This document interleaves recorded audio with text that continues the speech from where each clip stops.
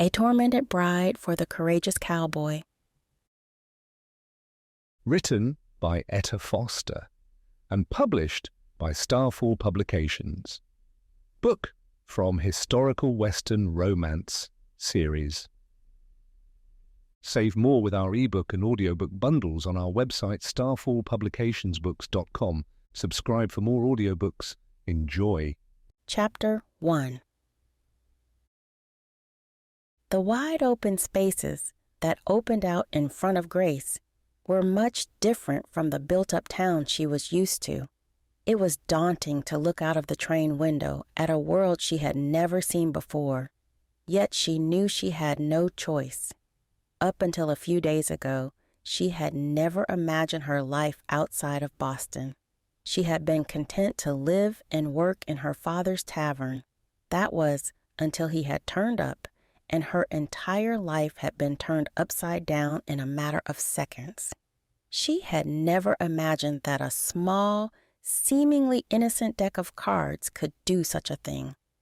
As she made the long, bumpy journey to Oklahoma in her new life, she couldn't help but think of the events that had led her to such a situation. She used her handkerchief to wipe the beads of sticky sweat from her brow as she thought of her mother, the beautiful woman who had died when she was just 9 years old. It was a memory that tugged at her heartstrings, although she was almost too young to remember. Although she remembered the smell of sickness and the pale pallor of her mother's face as she'd lain upon her deathbed, she remembered more the years leading up to that. Catching a stray strand of her own cherry red hair, she remembered the way her mother's hair had danced in the breeze as she'd helped her to peg the washing out in the small garden of their townhouse. She remembered the smile that danced on her mother's lips, along with the glittering green eyes that she now found reflected in the glass of the train window. Though her memories of childhood with her mother were bittersweet, they tugged at her heart more than her memories of her father, more than the memories that came after her mother's death. She could not remember how her father had been before then. Perhaps that was because any good memory of him had been tainted by the way he was now. All Grace could think of when she thought of her father was the acid scent of alcohol and the harsh words that spilled from his drunken tongue. It was those memories, and not so much the ones of her mother, that brought a tear to her eye. She knew deep down that her father had once been a good man, yet his flame had been forever burned out the day her mother passed. Though she could not blame her mother for dying, she knew well that she could blame her mother's death for where she was now. "Excuse me?" The soft-spoken voice of the woman sitting next to her startled her so much that she physically jumped. "I don't mean to be rude, but are you crying?" Grace turned her attention from the wide-open plains to the inside of the train carriage. She found that she and the woman were alone, save for an elderly man who was snoring at the back of the carriage. His hat was pulled down over his face. Clearly, he was not interested in anything around him.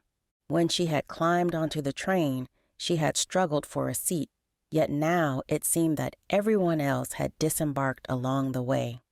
She found herself praying that it meant they were close to the end of the line. She had been in the same dress for nearly 2 days, and the material was so sodden with sweat and dust that she felt as though it had become a second skin. "I am sorry," Grace apologized as she quickly wiped the tears from her eyes with a sniffle. She had never been one for showing weakness. It was one of the few things she'd inherited from her father. "I didn't mean to disturb you from your reading. I can't very well tell you my entire life story," Grace thought to herself. It would take the entire remainder of the day just to pluck up the courage to get started. How could she possibly explain that she had run away from her home and everything that she knew to marry a man she had never met? She glanced down at the book that the girl was holding in her hand, but could not quite catch the title on the spine. It looked expensive, but battered as though it had been read many times over. "Oh, this old thing," the young woman replied. "I have read it over and over so many times that I could probably recite it word for word." Grace found herself wishing that she had ever had the time to read the same book over and over again. Perhaps then she might have found an escape from the drudgery of her life. "What is it about?" she found herself asking, all too eager to think of something other than her own problems, even if it was only for a moment. It is about a young woman who runs away from home to be with her one true love. The woman's dark eyes sparkled with longing, as though she fantasized of doing just that, and Grace found herself wishing that she might be able to have such hope again. She still remembered the fairy tales her mother had often told her right before bed, though they all seemed tainted now that she had a taste of the real world. "That sounds lovely," she sighed, and the woman gave her a quizzical look. She adjusted the red scarf around her neck in an attempt not to look her in the eye, and remembered that she had written of it in her last letter to the man she was meeting. She hoped it was enough for him to recognize her by. "Do not tell me that you do not believe in love," the woman protested. "I believe that love exists, though it is much harder to find than books and fairy tales make out," Grace replied, and she couldn't help but feel as though she was pouring water onto the woman's fire. "What on earth has gotten to you to make you so cynical of the world?" the woman asked her with a curious expression, and, for the first time since she began her journey, she found herself wishing that she could pour her heart out to this stranger. Perhaps then she might be able to make some sense out of it herself, though she knew if she said anything, it might come back to bite her later on, especially if this woman was staying in Oklahoma. She had just parted her lips to reply when a voice suddenly yelled through the carriage, "Here we are, folks. End of the line. Last stop. Oklahoma." Grace sighed both with relief and disappointment. She had missed her chance at relieving herself, remembering a phrase her mother had often said, "A problem shared is a problem halved." That memory caused a lump to form in her throat, and she struggled to hold back tears as the train began to screech to a halt. "Thank goodness for that," the other woman exclaimed. "I was beginning to think that I would never be able to stretch my legs again." It was a miracle that the woman was still so cheery after such a long journey. Her brisk movements and quick speech exuded energy. Grace had to admit that her mind had been going in the same direction. Her legs were numb, and her behind was cramping from sitting for so long. She wasn't sure she would even be able to stand if she tried. When she watched the other woman jump up with excitement, she knew that she had to do the same. After all, she couldn't very well sit there forever. Yet the anticipation of climbing off the train in an unknown town had her shaking. Again, she thought of her life back home, and she longed to be back there pouring pints of ale for the regular patrons at the Dog and Duck. She missed them all terribly already, but she knew there was no going back.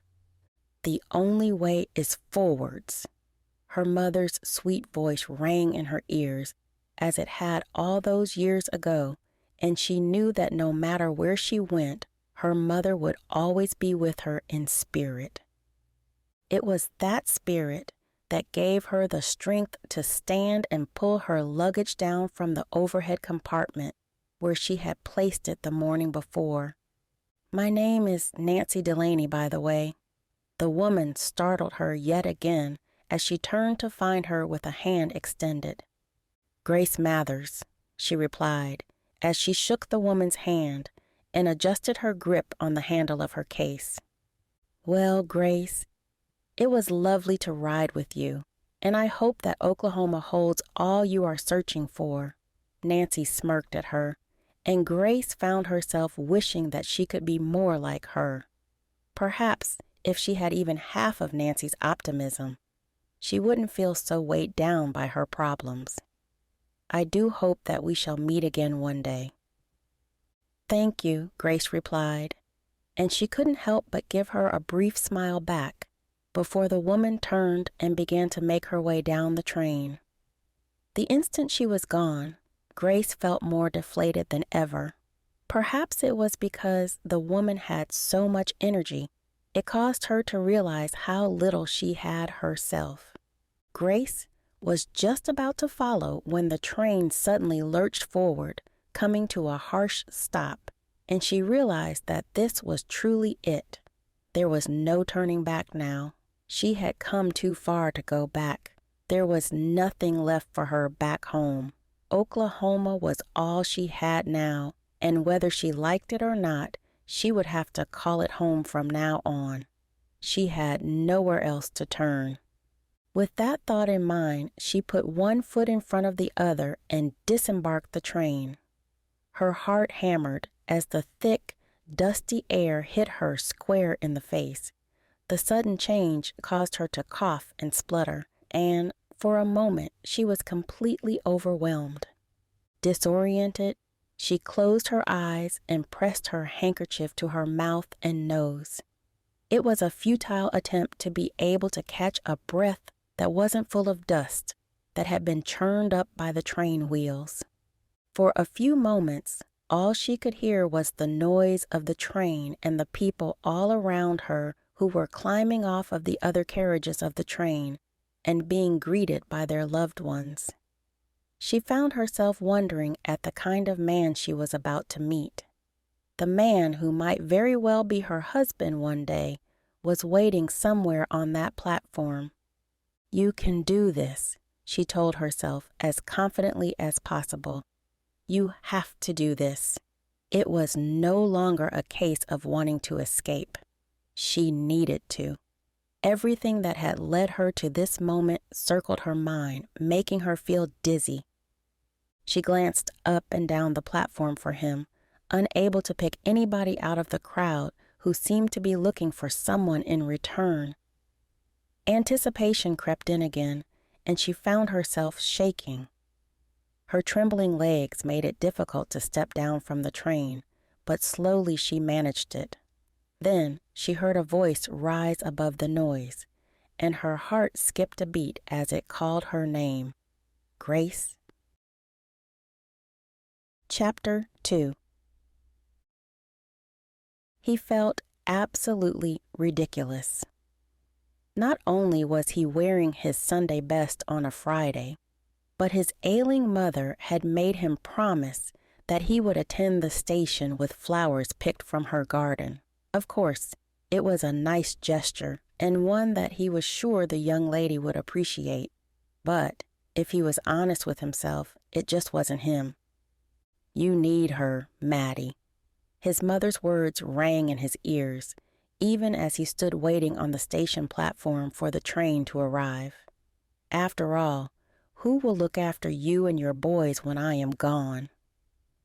It was bad enough that his mother had placed ads in marital columns and on notice boards up and down the country, but she had even begun to get him to play along.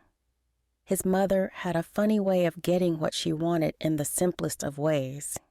It wasn't something that Matt liked to think about, but he had to admit that his mother was right. She had always been the one to cook and clean and even care for the ranch workers ever since she had married his father almost 50 years ago. Even before his father had died, he had been trying to make a good match for him. Nobody had ever seemed up to the task of taking on Mrs. Tucker's mantle, and Matt couldn't rightly fill his mother's shoes with the wrong maiden. He had always cared for his mother, and his mother had always cared for him. Adding another person into that mix was more than a little difficult, especially now that she was so ill and fragile. He couldn't bear the thought of making the wrong choice and causing her to go even further downhill. I should be at home with her, Matt thought to himself, even as he glanced in the window of the small building. It was so small that it could barely be considered a station, but the window was good enough to double-check that his black hair wasn't sticking out at odds and ends. He was glad of his cowboy hat for taming the wildest of it. The late afternoon sun beat down on him, making him sweat. At least, that was what he accredited it to. He would never admit that it was, in fact, because he was nervous. He wiped the palms of his hands on his brown slacks, and then quickly scolded himself as he checked to see if he had left a discolored mark.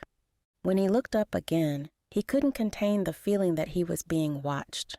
Although there were several other people on the platform, all of them looking as though they were eagerly awaiting the train themselves, he couldn't help but feel as though they were scrutinizing him.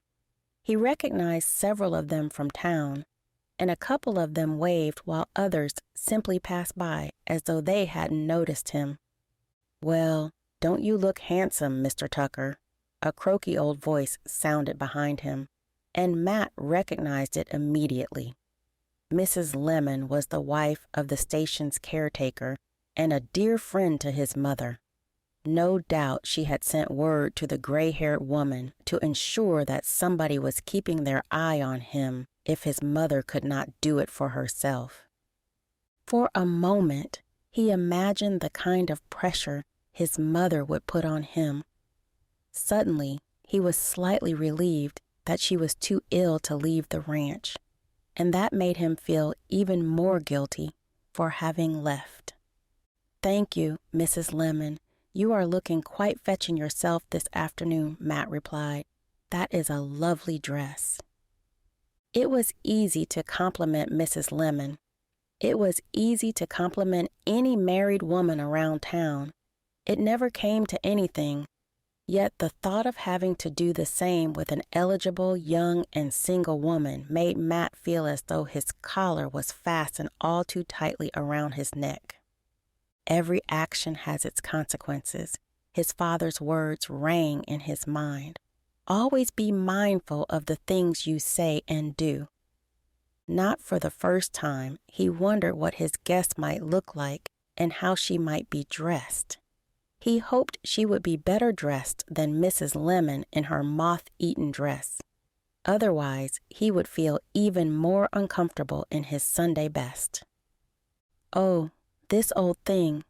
Mrs. Lemon waved her hand at him, and he gave her a kind smile in return. It was a dress he had seen her in more often than not, yet it did not hurt to keep his mother's friend sweet. Having connections in town was always a good thing when you live well outside the outskirts on a ranch where anything could happen.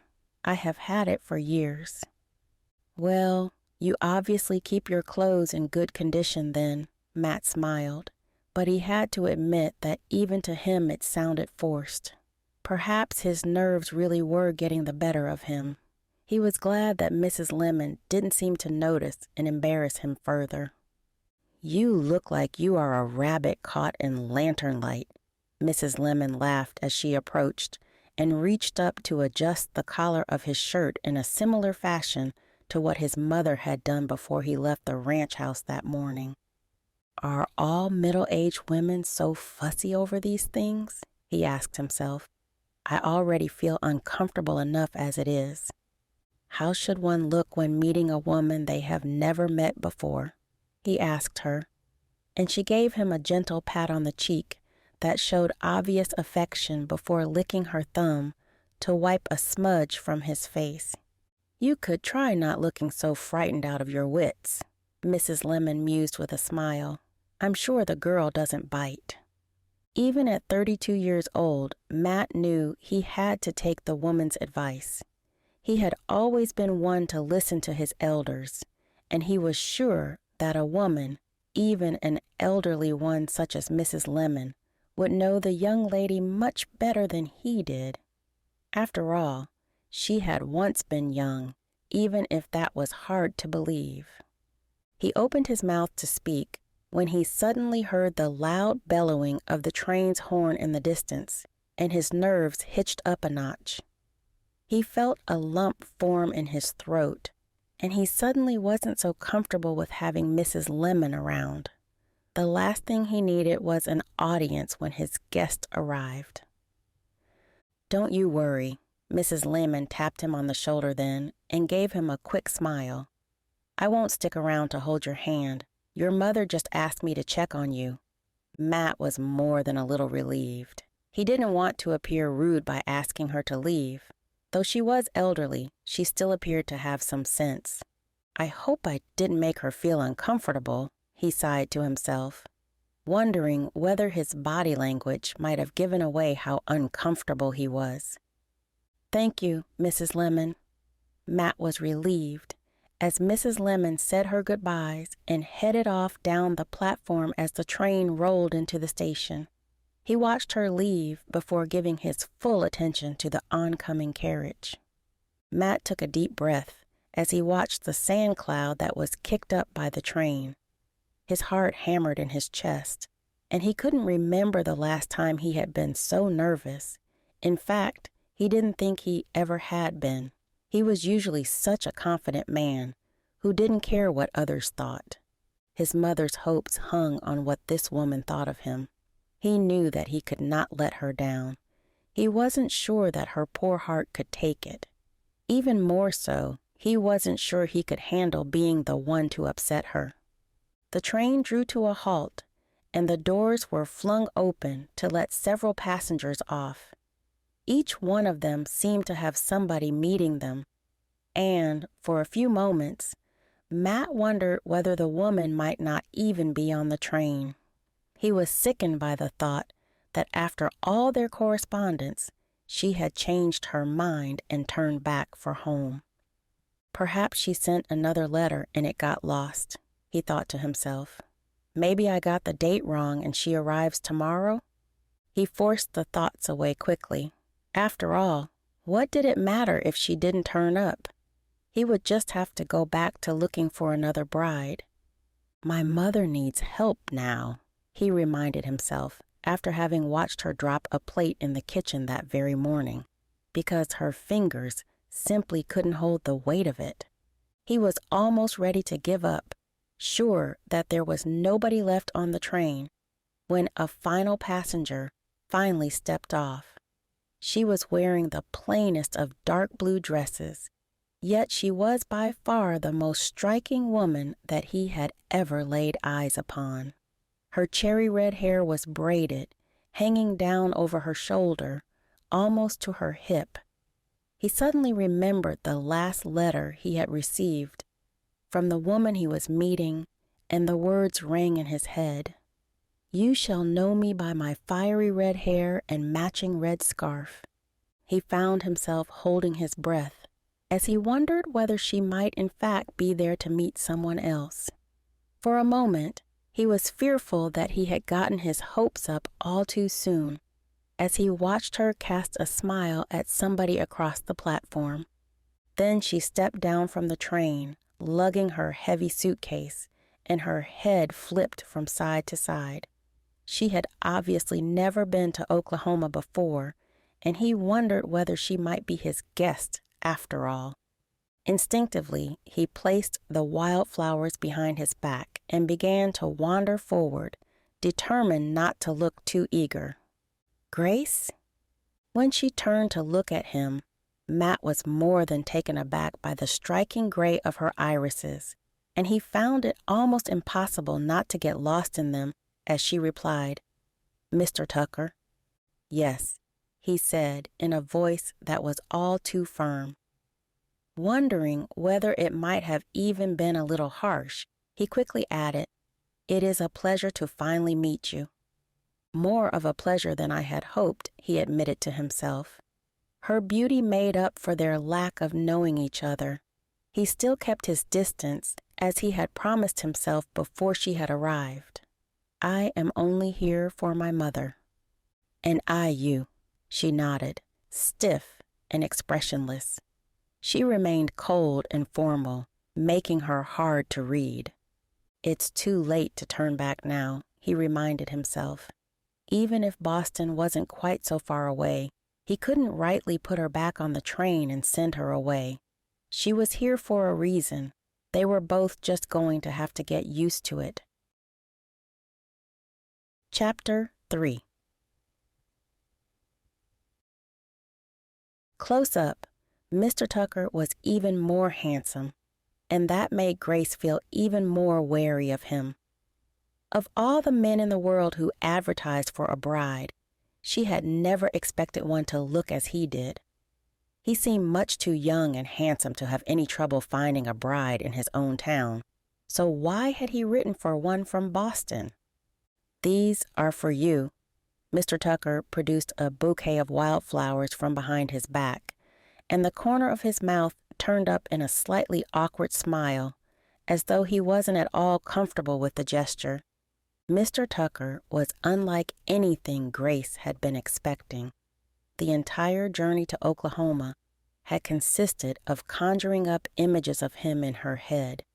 She'd imagined a middle-aged man with balding patches or even a gangly farmer who might perhaps have been malnourished. Once, she had even imagined him with a portly belly, and that had made her laugh. Yet he was nothing like any of those things. Yes, he was tall, so tall in fact that she had to crane her neck to look at him.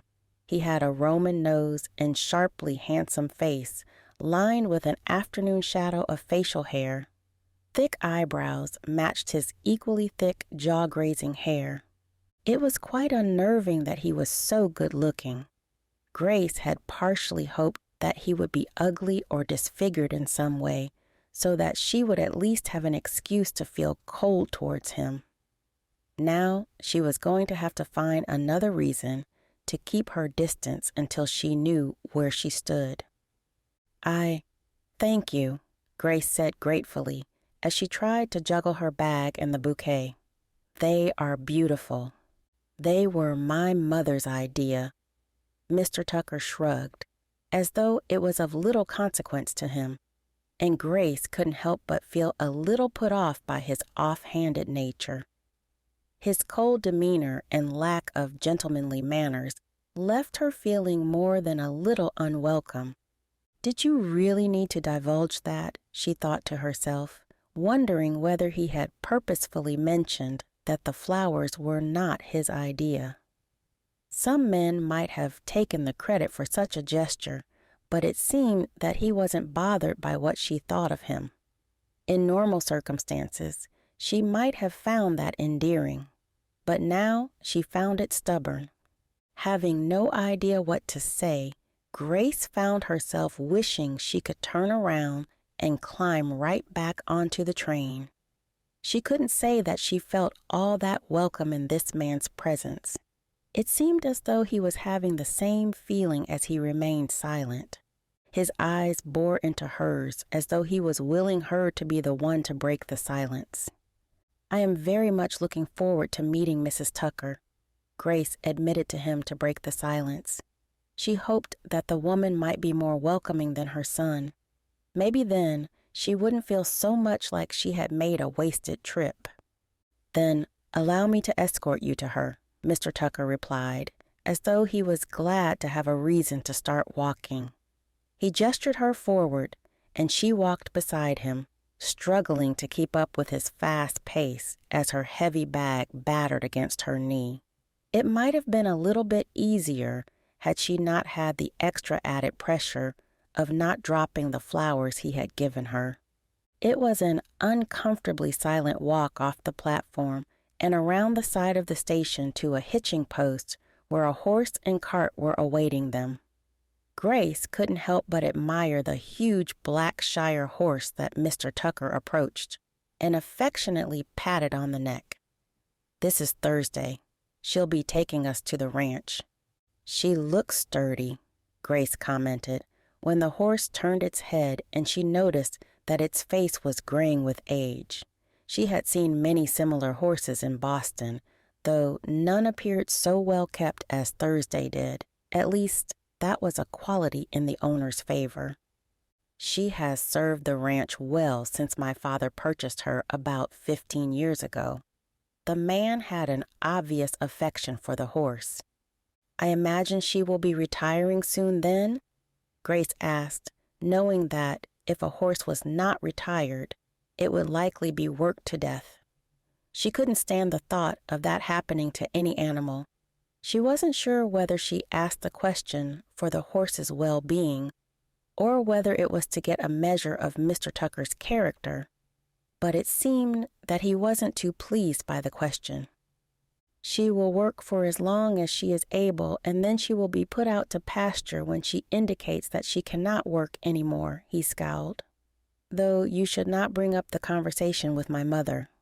She would try to say that she must work until the day she dies, and she would say the same for herself. It sounds as though your mother is a very stubborn woman, Grace observed, and for a moment she wondered whether she might have overstepped. Then Mr. Tucker nodded and smiled. She certainly is. I know where you get it from then. Grace tried not to smirk to herself. She was shocked then when Mr. Tucker made to take the case from her, please allow me. Up to then, he had been wholly ungentlemanly, and it caught her off guard. Grace instinctively found herself moving it out of his reach, and she shook her head. I have carried it this far. I can certainly put it on the cart myself. She wasn't sure, but she thought she saw a reddening to Mr. Tucker's cheeks, as though he had suddenly realized his error. If he did, he didn't seem as though he was about to apologize, and so she began to step around the cart. As you please. He gestured for her to put her luggage in the back of the cart, and gave Thursday another pat on the neck. Join me on the front bench when you have quite finished. What on earth did I do that for?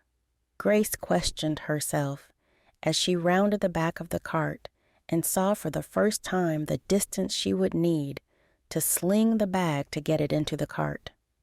Glancing to the front of the cart to check that she was not being watched, she placed the bouquet of wildflowers on the ground at her feet and took the case in both hands so that it would be easier.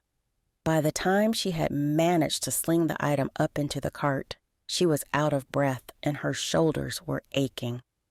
We haven't got all day, Mr. Tucker called to her as he untied the reins from the hitching post and clambered up onto the front bench of the cart. I'm coming.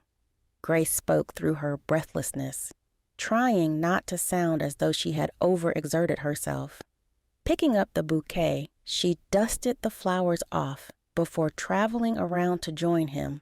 Her second awkward task was to climb up into the front of the cart with only one hand to steady herself, while the flowers were clamped in her other.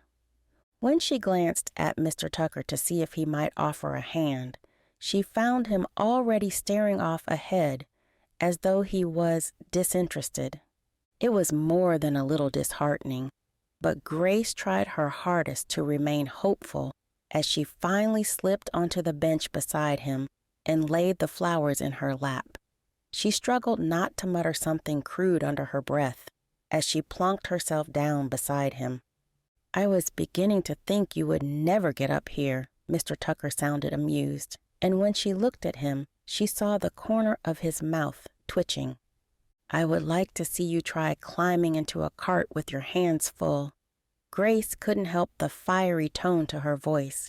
It was something her father had always scolded her for and likened to her mother. He had even sometimes blamed it on her cherry red hair and how its roots were planted deep in her fiery soul. Not for the first time since she began her journey, she found herself missing her drunk gambler of a father. He was one of the few things she missed, though since stepping off the train, she found she was missing Boston more and more. It would take a while to get used to the thickness of the day air. Perhaps one day we shall test it, Mr. Tucker shrugged. But for now, let's get home before we lose all the sunlight. It is not my home. Grace struggled to bite back the words. knowing that Mr. Tucker might take it the wrong way. She glanced around her at the town of Oklahoma as they passed through the shops and homes that made up the small town, and she realized that, for all intents and purposes, this was, in fact, now her home. Silence fell over them again as they left the town behind, and Grace's anticipation grew. She wondered just how far out of town Mr. Tucker's ranch was. As they drew further and further away, she realized that it was all too far to run back to the train station if things went terribly wrong. In that moment, Grace found herself wondering whether she might have made a mistake in thinking that it was a good idea to run away to Oklahoma. When she thought of what she was running from, she again realized that, in fact, she really had little choice. Oklahoma was her last chance for happiness.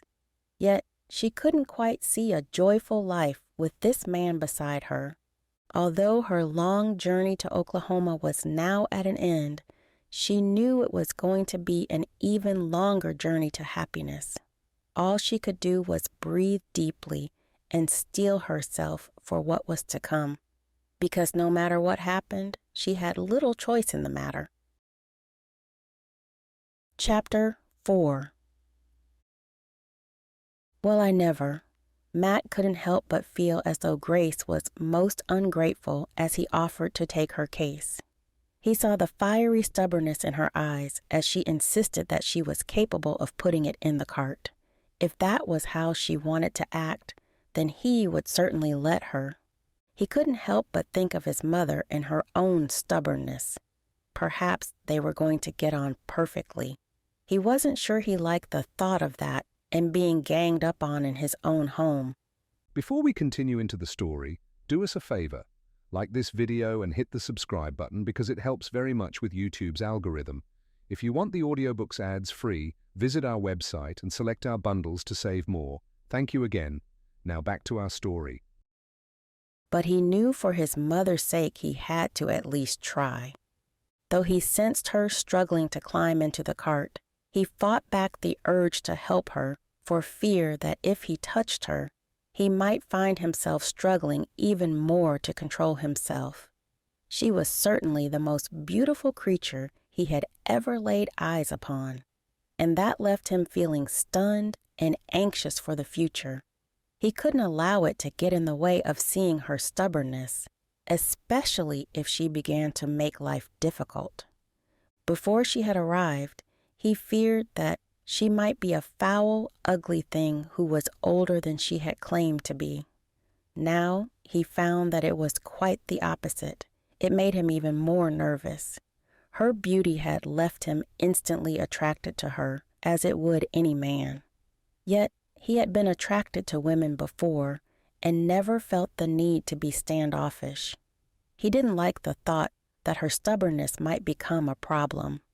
He had heard all too many times about men who had fallen head over heels and lost their souls to beautiful women.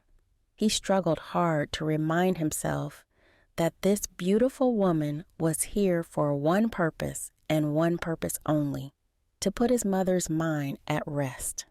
The road to the Tucker Ranch was bumpy, and several times Matt noticed how Grace leaned towards him whenever the cart hit an uneven part of the road or swerved a little.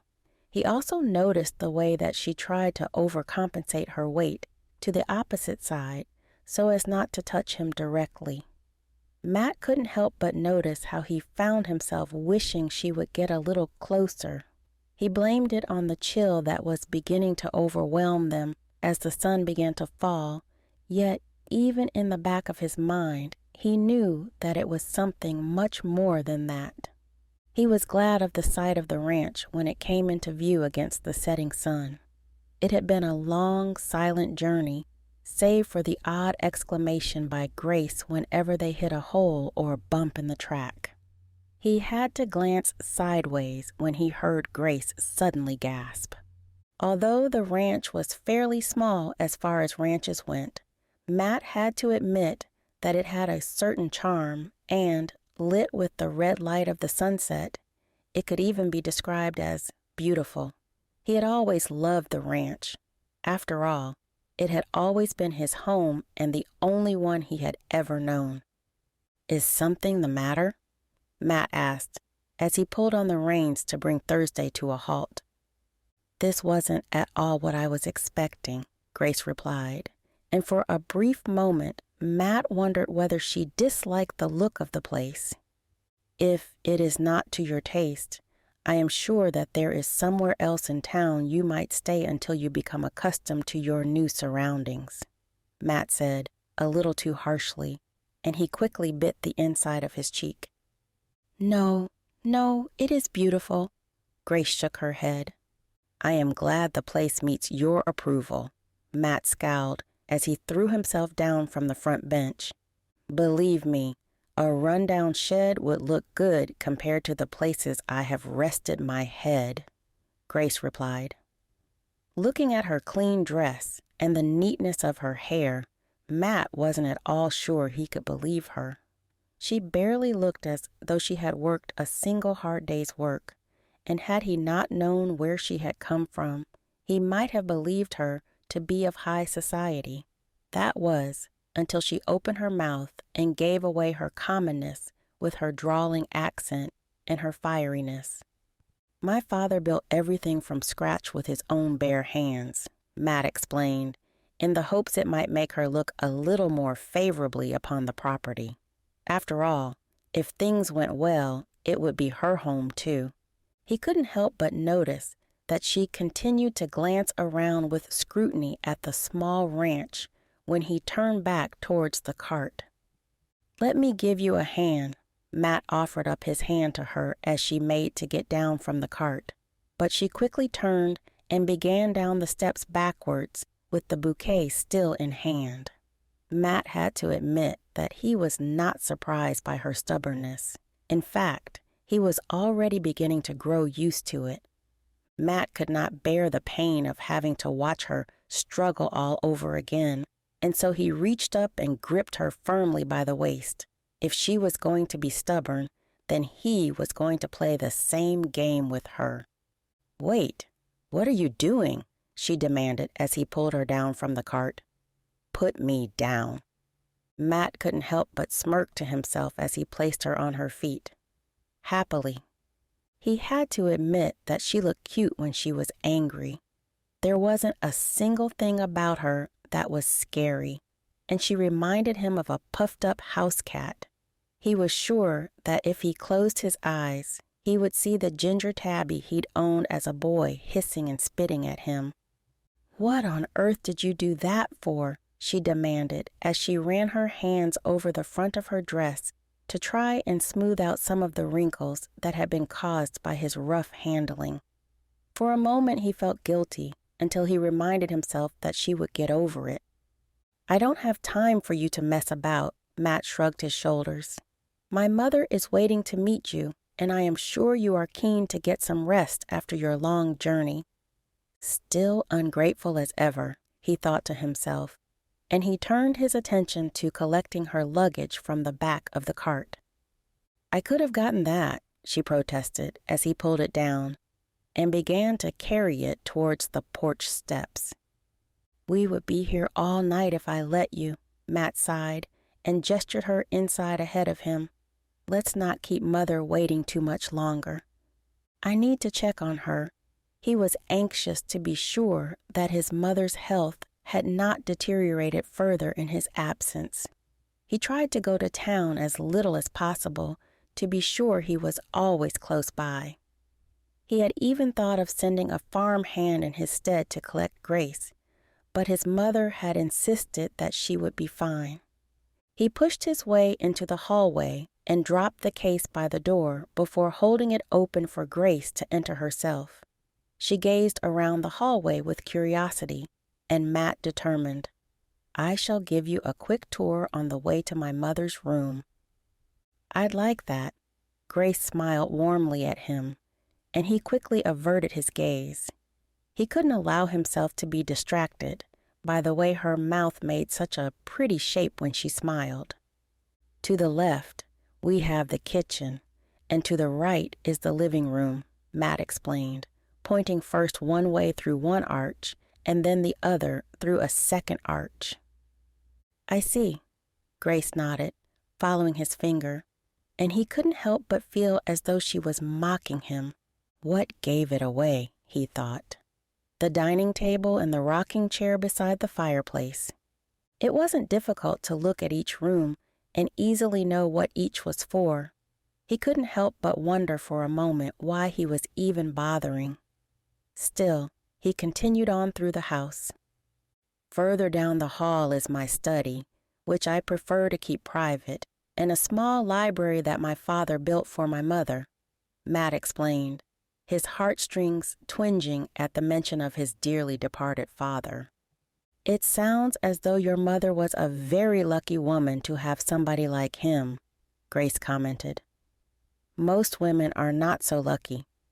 Was that aimed at me? Matt thought to himself, but then he quickly brushed away his uncertainty. What did it matter if that was how she felt about him now? There was still time to change all of that, if indeed it could be changed. "I could not claim to know about the luck of women," Matt replied as he gestured for her to follow him up the stairs. In the silence that followed, all he could hear was the creaking of the stairwell as he went, followed by the similar creaking of the floorboards as he made it onto the landing. He was sure that it wouldn't be long before his mother realized that they had returned, and he knew he would have to lay down the ground rules before she did. "My bedroom is at the front of the house," he explained. "There will be no need for you to ever be in there." "Until we are married, you mean?" Grace suggested, as though she was well aware of what he was attempting to say.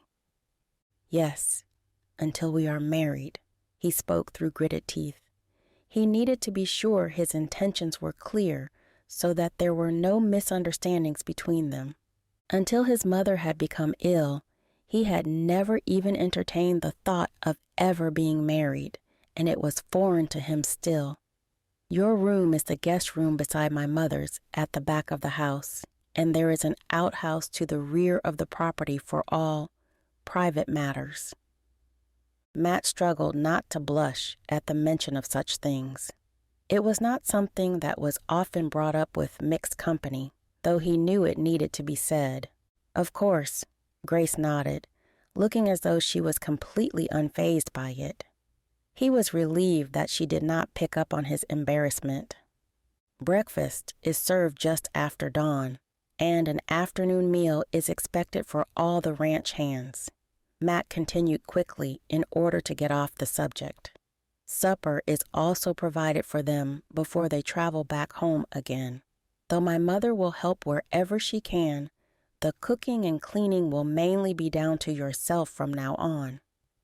Grace looked taken aback for a moment, as though she hadn't expected to be dropped straight into the thick of things.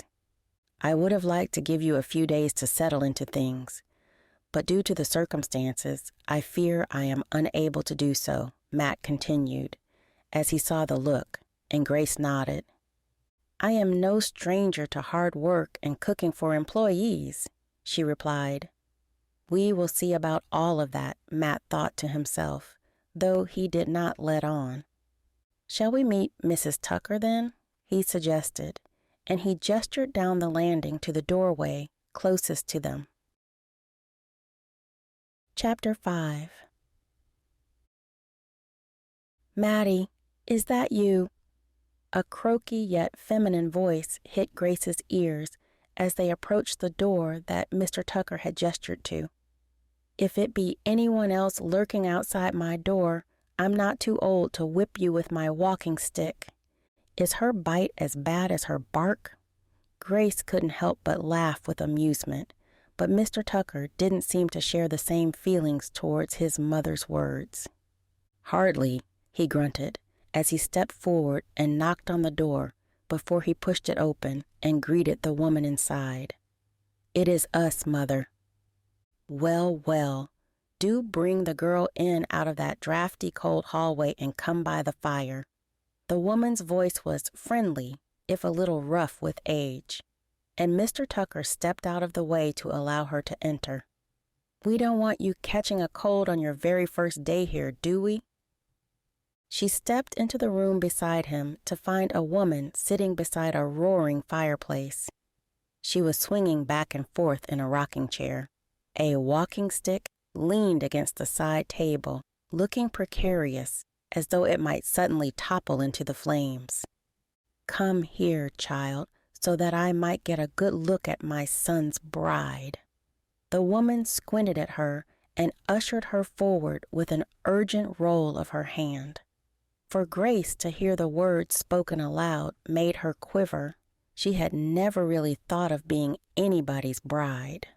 Grace glanced at Mr. Tucker, who gave her an after-you gesture before she stepped forward into the light of the fire. As she drew closer, she managed to get a better look at Mrs. Tucker, who didn't seem at all as old as her voice made out. She looked frail and her hair was grayed, yet her face still held several signs of youth, which told her that the croaky voice and need for a walking stick were down to illness rather than age. "Well, I never, Mattie."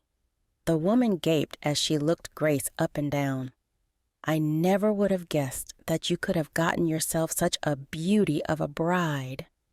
Grace was almost sure that her cheeks were glowing as brightly red as her hair, and she hoped that the firelight might make it look a little less harsh.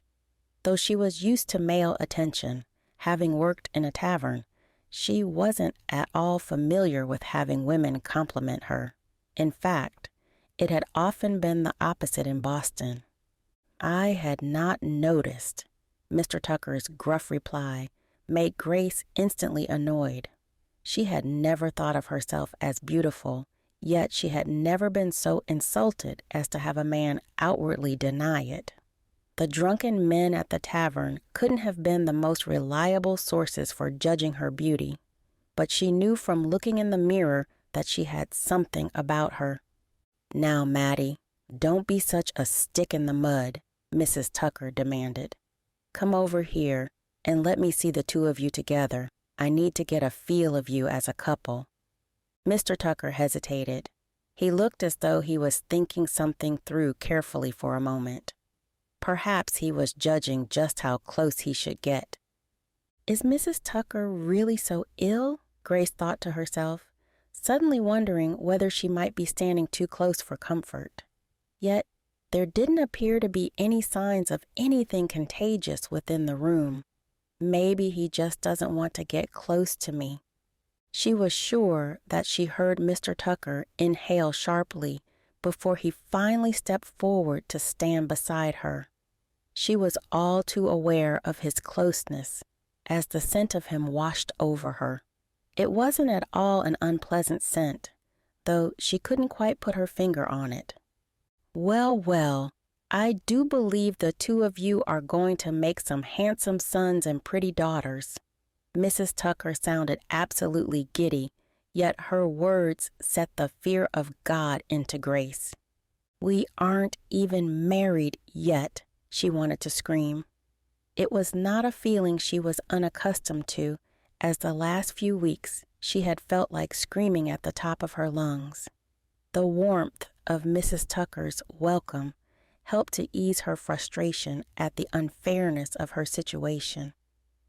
"I'm sure there will be plenty of time before any of that happens," Mr. Tucker spoke up, and Grace was relieved to see that it appeared they were on the same page.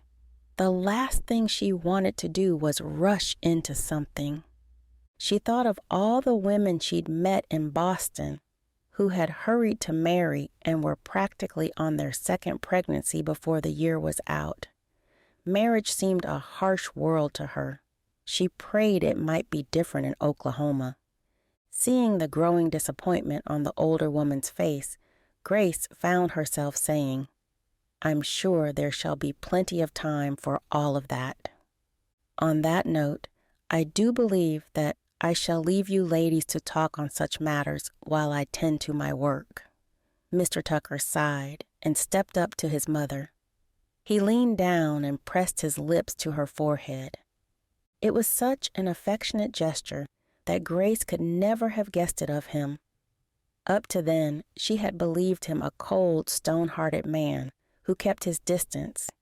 Yet it appeared that he might not be so stone-cold after all. She barely managed to stop herself from gaping. "You look as though you have just seen a ghost, my dear," Mrs. Tucker smiled as soon as her son had left the room. Grace suddenly realized that her mouth was gaping open, practically catching flies, and she quickly caught herself. No, I wasn't expecting."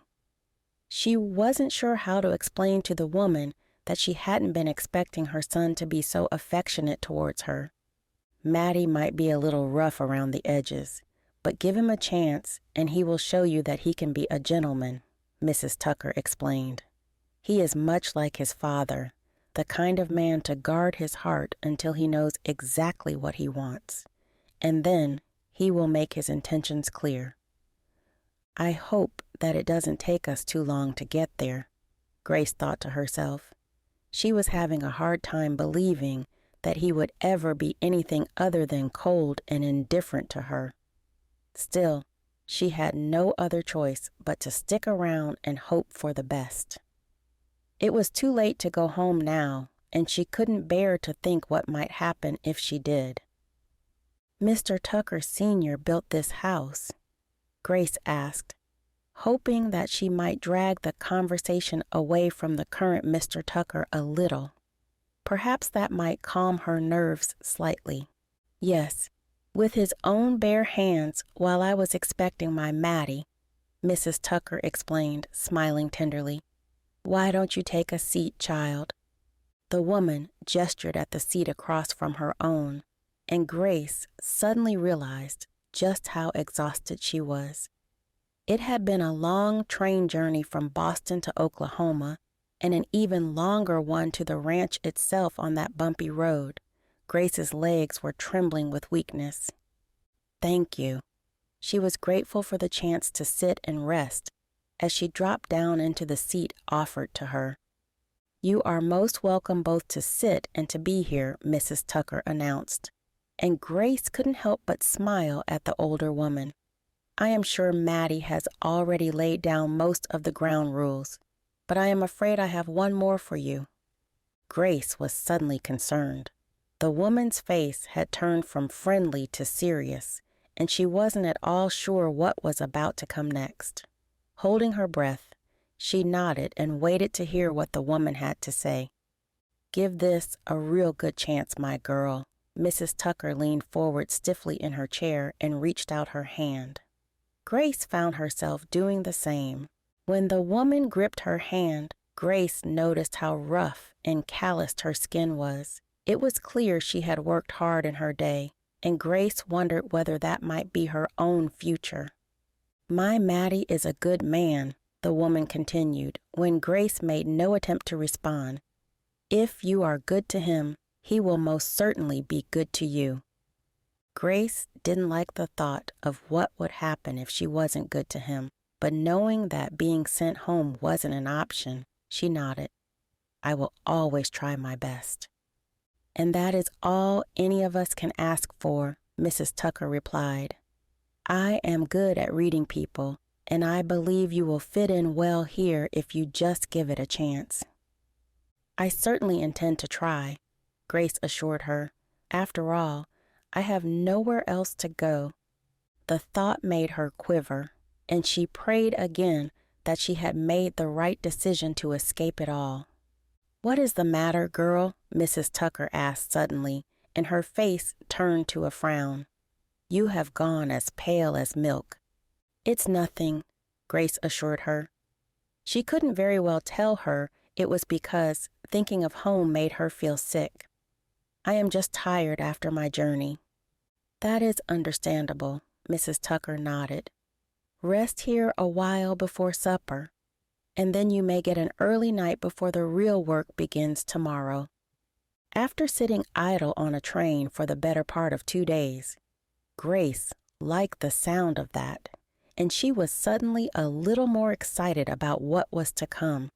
The thought of actually having something to do other than sitting around made her feel a little less apprehensive. She couldn't stand the thought of being a woman who married just to sit at home all day, like the good high society housewife. This life will suit me better than any I could have had in Boston, Grace tried to tell herself, though she was still wondering how she was going to get along with the man who was to be her husband. Thinking of the long emotional journey ahead, Grace was glad that she had the chance to sit.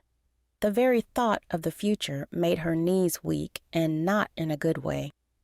"You will be good for my Mattie," Mrs. Tucker spoke in a dreamy tone, and when Grace looked up, she saw that Matt's mother was dozing off. It was clear that the excitement of her arrival had worn the sick woman out. Grace couldn't help but smile, content to let the woman sleep, so that she did not have to answer more questions. The sound of the woman snoozing was comforting, and Grace couldn't help but be reminded of her father's drunken snoring in his rocking chair back home. It was odd the kind of things that could make a place a little more comfortable, but Grace wasn't going to question it. Chapter 6. Grace had never been so terrified in her life. Her heart hammered in her chest with the effort it took to run. She felt as though her lungs were going to explode if her legs didn't give out first. The Boston city streets were dark. The buildings loomed all around her, closing in as though they wanted to swallow her whole. Yet it wasn't the darkness or the city that scared her. It was the figure she could sense behind her. Though she could not see him, she knew he was there. She could sense his presence like a dark, ominous shadow that was reaching its hands out to take hold of her. If the city didn't swallow her, the monster behind her certainly would. She ran and ran until her bare feet were raw and bleeding. Her nightdress did little to shield her from the cold, gripping wind that threatened to force her backwards into her stalker's grasp. Past the blood pounding in her ears, she could hear the footsteps growing ever closer. Still, she turned corner after corner, never seeming to get ahead. In the back of her mind, she knew that it was only a matter of time before he managed to get his hands on her. Yet she couldn't help but think that maybe if she just continued running, a miracle might occur. Grace could think of nothing else save for putting one foot in front of the other. She had to stay ahead. She needed to stay out of his grip or she was done for. There were no other options left. "Don't stop running," the small voice in the back of her head continued to urge her forward. But that same voice was growing weaker. She was growing weaker. The adrenaline that pumped through her veins was not enough to keep her going forever. She knew it. The monster behind her knew it. In a moment of madness, she found herself glancing backwards in the hopes that she might find the street behind her empty. A scream ripped from her throat when she realized that the shadow was much closer than she had realized. She could see it now, a tall, looming shadow that devoured everything in its path, reaching out to claim her too. In that moment, Grace realized her mistake. She should not have looked around. It was a waste of time and of energy. Even more so, it was a waste of balance which caused her to go toppling forward as her toes hit an uneven furrow in the ground. Another scream erupted from her lips, though this one was so loud it rang off the buildings all around her until she was deafened by it. The shadow was upon her now. She knew she was beaten, but that did not stop her from screaming as the blackness descended upon her. It consumed her wholly, chilling her to the bone and choking her of air like a thick black smog. "Grace, Grace, good God, girl, do wake up." An oddly familiar voice hit Grace's ringing ears then, and she suddenly sat bolt upright in an unfamiliar bed. Her heart continued to hammer as she felt cold sweat run like an icy finger down her spine. Goosebumps flared along every inch of her skin, and she panted as though she had been running for miles and miles. "It's all right, dear." Mrs. Tucker sat beside her on the bed and pulled her into her embrace. For a moment, Grace was startled by the affection and instinct told her to pull away. Then she felt the woman's hand stroke the back of her head, and her racing heart began to calm. For just a second, she was transported back to her childhood when her mother had calmed her with such an embrace. It reminded her of how her mother would sing to calm her racing nerves, and she began to feel tears pricking at the corners of her eyes. There, sweetheart," Mrs. Tucker spoke softly, as though she was speaking to a child. "You were just having a bad dream, but you are safe now." Grace wasn't sure whether she would ever truly feel safe again, but she had to admit that she certainly felt close to it in that moment. It had been so long since she had been embraced by another human that she had almost forgotten the innocent joy of it. She had forgotten how it felt not to be totally alone. I'm sorry," she sighed as she finally found her voice. She was still breathless, but at least she wasn't trembling so badly. "I didn't mean to wake you." "Do not worry about that," Mrs. Tucker insisted. "I was already up." For the first time, Grace realized that the older woman was fully dressed in a different dress from the one she had last seen her in. When she glanced at the window across the room, she saw the first signs of light coming through the curtains. "Have I overslept?" Grace asked. She was well aware that she was supposed to be up to begin helping with the chores. "Don't you worry about that," Mrs. Tucker sighed. "I was just coming to wake you when we heard you screaming." "We?" Grace didn't like the sound of that. She found herself glancing around the room, but other than Mrs. Tucker, she found that she was alone. "I didn't wake Mr. Tucker, did I?" She couldn't imagine how annoyed he would be if she had. She remembered how her father had often yelled at her for waking him, even if she had woken him from an afternoon nap. You might have thought the world was ending if you didn't have a bottle of whiskey in hand to calm him. "No, dear," Mrs. Tucker assured her. "My Mattie has always been an early riser." That was of little relief to Grace. She was almost sure that they would both be wondering what on earth might have happened to her to make her scream like a banshee in her sleep. "Let's get you up and dressed," Mrs. Tucker insisted. "I assume you will need some help with your corset?" I think I will be able to manage," Grace protested. She wasn't at all comfortable with the thought of being so exposed in front of the mother of the man who might one day be her husband. She was already well aware that the only thing protecting her and her nightdress from view was the thin sheet she'd been tossing and turning under all night. "As you wish." Mrs. Tucker pushed herself up from the bed then and used her walking stick to carry herself to the door. "I shall be expecting you downstairs presently to begin breakfast." "I will be down straight away," Grace promised. When Mrs. Tucker opened the door, Grace found herself, for only a moment, face to face with Mr. Tucker. His face was deeply lined with concern, and Grace thought that he might wish to come inside. Then the door closed behind Mrs. Tucker, and Grace heard the two of them exchange words. It was too muffled to hear what they were saying, though. When she heard the even footsteps of the sturdy gentleman walking away, Grace knew that his mother had sent him away. She was relieved that she wouldn't have to face him again just yet.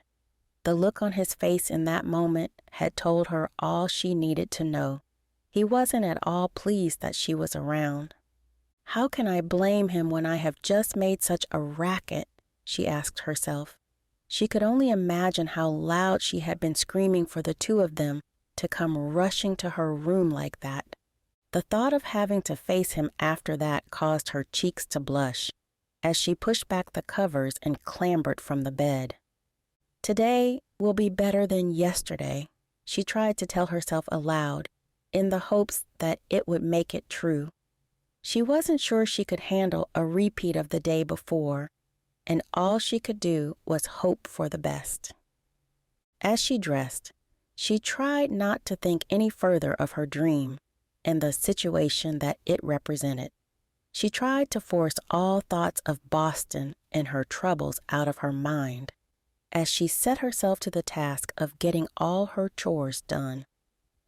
I need to show Mr. Tucker that I can be a good wife to him, she told herself as she pulled on her skirts.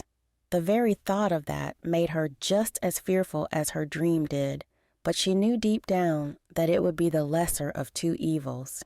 Even Mr. Tucker could not be as bad as the things she was running from. At the very least, she had to allow herself to believe that. Otherwise, she had nothing left. Having done her best to tie her corset, she finished dressing and jammed her feet into her leather boots that were slightly too tight. She'd been wearing them for the last few years, and yet she was still hoping that her feet might stretch them out eventually. Standing at the bedroom door, she paused to take a deep breath and steel herself for the day ahead.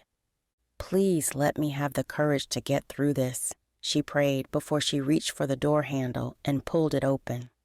Walking down the hall and down the stairs was almost as terrifying as the darkened streets of her dream when she thought of what might be awaiting her downstairs.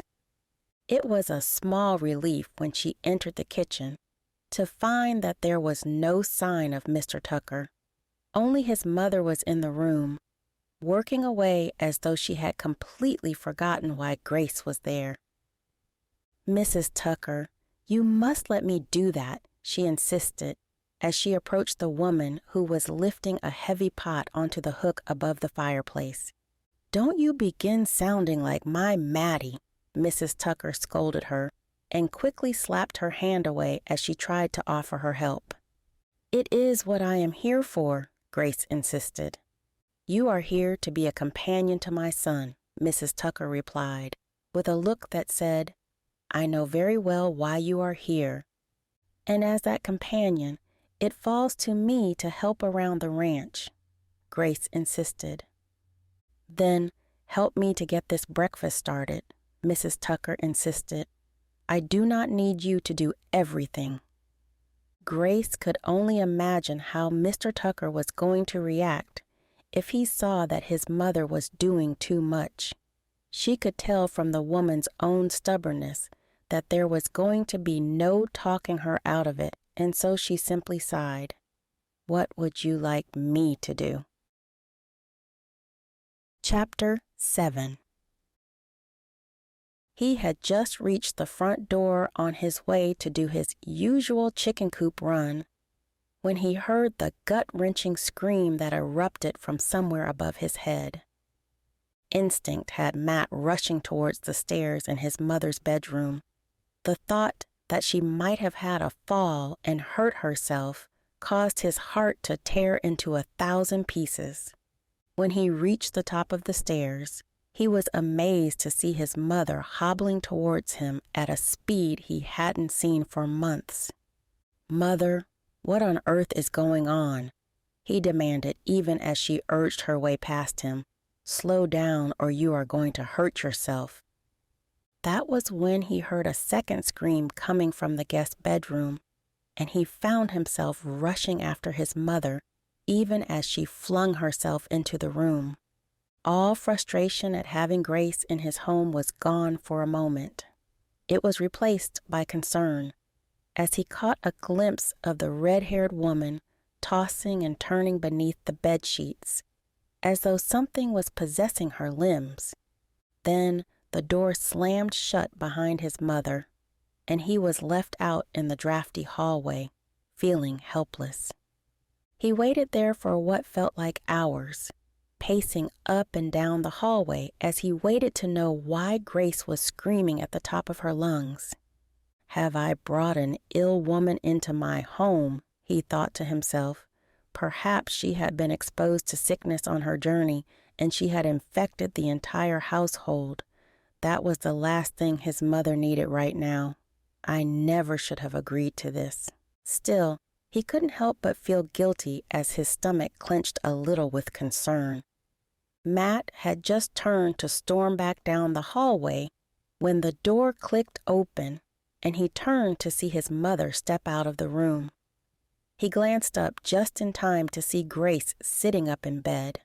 She was as pale as the milk he collected from his cows, and her eyes were as wide as a rabbit caught in a snare. Their eyes connected for a moment, and Matt could see nothing but fear. He found himself wondering whether he had put it there. "Is she sick?" he asked his mother as soon as the door closed behind her. The elder woman looked just as concerned as he felt, but she shook her head. It was simply a bad dream. The poor girl has obviously been through a lot. "You are sure she isn't sick?" Matt asked. "She hasn't gotten the fever or something?" He wasn't sure who he was more concerned for, his mother for being so frail herself already, Grace for the fact that she might be suffering, or even himself for the fact that if anything happened to her, he would be right back at square one again. The thought of having to go through the awkwardness of the day before made him even more concerned. "She is not sick," his mother insisted, and she tapped him on the shin with her walking stick. "Now you go and get to your work before she comes out and finds us both lurking outside of her bedroom." Matt found himself reluctant to leave until he had all of the facts, but his mother's expression told him he wasn't going to get away with it. She was too stubborn to argue with. "Go on," she insisted again, and she looked like she might tap him harder. "Away with you." Those words brought back fond memories of when he was a boy, and she'd insisted that he spend most of his time doing boyish things outside. She had been adamant that he enjoy his childhood before he became a young man who would take his father's role at the head of the family. "Well, I am the head of the family now," he reminded himself. "I have too much work to be doing to be distracted by concern for that woman." Even as he picked up the basket from beside the front door and headed out to the chicken coop, he couldn't help but worry. There was so much uncertainty surrounding everything, and he didn't like it one bit. Feeling out of sorts, collecting the eggs and feeding the hens took longer than it usually did. Another thing that Matt could attribute to Grace's arrival and his concern for her and everything surrounding her. This was a bad idea, he thought to himself, even as he wandered back up to the ranch house and into the kitchen. The scene that greeted him caused his blood to boil. All concern for the young woman was gone when he saw that his mother was busying herself about the kitchen. "What is going on in here?" he demanded as he slammed the basket of eggs down onto the table. Grace whipped around, almost dropping the tray of food she had been holding. "Mr. Tucker, she began, looking as though she was going to apologize, but his mother reached out and placed a hand on her shoulder to silence her. "Grace is helping me make breakfast." His mother spoke in a tone that was daring him to speak against her, and he knew that he could not allow it to go on. "Grace was brought here so that you would not have to do the chores," Matt reminded his mother sternly. He then turned to the red-haired woman and added, "I thought that you might have enough sense to stop my mother from doing such things, but I see now that I was wrong." "Mathew," his mother scolded him, but he raised his hand to silence her so that he could continue. "Grace, you are here to take over from my mother, not to be her assistant," he explained.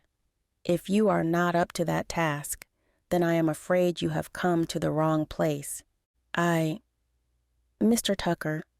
She looked as though she was struggling for something to say for a moment.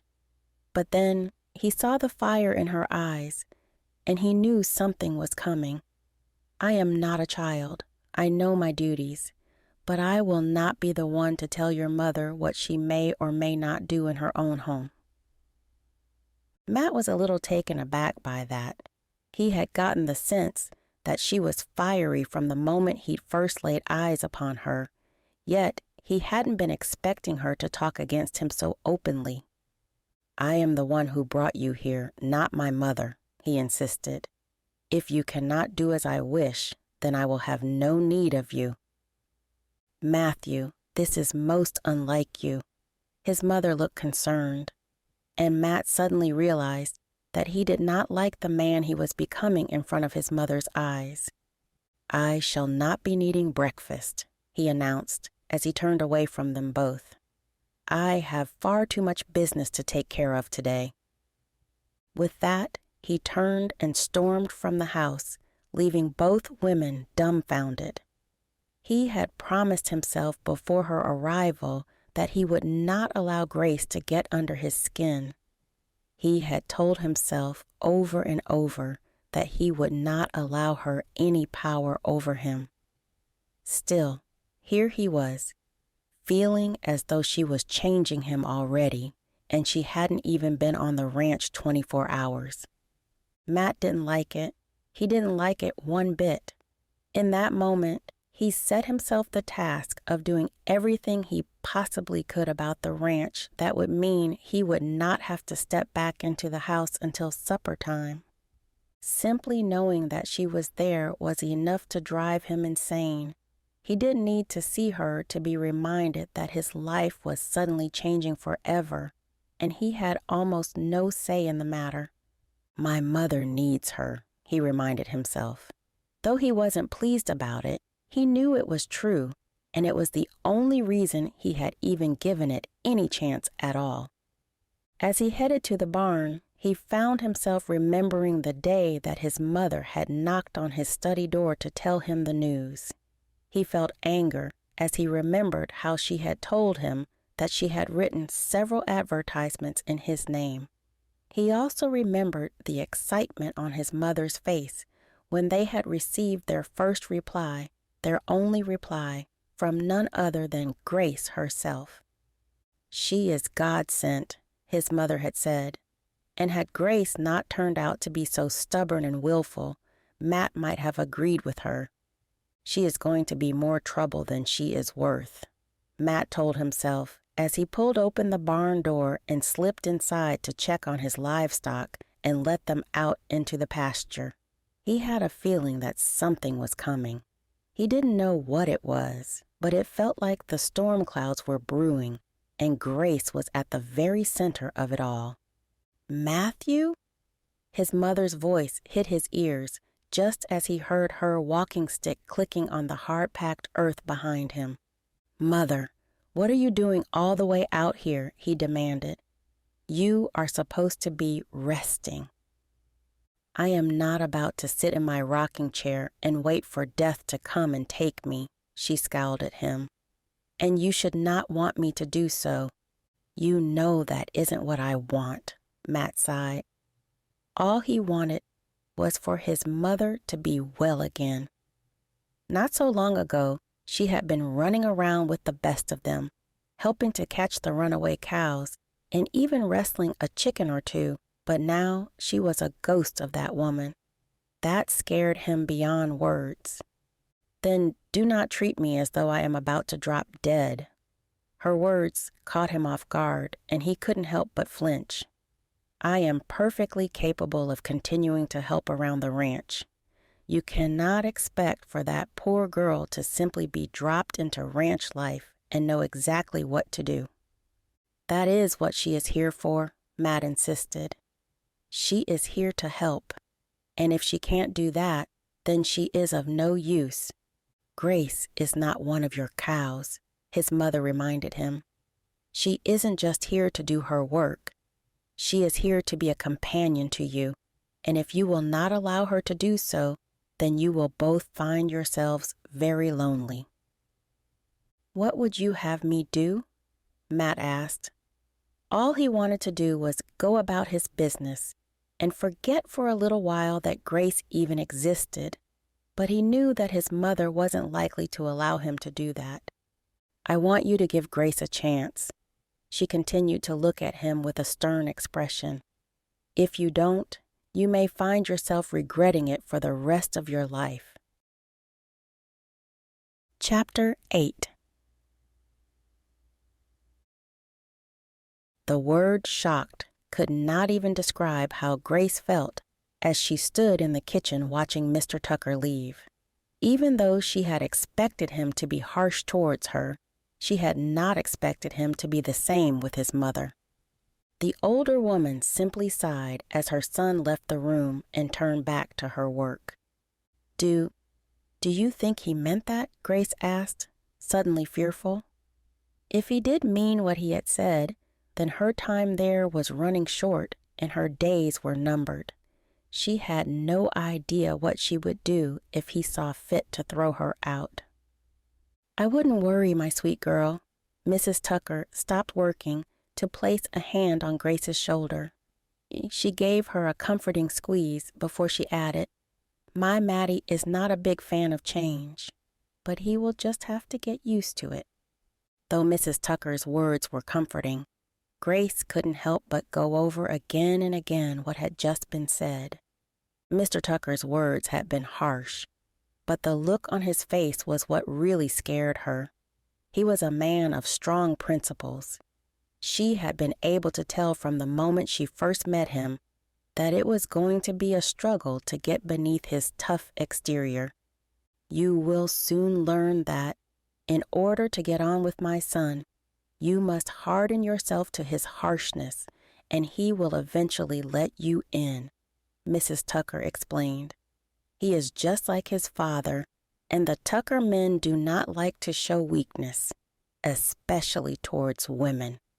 "I had no idea that kindness was considered a weakness," Grace thought to herself, though she would not say the words out loud.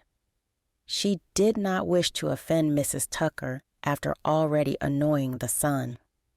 "What am I to do then?" Grace asked instead.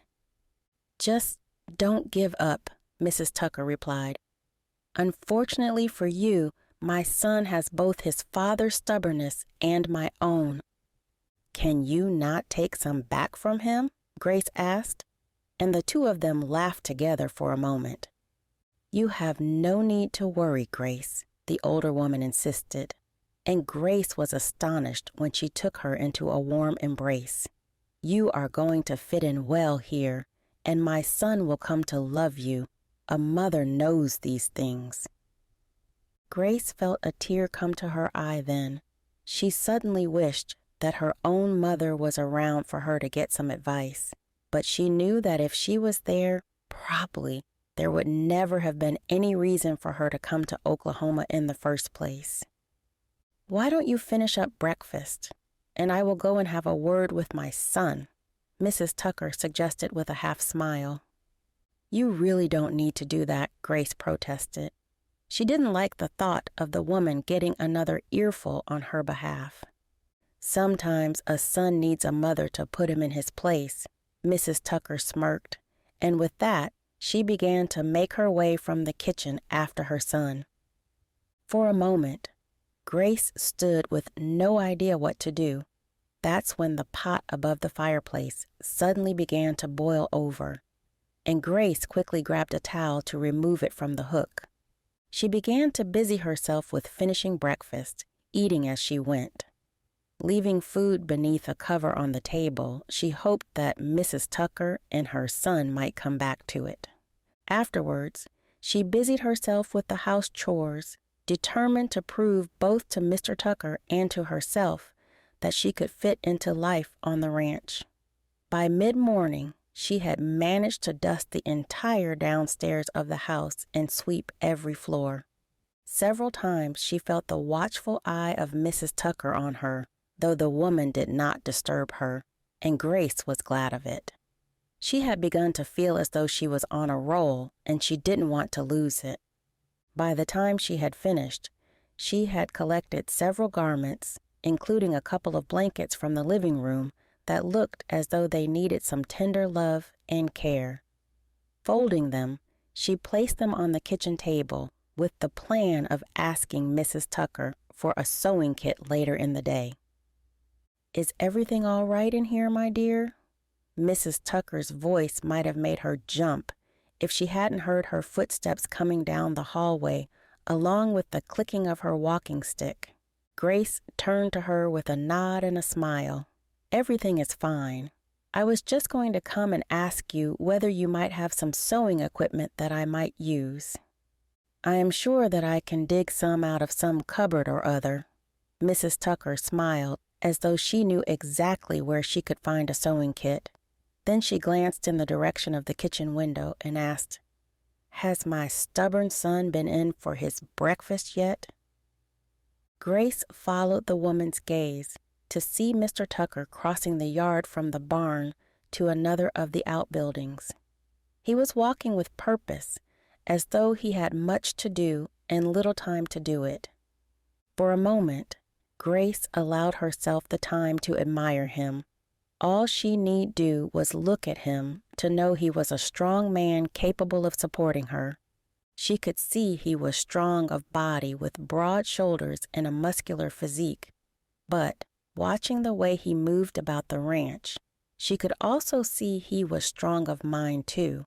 Whether she liked it or not, she knew that she needed him, and looking at Mrs. Tucker told her everything Grace needed to know of his own need for her.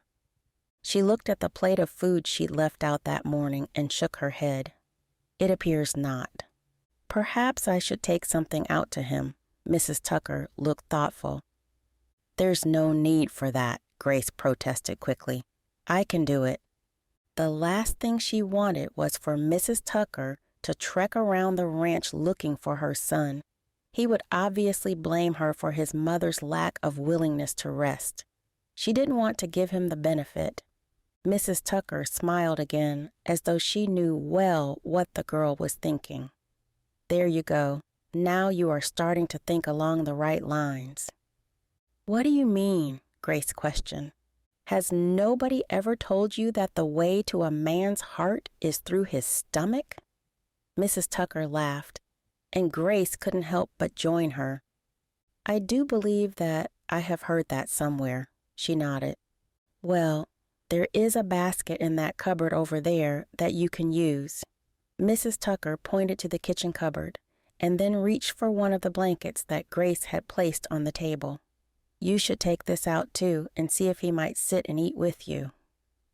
Grace wondered whether that might be taking it a step too far, but she took the blanket anyway.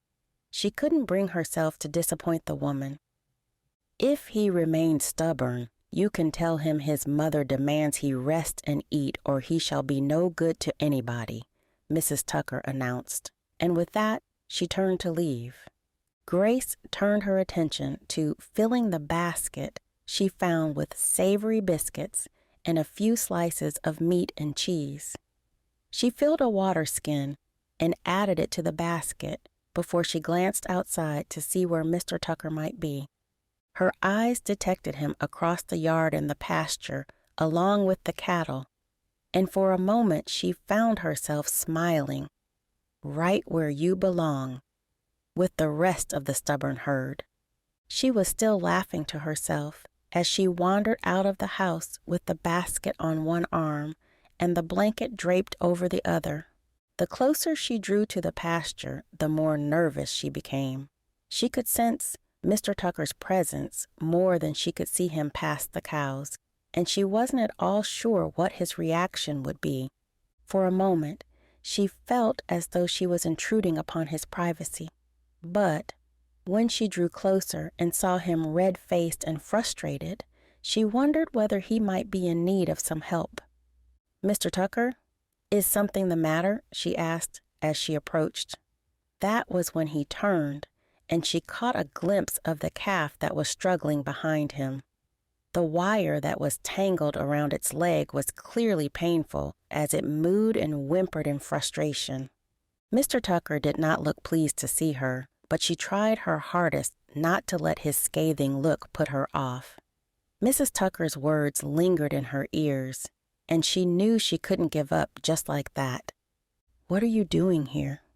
He continued to scowl at her, but she straightened herself up, determined not to show him any weakness.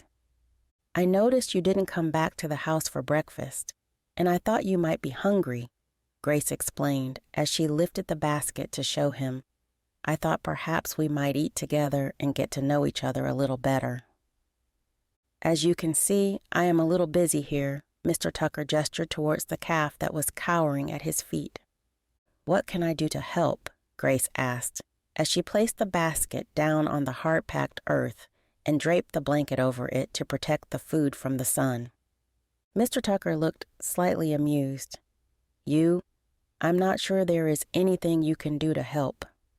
"What is that supposed to mean?" She scowled back at him with her hands on her hips in order to show her disgust. "You are hardly dressed for ranch work." Mr. Tucker gestured to her dress, as though trying to ease the sting of his words a little. Grace was not going to allow herself to be daunted by that. Instead, she proved her own stubbornness by hitching up her skirts and climbing up onto the fence. "What are you doing?" Mr. Tucker demanded. "You are going to break your neck." Chapter 9. It had been a quiet morning of the usual ranch chores, but now here he was rushing towards Grace as she flung herself over the fence. He feared that she might get herself caught up in the barbed wire he used to keep the predators away from his livestock. The last thing he needed was for her to end up just like the calf. Yet even as he rushed to her aid, she jumped down from the fence and turned to look at him with a triumphant smile. You would be surprised what a woman can do in a dress. She smirked at him as though she had finally won a point against him, and Matt gritted his teeth to stop himself from saying something too harsh in response. "Don't go blaming me if you go tripping over and getting trampled by the herd." He shrugged his shoulders. The look on her face told him there was no way he was going to dissuade her. "And don't be getting in my way either." "I'm here to help, so put me to work," Grace insisted. Although he was none too pleased by her presence on the ranch, Matt couldn't help but feel apprehensive at the thought that Grace might get hurt. He brushed it off as not wanting to waste time dealing with such things, but deep down he knew it was something more than that. "What do you want me to do?" Grace asked him when he did not respond to her. "I would like you to get back on the other side of the fence where it's safe, but seeing as I know you are willfully stubborn and will not listen, you can help me by trying to keep this little guy calm," Matt explained as he made his way over to the calf again. The small creature was still struggling, tangled up in the barbed wire and looking as though it may have been there all night. "The poor little guy," Grace commented as she joined him. "He's so cute. Don't go forgetting that he is basically a wild animal," Matt reminded her. It wasn't necessarily true as he handled his cows a lot, but it was better for Grace's safety if she believed it. "I am well aware of how to act around animals," Grace assured him, but still he wasn't entirely convinced. "Then you should know not to put your back to a calf's mother when dealing with her little one," Matt commented as he gestured towards the large cow that was close behind her. "Come and stand this side." He was all too aware of how protective cows could get over their young.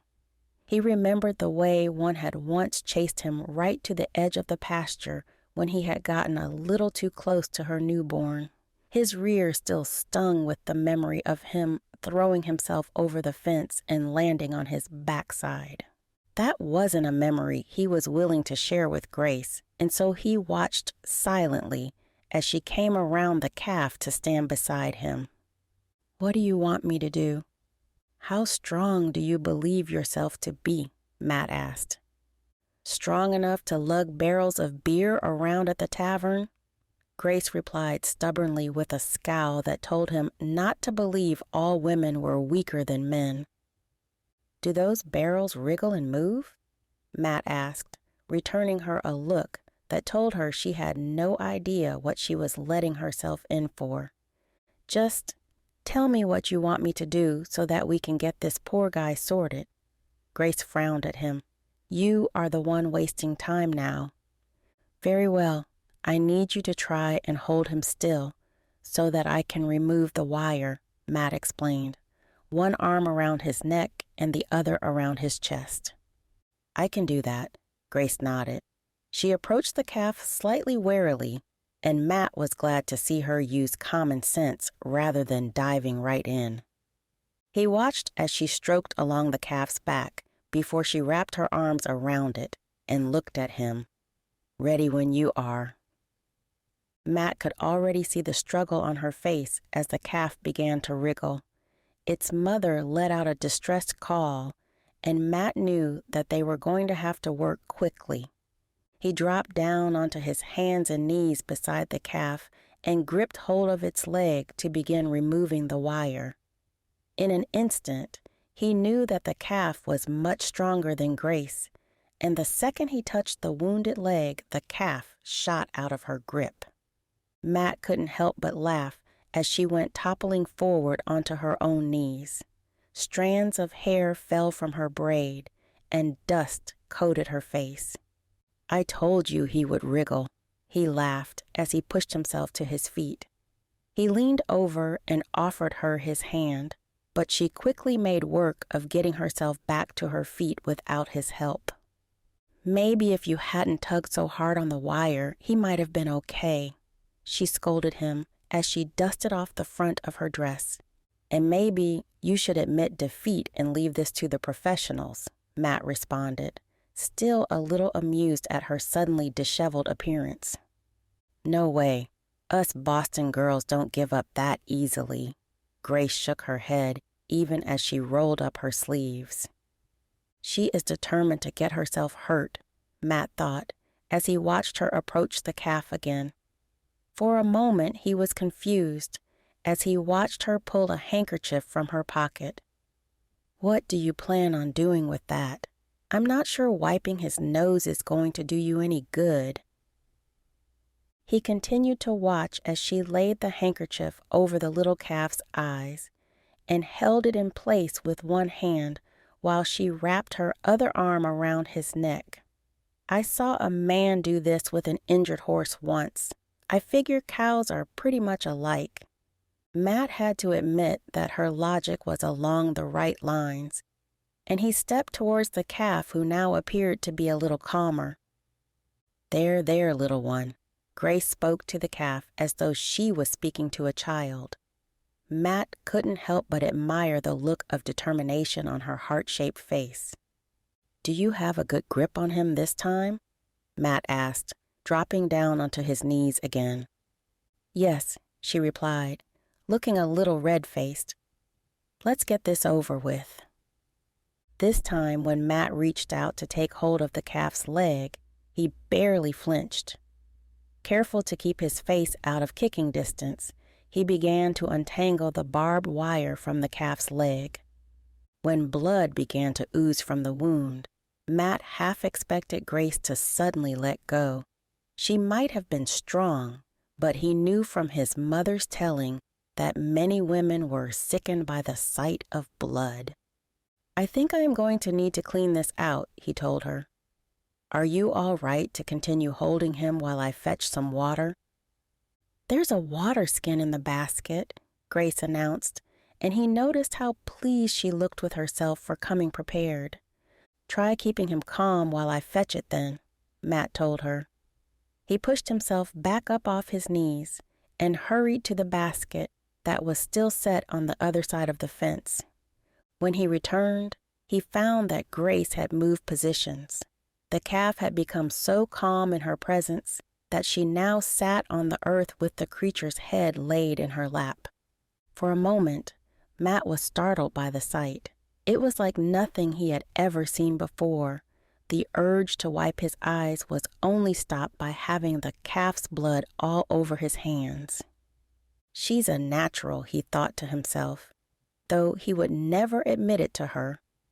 Are you going to stand there gawking all day, or are you going to get this wound cleaned?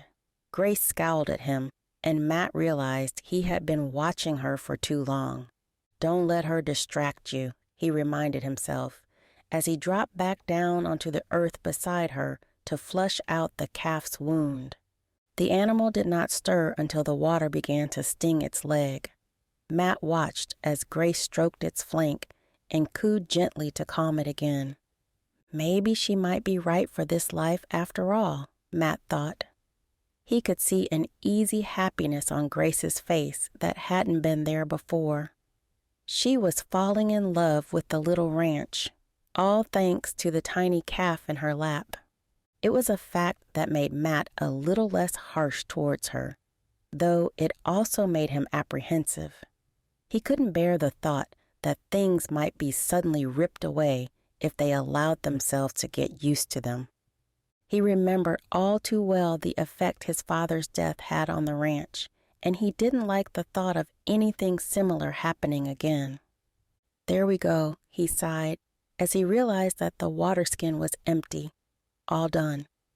Can I let him go? Grace asked, and when Matt nodded, she released the little calf, pulling the handkerchief away from his eyes. The calf instantly sprung up from her lap and began to dance around the pasture, its mother, looking a lot more at ease now that her baby was free, joined him to give him a good sniff. The bond between a mother and son is strong, Grace said, as she clambered to her feet and stood to watch them for a moment. Her tone told Matt that she wasn't entirely speaking about the cow and her calf. It is an unbreakable bond, Matt agreed.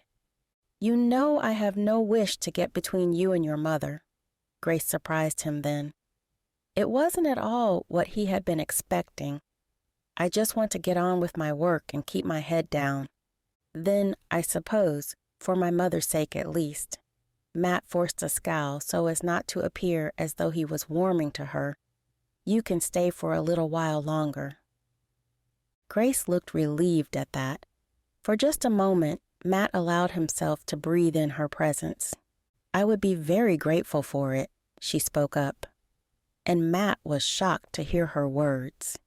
Ever since she had gotten off the train the afternoon before, she had appeared entirely ungrateful. Perhaps that was my stubbornness rather than hers, Matt thought, but he quickly shoved it away. He couldn't be warming to her so quickly. It would only lead to heartbreak if things went south. He told himself he was protecting his mother, but deep down he knew it was really himself who needed protecting.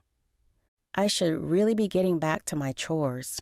Grace spoke up then, and for a moment Matt was disappointed. Then he quickly pushed the feeling away. He had no right to be disappointed. Grace was here to work and earn her keep. At least, that was what he told himself. Yes, I should be getting on too. Matt cleared his throat. Would you like me to take that and get you some fresh water? Grace asked, as she gestured to the water skin he was still holding. I am perfectly capable of filling it at the well, Matt replied a little too harshly. He scolded himself at the stung expression on Grace's face. I guess I shall leave you to it then, she sighed, and began to make her way back towards the fence. Matt watched her go with a heavy heart until she reached the fence, and he couldn't help himself as he told her, Thank you for the lunch. I will eat it as soon as I have time. She climbed back over the fence and left him with a smile on her angelic face. Chapter 10. Cleaning the rest of the house took the entire afternoon. Grace was glad that she had already been warned to stay away from Mr. Tucker's bedroom. She had dusted and swept the entire house from top to bottom, checking every blanket and garment she found for holes and repairs. The satisfaction of a job well done was overshadowed by just how tired she was after tossing and turning all night long beforehand. "This place is spotless," Mrs. Tucker exclaimed when she appeared from her bedroom. "I don't think even I cleaned this place so well in my young days." "I'm sure you would have done a much better job," Grace insisted, but the woman quickly shook it away. "There's one final job for us to do before you can rest," the woman explained, and Grace felt her heart sink. All she wanted to do was climb into bed and sleep for a week. "What is that?" She wondered whether it might have something to do with cleaning the outbuildings or even sweeping the yard, but it turned out to be something completely different. "We must get the supper ready for Maddie and the boys." Mrs. Tucker smiled as she began to hobble towards the stairs. "My favorite part of the day." Grace wondered whether it might be her favorite part of the day, because she wouldn't be so lonely after wandering the rooms of the drafty house alone all day. She had to admit that although she was glad not to have been disturbed, she was not at all used to the silence. She thought, for just a few seconds, on how every single customer in the tavern had wanted her attention between the million jobs that she had to do. Once, she had expressed to her father that she needed help, only to be scolded for being lazy. Working undisturbed made for a welcome change, and Grace was sure that she would get used to it in time. "If Mr. Tucker decides to keep me around," she thought to herself as she picked up her broom and began to follow Mrs. Tucker down the stairs. Seeing how the older woman struggled, she asked, "May I give you a hand?" "Away with you." Mrs. Tucker removed her hand from the rail to shoo her away, and Grace feared she might fall. "You are just as bad as my Maddie." "I am here to help you," Grace reminded her. "I am perfectly capable of getting myself down the stairs," Mrs. Tucker insisted. "You run along and get started on the supper, or we'll have a herd of hungry boys pawing at our skirts." Grace did as she was told and slipped past the woman on the stairs. She was careful not to catch her as she went, fearful she might knock her down instead of helping. "Make sure that you get the eggs on above the fire first," Mrs. Tucker called after her. "The boys love their hard-boiled eggs." "Yes, Mrs. Tucker," Grace called over her shoulder. "No need to be so formal," Mrs. Tucker snapped at her as she reached the halfway point on the stairs. "My name is Rose. Please use it." "Yes, Mrs. Rose." Grace may have managed to stop herself. She had to admit that she liked the thought of calling the woman by her first name. It was only a small thing, but it certainly made her feel a little more at home. "Good girl." Mrs. Tucker found her already hard at work in the kitchen when she finally arrived. "What would you like me to do?" Grace was taken aback by the fact that the woman asked her rather than the other way around. She suddenly felt as though the kitchen was more her own. She took the opportunity to put her foot down. "I would like you to sit at the table and rest." Mrs. Tucker looked as though she might protest, until Grace picked up a plate of pea pods and added, "If you feel the need to do something, then you can peel these for me." She placed the plate on the table and gestured for Mrs. Tucker to sit. The woman smiled as though she was pleased for somebody to finally have the nerve to put her in her place. "Yes, ma'am," the woman smirked as she slipped into one of the chairs and began to peel the peas from their pods. Relieved that Rose didn't argue, Grace knew that having the woman sitting when her son arrived would make him less angry. Give each of them a little of what they want, she told herself. Mrs. Tucker needed to work, and her son needed to see that she was resting. This was the best of both worlds. By the time the first footsteps came down the hall, Grace had managed to put on a fine spread of food. The men who arrived looked slightly startled to see her, and Grace was just as startled to see how many of them there were. "Don't just stand there gawking," Mrs. Tucker insisted as she waved them all into the room. "Grace has prepared a lovely meal for you all." "So you are the famous Grace that we have all heard so much about." The eldest of the men removed his hat and placed it over his chest as he gave her a small bow of greeting. "The name's Todd. These here are my boys, Tommy and Tristan, and the runt on the end is my sister's lad, Oliver." "It's a pleasure to meet you all," she smiled at each of them, noticing how each one of them had the same family features of dark hair and handsome faces. "Todd is my sister-in-law's son," Mrs. Tucker explained. "He's worked on the ranch ever since my husband built it. I suppose that, in a way, makes us family." Todd smirked at Grace even as the boys made their way to sit at the table with the old woman. "You must be a real angel to be taking on our Mathew." "You watch your tongue, Todd," Mrs. Tucker insisted. "Sit down and eat before all this food begins to go cold." Todd didn't argue with her. Instead, he settled himself down in the seat beside her. "You too, Grace," Mrs. Tucker added, and she gestured to the seat opposite her. "You have been working hard all day. It's time you rested." A part of Grace didn't want to stop and sit down. She knew that if she did, then it would allow her mind a chance to wander, and she didn't want that. Even so, her body was tired, and her legs wouldn't hold out much longer if she didn't do as she was told. "So, Auntie Rose tells us that you come all the way from Boston to marry our cousin." Todd spoke up even as he spooned food onto his plate. "Yes, that's right," Grace nodded. It was still a fact that scared her, but she knew she was just going to have to get used to it.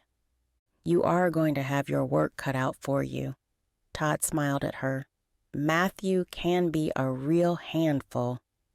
"Are you trying to scare the poor girl, Todd?" Mrs. Tucker demanded as she picked up her walking stick from where it rested against the table, looking as though she might strike him with it. "He's only warning her that Mathew has his strict ways." Another voice came from the doorway, and Grace found another man of similar age to Todd standing there. She hadn't heard him or the man behind him come in. "Grace, my brother Basil and his boy Mark," Todd explained, as the two of them came to join the table. "Are there any more of you I should know about?" Grace gaped around the table at them all. It was clear to see that they were all related, though none of them were as handsome as Mr. Tucker himself. They were all covered in dust and dirt from the day's work, and Grace knew she was going to have to sweep all over again in the morning.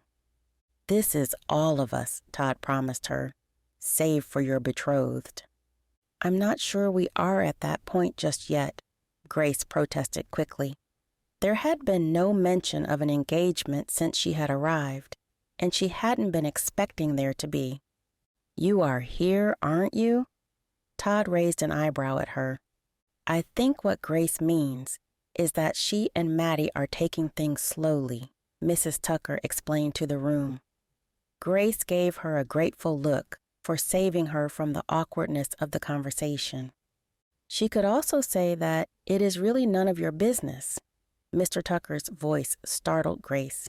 These Tucker boys have a lovely habit of sneaking about, Grace thought, as she turned to see him leaning against the doorframe with his arms crossed over his chest. The men around the table, who had all been smiling and delighting in Todd's conversation, suddenly pursed their lips and looked at their plates. It was clear from their reactions that there was no doubt who the boss of the family was.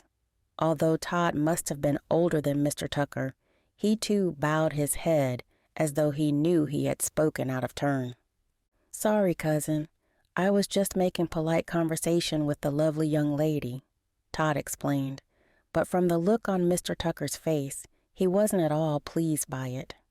"She is not here for you to make conversation," Mr. Tucker reminded him.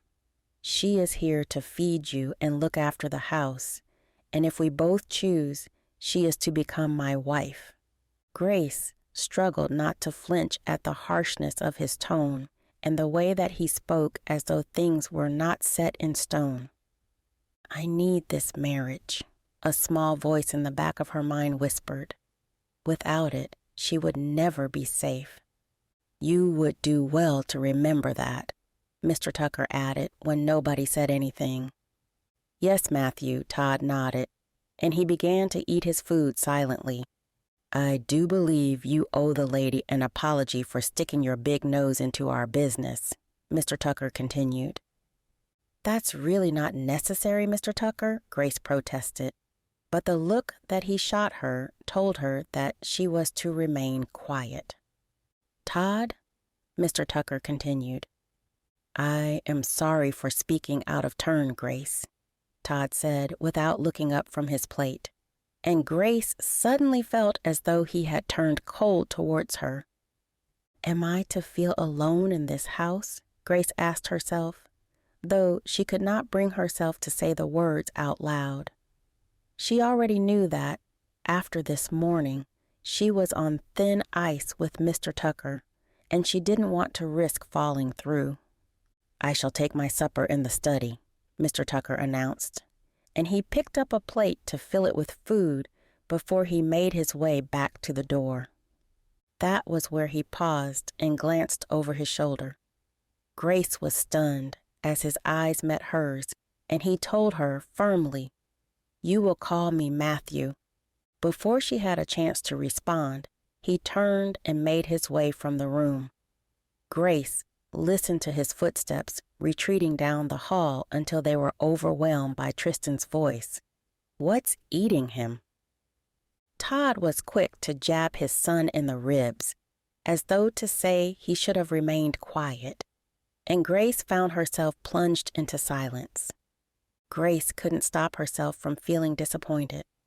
After their bonding over the calf that afternoon, she had hoped to find Mr. Tucker in a better mood at supper. It appeared that was not to be the case. "What have I done wrong this time?" she thought to herself, even as she glanced around the room in the hopes of finding what might have been out of place. When she felt a hand laid over hers, she looked down before looking at the woman it belonged to. "Don't go blaming yourself," Mrs. Tucker insisted.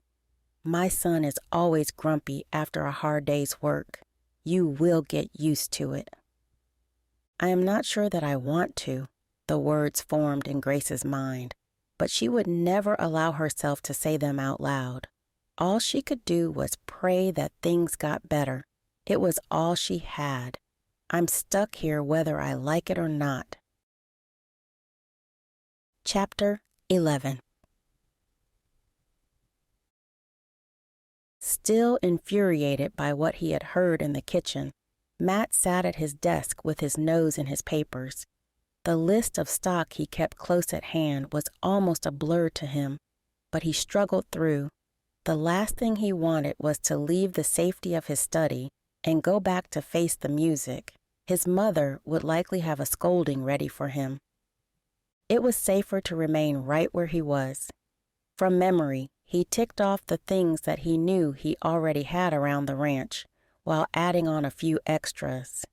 With an extra mouth to feed, he was sure to need more supplies soon, especially after all the food he'd seen prepared on the kitchen table that evening.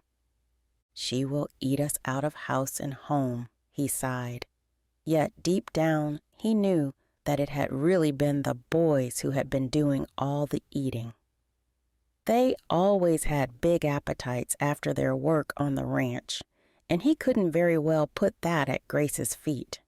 He tried not to think too much on the scene he had caused in the kitchen. He didn't even know why he'd gotten so irate about it.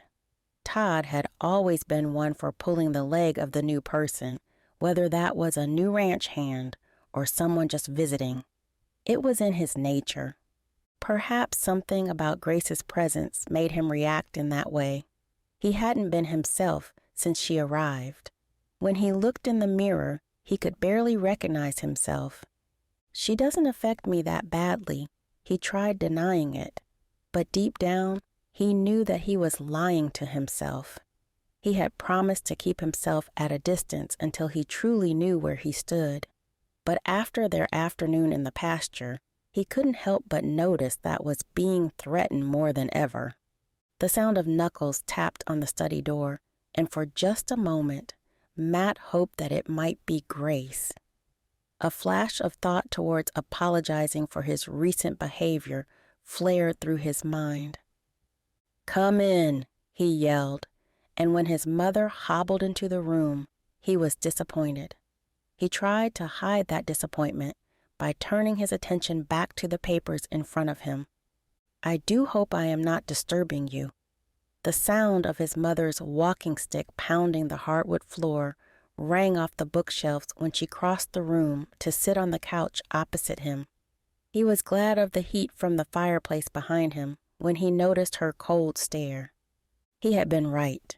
Her scolding was about to come, and all he could do was brace for it. He pursed his lips and held his breath as he turned his gaze back to her. "What can I do for you, Mother?" "You can start by telling me what all that was in the kitchen earlier," his mother's voice croaked, but she remained stern. She may have been ill, but that did not stop her from being her old stubborn self when it came to telling him what for. "I am just tired," Matt shrugged. "Do not shrug your shoulders at me, young man," his mother scolded, and he struggled not to flinch. "Your behavior has been absolutely appalling since Grace arrived." Guilt tinged his heart. He couldn't hide anything from his mother. "I wasn't aware that my attitude had changed." The second he said the words, he knew his mother would see right through him. She had always been able to tell whenever he was lying as a child, and she hadn't lost that ability now that he was grown. "Mathew, it is time for you to give her a chance." He knew he was really in trouble when his mother used his full name. "She is here, isn't she?" Matt scowled at his mother. Her expression mirrored his own, and he knew that she was not impressed by his denial. "It is not enough to have her on the ranch if you are not going to give her the time of day," she insisted. "You must make her feel welcome, otherwise she may well leave." Matt's heart clenched at the thought of Grace leaving, but he would never admit that to his mother. He couldn't bear to get her hopes up like that. "Grace has worked her hands to the bone today, and you didn't even bat an eyelid to thank her for it," his mother continued when he remained silent. "I did not raise you to be rude." "It wasn't my intention to be rude," Matt sighed. Guilt overwhelmed him to realize that his mother was right. She was always right. Perhaps that was why she was always so stubborn. "Then it is time you began making up for it," she continued. "Grace has worked harder today than most girls in town work all year." "I cannot claim to know the workings of the women in town," Matt reminded his mother. He had never really been one for socializing, even with his mother constantly trying to force his hand to make a good match. "And that is exactly why Grace is here," she reminded him. "She may well be your last hope of happiness." The thought that Grace was the only thing standing in front of him in eternal sadness was hard to believe, but he knew for his mother's sake that he had to at least try. "Please, just give her some time to get to know the real you before you go and scare her away." She leaned forward and reached across the desk to grip hold of his hand. "I know you are a sweet boy, really, and you will make a woman very happy one day." Matt was just about to comment that he was no longer a boy when the echoing of knuckles on the door came again. Knowing that the ranch hands had retired for the night, there could only be one person on the other side. "Please come in, Grace," he called, and his mother quickly removed her hand from his. It was clear that she did not want to let on that they had been talking about something intimate. The door opened, and Grace awkwardly shouldered her way in, carrying a tray that contained 3 mugs of steaming liquid and a plate of sweet-smelling cookies. "I'm sorry to disturb you, but I was making myself some sweet tea and I thought I'd bring you both some," Grace announced. She crossed the room much more gracefully than his mother had and placed the tray on an empty patch of his desk. "That was very thoughtful of you, Grace, wasn't it, Maddie?" His mother raised an eyebrow at him, and he knew he would only be in for another scolding if he didn't agree. "Yes, thank you, Grace," he forced, but he found that the smile on his face was real. "Well," his mother forced a yawn, and he knew her game instantly. "This time of evening is for the young ones, so I believe I will leave the 2 of you to it." "That is not necessary," Grace protested, and Matt wondered whether she might be alarmed at the thought of being left alone with him. He had to admit that the thought of being alone with her made his heart race a little faster. "I feel that I am more than ready for my bed," the older woman insisted, and Matt watched how his mother struggled from her seat with one hand on her cane and the other on the arm of the couch. "I will help you up the stairs," he offered as he made to leave his seat, but his mother threw him a warning glance. "I am old enough and ugly enough to take myself to bed," the mistress of the house snapped at him, and she was all business again. "It is time the 2 of you spent some quality time together." "There will be plenty of time for that," Grace told the woman, and the shaking of her voice told Matt that she was just as nervous. "For the 2 of you, perhaps, but I would like my son to be settled before I am put in the ground." Matt hated it when his mother spoke in such a way, but after the scolding he had just been given, he couldn't bring himself to reprimand her for it. "Shout if you need anything," he told her instead. The look on her face told him that wasn't going to happen. "Do not worry for me." She looked at him sternly before she turned a more tender expression on Grace. "Good evening, lovely." "Good evening, Mrs. Tucker." Matt was pleased with the respectful way she spoke to the older woman, and he had to admit that she looked more than a little beautiful with her head bowed in farewell. "How many times must I tell you, child?" his mother insisted when she finally reached the door. "You must call me Rose." The look that passed between the 2 women was a friendly one. It made Matt envious to see the 2 of them bonding so well. "Good evening, Rose." Grace smiled warmly, and Matt could see a kind of admiration in her eyes. "Good evening, Maddie." His mother smiled at him. He flinched at the use of his nickname. It was something his mother had always used ever since he was small. In that moment, it made him feel like a little boy again, and in front of Grace, he didn't like it. He kept his mouth shut on the subject, though, as he spoke through gritted teeth. "Good evening, Mother." She smirked, and Matt knew it was because she had sensed his discomfort. Oh, how his mother loved to embarrass him. He was relieved that his mother did not close the door behind her. It helped to make him feel a little less claustrophobic, even though the study was one of the largest rooms in the ranch house. "I shall take my tea into the sitting room if that would be more accommodating to you," Grace suggested. The expression on her face was difficult to read, and he couldn't make out whether that was what she wanted. Instinct made him open his mouth to agree, but then he remembered again what his mother had said.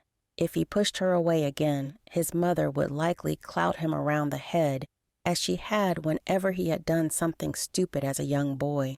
It had always been a playful clout, but it still hurt whenever she had caught the tip of his ear. "No, please, stay." He gestured for her to sit in the place where his mother had been a few moments before, but Grace simply smiled and began to make her way around the room. "I don't believe I have ever seen so many books all in one place," she exclaimed, and Matt couldn't help but watch her, innocent, browsing through the spines. Her eyes were alight, her shoulders eased their tension, and she seemed relaxed for the first time since she had arrived. At first, he wondered whether her interest in the books was for his benefit, but when he saw how gently she treated the leather-bound works, he knew that she had a genuine interest. He had not been expecting that from a city girl. I must remember all of this, he told himself. Perhaps one day knowing that she liked books might come in handy. Chapter 12. Marveling over all the books was natural for Grace. She had always had a fondness for the written word. Although she was not the best reader in the world, she loved the knowledge she gleaned from what she could read. The study was like a haven for book lovers, and it was clear that it must have taken years to amass such a large collection. Although she kept her attention on the books, she was well aware of the tension coming off Mr. Tucker in waves. The burning sensation between her shoulder blades told her that he had not taken his eyes off of her since she had turned her attention to the shelves. Though it made her tingle, it wasn't at all an unpleasant sensation. She struggled not to turn to look at him for fear that he might recede further into his shell. "You like books?" Mr. Tucker asked, and it appeared that her lack of attention towards him had the desired effect she had been hoping for. His voice caused her to jump, but it also spread a smile across her face. "The ones that I am able to read, yes," she replied, without turning her attention to him. She had her eye on a copy of fairy tales. They were often the books she picked out from a pile due to the memories of her mother that they produced. She remembered the day when she had tried something a little harder and all the words had jumped off the page at once. She had managed to teach herself well, but even she had her limitations. "Who taught you to read?"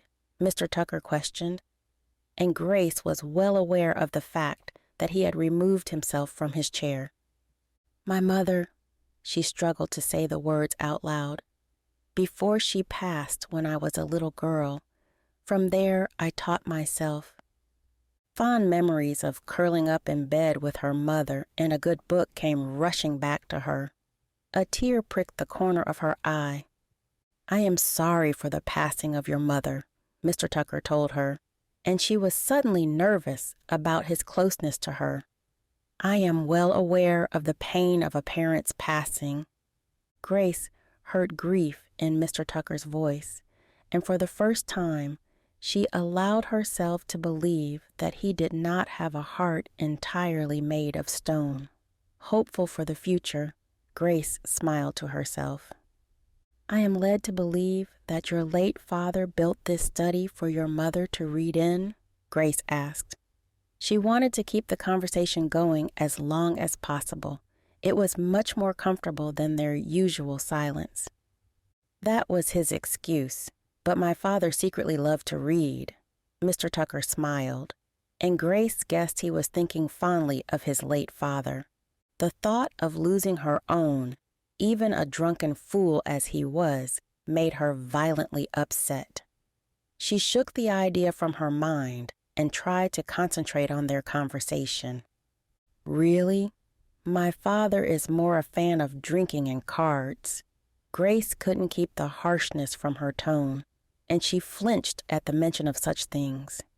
After all, a pack of cards was the very reason she was standing in a ranch in Oklahoma. She would never be able to look at a deck of cards the same way again.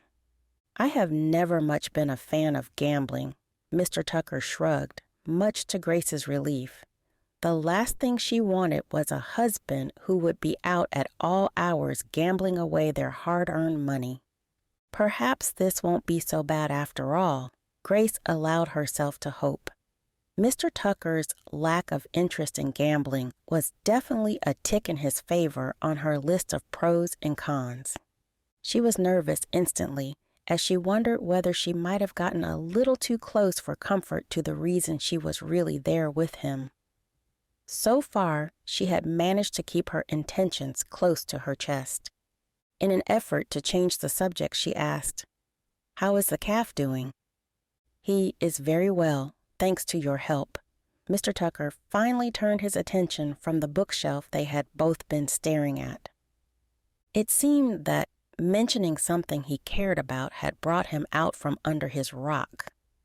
Grace turned her own gaze outward to him when he murmured, "I was surprised when you covered the little mite's eyes." The admiration in Mr. Tucker's eyes surprised Grace. She had never received such a look for a job well done before. "As I mentioned, it was something I saw in the city when a horse had gotten into some trouble once," Grace explained. "It seemed to work well in that situation, so I thought it was worth a try." She shrugged. "It was really no big deal."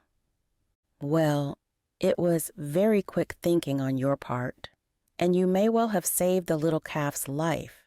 Mr. Tucker's praise seemed so out of character that it almost took Grace off her feet. The corner of his mouth turned up. He had clearly seen her astonishment. "I wasn't aware that it was a life or death situation," Grace admitted. She couldn't say that she had ever had much experience with livestock. The pride she'd felt at helping Mr. Tucker free the little creature had left her hoping for the chance to do more. If he had been stuck for too long, the trauma might have killed him if blood loss didn't get to him first, Mr. Tucker explained.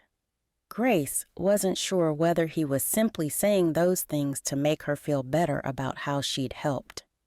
Why would he make me feel good about myself unless it was true?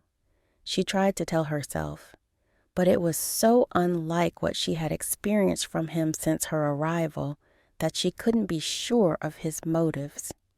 His next words really shocked her, though. "Grace, I fear that I must apologize for my behavior in the kitchen this evening." He looked down, almost like he couldn't bring himself to look her in the eye. "It wasn't at all pleasant of me to speak in front of you like that, and I know now that Todd and the others did not mean any harm in their talk. I am well aware of how heated things can get when there is a new person in the equation," Grace assured him in the hopes that it might make him a little less uncomfortable. "I am sorry that my presence has caused such disruption." "No," Mr. Tucker's voice was sharp and made her jump. His voice softened as he added, "Do not blame yourself for my outburst." For a moment, Grace was almost sure that he was going to reach out to her, but then his hand dropped back to his side. It seemed he had thought better of it. "Well, even if it was not my fault, I shall do my best to discourage it from happening again," Grace promised him. And she was pleased to receive a smile. She admired the way that said smile made him much more handsome. It wasn't very often she saw men with such perfect teeth, and it was clear that Mr. Tucker looked after himself very well. "He is a better man than I could have hoped for," she reminded herself, as an image of one man in particular came to haunt her mind for a moment. The dark shadow of his presence in her thoughts made her quiver. "Are you all right? Perhaps you might wish to move closer to the fire?" Mr. Tucker asked, and it was clear he had noticed her shaking. Grace shook her head and waved the suggestion away. "I fear that I simply need my bed." "I am not surprised after all the cleaning and housework you have gotten done today." Mr. Tucker's words caught Grace off guard. She wasn't aware that he had noticed. "It was nothing," she replied. There was no way she was going to admit that her hands were raw and her feet were aching more than they ever had before. "I am not afraid of a little hard work." "I am glad to hear it, but please do not feel like you must burn yourself out every day." Mr. Tucker's look of concern was even more astonishing. "I do not want you to make yourself ill." Though Grace told herself that he didn't want her to become ill for his mother's sake, she hoped that some of his concern was aimed towards her. "I will do my best not to burn myself out," she promised, "though if I allow things to slip, Mrs. Tucker may find an excuse to pick up where I leave off." Grace was stunned by the pleasant laughter that erupted from Mr. Tucker's lips, and she watched the amusement light his face in a most delightful way. "Don't let my mother hear you talking like that, or she may try to make you let her help," he warned her, and Grace was pleased that she had been able to amuse him rather than make him mad. "I will do my best not to let on," she promised, and she felt her cheeks begin to burn with embarrassment as she realized that she had allowed herself to grow just a little closer to Mr. Tucker. It was funny how a little laughter could do that to people. "Perhaps we should drink our tea before it goes stone cold," Mr. Tucker suggested, and this time when he gestured towards the couch, she took the seat that he offered. To her surprise, he settled down beside her, and for the first time, the silence wasn't half as uncomfortable as it had been. Grace smiled when Mr. Tucker offered her a mug before taking his own. It was one of the first gentlemanly acts he had offered her, and she hoped that it was a glimpse into the future. "Thank you, Mr. Tucker," she thanked him, and her heart skipped a beat when her finger brushed his own to take the mug from him. The sudden redness to his own cheeks told her that he had felt the spark also, but she was not about to voice anything about it. That would be far too embarrassing for them both, and she didn't want to push him back into his shell. It was a pleasant experience to feel the tension lessening between them, and she suddenly felt as though she was walking on eggshells to be sure that she didn't damage the progress. "You know that you may call me Mathew, don't you?" Mr. Tucker told her, even as he picked up the plate of cookies she had brought in to offer her one. She waved the plate away with a shake of her head. "Too much sugar before bed, and I won't be able to sleep." "Is sugar where the bad dreams come from?" Mathew's words caused her cheeks to redden again. She had been hoping that the events of the morning had long been forgotten, but it appeared that she had been wrong. "No, those are—" She wasn't sure how she could answer his question. "Something I don't really like to talk about." She was relieved when Mathew appeared to let it go, and she prayed that she would not dream again tonight. It would be much harder to avoid his questions on the subject if it continued to happen. For a moment, she remembered how she had been woken by another passenger on the train, and she feared that her explanation wasn't going to be good enough.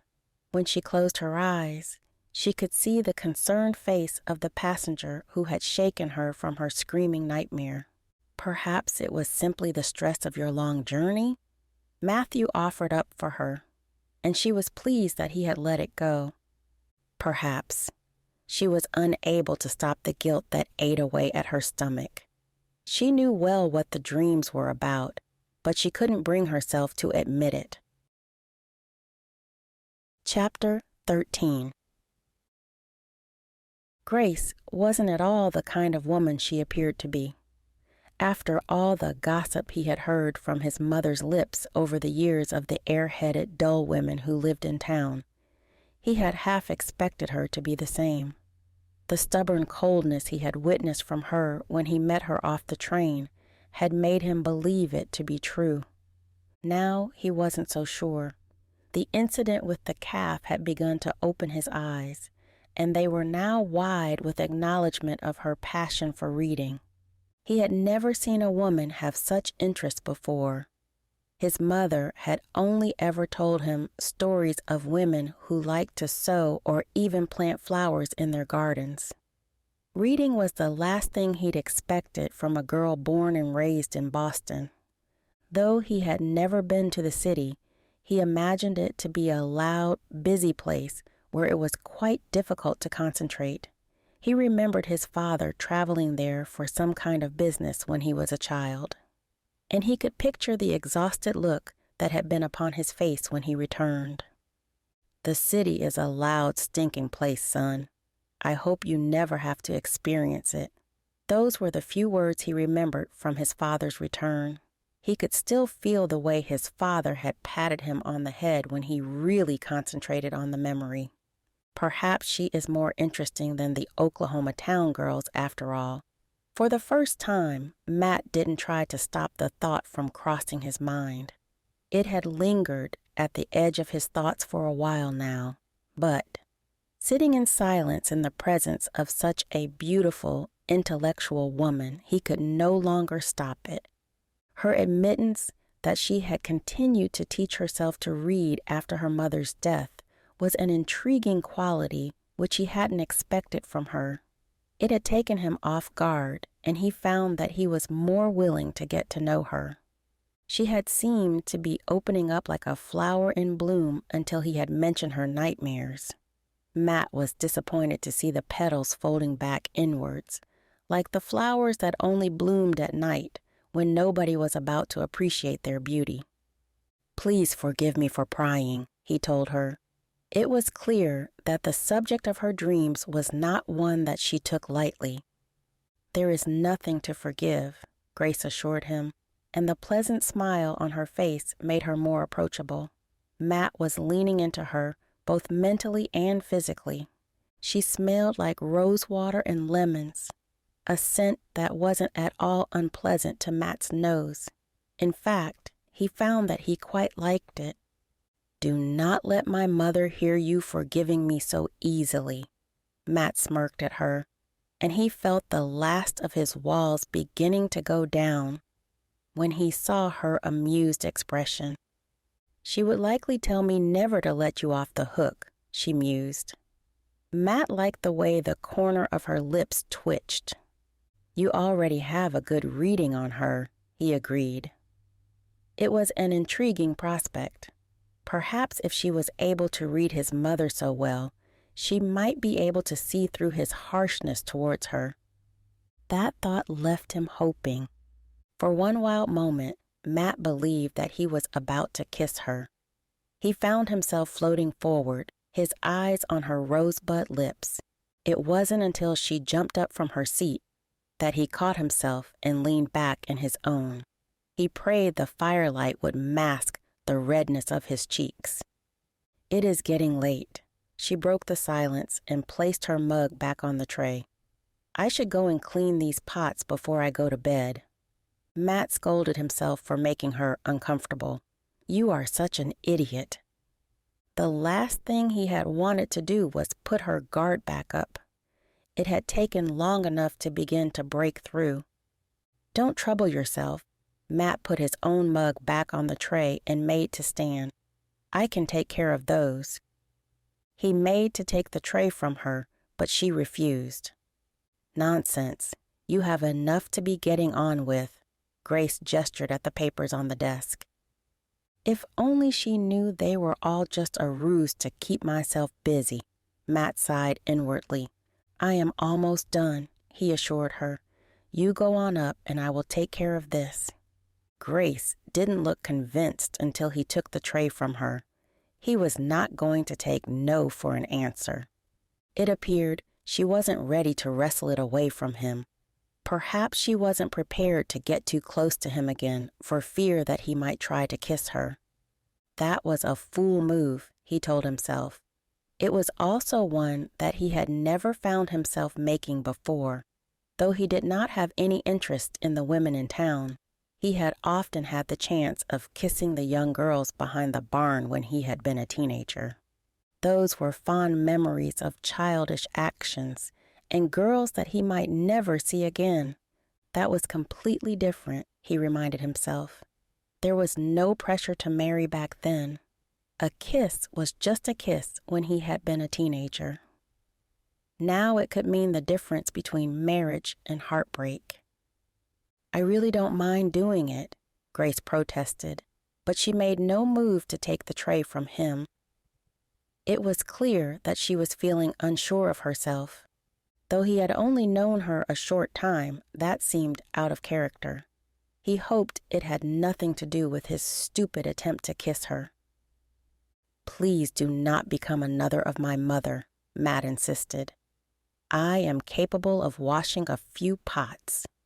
"The world will not end if a man washes a few pots," he smiled to himself. "That wasn't what I was saying," Grace insisted. It was clear she was fearful of upsetting him, and he didn't like that one bit. The last thing he wanted was for her to feel like she had to walk on eggshells around him. It was a feeling he knew all too well from his childhood when his father had been in one of his black moods. Whenever the late Mr. Tucker had retired to his study, the house would be overwhelmed by silence. Am I becoming my father? The prospect made Matt shiver, and not for good reason. "You are not here only to clean and tend to everyone else," Matt assured her. The guilt at allowing her to feel that way made him angry. I was kidding myself to think that would be all she was here for. He remembered the lie he had told himself of how he had allowed her to join them for his mother's sake. Of course, that was how this had all begun, but he knew well what it came down to in the end. "If that is not what I am here for, then why am I here?" Grace asked, and Matt felt even more guilty than he had been before. "Grace, I am very happy with the work you have done today, but you do not need to feel as though that is your only duty," Matt told her, and the look on her face told him that she was even more confused than before. "You are also here for your own happiness. If we cannot both be happy in this, then it is not worth it." "I agree." Grace seemed to deflate, and he watched the last of the tension leave her shoulders. "Good evening, Mr. Mathew." Matt smiled until she was gone, and then his face fell with disappointment. The lonely silence overwhelmed him, and he knew he was no longer going to be able to concentrate on his work. Grace had gotten under his skin. He had been trying so desperately not to let her ever since she arrived. But even getting to know her a little had left him wide open. Silently, he carried the tray through the house and made his way into the kitchen to wash up. He had promised he would do it, and he wasn't about to let Grace wake up to the tray still on the table. Using the last of the water that had been collected for that day, he rinsed off the mugs and covered the cookies to stop them from going stale. His mother would be proud. He smiled. "I should check on the calf before I go to bed." It was an excuse not to run into Grace again more than anything, but he would not allow himself out of it. Just because there was now a new member in the household, he couldn't go shirking his responsibilities. He was suddenly tired, but knowing he still had work to do, he couldn't face dragging himself upstairs just yet. Instead, he flinched at the creaking of the screen door as he slipped out onto the porch. The heat of the day was lost to the moon, and the chill whipped him in the face as soon as he stepped out. Part of him thought he should fetch a jacket, but that would involve making the screen door creak again. The last thing he wanted was for his mother to come down to check on him, as she always did whenever she could hear him moving around late at night. He waited until silence had fallen again before he began to make his way down the steps. The cattle had long since been herded into the barn, and he found the little calf close by its mother. At first glance, he was worried that the calf hadn't survived after all. Its stillness made him worry, but the thought that crossed his mind was of concern for Grace. How am I supposed to tell her about this? It wasn't until he unhooked the stall gate and stepped inside that the calf stirred beside its mother, and a wave of relief washed over him. Settling down in the straw, he stroked the calf's hide to usher it back to sleep, and wondered whether Grace might have done the same. He remembered the way that the calf had rested with its head in her lap, and he couldn't stop himself from smiling.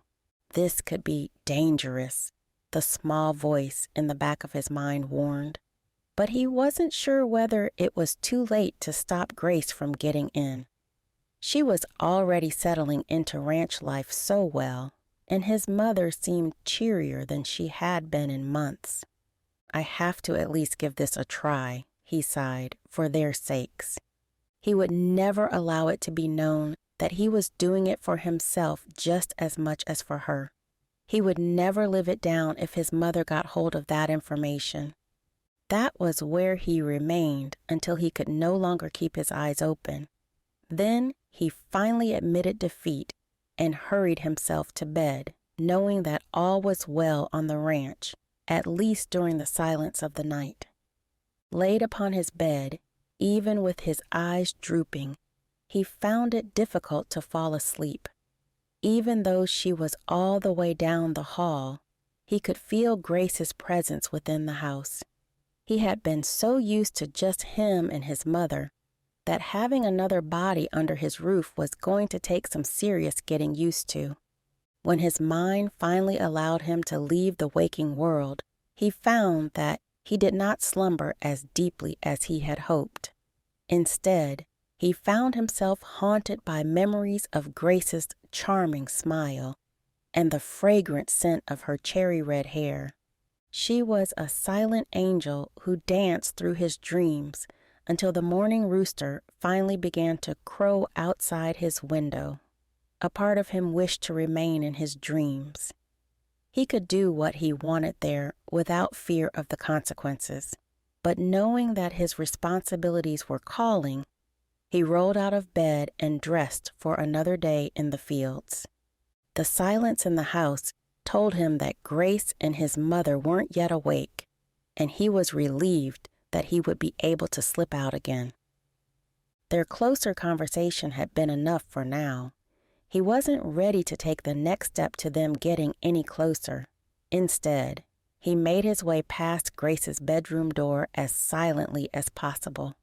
The odd creak from the floorboards beneath his feet caused him to tense up, and he held his breath.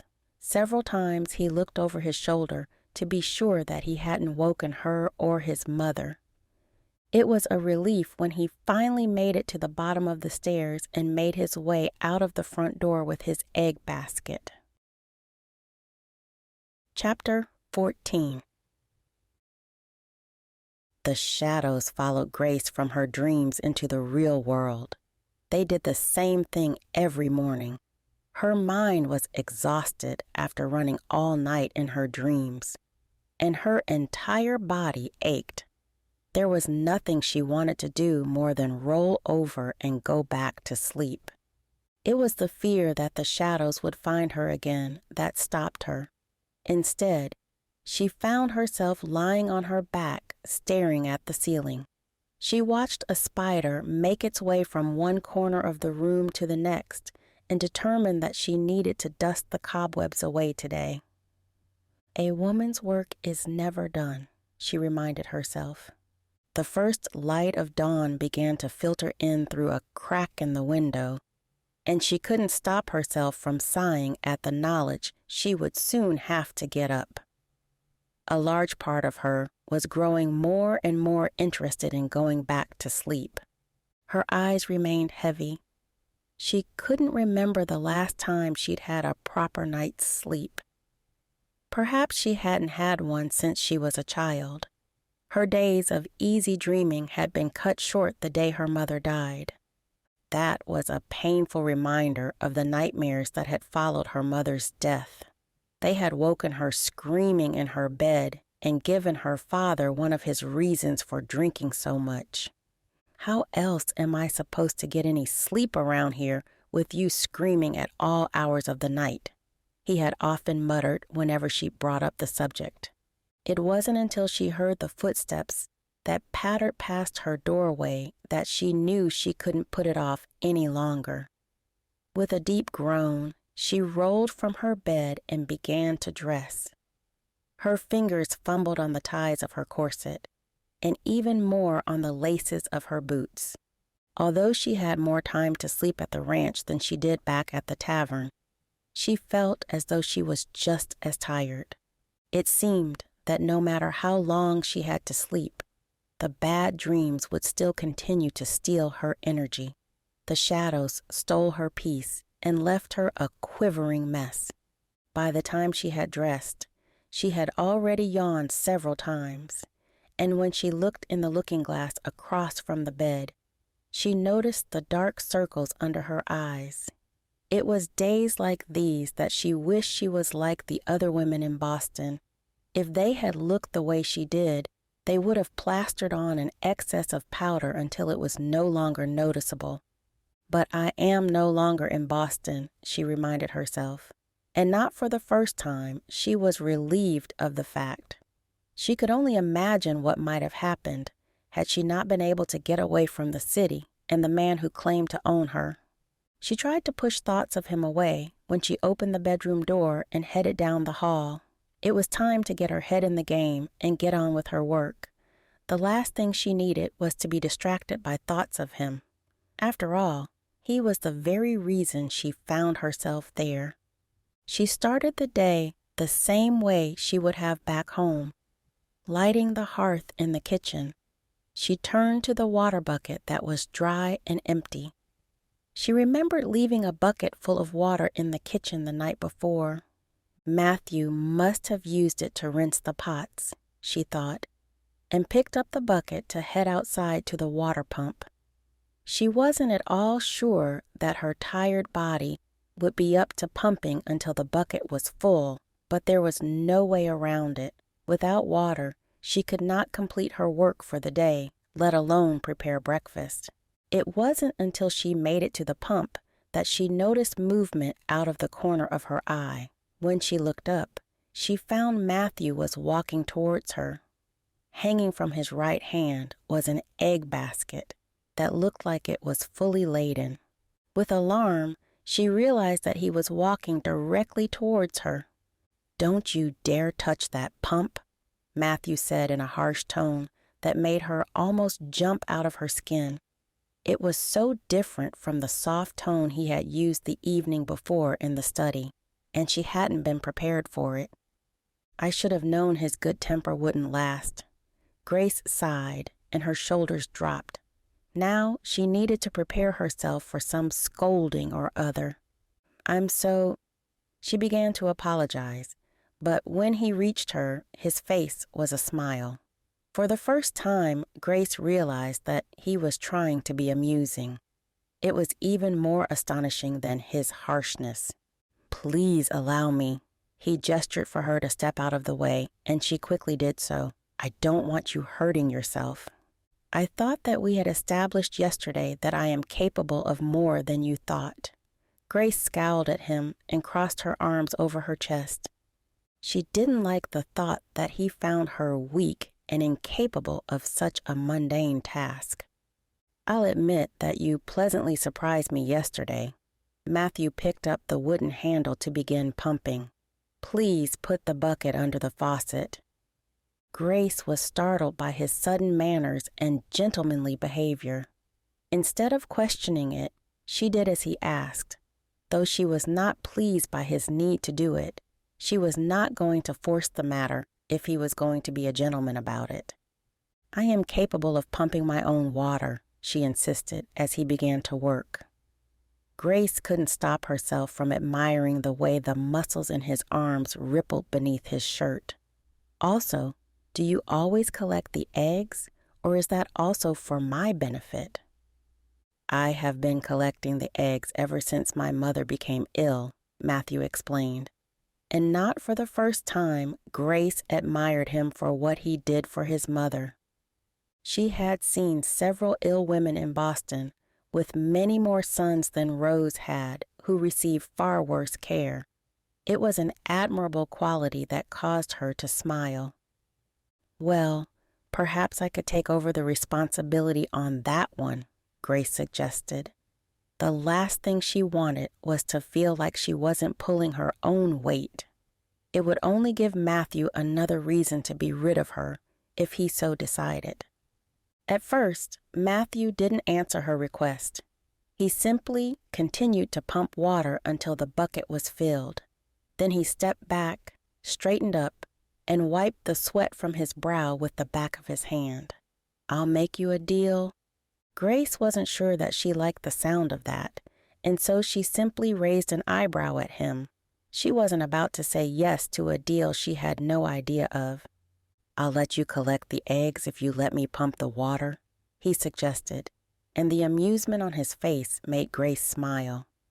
"Are you trying to compromise with me, Mathew?" She couldn't stop the way her mouth twitched upwards. It was a welcome relief to see him beginning to make changes to his usual routine. "How else are we supposed to get along?" Mathew raised his eyebrow charmingly. For the first time since she arrived, Grace began to feel like they might actually be connecting.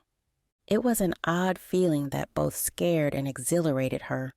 No man had ever tried to compromise with her before. It had always been a case of, "This is what I want you to do, so do it." That wasn't how she wished to live her life. Mathew was suddenly offering her something she had never dared to hope for. "When you put it that way, I suppose I have nothing to do but agree," she told him. "I will take care of the eggs if you take care of the water.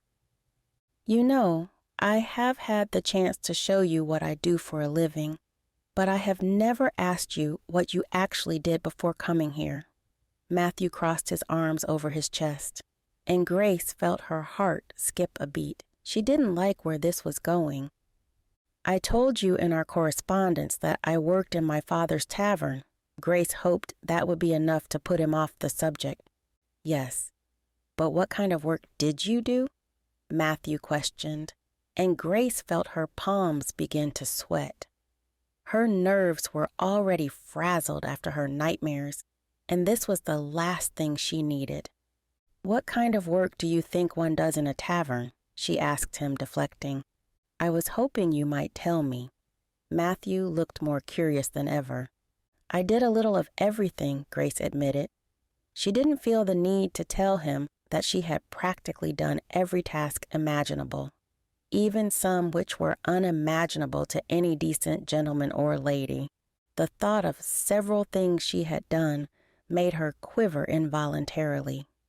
Was it so horrible in Boston that you can't even voice what you did for a living?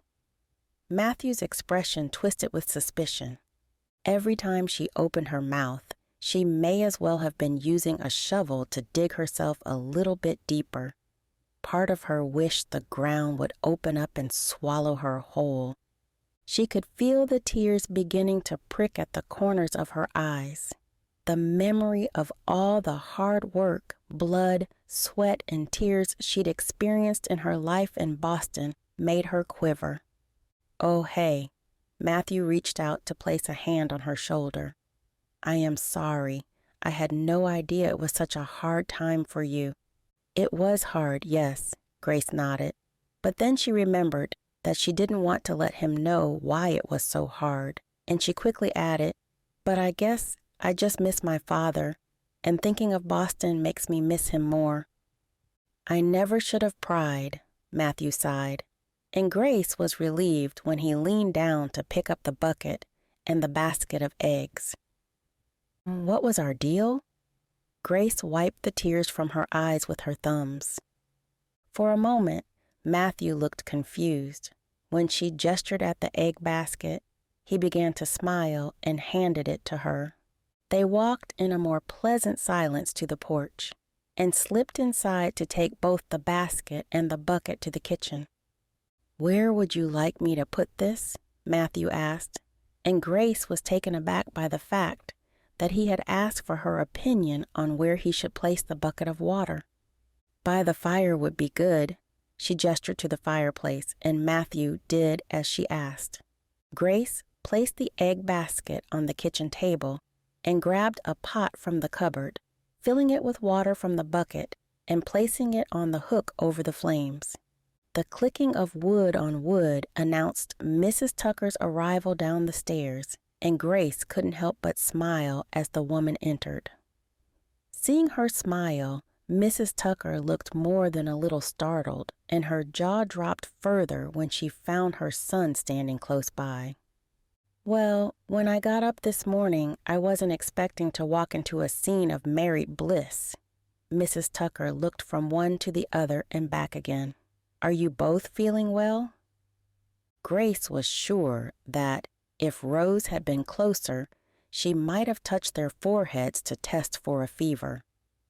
"I can assure you, Mother, that we are both quite well." Mathew wandered over and pressed his lips to her forehead. "I was just helping Grace with the water." Grace struggled to hide her amusement at Mrs. Tucker's astonished expression.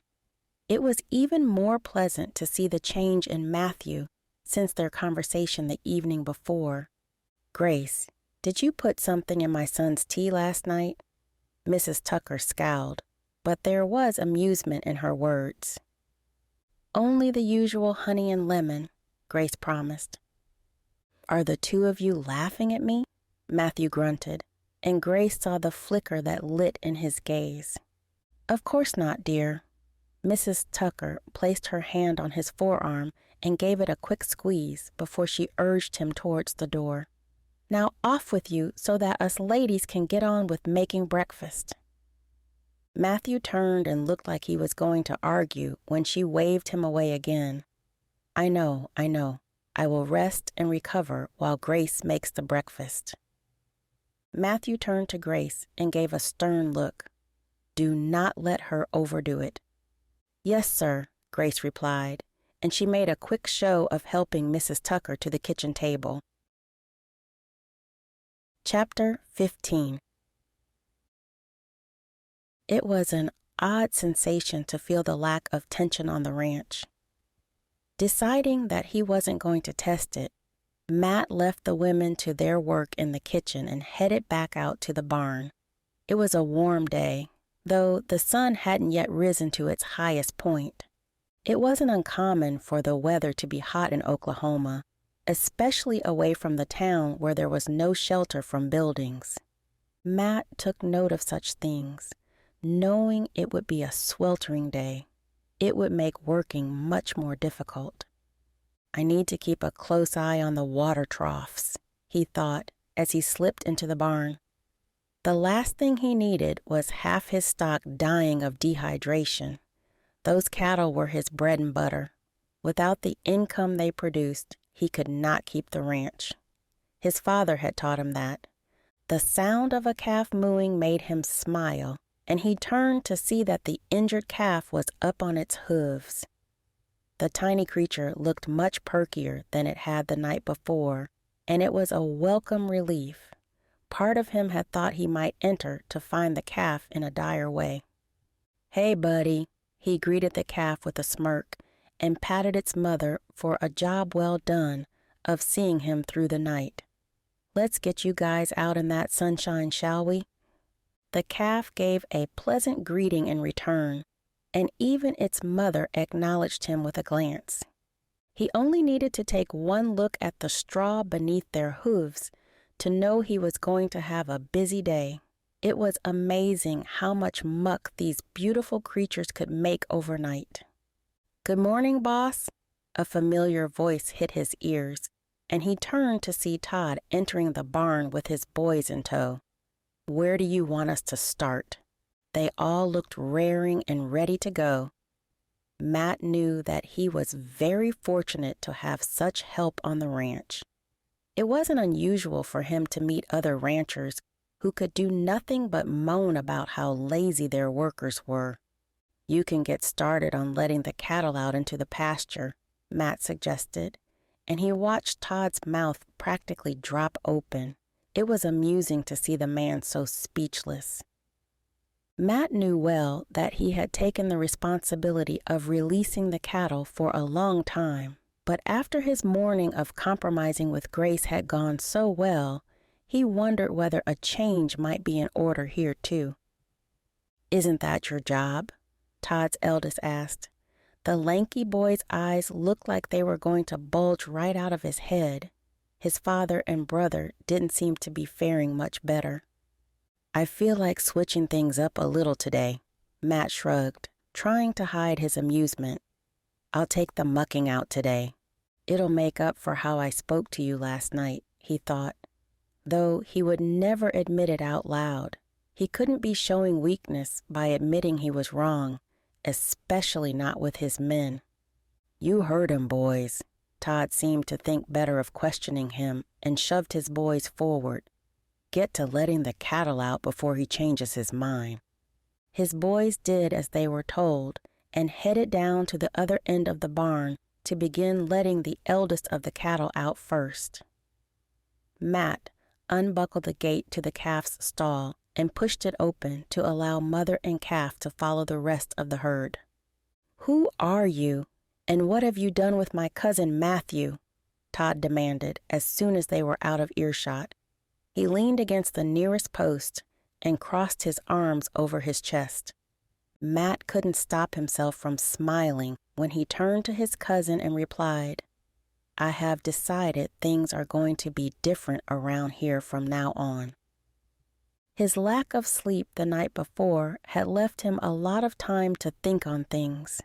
It had become obvious to him that he had been too set in his ways before Grace arrived. "Look, Mathew, about last night," Todd began, and Matt quickly raised his hand. "Don't mention it. It's all water under the bridge," he assured his cousin. "Now you really have me worried, but I am not going to question it," Todd laughed. It was a hearty laughter that was very over-exaggerated.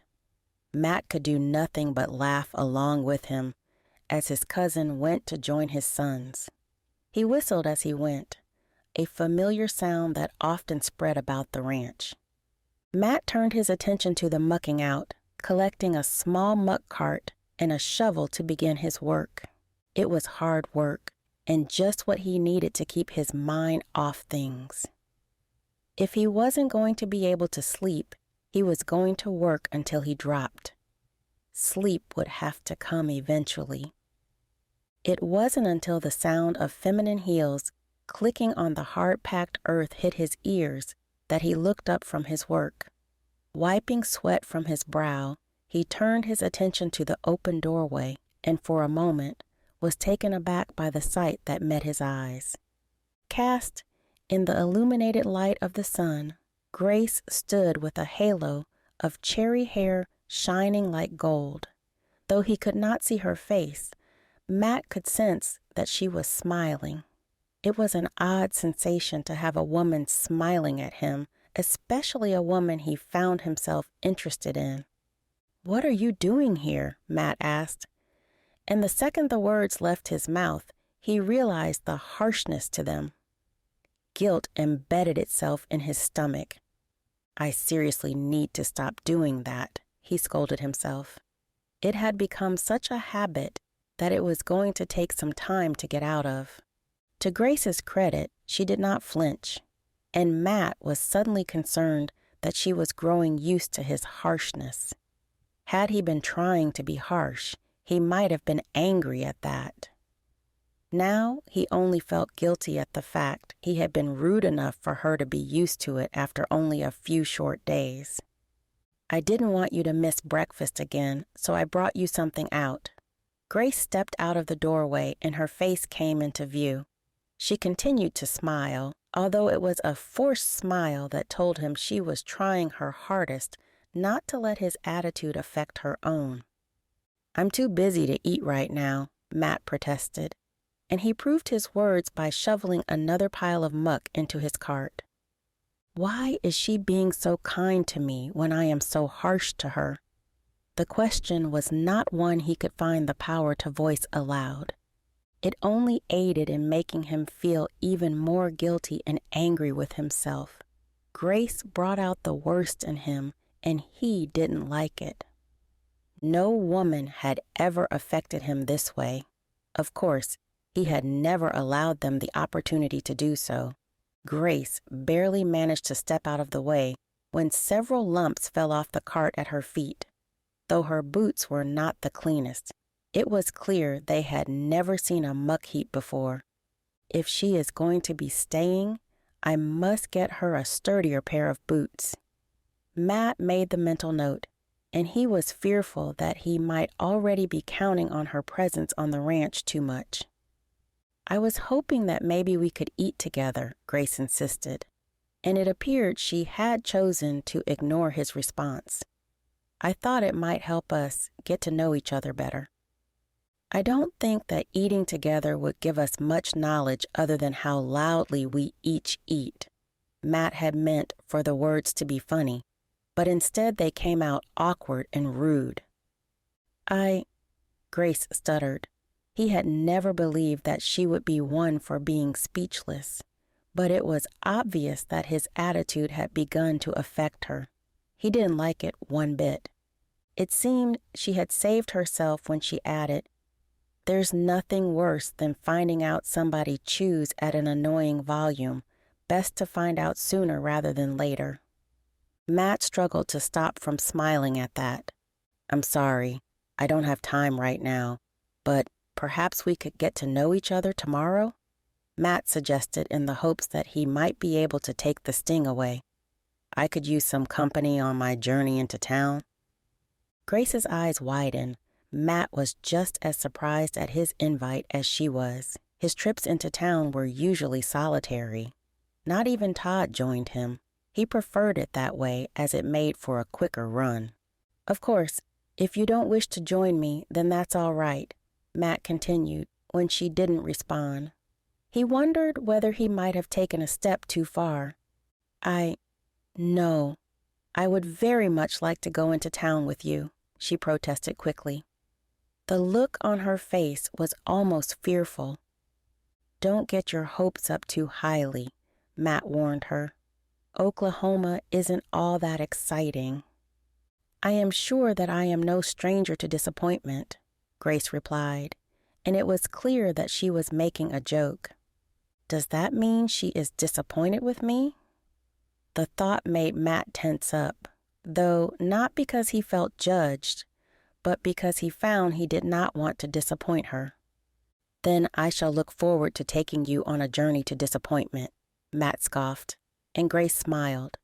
Though it was a simple smile, it was the most beautiful smile that Matt had ever seen. I could die happy in my old age if I got to see that smile every day. Matt quickly shoved the thought away. It was much too soon for him to be thinking that way.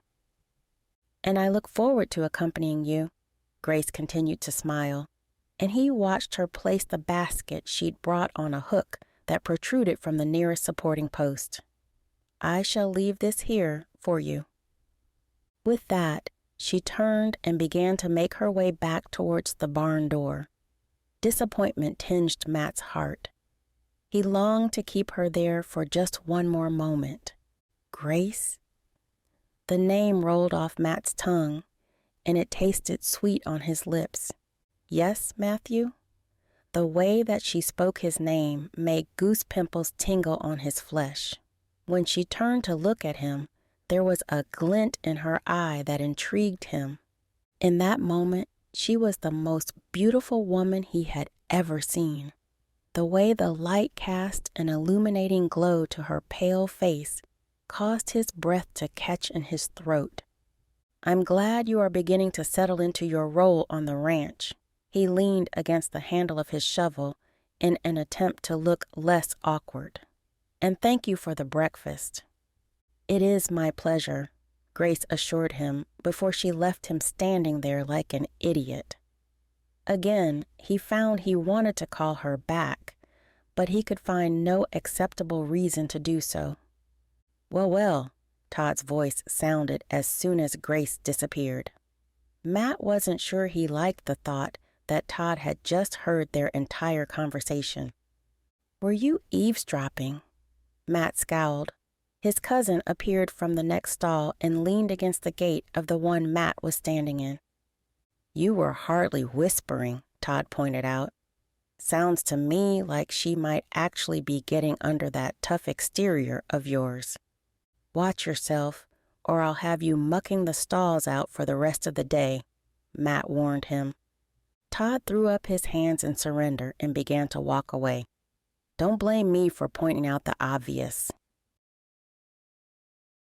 Chapter 16. The candlelight flickered shadows against the walls, but they were less frightening than the ones in her dreams.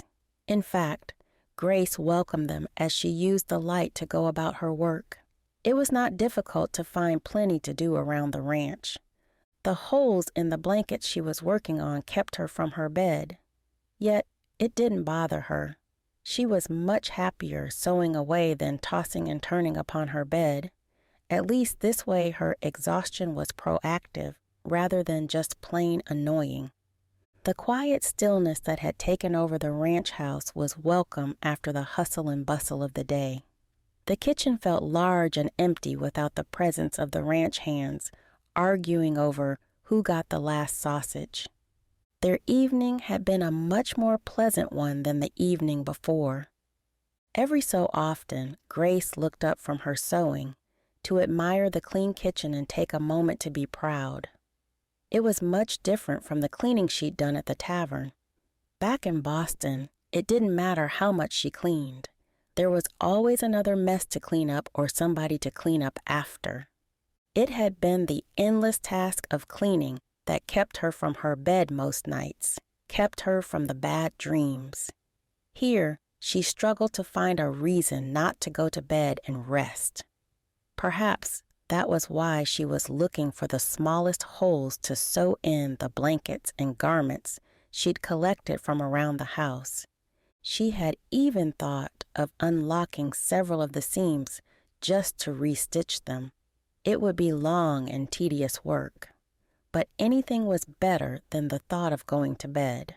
The silence of the house was broken by the sound of a clomping walking stick, and Grace knew that her peace was soon to be disturbed. At least she could take comfort in knowing that it wasn't Mathew who was up and about. It took a minute or two for the woman to make it to the kitchen, but when she did, she looked shocked to see Grace. Her eyes widened like those of a rabbit caught in a hunter's trap. "Is everything all right?" Grace looked up from her work and placed her needle on the table. "Can I help you with anything?" "I was feeling a little parched and came down to get a drink," Mrs. Tucker responded, heading towards the area where the water bucket was kept. "Let me get it for you," Grace protested, and she threw herself up from her chair to grab the drink before the woman could cross the room. "You are getting just as bad as my Maddie," Mrs. Tucker sighed. "If the two of you had it your way, I would be bedridden for the rest of my days." "Your son would tan my hide if I didn't act this way," Grace thought, though she did not say the words as she handed the cup of water to the woman. The last thing she wanted to do was offend the woman who had made her feel most welcome on the ranch. "Thank you," Mrs. Tucker responded with a smile and made her way to sit at the table. "I wasn't expecting for anybody to be up." Grace realized her mistake and wondered whether she should take the cup back until the woman had sat down. Knowing that the woman would not appreciate any more mollycoddling, she remained still and silent until she was seated. "I was just finishing these." Grace pointed to the pile of clothes she'd already gone over. She was almost finished, and she was already having a hard time thinking about going to bed. "You do not have to work until you drop," Mrs. Tucker insisted. "They would have waited until morning." It was a similar comment to what Mathew had made earlier that day, but still, the concept was foreign to Grace. "I do not like to go to bed with unfinished work," Grace admitted, and she dropped back down onto her seat. She was about to pick up her needle again when the dark look from Mrs. Tucker gave her pause. "There is always work to be done around here," Mrs. Tucker pointed out. "If you were to get everything done, you would never sleep." "That sounds good to me." Grace struggled not to smile with amusement. At least then I will be kept busy from my bed." "Is this how you worked back in Boston?" Mrs. Tucker asked. The question caught Grace off guard, and she struggled not to let it show on her face. Both Mrs. Tucker's and her son's interest in her life in Boston was growing at an alarming rate. "I suppose it was." She nodded and returned to her sewing, ignoring the second dark look that Mrs. Tucker gave her. "Well, Grace, you should know," Mrs. Tucker spoke gently. "You are not an employee here. You are a part of the family." That brought tears to Grace's eyes. Even with her father, she had not felt as though she was part of a family. She hadn't felt that way since her mother's death. Even before that, she had often felt as though it were only her and her mother. Before he had turned to drink, her father had been all about working his fingers to the bone. Grace did her best to hide her emotions by turning her face away from Mrs. Tucker. It seemed the woman was much too smart for that, and she reached forward. Grace was startled to feel the woman's calloused hand squeeze her own. "I am sorry, dear." Mrs. Tucker sighed and squeezed her hand a little more tightly. "I did not mean to bring up any bad memories or upset you."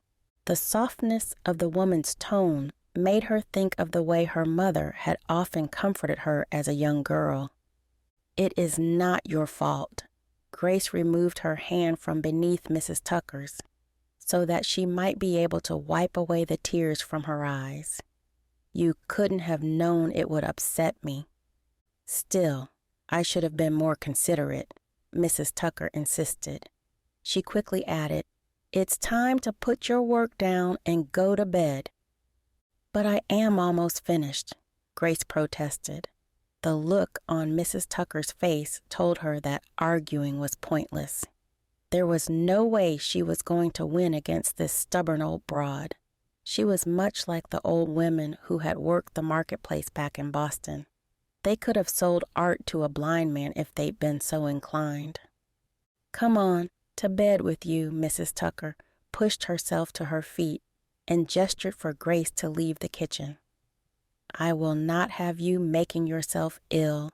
The woman spoke as though she knew from experience that working all day and night was not good for you. Grace began to wonder whether that was how Mrs. Tucker had ended up using a walking stick. "I know what you are thinking." Mrs. Tucker clucked her tongue against the inside of her cheek, and Grace realized she was staring at the walking stick. "You are thinking she can hardly talk." "That wasn't what I was thinking." Grace shook her head, though it was exactly what had been running through her head. She could not admit it for fear of insulting the woman. "Well, if you were, you would be wrong. I used this walking stick due to a fall from a horse when I was a young lass like yourself," Mrs. Tucker explained. "Though it is true that my body is overworked and I am now paying for it in my old age." "You are not old," Grace protested. Mrs. Tucker's face turned into an amused grin. "That is kind of you to deny, and I might not be what you consider to be old, but I most certainly am old and tired," Mrs. Tucker explained. "And if I could go back and tell my younger self one thing, it would be to spend more time worrying over the things that matter than breaking my back over all the chores." "The things that matter," Grace sighed. "Surely those things are different for each of us."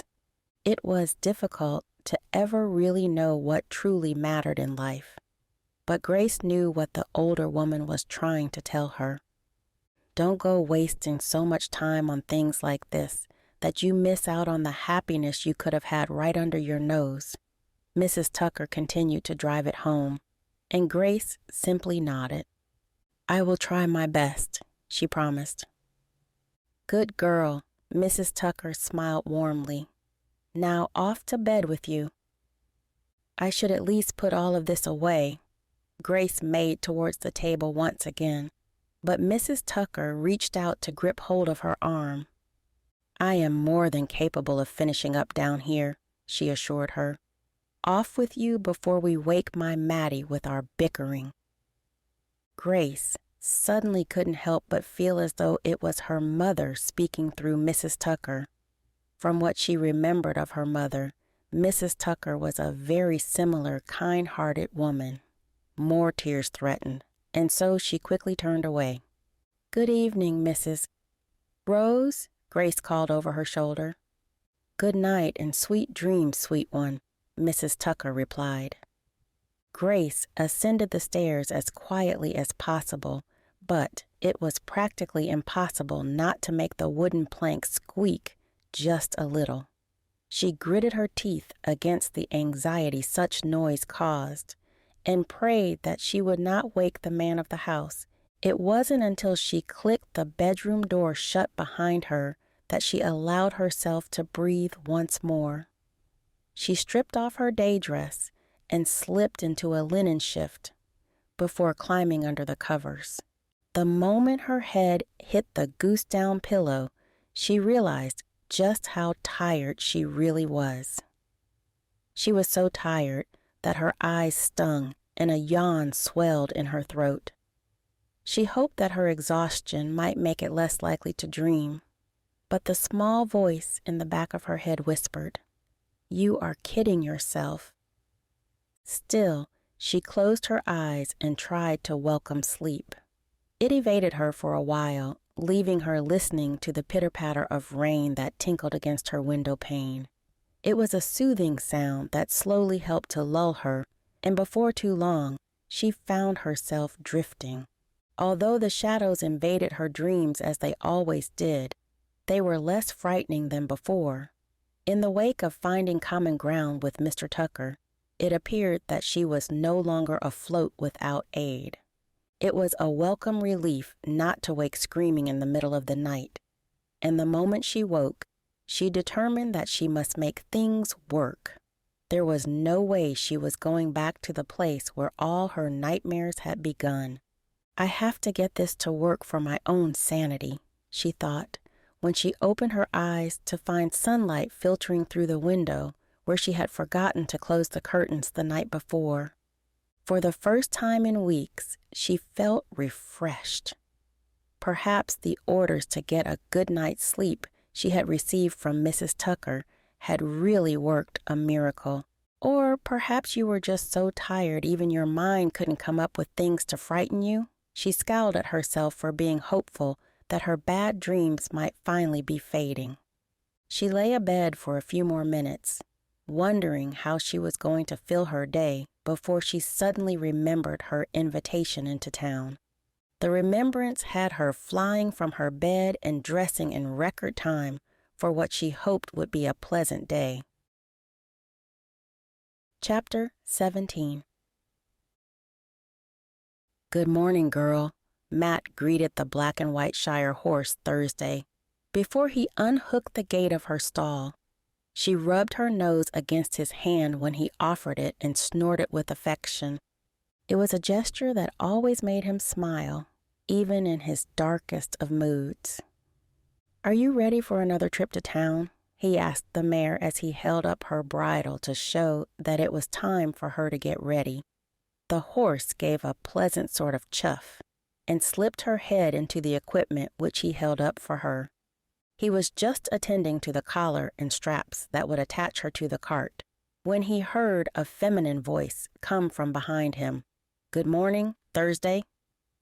He turned his attention to the horse's head to see Grace standing with her hand upon her forehead.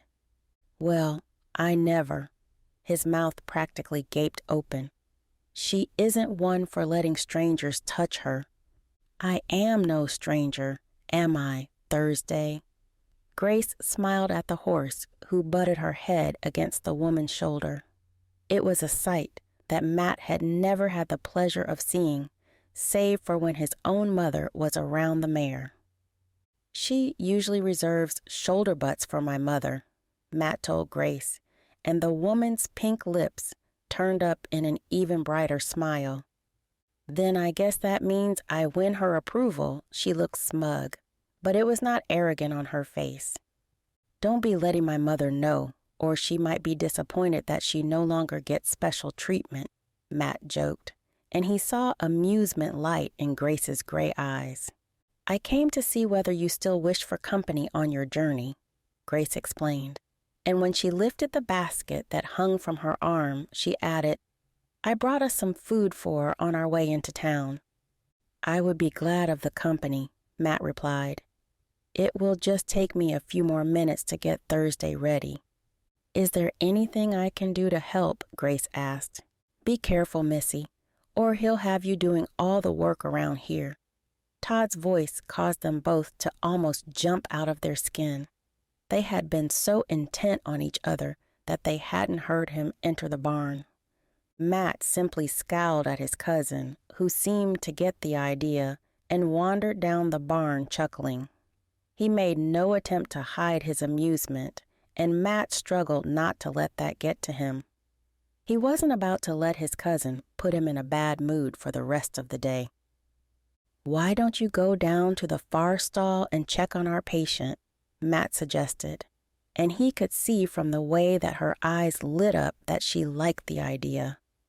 He is all right then? Grace asked, and when Matt nodded, she turned to head down to the stall where the mother and her calf were housed. Matt turned his attention back to Thursday, but he was still well aware of Grace's presence. Her closeness made him a little uncomfortable, though it was not completely unpleasant. It took him longer to ready Thursday than it usually did, but he would never admit that it was because Grace had distracted him. By the time he had her out in the yard and hooked up to the cart, the redhead had rejoined him. I believe somebody has come out to see us off, Grace announced as she wandered over and her head inclined towards the house. Matt followed her gaze to see his mother sat in the porch swing. Though she appeared to be reading, it was clear that she had one eye on them. It amazes me what some women find entertaining, Matt smiled, and he made a show of offering Grace his hand to help her up onto the front bench of the cart. He could feel his mother's eyes on him and knew that if he looked back again, she would be smiling. The startled look on Grace's face told him that she was surprised at his gentlemanly gesture, but she did not question him on it. Instead, she smiled, placed her hand in his, and allowed him to help her up onto the cart. It was a welcome change from the awkwardness of their first encounter at the cart. Matt noticed the softness of her flesh when she touched him, and a spark shot up his arm. It was a shock of pleasure that he hadn't been expecting, making him smile. Is something the matter? Grace asked when she had sat and adjusted her skirts around her. Why would anything be the matter? Matt asked. He hauled himself up onto the bench beside her. You are smiling. Grace was clearly amused by her own wit, and it only aided in broadening his smile. I suppose I am in a good mood for a change, he told her. With that, he picked up the reins and encouraged Thursday to walk on. Travel safely, his mother called out from the porch, and Matt threw a wave of farewell over his shoulder. He glanced in Grace's direction to see that she had turned to give a wave of her own. Her graceful movements were not like anything he was used to, and he couldn't stop himself from admiring her for just a moment. When she twisted back in her seat, he quickly turned his attention back to the path and hoped that she hadn't caught him. They were silent until the ranch disappeared behind them, but it was not awkward as it had been the first time. In fact, it was a cheery silence that made a nice change from the loneliness he usually felt on his journeys into town. Do you think she will still be there when we get back? Grace smiled when she broke the silence. I would not be at all surprised if she was, Matt replied. He might have even put money on it. Would you like some breakfast? Grace asked. When she opened the basket she'd been carrying, the smell of savory breakfast biscuits hit his nose. I made them this morning. Yes, please, Matt replied. and he took the biscuit which she handed to him. Just like everything else she had cooked so far, it was delicious, and he moaned with delight when he bit into it. "Who taught you to cook?" "I learned most things myself, but I would be lying if I didn't tell you I had help from the baker's daughter back in Boston," Grace admitted, and she took a bite of her own biscuit. "Was the baker's daughter your friend?" Matt asked, and the saddened look on her face told him that she had been. "She was a dear friend." Grace sounded choked. "Did something happen to her?" Matt asked. "I could not answer that truthfully, for unfortunately I don't know," Grace admitted. "I left Boston in such a hurry that I didn't get the chance to say goodbye." "Why did you leave in a hurry?" Matt was intrigued now, and Grace's eyes widened. "I did not want to miss the train." It sounded like a little white lie, but Matt did not pick her up on it. "Do you have any friends?" It was clear that Grace wished to change the subject, and he was happy to do so. After all, they were journeying together to get to know each other better. "Other than Todd and the rest of our family, I am not really one for socializing, though I do have a fair few acquaintances in town. I would like to meet them." Grace handed him another biscuit, which he took with a grateful incline of his head. "I'm sure that you will before the day is out." Matt knew well that the people in town would be chin-wagging as soon as they were seen together, if they hadn't already begun to do so the moment he greeted her off the train. The moment that they arrived in town, it began to happen. Matt had barely jumped down from the cart to tie Thursday to the hitching post when he heard a familiar voice. "Good morning, Mr. Tucker." He did not need to look to know who had spoken, but in an attempt to be polite, he turned and smiled. "Good morning, Mrs. Lemon." He was so distracted by Mrs. Lemon's arrival that he did not get the chance to help Grace down from the cart. It was a fact that disappointed him, but it was relieved by the way she moved to stand close to him. "Aren't you going to introduce me to your beautiful companion?" Mrs. Lemon insisted, and she reached out to take hold of Grace's hand before either of them had the chance to respond. "Mrs. Lemon, this is my house guest, Miss Mathers," Matt introduced her. "Miss Mathers, this is Mrs. Lemon, the wife of the train station's maintenance man." "Oh, my dear, it is wonderful to meet you." Mrs. Lemon shook Grace's hand in such a way that it looked as though she might pull her arm right out of the socket. Grace kept a perfect smile on her face. "It is a pleasure to meet you," the younger woman agreed. "I have heard so much about you." Mrs. Lemon smirked, and Grace looked at Matt with alarm. "Mrs. Lemon is a close friend of my mother's," he explained in an attempt to calm her. "You know what old women are like for gossiping." "Less of the old now, boy, or I'll have your mother box your ears." Mrs. Lemon's words were affectionate as she tapped him on the torso. "I have no doubt that you would," Matt laughed. "Why has it taken you so long to bring this pretty thing back to town to meet us?" Mrs. Lemon demanded, and she looked Grace up and down. "Because I did not want the whole town gossiping about my mail-order bride," Matt thought harshly, but he suddenly realized that it was no longer the case. Just seeing the way that Mrs. Lemon's eyes lit up when she saw the beautiful woman made him proud to have her at his side. "You must come along to a meeting of the town ladies, my dear," Mrs. Lemon insisted. "They will all be wanting to meet you. I am sure that once Grace is settled in, she would be happy to join you all for tea and a gossip," Matt told the older woman. "But for now, we have errands to run." Yes, of course." Mrs. Lemon looked disgruntled, but she did not voice it. "Do not let me keep you. Shall we?"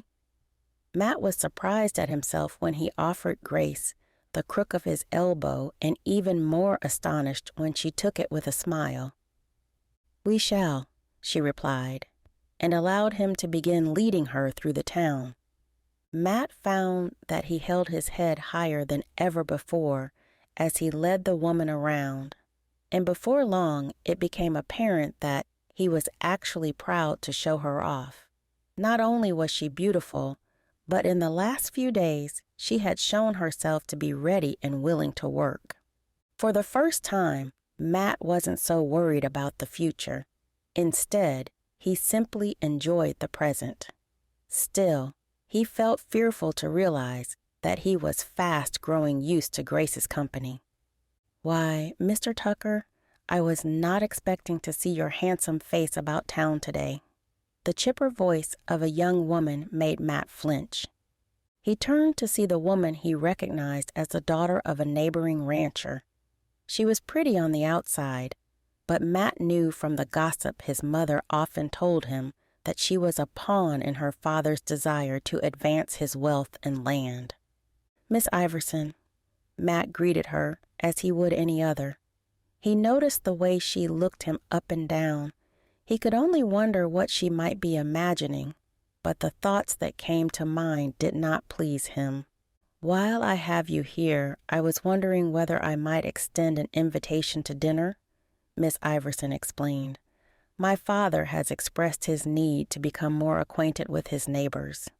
I am afraid that I must decline your invitation, for I currently have a house guest." Matt waved his hand to Grace, who still clutched hold of his arm. Miss Iverson gave Grace an insignificant glance, and Matt did not like the way her mouth twisted with disgust. "Miss Iverson, please allow me to introduce you to my intended, Miss Grace Mathers." Matt drove the fact home to be sure that Miss Iverson knew where she stood. He was aware of the way Grace's hand tightened on his forearm. Chapter 18. Grace was pleased by the way that Matt introduced her to Mrs. Lemon. She had thought that he might try to hide her. A part of her had wondered whether he might come up with some excuse for their being together, perhaps that she was a distant cousin. It was a relief and a happy surprise to find that Mrs. Lemon had already heard of her, even more so that the woman greeted her with such friendliness. She pondered on what might have been told to the townsfolk of her arrival. It was clear from the woman's open nature that she would be loose-lipped. No doubt the entire town would hear of their arrival from the ranch within the first hour of their being there, yet that did not affect Grace as she thought it would. In fact, she found that she was quite proud to stand at Mr. Tucker's side. It was even more surprising that Mr. Tucker seemed just as proud to have her there. It was a welcome relief not to feel like she was stepping on anybody's toes. It was not her introduction to Mrs. Lemon that really got to her, but the way that Mr. Tucker introduced her to Miss Iverson. The woman was obviously beautiful, but to Grace's relief, that did not seem to have any effect on Mathew. "Miss Iverson, please allow me to introduce you to my intended Miss Grace Mathers." Mathew spoke in a stern way that told Grace there was more meaning behind his words than he let on. It was not at all harsh, like he had been on their first meeting, but there was a definite seriousness. Though the word intended shocked her, she had to admit that it caused butterflies in her stomach. For the first time, the prospect did not completely frighten her. Perhaps it was the social nature of the situation they found themselves in that helped to ease her nerves on the matter. She did not pick him up on it, though she made a mental note to do so later on.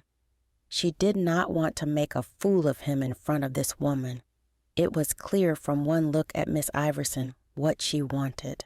The way she stood with her back straight and her chest on show told Grace everything.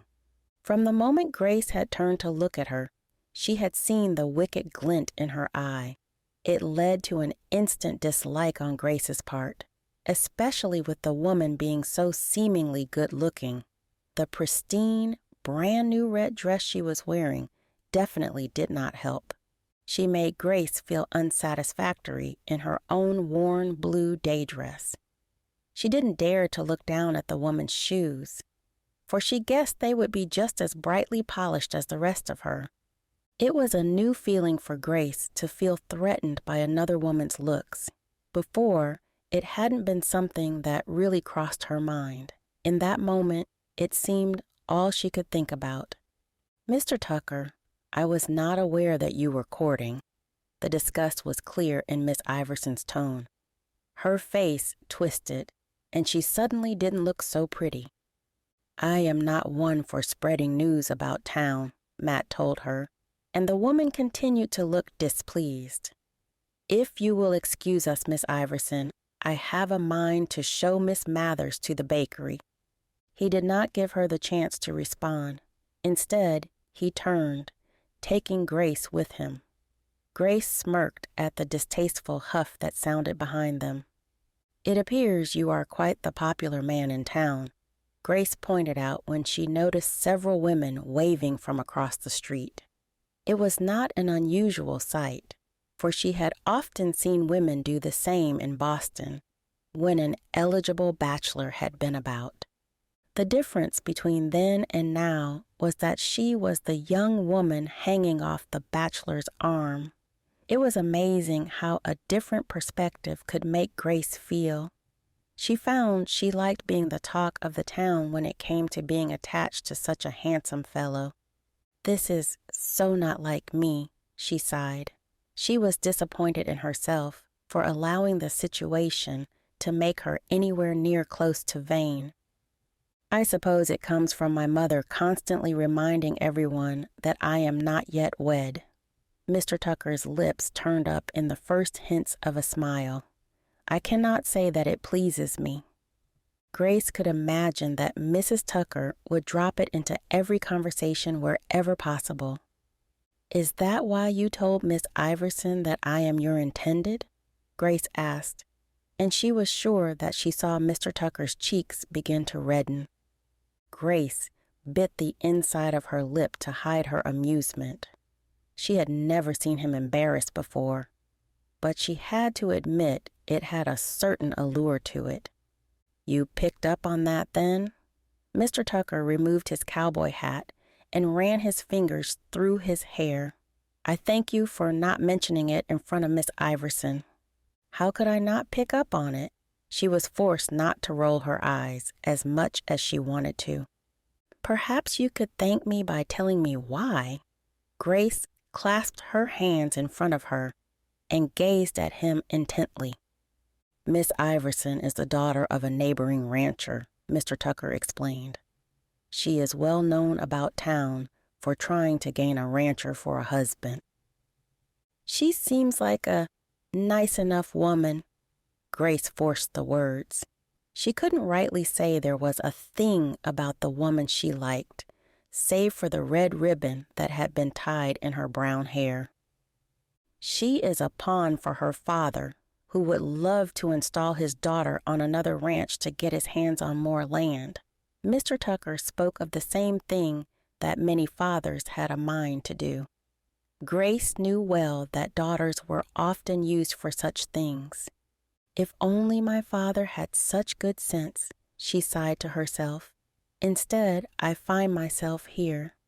Although she had never wished for such a journey, she found that she was growing less disappointed by the day. In fact, she was even beginning to feel like she might have found somewhere that she could belong. "I hope that I did not make you uncomfortable." Mr. Tucker looked concerned for the first time, and Grace found it a pleasant experience. "I believe I have had worse said about me," she smiled warmly. "You are not displeased by the thought, then?" Mr. Tucker's gaze was quizzical. "I admit that when I first arrived, I was more than a little skeptical on the matter, but as the days go by, I am finding it more pleasant," Grace admitted. She liked the way that her words made him smile. It was such a difference from his usual scowl, lending a kindness to his face that she didn't often see. "I am glad that your mind is beginning to change towards me." Mr. Tucker held out his hand, and Grace was surprised when she placed her palm in his. "I am sorry for putting you in that position." "Did I not put myself in that position?" Grace raised an eyebrow at him. Mr. Tucker looked confused.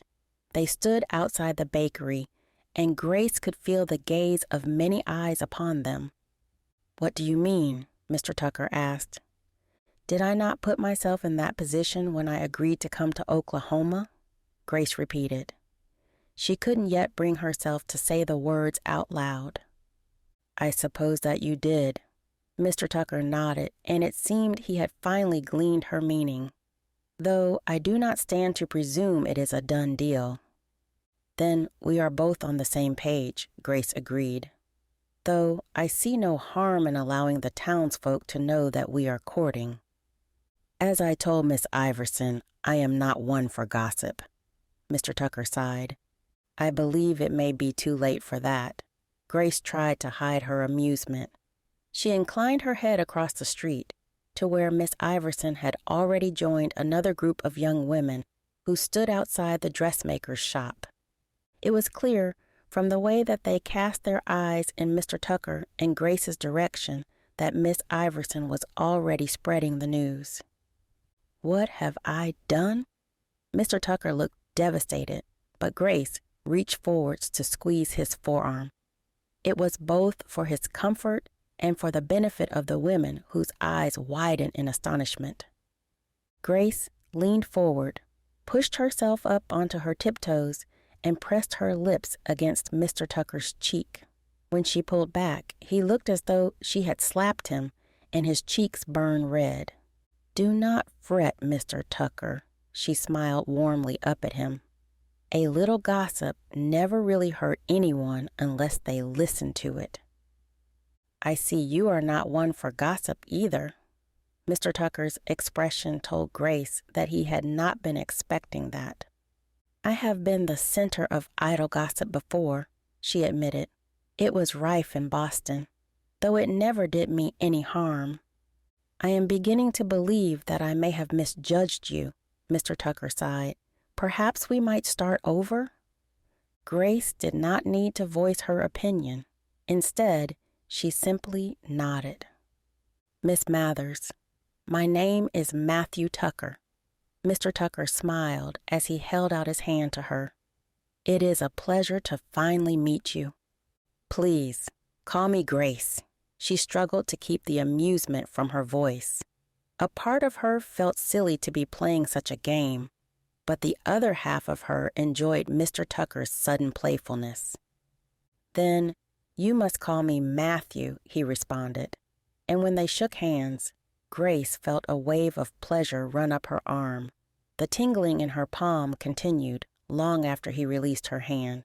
"Mathew, shall we see if the bakery has a treat to take home to your mother?"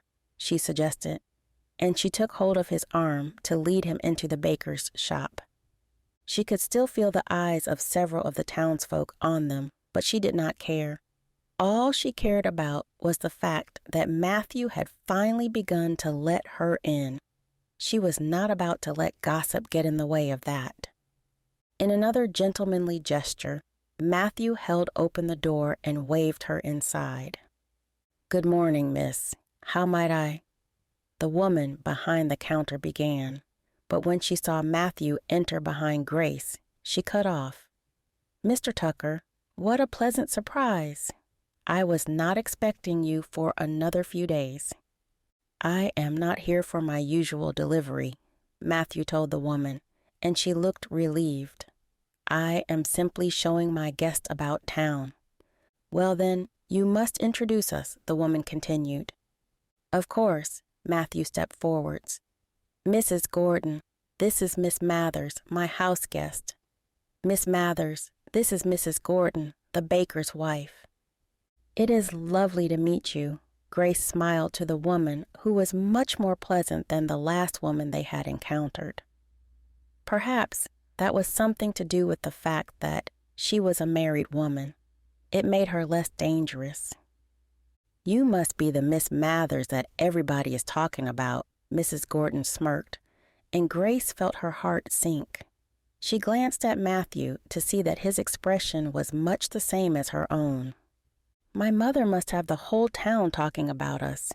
Mathew did not sound at all pleased. Can you blame her? Mrs. Gordon asked. She has been waiting so long for you to marry that we were all beginning to think we would never see it. Perhaps I was waiting for the right woman to come along, Mathew told the baker's wife, and he looked out of the corner of his eye at Grace. She did her best not to show her shock, but was sure that she was unsuccessful.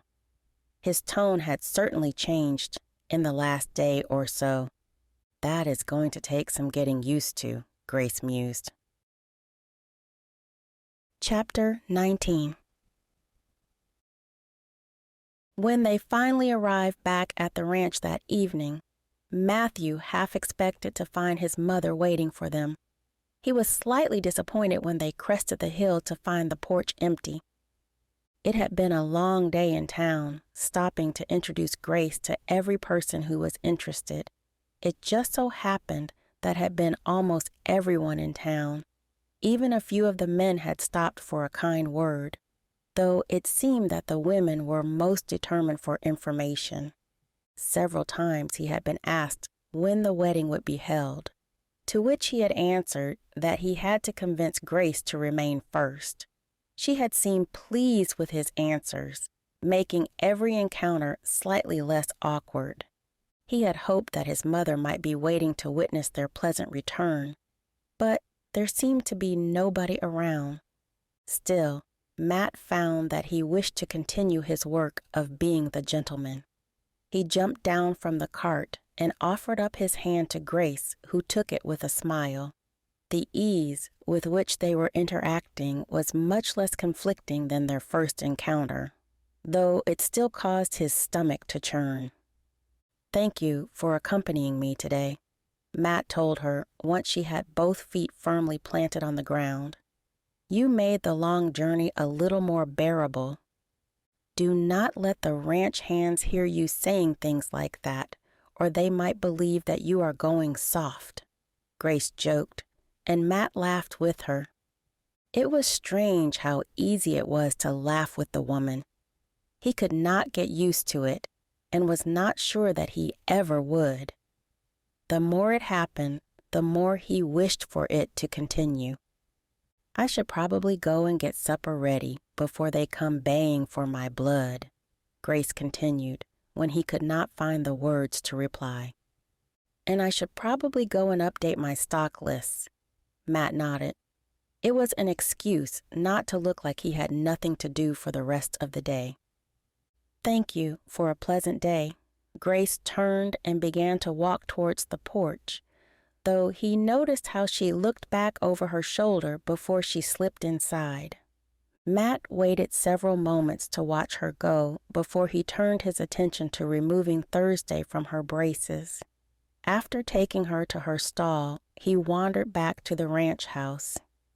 The sound that hit his ears as he entered was a most pleasant one. It was a sound that he had not heard in so long. The sound of a woman singing filled the house, and Matt found himself leaning against the archway to the kitchen. That was where he lingered, listening to Grace and watching her flit about the kitchen. She did not seem to notice him, and he did not wish to be noticed. Instead, he simply wished to witness her work. It was a joyful scene, one that he had never thought to witness in his house. It was the clicking of his mother's walking stick that made him look away. He glanced down the hallway to see her standing by his study door. The elder woman smiled and inclined her head for him to follow her. The smirk on her face told him he was in store for something, but he had no idea whether to be joyous or fearful. Matt did not speak. He did not wish to disturb Grace. Instead, he followed his mother into his study and clicked the door shut behind him. Pausing, he took a deep breath to ready himself for whatever his mother wanted him for. "What might I do for you, Mother?" Matt asked, when he turned to see the woman still standing. He gestured for her to sit, but she shook her head. Am I to believe that your journey went well? She looked like she was attempting not to smile. That made Matt even more apprehensive. Yes, it was surprisingly pleasant, Matt admitted. His mother was the one person in the world that he could never lie to. So you have gotten to know the girl a little better? His mother raised an eyebrow and took a step forward. Her stick clicked once on the hardwood floor. Yes, I have gotten to know her much better, Matt nodded. Why do you question it? Because I wish to give you something. His mother leaned awkwardly on her stick as she reached to pull the ring from her wedding finger. What are you doing?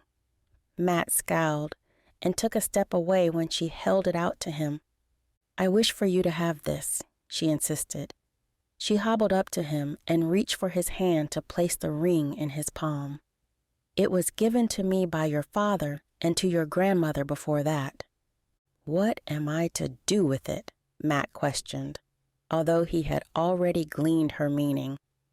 I do not wish for you to rush things, but I do wish for you to be ready when the two of you finally make your decision, she explained. I will not be around forever, and I no longer have a need for it since your father's passing. Matt stood gazing down at the ring in his palm for several moments. It was such a small item, yet it held such meaning that it weighed as heavily as if a horse had toppled onto him. Are you sure about this? He asked, glancing at his mother, who continued to smile. Nothing would make me happier than to see you give that ring to Grace, she nodded, and placed her free hand on his shoulder. I know you are still unsure of this union, but I can see in your eyes that you care for her very much. Matt thought of the way he had watched Grace in the kitchen. He imagined coming home to it every evening and the smile it would plaster on his face. He could think of much worse ways to end his days. How am I supposed to know that she is the right one? Matt wondered, though he said the words aloud. He had not meant for an answer, but he got one anyway. His mother placed a hand over his left breast, over his heart, and replied, You know it in your heart. Not for the first time, Matt wished that his father was there to ask his advice. It was all well and good to get the advice of a woman, but she had never been in his situation. She had never had the opportunity to pick from many young men, as he had women throwing themselves at his feet. To her, love was simple and kind. He wished he could experience the same, though he knew that one wrong choice might be the difference between being his own man and a man who was bound to a family who only wanted him for his ranch and the wealth that came with it. I know that your father always cautioned you to be careful. When his mother placed a hand upon his cheek, he barely managed to stop himself from flinching. But do not be so cautious that you miss out on the very thing that could bring your life meaning and happiness. There was a tear in his mother's eye. It was a look that pulled at his heartstrings, and he wanted more than ever to see her happy. You can rest assured, Mother. Matt placed his hand upon hers as she continued to cradle his cheek. I will do whatever it takes to secure my own happiness, and I do hope to make it Grace's happiness too. She looked then like he had just offered her the world, and Matt couldn't stop the smile that spread across his face. Oh, Mattie, she gasped, and he was surprised when she threw herself into his arms. For a moment, he remained stone still before finally wrapping his arms around her in return. Do not excite yourself, Matt warned her. We do not want you to be bedridden. Who would have thought that with the way you coddle me? She laughed, a haughty laugh that forced her head backwards. I only wish for you to be happy and healthy. Matt pulled away from his mother and finally placed the ring she had given him into his breast pocket. Well, I may never be healthy, so let us focus on happy," she replied with a twinkle in her eye. "You are a stubborn mare," Matt chuckled. "Watch your tongue, young man," she snapped back playfully. "I may be frail, but I might still give you a good walloping with my stick." Matt barely managed to dodge out of the way when his mother swung the walking stick in the direction of his legs. Had he been a moment later, he was sure that the pain would have been excruciating. "You are a mad woman," Matt laughed, and he quickly removed himself to the safe area behind his desk. "I see now why my father was so scared of you." "Every husband should be scared of his wife," she smirked. "It keeps him from stepping out of line." And here I was believing that the men held the reins. Matt dropped down into his chair.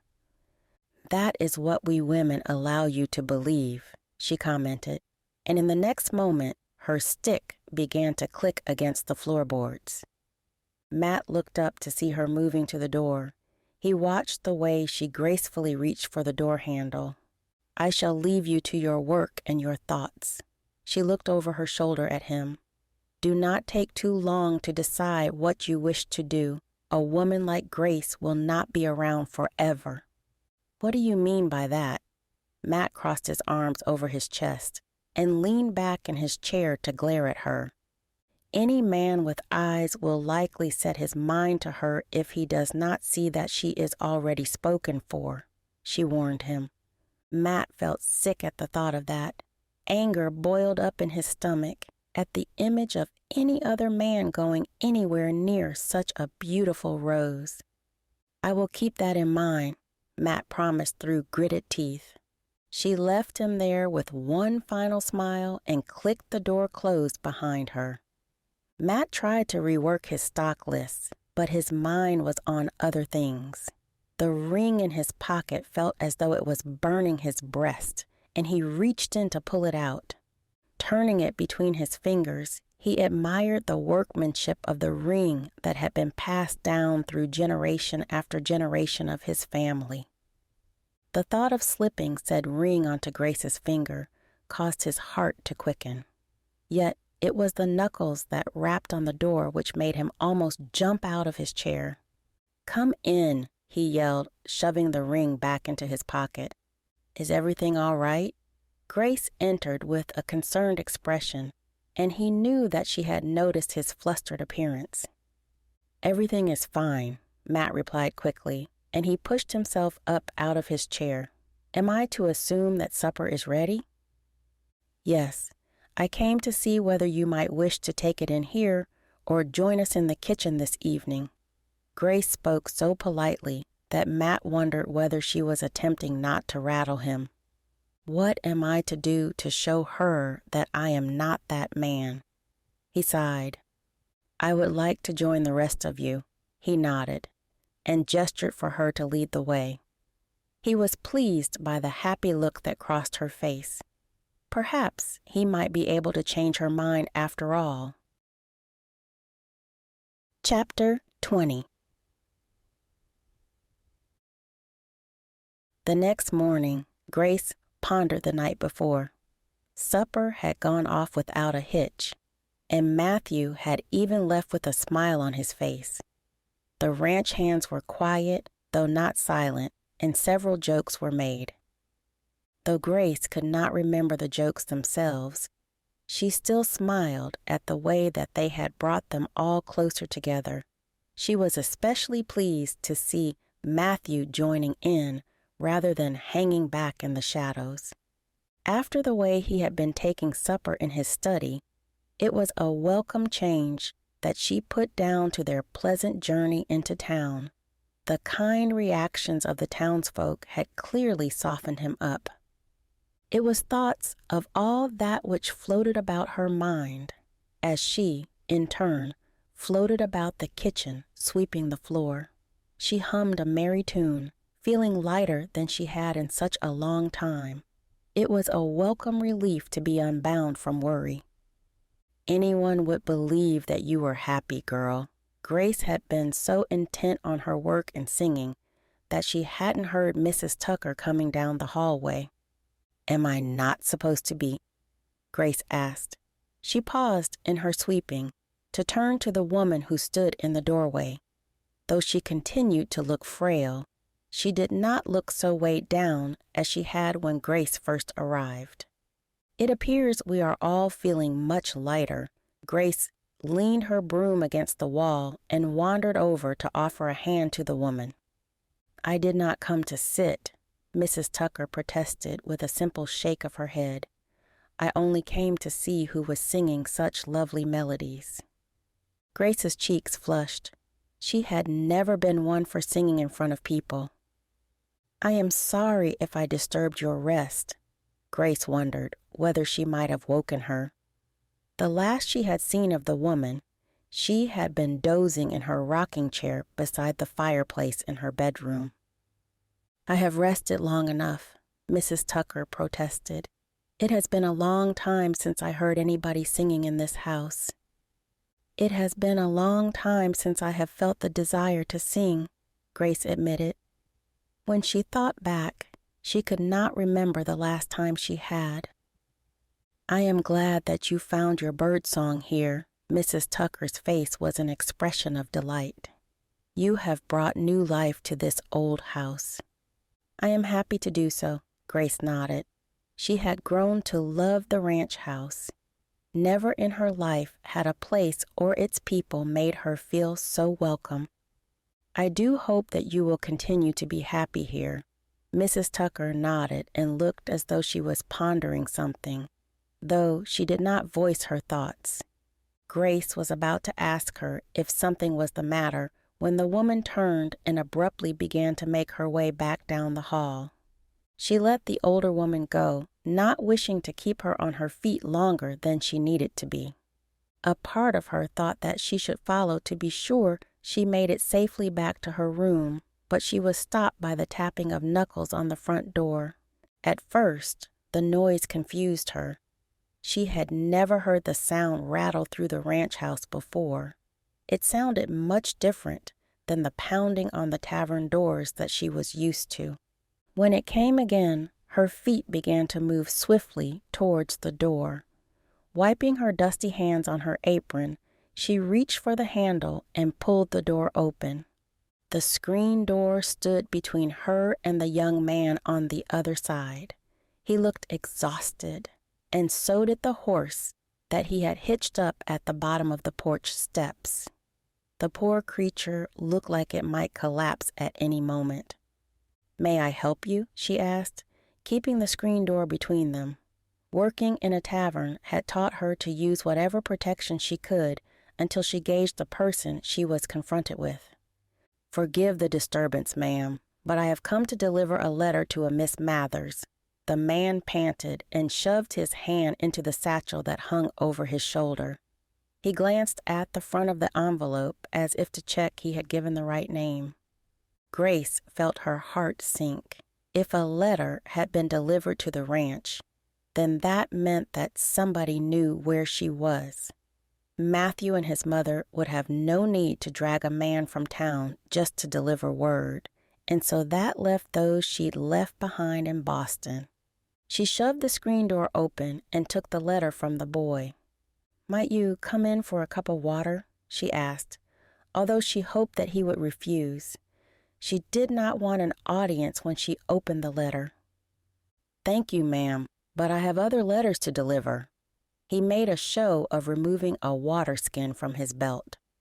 "Thank you for coming all the way out here."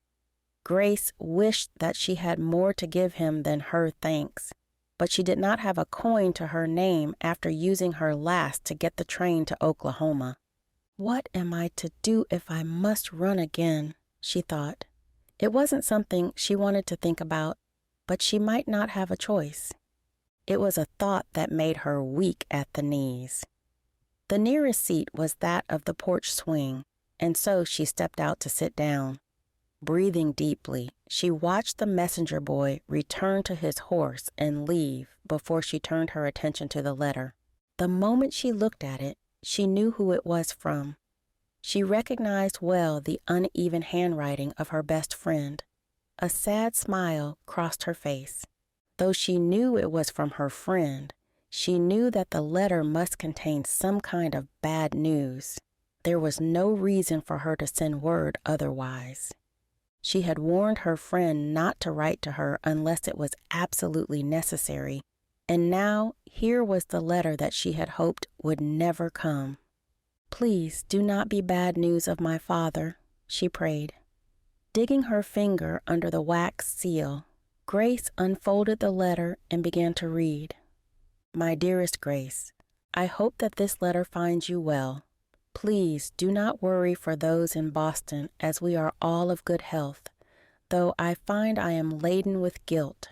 I was visited by a gentleman whom you well know, the man I believe you to be running from, and when questioned, I did not wish to give up your whereabouts. Grace, you must believe me and forgive, for I was not strong enough to outwit him. Had he not threatened my entire family, I might have been able to do so. Though I did not give up the address of the ranch, I was forced to point the man in the direction of Oklahoma. It weighs heavily on my heart, and although you had warned me not to write unless there was a great need, I found that I must do something to warn you. I believe the gentleman has sent men to find you, and may even be on his way to Oklahoma himself, but I do not claim to possess any great knowledge of noble men's whereabouts and business. Please forgive me, dear friend. I did not wish to give you up, but I could not sacrifice my family to that vile man. Again, I wish you well and hope that we might meet again some day. Your truest friend, Fiona." Grace felt her hands go numb and her chest tighten with panic. She could not blame her friend for what she had done. The simple mention of the man was enough to turn her blood to ice. "I would have done the same in her situation," Grace assured herself. She could only take hope in the fact that Fiona had not given the man the address of the ranch. There are miles between here and town. If she were to run now, she might be away before he and his brutes managed to make it to Oklahoma. It was a chilling prospect that made Grace feel foolish. There was nowhere left to run to. Mathew's ranch had been her last option when the gentleman had come sniffing at the door of the baker and his family. Thoughts raced through her mind, but all of them were useless to her. Without money or means, she had no way of escaping. All she could do was pray that the gentleman would not make it this far out. "Why am I so valuable to him?" she thought to herself. She had hoped that by leaving Boston she would be forgotten. It appeared that her hopes had been wrong. There was nothing left to do but continue with her plans and hope that Mathew would soon decide he had taken a liking to her. "I need a husband to protect me." It was a thought that made Grace angry. She had never been one for the thought of giving herself to a man, but when faced with the situation she found herself in, she knew it was the only way. No longer able to bear looking at the words written on the parchment in her hand, she turned her gaze up to see Mathew in the yard. He was working away as though he had not a care in the world, and not for the first time Grace found herself wishing she was a man. Oh, how easy it would be to be in charge, she sighed. It was a man's world, and she was only a pawn in it. That was how it was and how it would always be. A large part of Grace wanted to pick up a quill and ink and write her friend back. The fear that her friend's letter might be a trap formed by the very gentleman they were both terrified of was the only thing that stopped her. The thought that her friend was feeling guilty for giving her location away made her feel guilty for having to put her in such a situation. Still, she knew that she was the one in real danger if the gentleman was to come looking for her. Just thinking of the things he might have threatened to do to Fiona's family to get her to talk made Grace feel sick to her stomach. She was so involved in such thoughts that she barely noticed Mathew approaching her from the stables until he was on the porch steps. When he spoke, she practically jumped out of her skin. "Grace, are you all right?" The concern in his voice matched that on his face. Grace's heart hammered so hard against her rib cage that she was sure he would be able to hear it. Chapter 21. Going fishing? Todd's voice startled Matt so much that he hit his head on the wooden beam above his head. He had always told his father that he had constructed the roof of the equipment shed too low. "What gave it away?" Matt asked when he turned to see Todd standing in the doorway beside several items he had already removed from the shed. "Oh, I don't know." Todd tapped his index finger against his bottom lip. "Perhaps it was the fishing rod or maybe even the net." "You really think you are funny, don't you?" Matt scowled. He turned his attention back to rummaging through the shed until he came across a box filled with fishing floats that had taken him and his father hours of an evening to craft. A pang of sorrow scored his heart. Once his father would have been the one to gather the equipment before collecting him from the house. Now he would fish alone. "Someone around here has got to be," Todd shrugged. Matt slipped out of the shed and closed the door behind him. "Then we are all doomed," he commented, and Todd laughed. He watched his cousin reach into the box he was holding and pull out one of the floats that rested on the top. "These things have seen better days." Matt snatched the float back from him, barely avoiding catching Todd with the hook, and placed it back in the box. "They do their job," Matt insisted, "which is more than can be said for you." "Hey, don't shoot me." Todd threw his hands up in the air. "I just came over to see if you needed a hand." "I think I can manage," Matt replied. He had been taking fishing trips on his own ever since his father died. He was more than used to lugging all the equipment down to the river.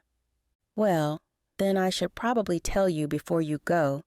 Todd inclined his head over his shoulder. "I spied Grace from the barn on my way over here." "What does that matter?" Matt scowled. "She lives on the ranch now. It's hardly odd to see her."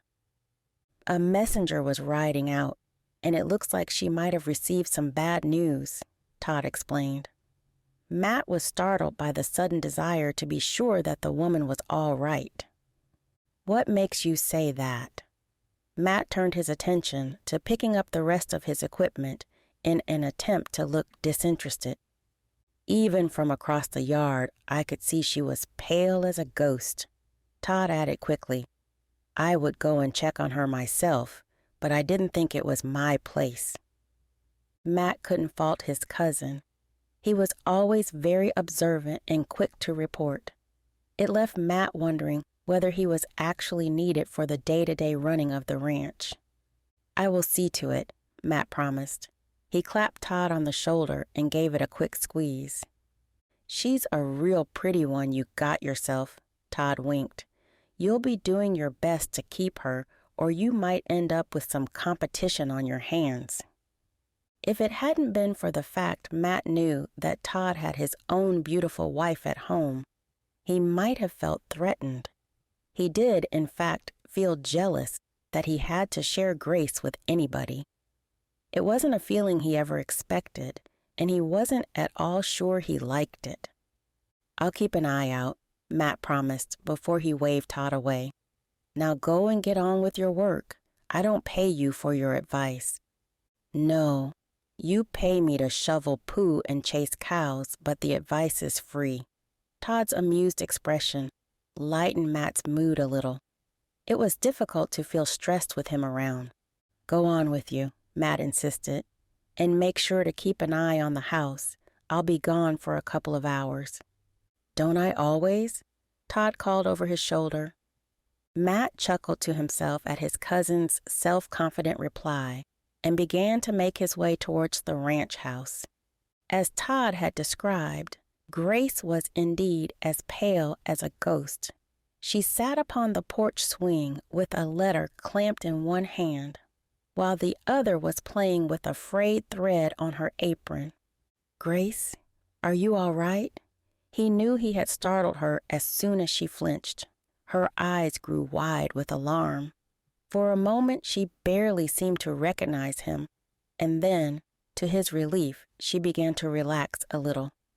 "Oh, I am fine," she replied, and Matt noticed the way she shoved the letter quickly into her dress pocket. "Is something the matter?" He pointed at the letter, though it was now well hidden in the folds of her dress. "No, not at all."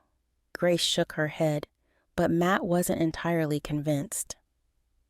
"You look unwell," Matt questioned. "Has something happened back home?"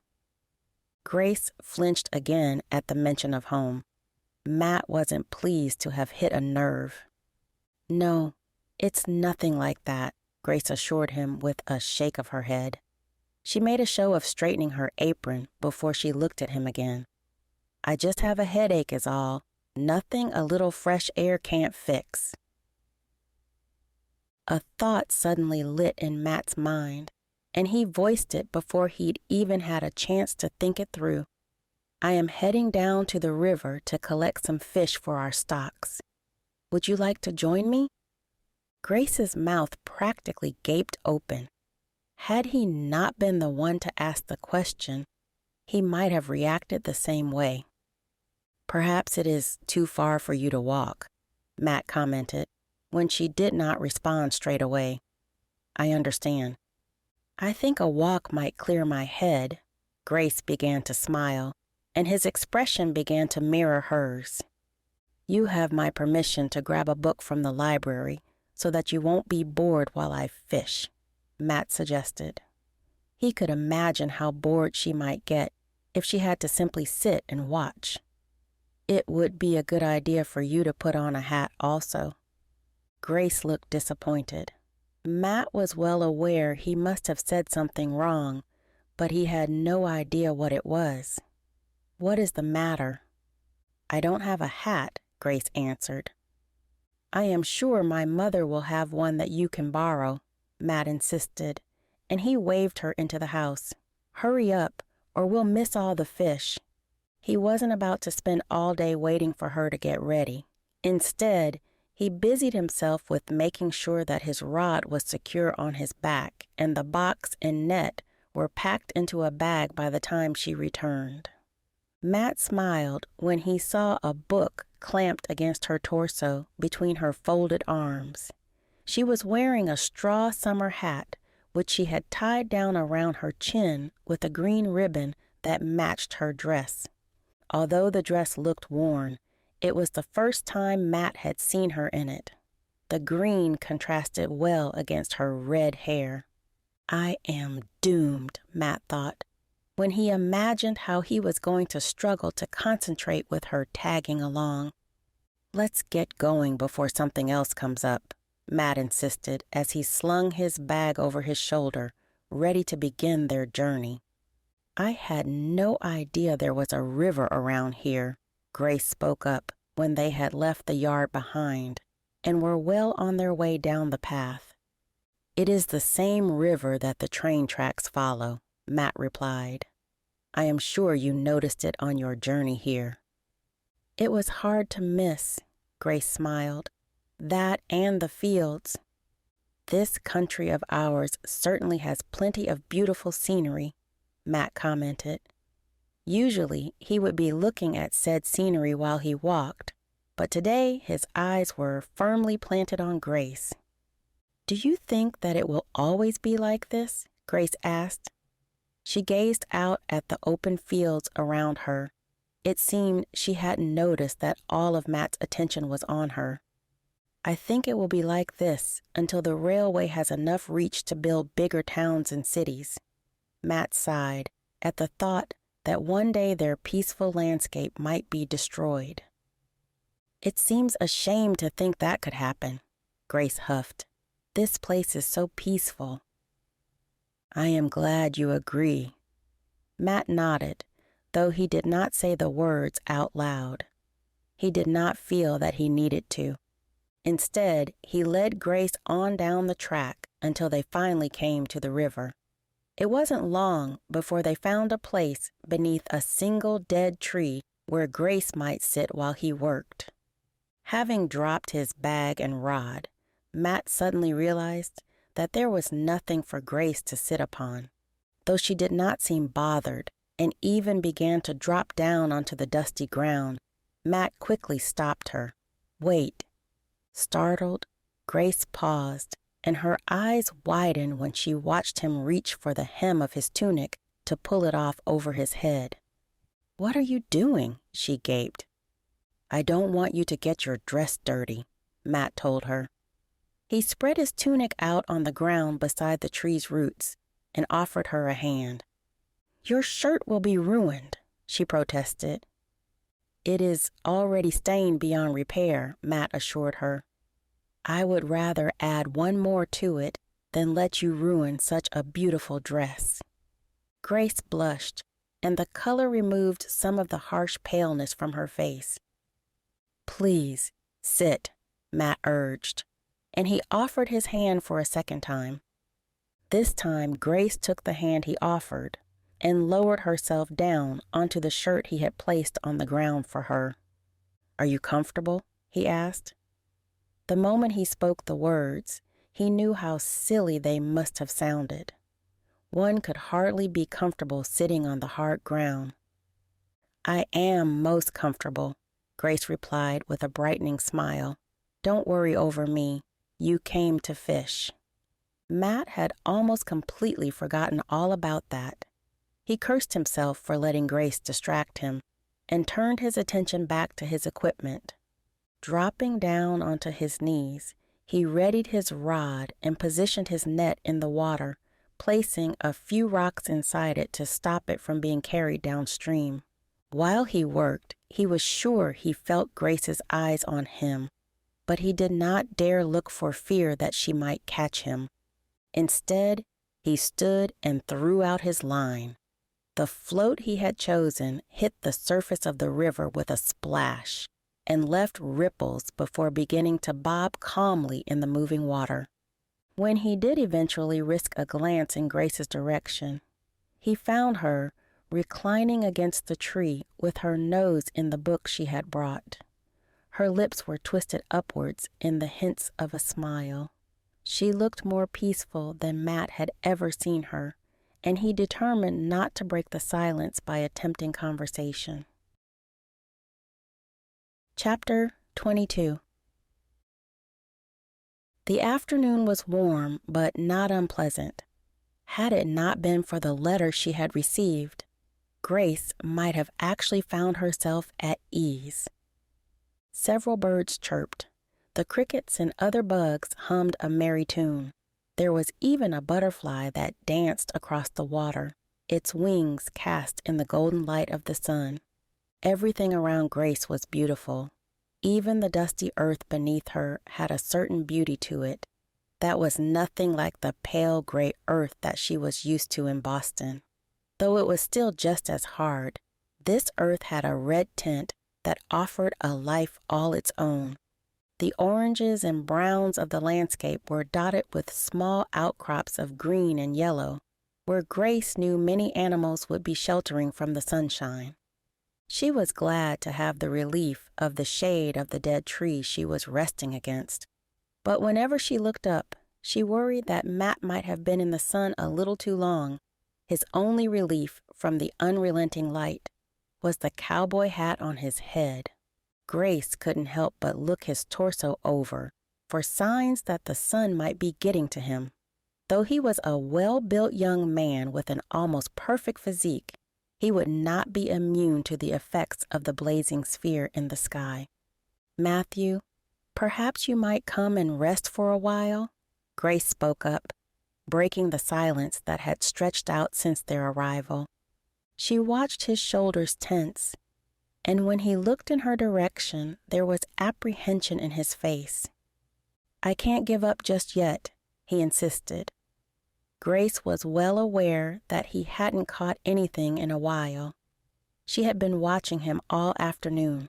though she couldn't bring herself to comment and upset him. Instead, she turned her attention back to the pages of her book and tried to concentrate on the story of a princess and a foreign gentleman in her land. How like that gentleman I am to find myself in such a strange world with a total stranger, Grace thought. Though she knew that her own situation was slightly less impossible than he had found his. She could only imagine how difficult her time at the ranch might have been if Matt hadn't even spoken the same language. I never would have seen an advertisement for a bride, Grace reminded herself. If Matt had not spoken or written English, then she never would have been able to understand the advert she had found on the notice board in Boston. Several times, Grace was sure she felt Mathew's eyes on her, but she refused to look up and acknowledge it. She didn't want him to catch her looking and get the wrong idea. She was already too aware of his naked torso and the way his shoulders rippled whenever he recast his line. The only time she chanced to look up was whenever she thought he had caught something. More often than not, it was a false alarm, but twice he managed to drag in 2 beasts of fish, which he placed in his net before continuing. It was nice to silently be able to watch Mathew work without feeling the need to hide it completely. Several times over the last few days, she had caught herself gazing out the kitchen window at him in the field. Then it had felt like she was spying on him. It didn't feel at all natural. Now it was much easier and even more pleasant, knowing that he had invited her along for the company. Having finally caught a few fish, Mathew took Grace's advice and came to join her beneath the tree. Grace was about to try and make some room for him on his tunic when he dropped down beside her. He gazed at her like he was mulling something over very carefully. The look in his eyes caused Grace's heart to flutter like a trapped bird. She herself felt trapped in his stare, and she could not bring herself to speak. "Are you happy here, Grace?" Mathew broke the silence. His raised eyebrow told her that he was curious. "I find it's quite lovely out here," Grace commented. "Yes." She placed her thumb between the 2 halves of her book so that she would not lose her page and rested it upon her lap. "Not here, but on the ranch," Mathew added. He seemed to be looking for something specific in her answer. "Do you find our way of life appealing?" "I find the ranch very peaceful and a definite step up from my last home," Grace admitted. "I believe that I could be happy here." "But you are not happy yet?" Mathew's voice was tinged with disappointment. Grace sighed. The last thing she'd wanted was to upset him, but she would not lie to him either. "I do not believe I will be happy until I know exactly where I stand," she explained. Mathew's face twisted with intrigue. "Where do you believe that you stand?" He reached up to take his cowboy hat from his head, and his thick black hair fell down in strips around his face. Not for the first time, Grace found herself wanting to reach out and touch it. She had never seen a man with such glossy hair. "I believe that I do not know where I stand." Grace shrugged, and her thumb slipped a little in her book. "Maybe I might be able to change that." Mathew reached into his trousers pocket, and when he produced a simple gold band from his pocket, Grace gasped. She had no idea what to say, and so she remained silent. Mathew turned to her, but he did not pick up on her shock. "This is the ring my father gave to my mother," Mathew explained. They both looked down at the ring that rested in the palm of his hand. "She gave it to me to give to you when the time was right." Grace's breath caught in her throat. Still, she had no idea how to respond. "I am not a man for romance or many words," Mathew continued, "so I will keep this simple." Grace did not protest when he reached for her free hand. He held it palm up and made to drop the ring into her grasp. They both watched in dismay as the ring rolled right off his palm, bounced off her own, and began to roll down the riverbank. Mathew jumped up instantly. Grace followed suit. Her book forgotten, her thumb slipped from between the pages as they both raced after the ring that was veering dangerously close to the water. "No," Mathew gasped, but Grace was too shocked to utter a word. When the ring hit the water, Grace feared that it might be lost for good, but Mathew splashed into the shallows. She could not bear to break his hopes, and so she joined him. Picking up the hem of her skirt, she waded into the water and began to look about the riverbed. "It can't have gone far," she assured him, although she wasn't feeling too sure herself. "It's too heavy to have been carried by the water," Mathew agreed. Grace struggled to see through the murky water, but she refused to give up. She turned this way and that, hoping that something would catch her eye. Mathew drew closer to her like a bloodhound with his nose close to the ground. "If only you were a bloodhound and we were in a field looking for a rabbit," Grace thought. Perhaps that might have been easier, for now she felt as though she was looking for a needle in a haystack. She had just whipped around for fear that she might have missed a small area when she felt her head hit something hard. "Ouch!" she squealed as she was flung backwards. "Oh!" she squealed again when her bottom hit the pebbles and water splashed up all around her. When she looked up, she found Mathew leaning over her with his hand pressed to his temple. The pained look on his face told her it had been his head she'd bounced off of. "I am so sorry," Mathew made to offer her his hand. "That was my fault." "Don't move." Grace threw her hands up to stop him from coming towards her. Something had glinted in the corner of her eye. Without moving a muscle below her neck, she turned her head sideways and lowered her gaze to the water beside her. There, sure enough, was the gold ring glinting in the sunshine just beneath the surface of the water. She reached out to hook the ring with her thumb and forefinger and gripped tightly before picking it up. "You found it!" Mathew exclaimed, and Grace thought he might grab her in celebration. When he didn't, she asked, "Perhaps my reward could be you helping me up?" She reached out with her free hand, but Mathew gripped both of her wrists and pulled her up. Water cascaded down off her wet dress and cast ripples all around them. Her hat was half fallen from her head, only held on by the ribbon.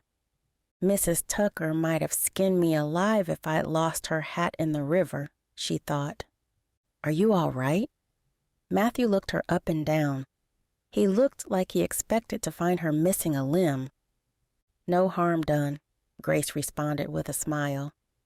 She did feel quite silly in a drenched dress after all the trouble Mathew had gone to in an attempt to keep her from ruining it. "So much for keeping my dress clean." The two of them laughed, their arms still locked together. "Will you please put that ring on your finger before we lose it again?" Mathew asked. His cheeks were red, and Grace guessed he had lost the confidence to ask her the real question. "I don't yet know what it is for," Grace insisted. She held out the ring to him, holding it much more tightly than he had been. Mathew scowled at her, but she wasn't going to give in that easily. If this was to be the one proposal she received in her lifetime, she was going to make the best out of a bad situation. Mathew took the ring from her when he saw her stern expression. "Grace Mathers, do you agree to be my wife?" He held out the ring. "This is everything I need to escape Boston." Those were the first words that came to mind, and they disappointed her. As a young girl, she had imagined her dream proposal and the spectacular wedding that would follow. She had often thought of falling madly in love with a young boy who thought the world of her. Mathew was not a boy. He was a grown man with an obvious lack of romance in his bones. Yet he was offering her everything she ever needed. She stammered. The world shrunk around her at an alarming rate. Her hands tingled, her shoulders ached, and her chest tightened. Panic threatened at the very corners of her mind, and for one brief moment, she imagined saying no. Chapter 23. It was the most nervous Matt had been in his life. He couldn't remember the last time his heart had thundered the way that it was. His palms were so sweaty that he had to put their near loss of the ring down to his nerves. Yet now it was Grace's lack of an answer that made him anxious. Even in her soaking wet dress, she was as beautiful as an angel. With her hair all disheveled, she made Matt want to reach out and stroke a stray strand from her face. The sun beat down on his neck while he waited impatiently. His toes threatened to tap. He was so eager to know what she had to say. The thoughtfulness in her gaze worried him. Have I really come all this way just to be rejected at the last hurdle?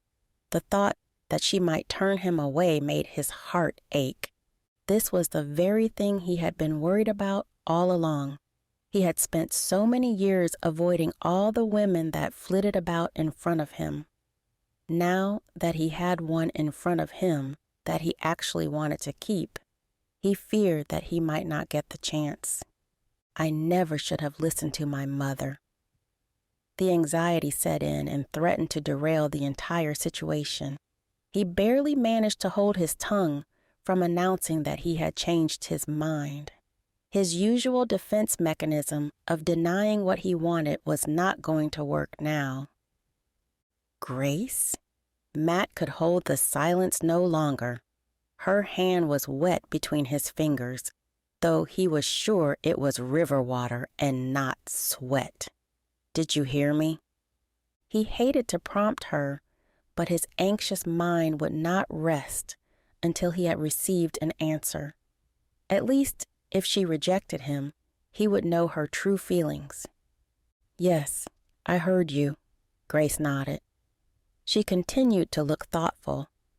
Matt resisted the urge to grip her shoulders and shake her until he had an answer from her. That was one sure way to pave the way to rejection. You do not have to give me an answer right away, Matt insisted. The thought that he might have to wait any longer was almost unbearable.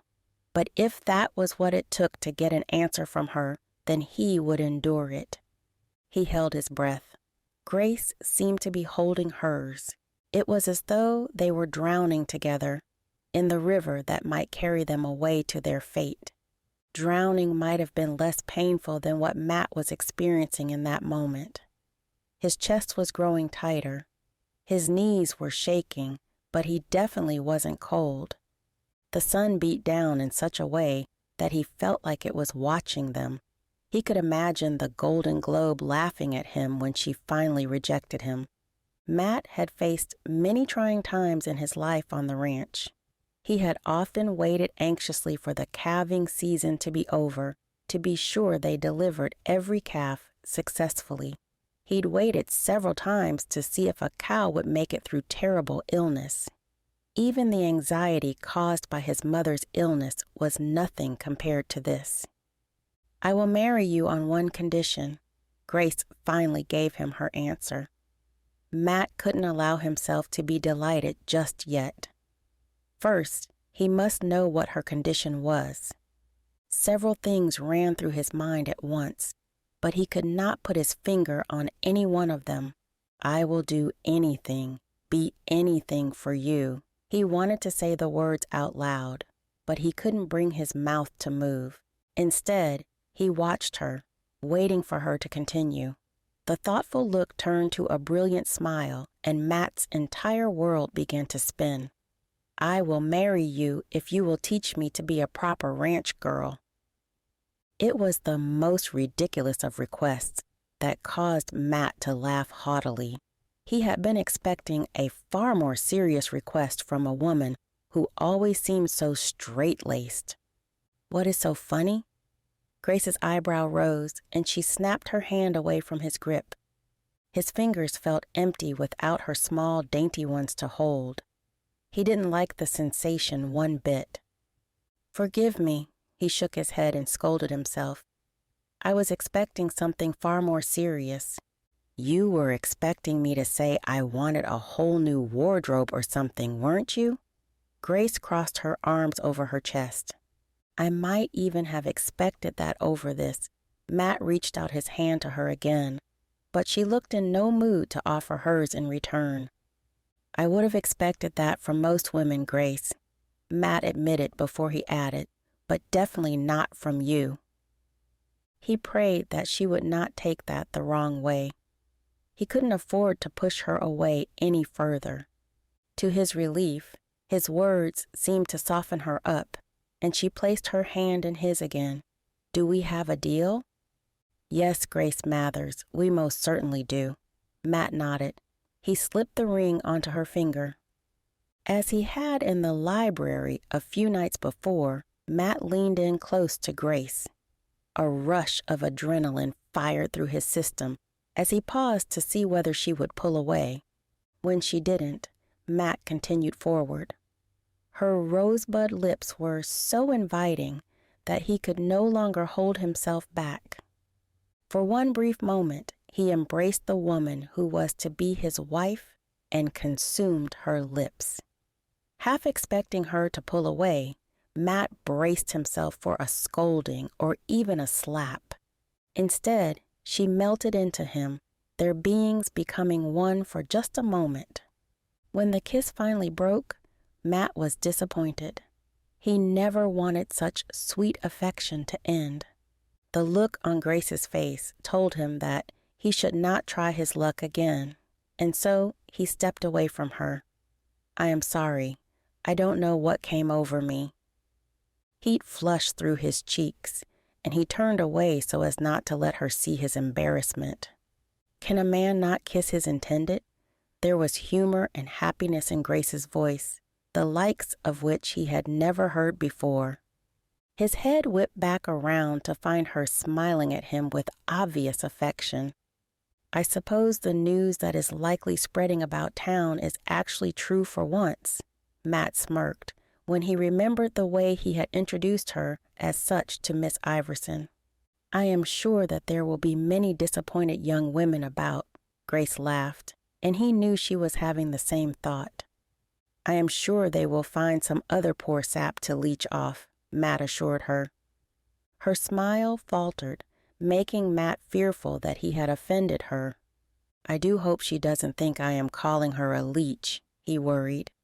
"Grace, I didn't mean," he began, but she quickly cut him off with a wave of her dainty hand. "Do not apologize," she insisted. "Teach me not to be a leech by allowing me to help more around the ranch."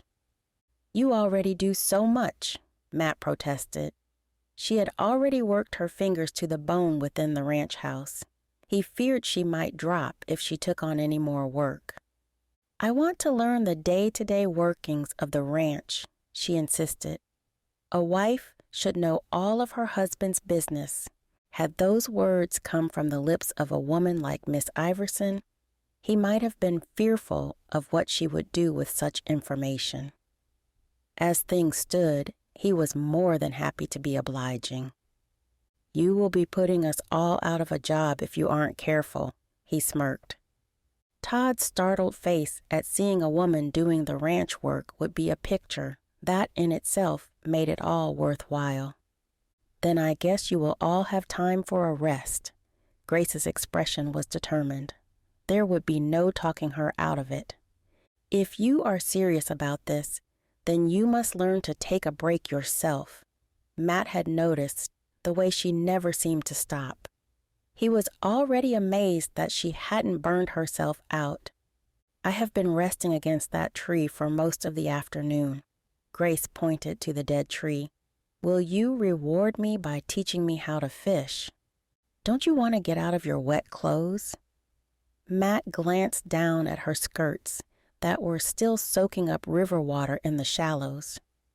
For the first time, he noticed the water that gently lapped his own legs. "The sun will dry them," Grace insisted. "I find I am having too much fun to go home just yet."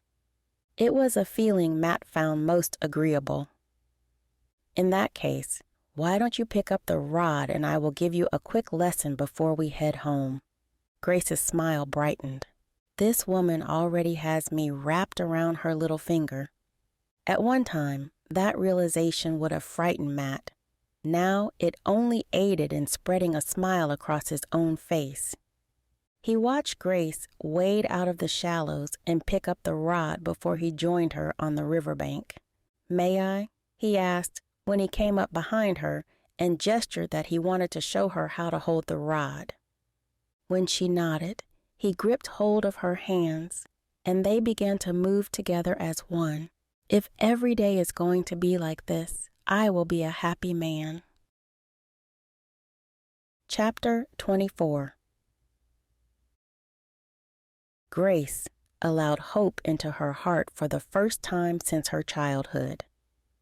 Though Mathew was not the dream man she had fallen in love with instantly, he was, in fact, the man who might give her everything. She found quiet contentment in learning to fish, and by the time they were headed home, all her worries were forced to the back of her mind. Determination kept them there as she walked beside Mathew along the river. The afternoon was beginning to cool down, but the sun was still bright and brilliant, dancing off the river's surface. It dazzled Grace in her newfound joy, and she couldn't stop from smiling. "Are you happy?" Mathew broke the silence to ask a question he had already asked once that afternoon. "Yes, I am most happy," Grace replied. For the first time since arriving at the ranch, it was true. Yes, she had found acceptance in her new life on the ranch, but this was the first time she could rightly say that she was happy. "Are you Mr. Mathew?" She caught herself. "You have made me a most happy man." His voice was tinted with surprise. Grace was pleasantly amused that she could have such an effect on him. "I imagine there is one person back home who will be even happier." Grace could see Mrs. Tucker now with a brilliant smile upon her face. The elation was clear as the brightness of the day. "I am relieved that we will be able to give her such happy news," Mathew admitted. Grace thought she heard a hint of sadness in his voice, but she did not press him on it. They reached the ranch to find Mrs. Tucker perched in the porch swing, where Grace had been sitting when Mathew had found her. She looked up from the sewing she'd been doing when she heard their footsteps approaching. "Well, I had about given up on the two of you." Mrs. Tucker smirked when she saw their closeness. Mathew placed his equipment on the ground at the foot of the porch steps before he joined his mother. Grace was quick to follow. Excitement fizzed in her stomach. Seeing Mrs. Tucker so happy would make all the hardship she'd endured worthwhile. It made up for not being able to share the news with her own mother. "I hope you didn't find need of us while we were away," Mathew sighed. It appeared he felt guilty for having left her unattended for so long. Grace shared his guilt, knowing it was now her responsibility too. "I am quite capable of looking after myself," Mrs. Tucker snapped in her usual stubborn tone. "Besides, the two of you deserved an afternoon off from looking after me. Did Todd check on you like I asked him to?" Mathew raised an eyebrow. "Of course he did," Mrs. Tucker insisted. "He is a good boy." Grace wondered whether Mathew was avoiding the subject of their engagement. He seemed to be dragging out the conversation for as long as possible. Perhaps he is punishing me for making him wait so long for an answer. Grace thought back to the riverbank, when she had mulled everything over in her head. She had been unable to stop herself from thinking of how Mathew had offered to save her without even realizing it. He believed that he was just offering himself, when really he had been offering her own life back. The decision had been even more important for her than it had for him, but she couldn't blame him if he was a little angry at how long it had taken her to give her decision. She anticipated that the announcement was coming. Excitement built in her stomach so much so that she was sure the older woman would sense it. "Are you all right, child?" Mrs. Tucker questioned, noticing the way Grace was practically about to bounce right off the porch. "We have something to tell you," Mathew spoke for her. She was surprised when he reached out to pull her close. His hand rested upon her hip, and she felt his forearm brushing her lower back. "Is this it?" Mrs. Tucker looked just as excited as Grace felt. "Is it finally happening?" The woman clapped her hands together. Her eyes widened with anticipation. "Mother, I have asked Grace to marry me," Mathew announced. "And I said yes," Grace added. "Hallelujah!"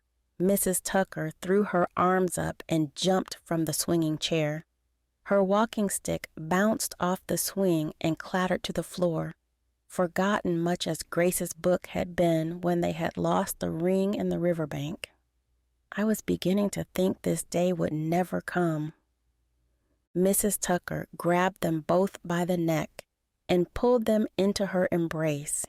She kissed each of them on the cheek before she released Mathew to hold squarely onto Grace. "You are going to make a most beautiful bride," she assured her. Grace smiled back, only hoping that she was right. "When is the wedding?" Mrs. Tucker turned to her son. "How long do I have to fetch a new outfit from town?" "There is no need to rush," Mathew protested. It was clear he was fearful that the news was too much for his mother when he reached for her arm to see her back to her seat. No rush? Those words frightened Grace. She could think of many reasons to rush the wedding, though she could not voice any of them. "Of course there is," Mrs. Tucker insisted. "I am not getting any younger." Suddenly, Mrs. Tucker began to cough and splutter. Grace was aware of just how frail and tired she had suddenly become. The excitement of the news had clearly taken a lot out of her. "You are sick," Mathew reminded her. "The stress of a wedding might make you worse." "Is he having second thoughts?" A lump caught in Grace's throat. "Nonsense!" Mrs. Tucker shook her head, but Grace could see she was struggling to hold back another cough. "A wedding is just what we all need."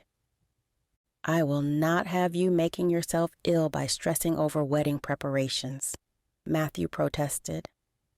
"I will see to those," Grace said, before she really had a chance to think of what she was saying. "Mrs. Tucker, Rose won't have to worry about a thing, and neither will you." "Listen to your bride," Mrs. Tucker pleaded, and Grace was determined to go with it. Having something to look forward to might be good for Rose, she insisted. Mathew did not look at all convinced. "Do not deny an old woman a chance to see her grandbabies born," Mrs. Tucker insisted. Grace paled at the thought of that. A month ago, she had simply been a barmaid in her father's tavern. She had never really thought about marriage or children back then, save for the odd moment when she had seen a loving couple passing in the street and longed for such things herself. That longing had been short-lived whenever she returned home to find the devastation her mother's death had caused her father. Perhaps it was that which made her so apprehensive about being married. "We would not dream of it," Grace assured the older woman, and she gave Mathew a stern look.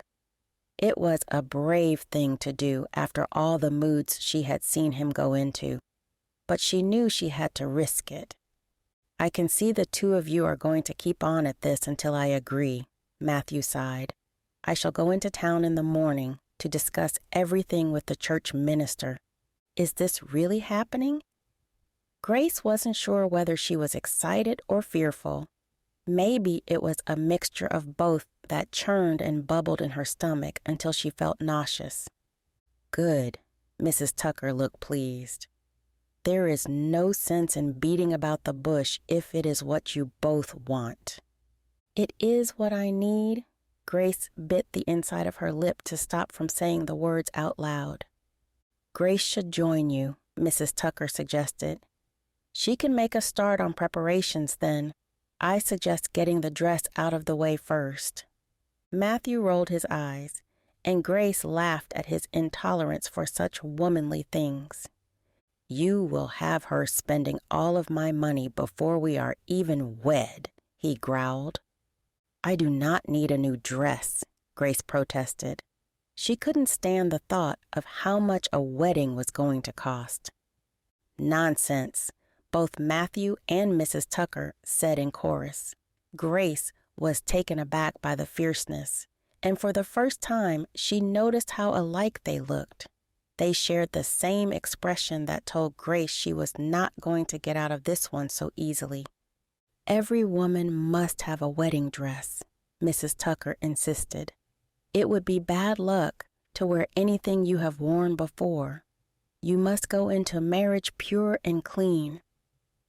Then I suppose you are going to insist she wears white, Mathew smiled. Of course, Mrs. Tucker nodded. Grace had never been one to wear white. Not only would it attract too much dirt, but she feared it made her look too pale. Mrs. Tucker began to cough again, and it was clear that Mathew was going to draw the discussion to an end. Grace beat him to it with a smile. Why doesn't Mathew help you upstairs for a rest while I go and make supper? I'm sure the boys will be ready to eat soon, and you wouldn't want to miss us sharing our news with them while you are snoring at the kitchen table. I do not snore, Mrs. Tucker insisted before she doubled over in a coughing fit. Grace is right, Mathew agreed. Grace had never dared to hope that she would ever hear those words from Mathew's lips, but she certainly found them pleasant. Fine. Mrs. Tucker did not look at all pleased about the two of them ordering her about, but I am perfectly capable of taking myself for a nap. Are you sure you do not wish for me to come and tuck you in? Mathew jested, and Grace covered her mouth to stop from laughing. Chapter 25. Matt snuck out just before dawn, as he often did, but this time it was not to get an early start on the ranch work. Having navigated around the squeaking front door and creaky floorboards, Matt crossed the yard to the barn. Several of the cows mooed in greeting when he entered. Sorry, girls. It's not time to roam just yet. He spoke to them with affection, as he often did, before he passed through the barn to the stall where Thursday made her home. Good morning, miss. The Shire horse looked up from where she'd been resting, and her eyes lit with excitement when he unbolted her gate. It's time for another trip into town, he told her. Though he knew she could not understand him, he felt that she knew what he meant. Matt was aware that Grace and his mother would likely be annoyed when they realized what he had done, but he needed to be alone. He was quick to tack up Thursday and hitch her to the cart. Every so often, he glanced in the direction of the ranch in the hopes that everybody would still be asleep. By the time he was on his way, the sun had just begun to rise. It wouldn't be long before both the women were up. Matt worried that Grace might already be on her way to collect the eggs from the chicken coop. Let's get going, Thursday, he told the horse, and gave a quick flick of the reins to show her what to do. It was all she needed to begin walking, and he placed his horsewhip on the seat beside him. As the sun rose, the landscape was cast in orange and red. It was beautiful as it always was, but today, Matt found it even more fascinating. He allowed Thursday to take over, knowing she was capable of taking him to town without much effort on his part. For only a moment, Matt regretted not taking Grace with him. He had a feeling that she would have liked to watch the sunrise. What has she done to me?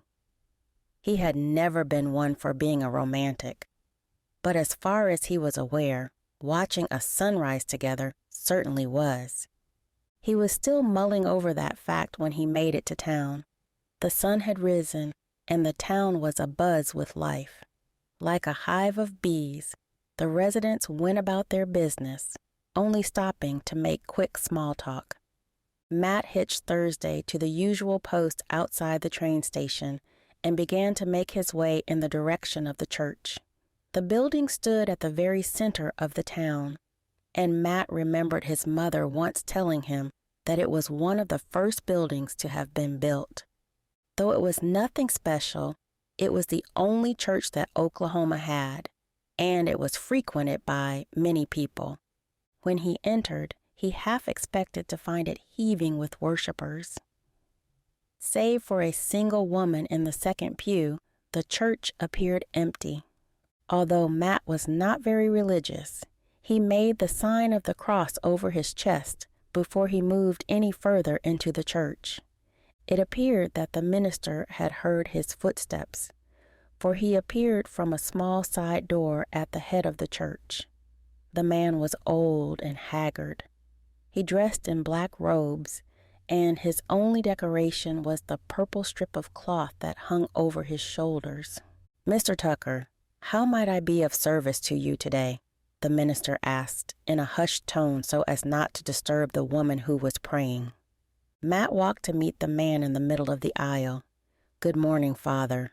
I have come to ask you for your services in the matter of marriage." The minister's eyes widened. "Then, God has finally answered your mother's prayers." The man crossed himself and muttered a prayer before he turned his attention back to Matt. Who might the lucky young woman be? "Her name is Grace Mathers. I am sure you have heard her spoken of about town." Matt knew that the man would never admit to listening to gossip, but there was no denying that he would have heard of her. "The girl who came from Boston to stay on your ranch and care for your mother?" Father Frederick asked. "I do believe that Mrs. Lemon has mentioned her once or twice." "Good old Mrs. Lemon," Matt smiled. "Yes, that is the girl," Matt nodded. "We have both found ourselves growing very fond of each other, and I wish to marry her." "And why is she not here with you?" Father Frederick looked suspicious. "I was eager to come and book your services because we do not wish to wait too long," Matt explained. "As you know, my mother is unwell. I have known Mrs. Tucker for quite some time." Father Frederick nodded with a thoughtful look on his face. "Ever since she was a babe, in fact. I christened her myself." "I had forgotten just how old you really are," Matt realized. "If we don't tie the knot soon, you might not be around to perform the ceremony." That wasn't an option. His mother would never forgive him if Father Frederick could not perform the ceremony. After all, he had married both her and her mother before her. "I would be delighted to perform the ceremony." Father Frederick clapped his hands together with delight, much like Matt's mother had. Relief washed over Matt. "It gladdens my heart to hear you say that." Matt reached for the man's hand and shook it in gratitude. "My mother and bride will be most happy for your services." "How soon were you wishing to marry?" Father Frederick asked. "It has been a long time since I performed a good wedding." Matt tried to think back for a moment to the last wedding he had attended in the church, but he could not pinpoint it. "We wish to be married before the month is out," he explained. "That does not give the ladies much time to plan," Father Frederick commented.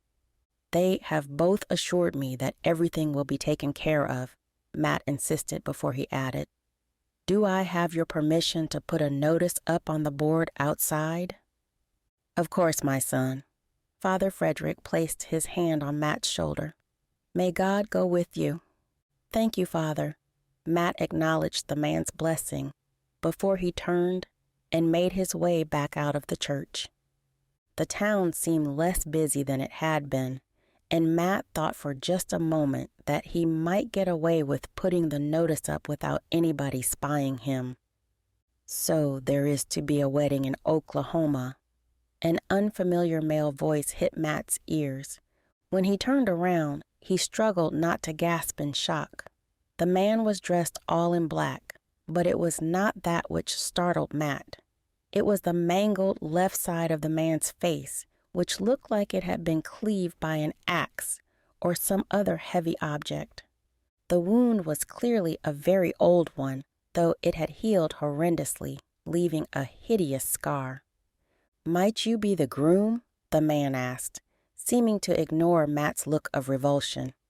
"Yes, I am," Matt nodded. "And is your wife to be very pretty?" the man questioned. "You strike me as a kind of man who would only marry a pretty maid." "What an odd thing to say." Matt scowled. "I suppose she is quite pretty," he nodded. The man looked over Matt's shoulder at the notice he had put up and mused. Grace Mathers. Yes, that is her name. Matt wasn't sure he liked the feeling that was coming off the man. He seemed to be a dark soul. Even more so, Matt disliked his questioning of Grace. And what would a woman with the name Grace Mathers look like? The scar-faced man's question was an odd one that caused Matt to raise an eyebrow. "I suppose that you would say she is very pretty," Matt shrugged. "She must be pretty enough for you to marry her," the man smirked and showed all too many teeth where his scar hitched up the skin of his lip.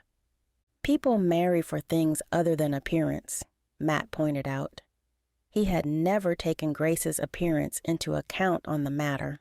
Although thinking back, he would have been less likely to want to marry her if she looked anything close to as ugly as this man. "Try telling that to the many women who have turned me down over the years." The man rubbed his thumb against his lip. "Perhaps you might indulge me in describing your love to me?" What an odd request. Matt's brow furrowed. "I'm not sure," he began, but the man quickly cut him off. "Please, indulge a lonely man." The scarred man seemed to be attempting to smile politely, but the expression was odd on his face. He did not seem like the kind of man who cared to be pleasant. There was definitely an unpleasant smell of mustiness that clung to the man and only aided in making Matt more uncomfortable. "She is very pale with skin like porcelain and red hair like a fox's," Matt explained. Perhaps indulging the man would make him leave quicker. The man rubbed his facial hair with a quizzical expression. The look in his eyes suggested that he was imagining the picture that Matt's words conjured up. "And her name is Grace Mathers, you say?" There was a glint in his eye that Matt found uncomfortable. "That is what the notice says." Matt drove his thumb over his shoulder at the notice board. "I imagine that she is very young and beautiful." The man shoved his hands into his pockets. "It seems that you are a very lucky young man." The way that the man spoke those words made Matt feel as though he was being condescending. He couldn't have been more than a year or two older than Matt. "I am a very lucky man indeed," Matt professed through gritted teeth. He was growing more uncomfortable by the second. A large part of him felt that he should not be discussing Grace with a stranger. There was something odd about his questioning that Matt couldn't put his finger on. The man suddenly straightened up, and it was clear he had noticed the tension in Matt's shoulders. "Forgive all the questions," the man smirked, and his scar revealed far more than his teeth. "I am very curious when it comes to weddings. As you can tell, I am not the sort of man a woman would wish to marry." The man gestured at his face, and Matt tried not to stare. "I am sure that is not true," Matt protested. "If my mother were here, she would say that there is somebody for everyone. Perhaps. The man mulled over Matt's words before he turned and began to walk away without another word. Matt was left standing in front of the notice board, wondering what on earth that had all been about. He was still standing there when another voice, one more familiar, spoke up beside him. "Mr. Tucker." Matt looked sideways to find Mrs. Lemon beside him. He was sure that she had a nose for him. Whenever he was in town, she always seemed to find him. "Good morning, Mrs. Lemon." Matt was still flustered, but he tried his best not to show her. "I see you have met the odd fellow who arrived on the morning train." Mrs. Lemon inclined her head in the direction the stranger had taken. "It appears I have." Matt's eyes continued to follow the man until he disappeared around the corner of the bakery. "Do you know why he is here?" Normally, Matt would never worry himself over such things. But there was something about that man. His hackles were still up long after he disappeared. "Nobody knows," Mrs. Lemon shrugged. That was certainly curious. Mrs. Lemon knew everything about everyone in town. Matt wagered she knew more secrets than people knew about themselves. Chapter 26. Grace had been most displeased to find that Matt had already left for town without her by the time she awoke. Determined not to let the fact get to her, she busied herself with her chores. By the time that Mrs. Tucker had risen from her bed, she had managed to collect the eggs and water, make breakfast, and even sweep through the downstairs of the house. By mid-afternoon, she was still seething with annoyance and had taken it out on every surface possible. The entire house was practically sparkling when she turned her attention to the evening meal. Mrs. Tucker sat at the kitchen table, peeling carrots into a bowl while Grace prepared the fish that she and Matt had caught the day before. Had it not been for his skipping out on her, she might have smiled at the fond memory. The ring on her finger was another reminder of the good day they'd shared together, and she couldn't understand why he would wish to go without her. Did I do something wrong? She wondered. She thought over everything that had happened the night before and wondered whether she might have said something during their conversation with his mother. Nothing gave her cause for alarm, and by the time they had prepared the dinner, she was still none the wiser. "Do not let yourself soak in anger," Mrs. Tucker warned her when she placed the last of the food on the table. "You will learn that sometimes men do what they think is best without consulting us first. What could be best about leaving your betrothed at home on the day you go to speak to the church minister?" Grace raised an eyebrow. "I am sure my son has his reasons," Mrs. Tucker shrugged. Grace had expected the woman to be angrier. When she had realized what her son had done, she had not looked best pleased. Now, though, she appeared calm and content to continue about her business. "How am I supposed to plan the wedding if he does not wait for me to go into town?" Grace insisted. "There will be plenty of time for that," Mrs. Tucker assured her, and she reached to take hold of Grace's hand. Grace was about to make another protest when she heard the front door squeak open.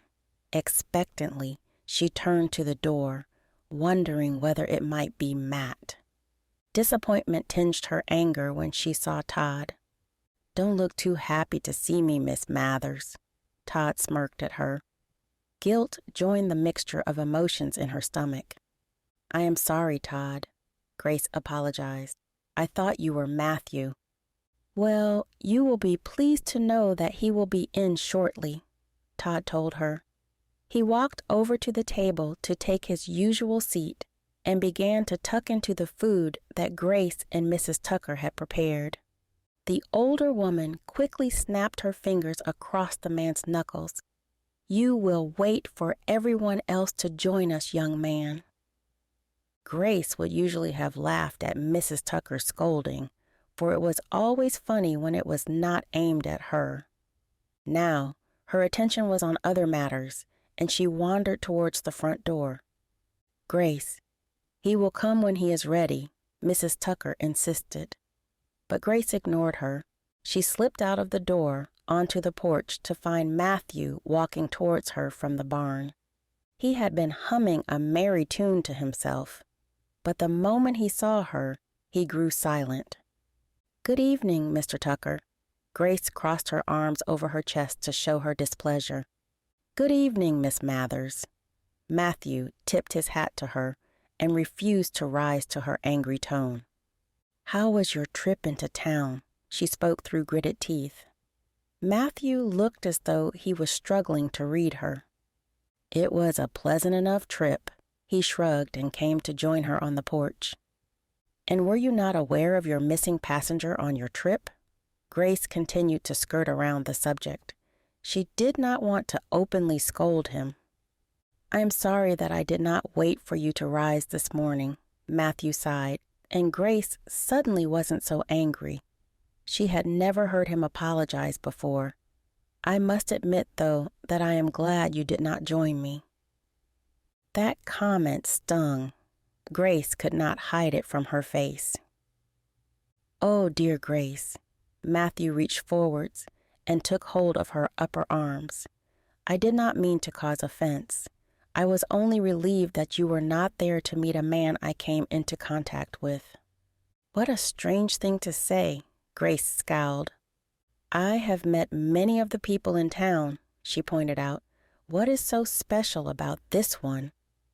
"He is new to town, a complete stranger," Mathew announced. "Not even Mrs. Lemon has gleaned any information about him." "Then he must be dangerous," Grace joked, though she felt a stone in the pit of her stomach. "He was a horrendous-looking man, with what I assume was an axe wound scar on his left cheek." Mathew ignored her joke, and Grace felt her heart sink into her stomach. Her face paled and her entire body began to quiver. "He was very interested in you." What do you mean?" Grace whispered. "He saw your name on the notice I put up at the church and made a point of repeating it several times over during our conversation." The corner of Matt's mouth twitched with suspicion. It was very curious. A lump formed in Grace's throat. The world threatened to spin out from under her feet. If it had not been for Mathew's hands on her arms, her legs might have given out beneath her. "Grace, what is the matter?" Mathew's face twisted with concern, and he led her over to the porch swing to sit. "Do you know this man?" Grace debated telling him the truth, but when she glanced down at her hand and saw the engagement ring again, she knew that she could not risk it. "I am just a little squeamish when it comes to such things," Grace insisted. "I will be fine in a moment." "My dear, I did not realize you were so sensitive to such things." Mathew sighed. "I am sorry." "Don't be," Grace shook her head. "You couldn't have known." "You would never know that I have met this man several times," she thought. The image of the gentleman's henchman had been burned into her mind when he had grabbed her in a dark alley back in Boston. She had narrowly escaped after slamming a well-aimed heel into the roof of his foot. That had been the last time she had seen the monster who did the gentleman's dirty work, and she had hoped never to see or hear from him again. She could only imagine what he might do to her if he managed to get his hands on her again. He had certainly seemed like the kind of man to hold a grudge. "I imagine you saw many horrendous injuries in Boston." Mathew clutched Grace's hand in both of his own. "I have heard that terrible things happen in the factories and the mines." "Yes, some of it was very difficult to witness," Grace admitted. It wasn't entirely true. Of course, she had seen many injuries in the city, but she had never been afraid of the sight of blood. In fact, she had always been one of the first on the scene to help. She felt badly for lying to Mathew, but the alternative was not an option. "We should go inside before Todd starves," Grace insisted. It was a good excuse to avoid any further conversation on the matter. Seeing Todd's sons and the other ranch hands appear from all four corners of the ranch, it seemed Mathew was not going to argue. He pushed himself to his feet and offered Grace a hand. She shook her head, determined not to continue to look weak. She did not want him to feel that she was still shaking. "I am capable of walking alone," she assured him. "You have been spending far too much time with my mother," Mathew joked. Grace forced a smile of false amusement. "We were beginning to think you might never join us." Mrs. Tucker looked them up and down the moment they arrived in the kitchen. She had obviously expected them to have argued. Her eyes paused on Grace's face. "Is everything all right, dear?" the woman asked. Grace guessed that her face must still be pale. "I am just hungry," Grace insisted, and she was relieved when Mathew did not take note of the lie. Instead, he pulled a chair out and gestured for her to sit. "You have been working much too hard," Mrs. Tucker insisted. "Eat before the food goes cold." "What about the others?" Todd protested, clearly displeased that he had not been allowed to start. Mrs. Tucker shot him a warning glare, and he fell silent as the other ranch hands joined them. Grace was quiet for the rest of the meal, happy for Todd and the others to take the lead on the conversation. She sat back and picked at her plate. She could feel Mathew's eyes on her, and when she glanced up, she saw concern clearly written on his face. It made a pleasant change from his usual look of disdain, though Grace wished there had been no need for it. "It is good to have all of the family together," Mrs. Tucker commented, and her eyes fell on Grace. "It certainly is," Mathew agreed. His gaze followed his mother's. Grace forced a smile in an effort to lessen his concern. "I thought you were hungry?" Mrs. Tucker questioned. Her brow furrowed when she looked down at the plate of picked food in front of Grace. "I was less hungry than I thought," Grace shrugged. She had no excuse that didn't involve the fact that she couldn't get the gentleman's henchman out of her mind. "I think I need to rest." Though there was no way she was going to risk sleeping yet, she needed to be alone. When she stood, Mathew pushed his chair back with his knees, and for a moment, Grace thought he might offer to walk her to her room. When he didn't say anything, she added, "Good evening." "Good evening," Mathew murmured in reply. "I hope you managed to rest well," Mrs. Tucker added. Grace did not give them the chance to ask any questions. She turned and departed towards her bedroom. Chapter 27. "I am glad to see that you and Grace did not argue when you returned home," Matt's mother said as soon as they found themselves alone in the kitchen. Todd and the other ranch hands had barely made it out onto the porch before she began to speak. The look on her face all evening had told Matt that he would be in for it as soon as they were alone. Every time he had glanced up, he had seen his mother watching him with a raised eyebrow. There was nothing to argue about, Matt assured her. He picked up his cup to drain the last of his drink. "I am sure that Grace did not feel the same way," she protested. Grace's face, when he arrived home, had said it all. He had felt the guilt eating at him all day, but he would not admit that he had been wrong. If Grace felt differently, then she never said anything. Matt sighed. He pushed up from his seat and began to clear the pots away. "Leave those," his mother insisted. "I shall do them." Matt threw her a scowl over his shoulder. "You most certainly will not. If you can run off to town alone without Grace, I can certainly wash a few pots if I am so inclined," his mother hissed at him. Had she been a cat, her hackles would have likely been up, hissing and spitting fur at him. "I believe that you may be more upset about the whole affair than Grace," Matt pointed out. He didn't like the way that she got up from her chair and crossed the room to stand in front of him. She clearly meant business.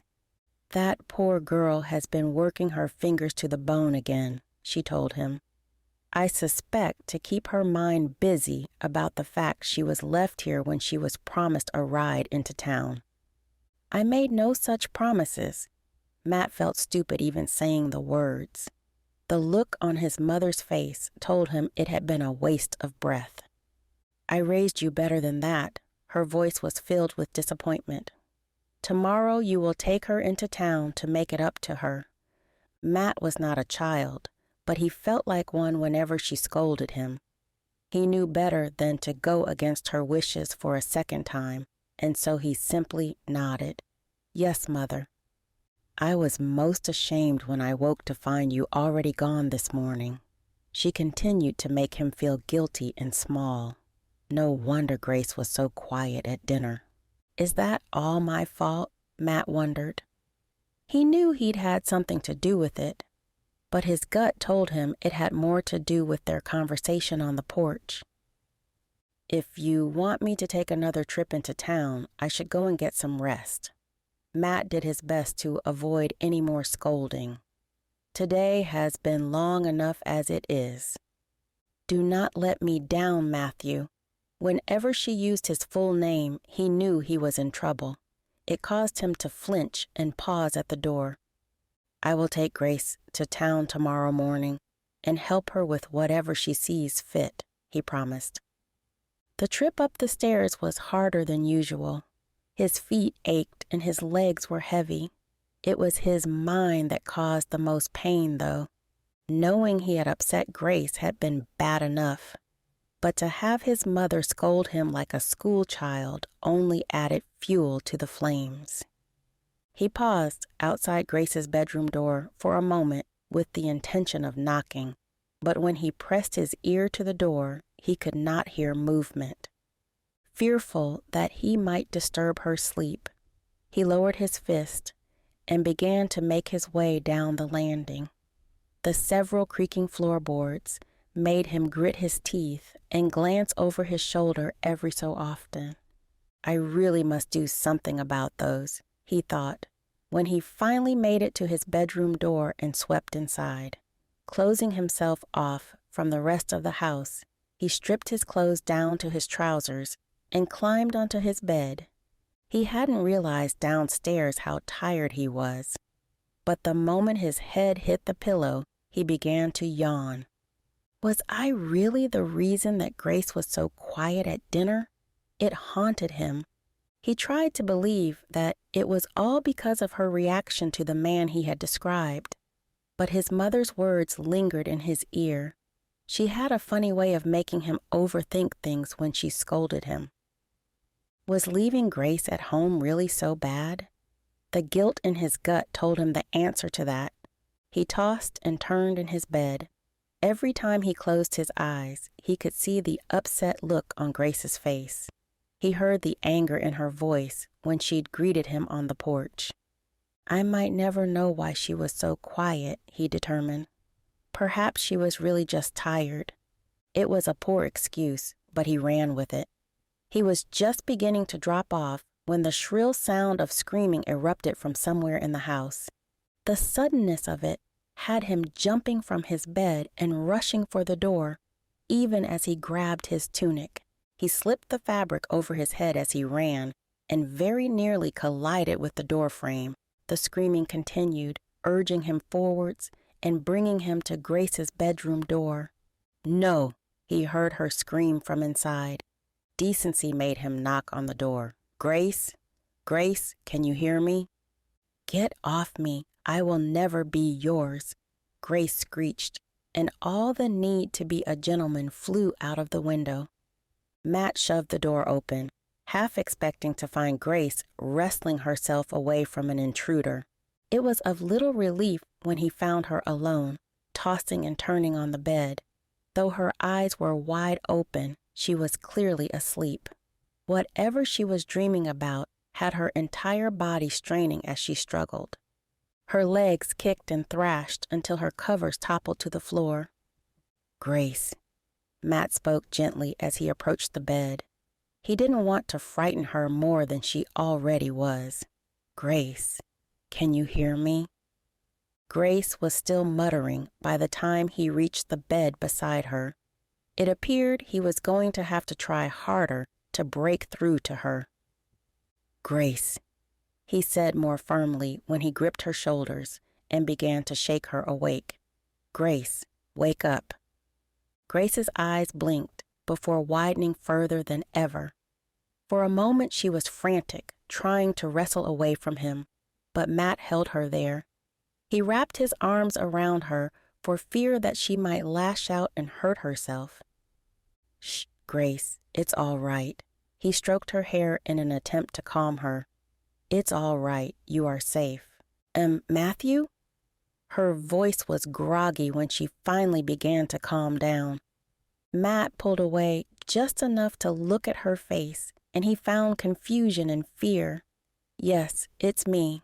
In the near darkness of the room, Matt wondered whether she would struggle to recognize him, but he hoped that his voice would at least touch deep enough to bring her out of her fear. "Oh, Mathew," Grace gasped, and tears began to streak down her face. She threw herself into his arms, and Matt wrapped his body around her in an attempt at comfort. There, he hushed her gently. "It was just a bad dream." Grace sobbed into his shoulder. Her entire body trembled. Matt wished he could do more for her, but there really was little he could do but hold her.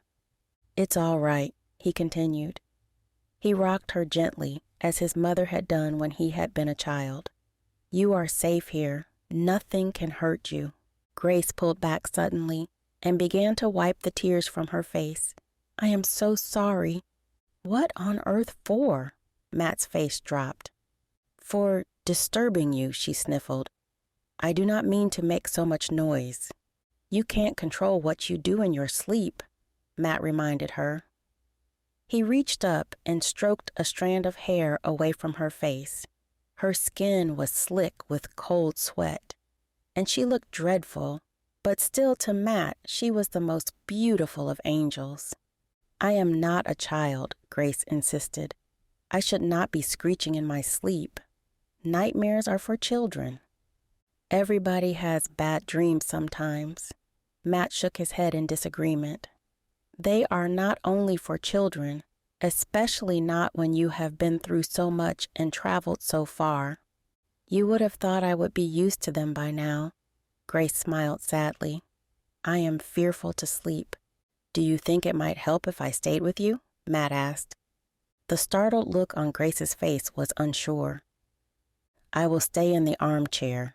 Matt gestured to the chair across the room that sat close to the fireplace.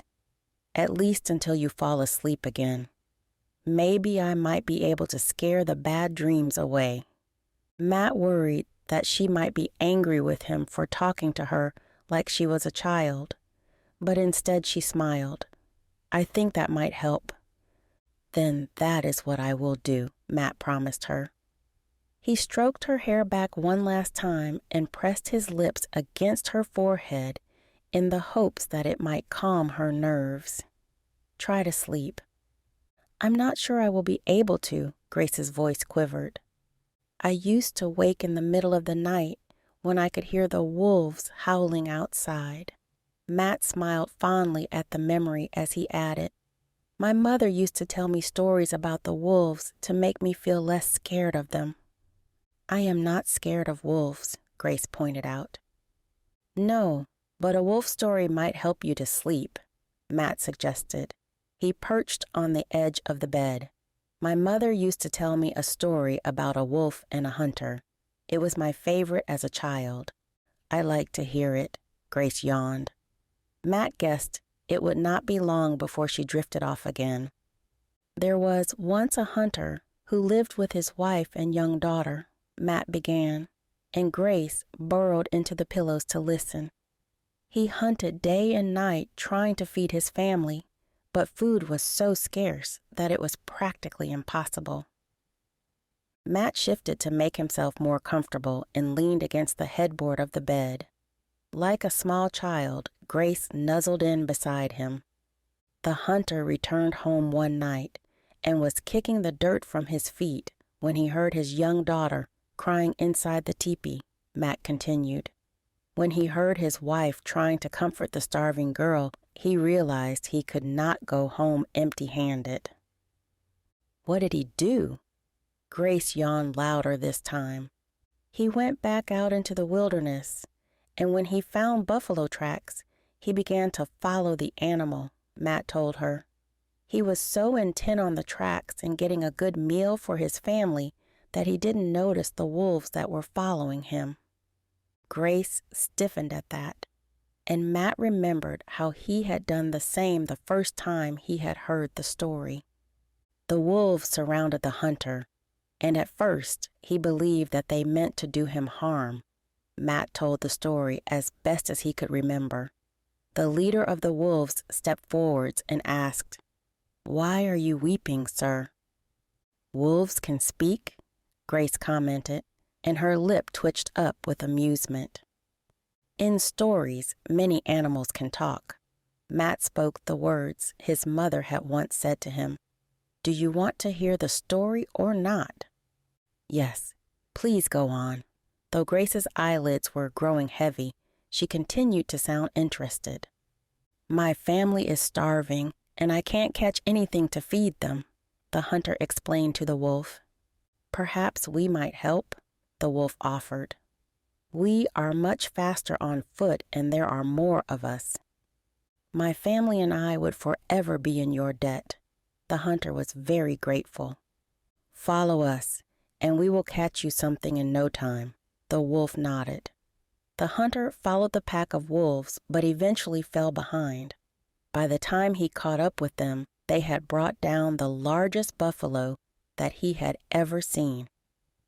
Matt's stomach twisted with delight at being able to share a story from his childhood.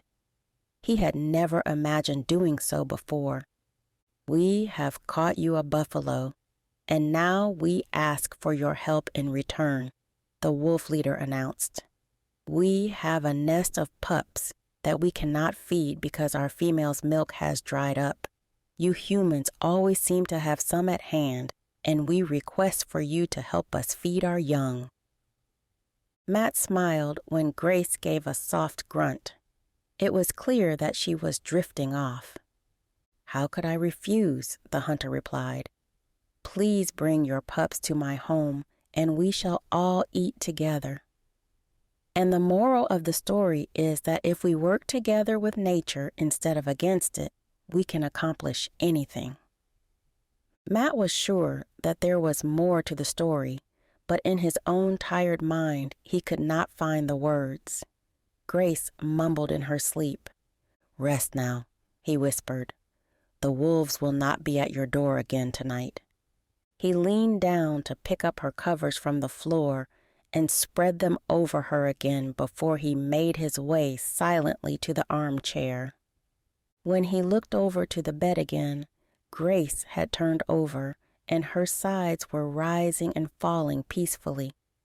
He smiled and settled down into the armchair, determined to be there if she had another nightmare. Chapter 28. She could have sworn she dreamed it, but she remembered Mathew being in her room the previous night. The terror of her dreams had been conquered only by his waking her. She could still feel his arms wrapped around her and the way he had kissed her forehead. His story had conjured dreams of a huge black wolf that had chased her through the night until a magnificent white wolf appeared to rescue her. The beautiful creature's eyes had been the honeyed brown color of Mathew's irises. She was exhausted after all the running she'd done in her dreams. But the memory of Mathew made her smile. The way he'd stroked her hair and whispered that she was safe made her feel warm inside. Butterflies fluttered in her stomach until she rolled over. That's when she almost jumped right out of bed. Astonishment had her sitting bolt upright in seconds. Mathew sat in the armchair across the room. His chin touched his chest as though he was asleep. The peacefulness on his face told her that he was more comfortable than he looked. Grace slid from her bed and made her way to the door to remove her robe from the hook there. Slipping it on, she tied it at her waist before she approached the man who was still soundly asleep. She looked him up and down for several moments. Before we continue into the story, do us a favor. Like this video and hit the subscribe button because it helps very much with YouTube's algorithm. If you want the audiobooks ads free, visit our website and select our bundles to save more. Thank you again. Now back to our story. He must have gotten to her in a hurry, for his feet were bare and his shirt was unfastened. His muscular torso peeked out from beneath the material and reminded her of their day fishing. His skin was bronzed and blemish-free. He looked so peaceful that Grace couldn't bring herself to wake him. Instead, she grabbed her covers from the bed and returned to drape them over him.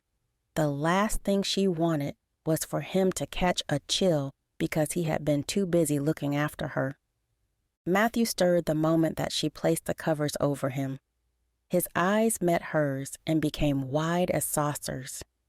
"Grace, what are you doing here?" "You are in my room," Grace smirked at him. She placed a hand on his and gave a gentle squeeze. "Thank you for staying with me." She couldn't remember having any more bad dreams after he had arrived. His presence had kept them at bay. "It was the least I could do after everything you have done for us this past week," Mathew insisted, pushing himself into a more comfortable position. "You didn't have to remain all night," she protested.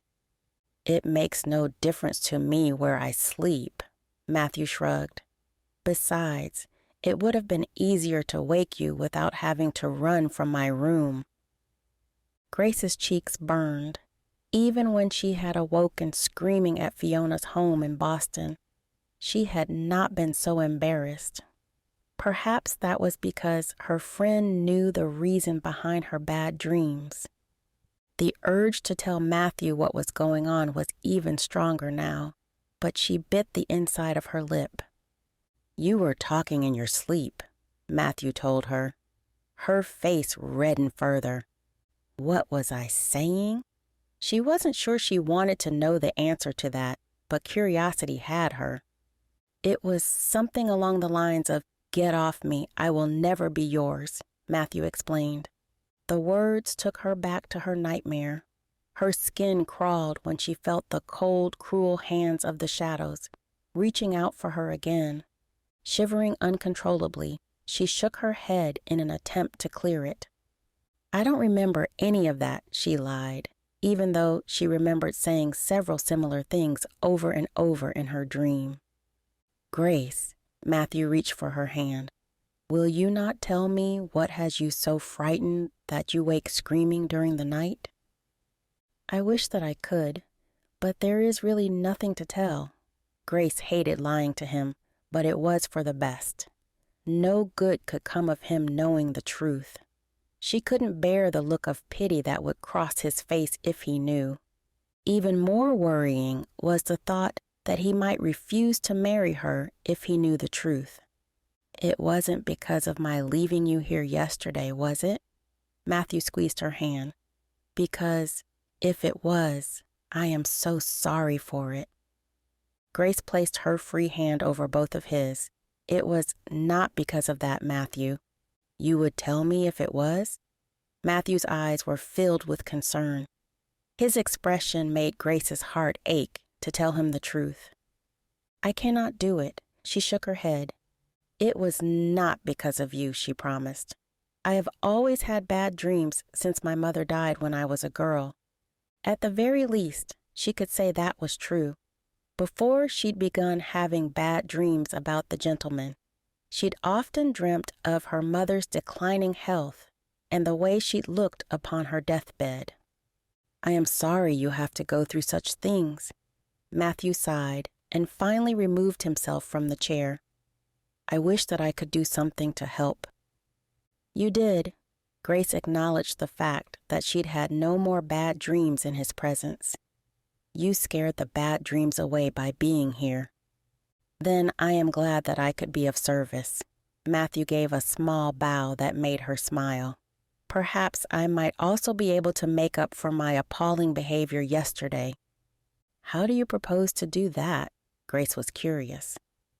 "I would like to take you into town to begin planning our wedding." Mathew's words startled her. "But you made the journey only yesterday," Grace protested. "Do you not need to rest?" "If we do not go, I will only find another way to exhaust myself," Mathew promised. "In that case, I would be delighted to accompany you into town on one condition," Grace smiled. Mathew raised an eyebrow at her and crossed his arms over his chest. "I am not sure I like the sound of that." "Well, it can't be helped," Grace replied stubbornly. "What is this condition of yours?" "We must not skip breakfast again." Grace was very pleased when she saw the easy smile that spread across his face. "I do believe that I can accommodate that request." He nodded. "I shall join you downstairs once I have freshened up." Grace watched him cross the room all the way to the door before she called, "Mathew." With a hand on the door handle, he looked back to her. "Yes?" "Thank you for staying with me," she said, more grateful than she could ever express to him. "It was my pleasure and my duty," he replied, before he pulled the door open and stepped out of the room. Grace watched him go.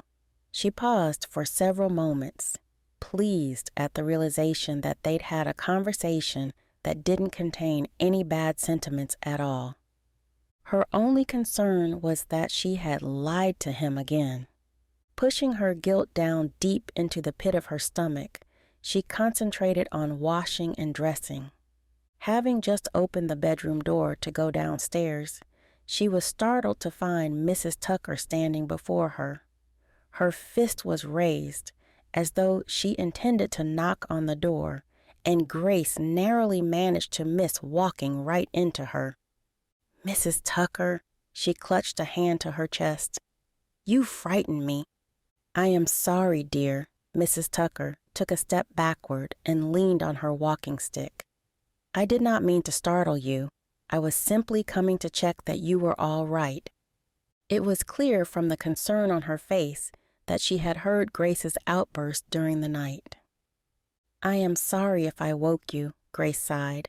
She hated to disturb anybody with her nightmares, let alone a sick woman. "I rarely sleep during the night, with all the napping that you and my son have me doing during the day." Mrs. Tucker laughed. "I was on my way to check on you myself when I saw that my Maddie had it well handled." Grace was fearful that she might have gotten the wrong idea from her son's late-night visit to her bedroom. The look of suspicion on the woman's wrinkled face did not help. "Do not look so worried, child," Mrs. Tucker insisted. "I know that you are no harlot and my son is a gentleman. I have no need to worry of such things." Not for the first time that morning, Grace's cheeks flared with embarrassment. A part of her wanted to crawl back into bed and hide under the covers. What are the two of you conspiring about?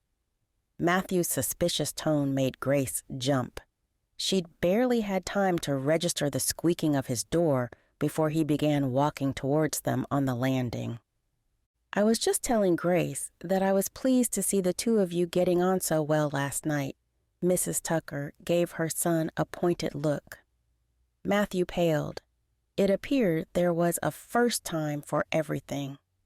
"Yes, well, we are to be married, so it would make sense," Mathew insisted, continuing towards and then past them as though he could not get away quickly enough.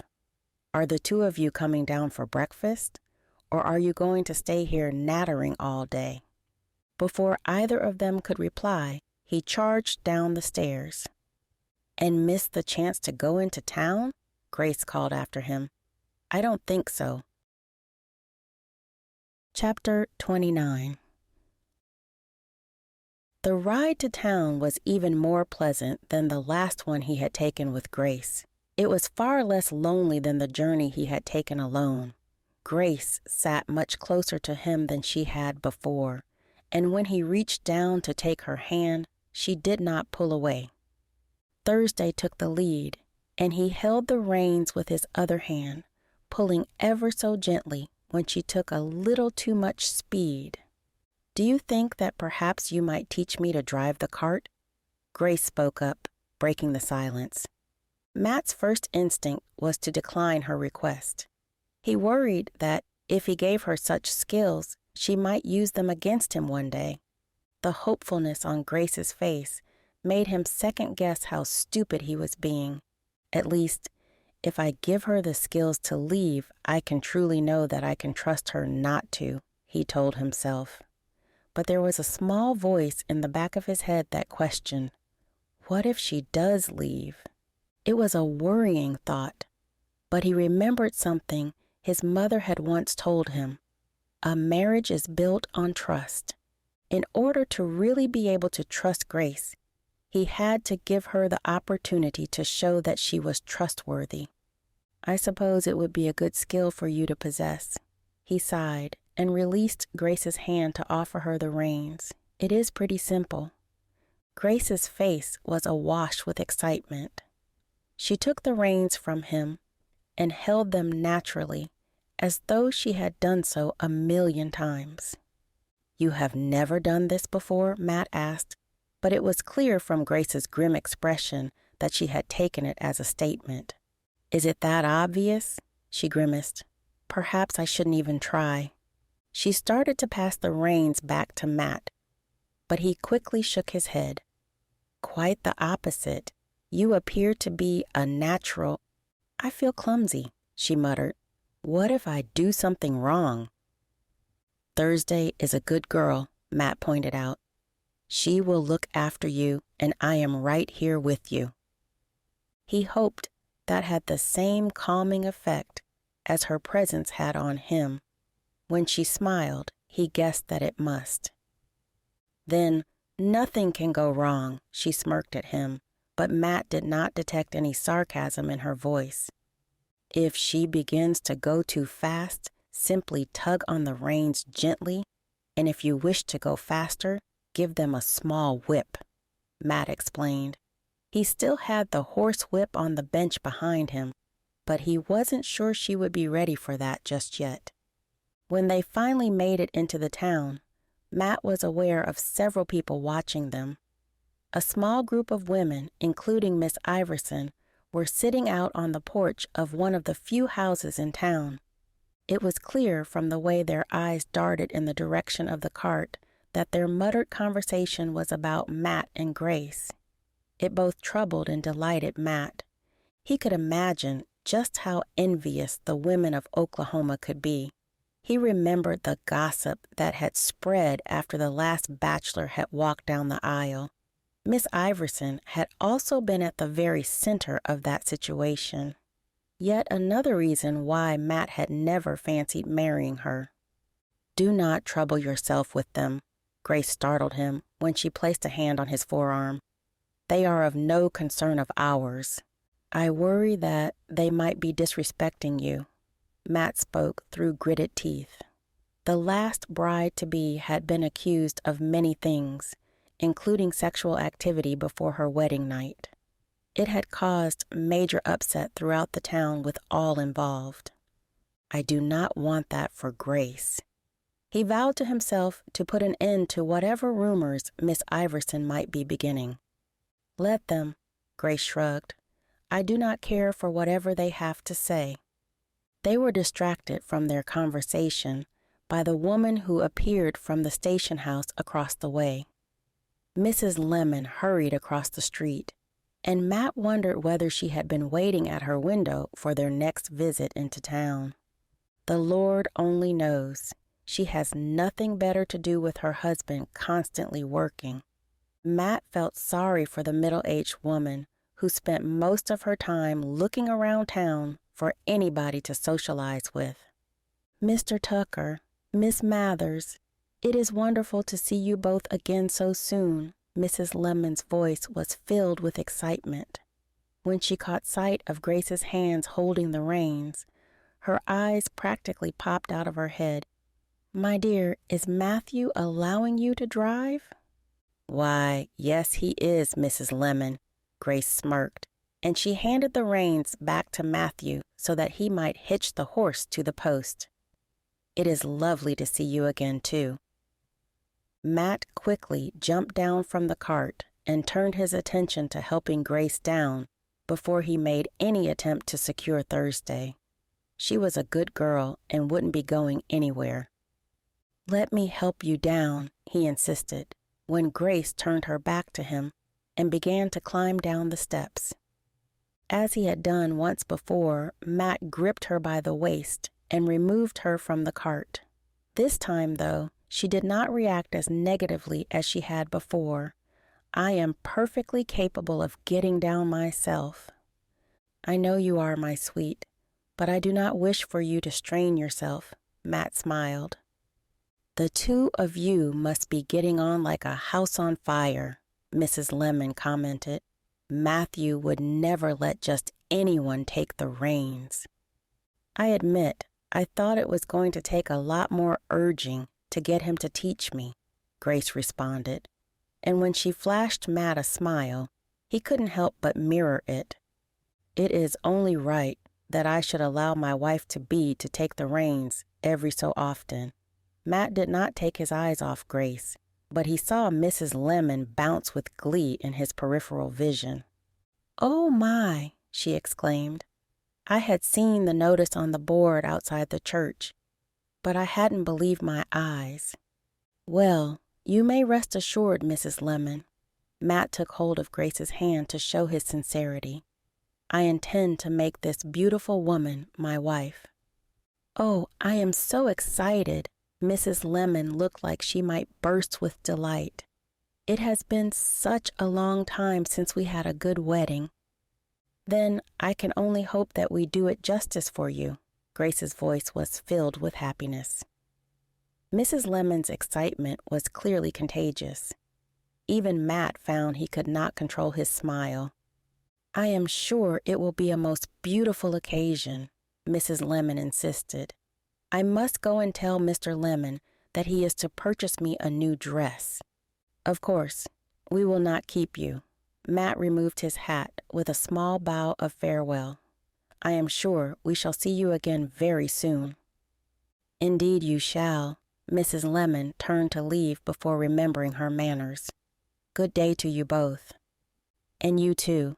Matt and Grace spoke together before laughing at the coincidence. We should get to the dressmakers before somebody else beats us to it, Matt insisted once Mrs. Lemon was gone. I know how long it can take you women to pick the right material and color. I am sure the color is already decided upon, Grace pointed out to him, and Matt couldn't stop from smiling. I did not want to assume. He hitched Thursday to the post before offering Grace the crook of his arm. Shall we? We shall, Grace nodded and placed her hand upon his forearm. She allowed him to lead her down the street to the dressmaker's shop, where the window was filled with beautifully made examples of dresses that the seamstress had already created. Matt noticed the way that Grace marveled over them before he led her inside. The dressmaker's shop was light and airy. It smelled like the wildflowers that were dotted around to brighten up the place. Colorful fabrics and accessories decorated hangers and shelves. It was a daunting place for Matt, but Grace looked as though she had never been happier. Even before the seamstress's assistant appeared from the back room of the shop, she had begun to browse around. Matt watched intently as she picked up a button and looked it over before turning her attention to some silver ribbon. He could only hope that she was thinking only of the wedding dress that she would soon be walking down the aisle in. "Good morning, sir, madam," the young assistant greeted them as soon as she slipped between the blue curtains that decorated the door of the back room. "How may we be of service to you today?" "My beautiful companion is in need of a wedding dress," Matt explained to the girl, and her eyes lit up as every woman's eyes did at the mention of a wedding. "Oh, wonderful." The assistant looked almost as excited as Mrs. Lemon had. "I will have to invite the whole town at this rate." He sighed, though he knew there was no way around that. It would be something that his mother would insist upon. "Miss Heron shall be out momentarily," the assistant promised, before she slipped back into the other room to fetch the seamstress. "I do believe that we are going to have the whole town bouncing around at this rate," Grace commented. "I believe you are right, my dear." Matt wandered over to join her at the ribbon rack. "That would look lovely in your hair." He spoke of the pretty red ribbon she held in her hand. "Do you not think it would be too much red?" She gestured to her red hair. "I believe that it would complement your hair wonderfully," he suggested. "Mr. Tucker is most certainly right." Miss Heron's voice startled Matt. He had been so intent on his bride-to-be that he hadn't noticed the woman step through the curtains. "Though I am not sure that it is appropriate for a wedding." "You are right." Grace nodded and placed the ribbon back in its space on the rack. The disappointed look on her face sank Matt's heart. "We could do with getting you a few day-to-day items, too," Matt insisted. He was eager to give Grace everything that she wanted. "That's not necessary," she quickly shook her head. "I already have dresses and hair ribbons." "You only brought a small amount with you from Boston, and they will not last you very long out on the ranch," Matt insisted. He then turned to Miss Heron and added, "Make a list of everything that Grace needs and have it billed to me." "Mathew, that is not needed." Grace placed a hand on his chest, and he turned his head down to look at it.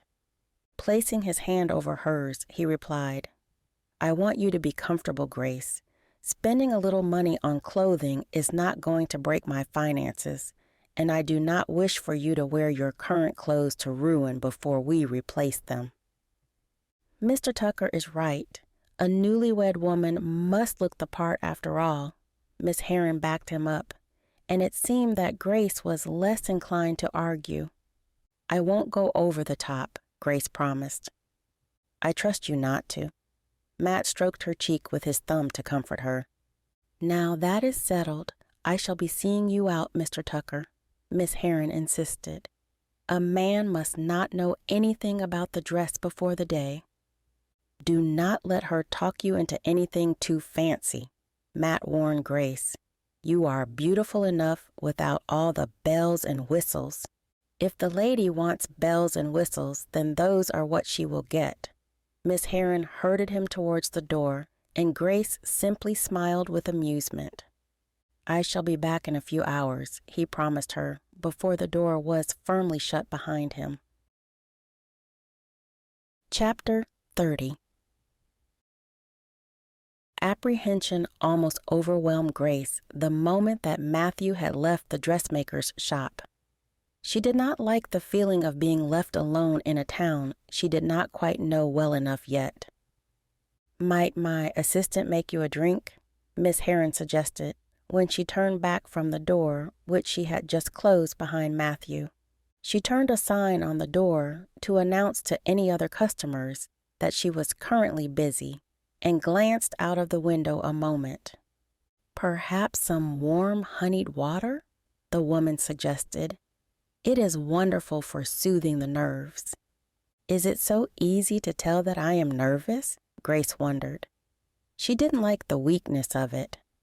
"Some honeyed water would be lovely," she nodded. As though she had sensed that she was needed, the assistant reappeared from the back of the shop, with an ever-pleasant smile upon her face. Do you need anything, ladies? Thank you, Danielle. Some warm, honeyed water and a cookie wouldn't go amiss, Miss Heron announced, and the girl nodded before disappearing again. That door is like a rabbit hole with the way she keeps bolting in and out of it, Grace mused. Shall we begin? Miss Heron quickly caught her attention. The woman crossed the room and removed a large leather-bound book from beneath the countertop. I have a book filled with design drawings here. The book's size was daunting. Grace had no idea how they would be able to get through the entire thing in one afternoon. Don't look so frightened, the woman smiled with amusement. I do not expect you to examine every single design. Well, that is certainly a relief. Grace wandered over to the counter and waited for the woman to open the book.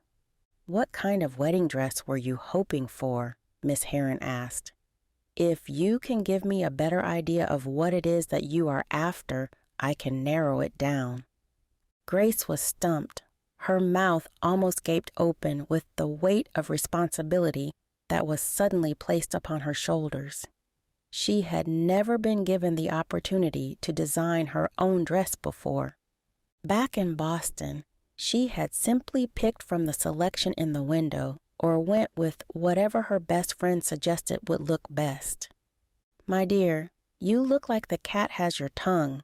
Miss Heron placed her hand on Grace's arm and gave a comforting squeeze. Don't worry, we will find the perfect dress. You are in safe hands, Danielle added when she appeared from the back room again. She was carrying a tray that held 2 mugs and 2 cookies. Will you not be joining us? Grace asked when she saw there was no sign of a third. She had been hoping that the younger girl might have some good input to help her choose. If it is acceptable to you, then Danielle will help us, Miss Heron assured her. Most ladies do not wish for too many opinions. I would be glad of the help, Grace admitted. I am not the best when it comes to making decisions. That is what every young lady says when they come for their wedding dress, Miss Heron laughed. Apart from Miss Iverson, Danielle pointed out, she has had her wedding dress picked out for months. Miss Iverson? Grace raised an eyebrow. I wasn't aware she was getting married. Grace glanced out of the window to see whether she could still see Miss Iverson on the townhouse porch across the street.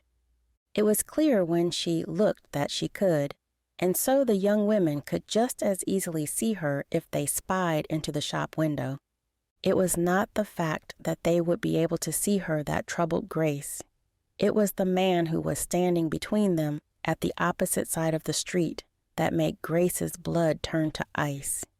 Even from across the street, she could see the horrible scar that decorated the left side of his face. Miss Iverson does not have an intended yet, but that girl will make short work of that, Miss Heron assured her. But Grace was barely listening now. Her knees had grown weak, and she felt as though the only thing holding her up was the countertop. Miss, are you quite all right? Miss Heron reached out to grip hold of her arm. You have gone awfully pale.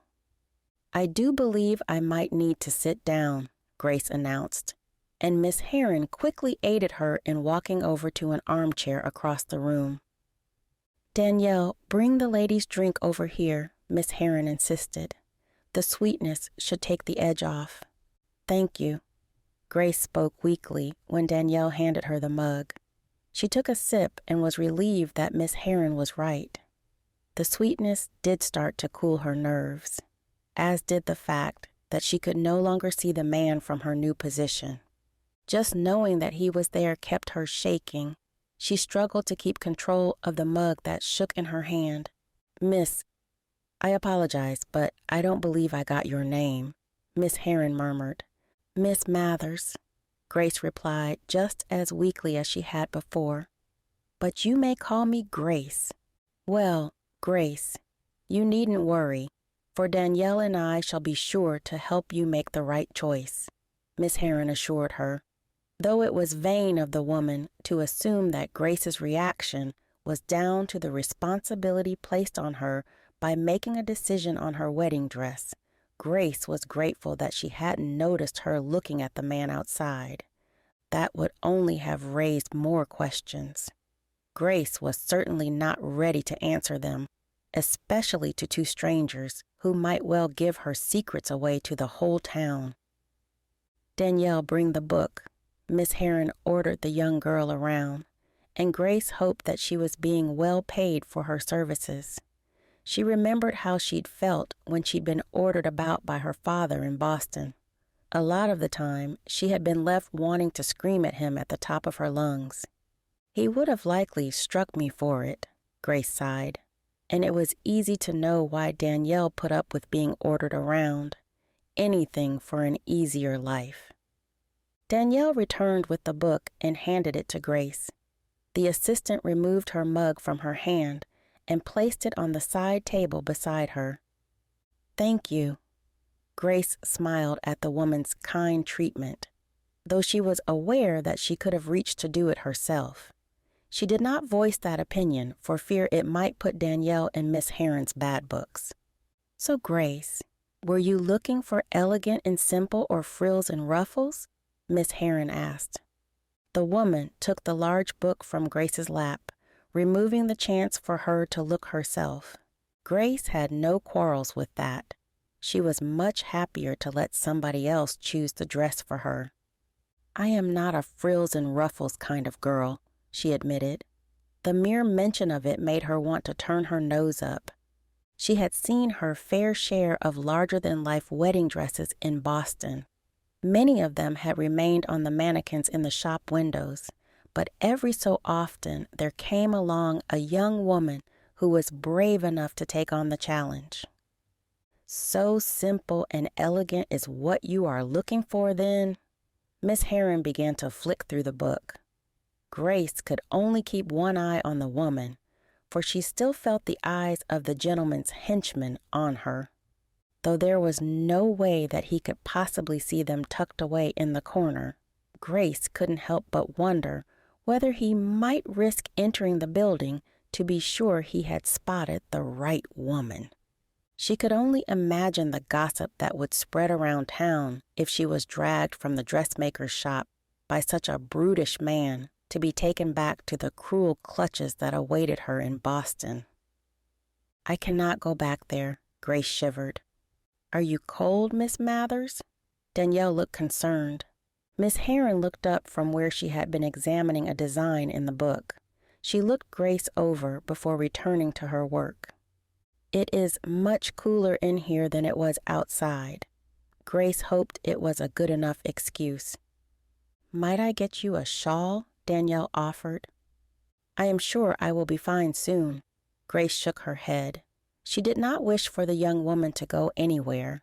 Having both women around might make the henchman less likely to come for her. He would not wish for an audience to tell anyone how he had roughhoused her. His employer was not one for putting his name to such things. That doesn't mean he will not allow it to happen behind closed doors. Grace quivered again at the thought. She could imagine the rough treatment she would have to endure if she was taken back to Boston. It would only be made worse by her attempt to run from it. "We have this lovely design," Miss Heron announced. "I think it would look quite wonderful on you." She offered the book to Grace, who took it. Her mind was only half on the task at hand. Gazing down at the design, Grace found it difficult to concentrate on the image in front of her. It was a simple design with a plain skirt and most of the decoration upon the bodice of the dress. The sleeves were made of lace that hung off the shoulders, giving elegance to the neckline.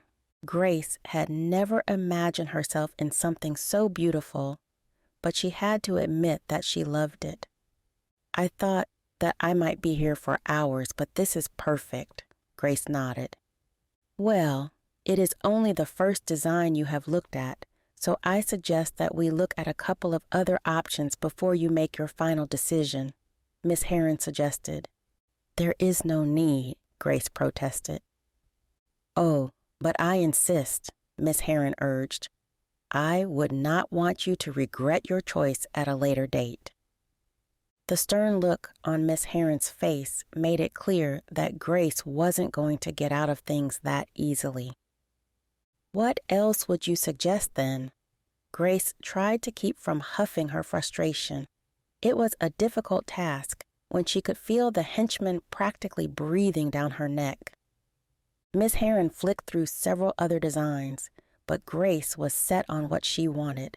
The first design stole her attention from all the others. "Are you quite certain?" Miss Heron questioned when Grace made her decision clear. "Yes, I am quite certain," Grace nodded. There was an uncertain expression on Miss Heron's face that made Grace believe she might try to talk her out of her decision. "I think you will look beautiful in it," Danielle interjected. "I have no doubt of that." Miss Heron slammed the large leather-bound book closed. "Please fill out the order request form, Danielle." "Of course, Miss Heron." The young blonde took the heavy book from her employer and wandered over to the counter to fill out a form which she removed from beneath the cash register. "Now, let us move on to your everyday wardrobe." Miss Heron's words caused Grace's heart to sink into her stomach. She had completely forgotten about Mathew's request for them to fit her with a new wardrobe. "We must take your measurements, and then we can move on to picking fabrics in a color scheme." The woman's voice was pleasant enough, but Grace felt as though she was being held against her will. All she wanted to do was sneak out the back of the building and make a quick getaway. Instead, she was forced to stand through Miss Heron taking every measurement before she was made to pick from hundreds of different colors and fabric swatches. "I do believe that we might have a couple of dresses in the back that might fit if you would like Danielle to assist you in trying them on," Miss Heron suggested. "Of course, if you like any of them, we shall make new ones in the same design." "I would love to." Grace jumped at the chance to get out of the front of the shop for a while. When she stood up, she was sure that she could see the man still watching her. She did not dare look directly out of the window, but, glancing out of the corner of her eye, she swore she saw him. Her heart hammered in her chest. She feared what might happen if she walked outside. It wasn't guaranteed that Mathew's presence would frighten him off, but all she could do was hope. "Danielle, please take Miss Mathers into the changing room and show her the dresses we have in stock." Chapter 31. As soon as Matt left the dressmaker's shop, he began his mission to get everything else done. The bakery was the closest shop, so he determined to go there first. The smell of freshly baked goods hit his nostrils before he had even entered the building. As always, the scent filled him with joy and set him smiling. When he pushed his way inside, the bell above the door gave a ding announcing his arrival to the baker and his wife. Mrs. Gordon appeared instantly from the kitchen at the back of the shop. Her flour-covered face beamed with delight when she saw him, and she quickly wiped her hands on the front of her apron. "Good morning, Mr. Tucker," she exclaimed before calling back into the kitchen. "Harry, Mathew is here." "Mathew who?" A croaky, grunting voice sounded from the kitchen. Mr. Gordon did not sound best pleased at having his work disturbed. "Mathew Tucker," Mrs. Gordon announced. A moment later, the baker joined his wife. He was a portly man who had obviously seen a good life of food and relative comfort. Even beneath his baker's hat, it was clear to see that his hair was thinning out. "Well, it has been a while." Harry Gordon grinned when he looked at Mathew. "It is good to see you, old fellow." "And you," Matt replied. "I am glad to see that you are both well." "Though not as well as you." The baker came around the counter and clapped Mathew on the shoulder. A cloud of white powder spewed up from his palm, leaving a handprint on Mathew's jacket. "How many times do I have to tell you, Harry?" his wife scolded. "Don't touch the customers unless you have wiped your hands first." "I am sure that a little flour never hurt anyone," Harry exclaimed. Matt bit his lip. He did not want Mrs. Gordon to see him laugh openly, though he knew that it would make her husband chuckle to see her disgusted expression. "I apologize, Mr. Tucker." Mrs. Gordon grabbed a cloth from beneath the counter and joined them in the shop. "Please, let me get that for you." "That is not necessary," Mathew insisted. He'd had much worse stains than flour on his clothing before. He had spoken too late, and Mrs. Gordon adamantly wiped away the flour from his shoulder. "What I believe my husband was trying to say is congratulations." Mrs. Gordon took a step back to admire her handiwork before she smiled at him. "Yes, of course that is what I was saying." Harry scowled at his wife. "If you hadn't interrupted me, I might have gotten to it, woman." Though his words were stern, they were also affectionate, and the two of them smiled at one another. "Thank you both," Matt replied quickly. "That is actually why I am here." "Oh, how might we be of service?" Harry asked. His eyebrow raised curiously. "I wish to order a wedding cake," Matt announced. Mrs. Gordon's mouth practically dropped open. She and her husband glanced at each other before she asked, "Isn't that for the bride to do?" "I am not one for leaving everything down to her," Matt explained. "I do not wish for her to stress over every little detail. If only all men were so kind." She shot her husband a darkened look. "Don't look at me like that, woman," Harry snapped. "We both know you would have hated any decision I made on the matter." Matt couldn't hold back his laughter then. He hoped that one day he and Grace might be close enough that they could speak in such a way without offending each other. "What kind of cake were you looking for?" Mrs. Gordon turned her attention back to him. It was clear to look at them that their stern tones and the way they spoke to each other were dripping with affection, even if it might have sounded aggressive to a newcomer. "Not anything too fancy," Matt replied. He glanced in the glass cabinet where there were already several baked goods on display, but none of them were big enough. Something simple but large to feed the whole town. "Does that mean we are all invited?" Mrs. Gordon seemed delighted at the prospect. "You know my mother wouldn't allow me to have it any other way," Matt reminded her. "How is the old broad?" Harry asked, and Mrs. Gordon quickly jammed her elbow into his ribs. "The old broad is very well and eager to come into town to see everybody soon," Matt smirked. He could see that Mrs. Gordon wished to elbow him for calling his mother such things. "I am sure she will want to help with the preparations," Mrs. Gordon continued politely. "I imagine she is most excited." "I believe she is more excited than all of us put together," Matt agreed. "Well then, I hope for her sake that we can do justice with the cake." Mrs. Gordon was always eager to please. "Might you permit me to design it for you? Think of it as a wedding gift." "It would certainly take a load off my mind," Matt nodded. "Well then, think of it no more." Mrs. Gordon cast her hands up in a flurry. "All I need to know is the date of the wedding." 3 weeks from now," Matt replied. Mrs. Gordon looked like she might burst with excitement. "Am I going to have you going on about this for the next 3 weeks?" Harry grunted. Matt threw him an apologetic look.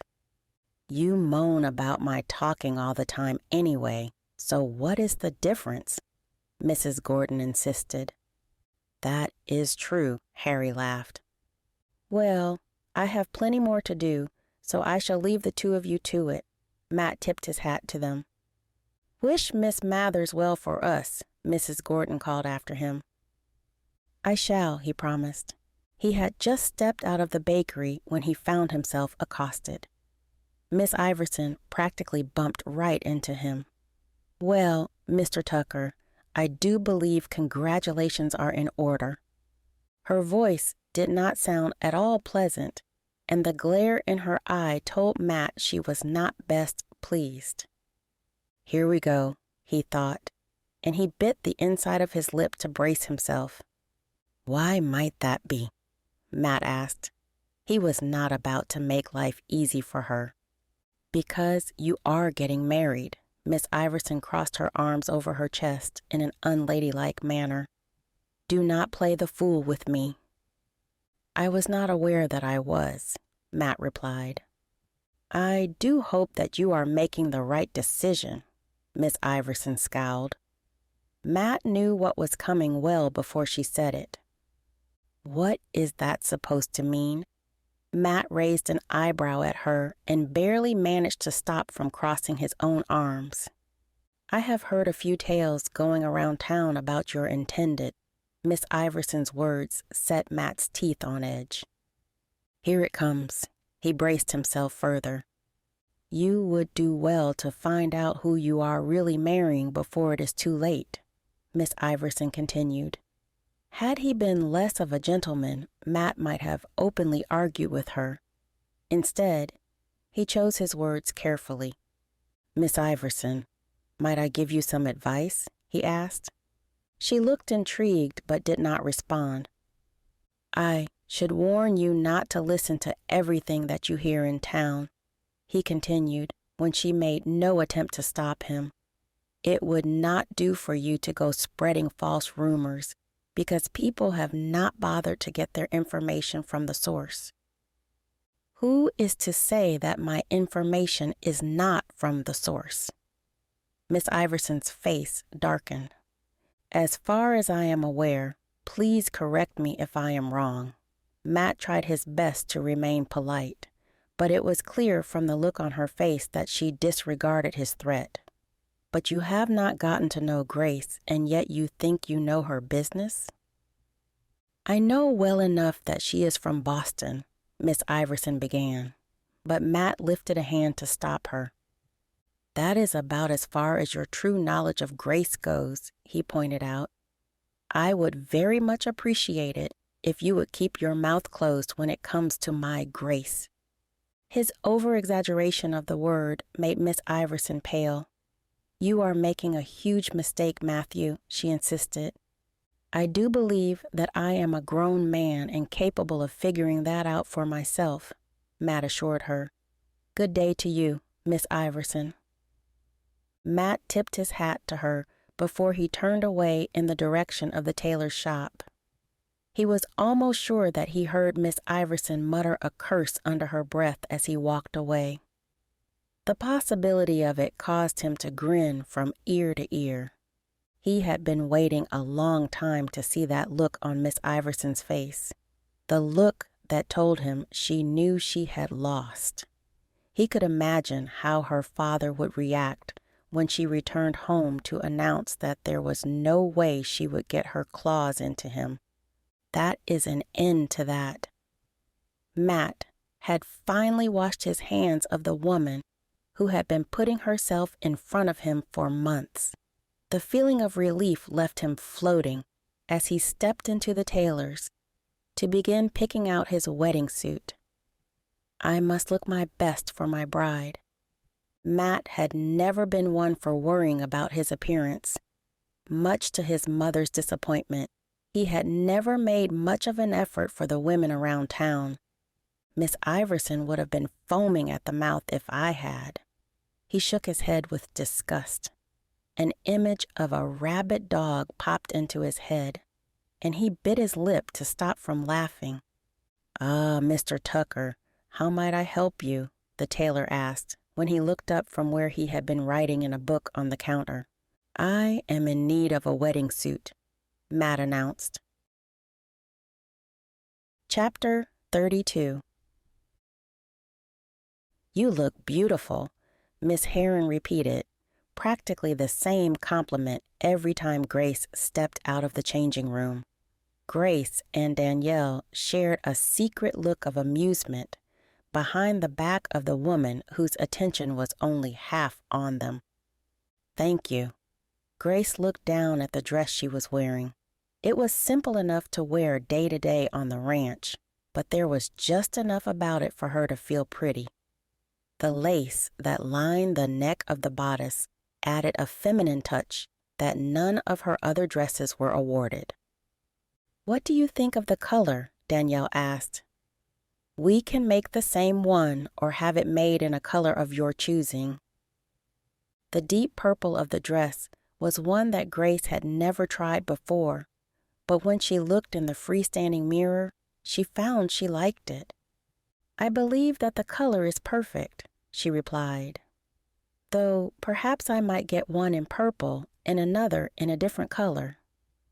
Oh yes, Miss Heron had obviously heard the sound of more money hitting the cash register. "I believe that a dark green or maybe even brown would work well with this dress." "Perhaps even a mixture of the two," Danielle suggested. The way their eyes lit up told Grace they both had many ideas to work with. "I put my trust in the two of you to make the perfect combination." Grace offered them the chance to let their imaginations run wild. She guessed that in a small town like Oklahoma, they didn't get the chance very often. The sound of the bell tinkling over the door caused them all to look around. Grace's heart sank at the thought that the henchman might have finally decided to join them. Her entire body shook with relief when she saw that it was not him. "Grace Mathers, it is wonderful to see you again." The woman who entered rushed forward and embraced Grace before she had the chance to respond.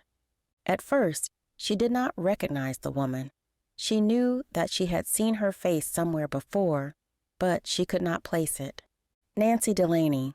The woman's introduction triggered the memories of her journey to Oklahoma, and she gasped. "Of course. Please forgive me," Grace sighed. "I have been picking dresses for hours, and I have so much else to do." "When I heard the rumors that Grace Mathers was getting married, I was sure that it couldn't be the quiet little mouse I'd met on the train," Nancy laughed. "Yet here you are." Grace's cheeks blushed when Nancy looked her up and down.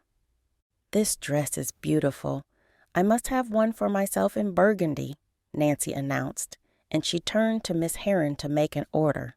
"A matching ribbon for my hair would be lovely." "Of course, Miss Delaney." Miss Heron quickly wrote down the order. "It is good to see you, Nancy," Grace put in to break the sudden uncomfortable silence. "And you?" Nancy pulled Grace into a quick embrace that took her by surprise. "What brings you here?" Grace asked when the woman released her to hold her at arm's length. "Look at me," Nancy scoffed.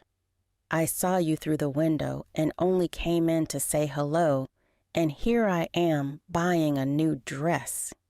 "Well, it is certainly a delight to see you."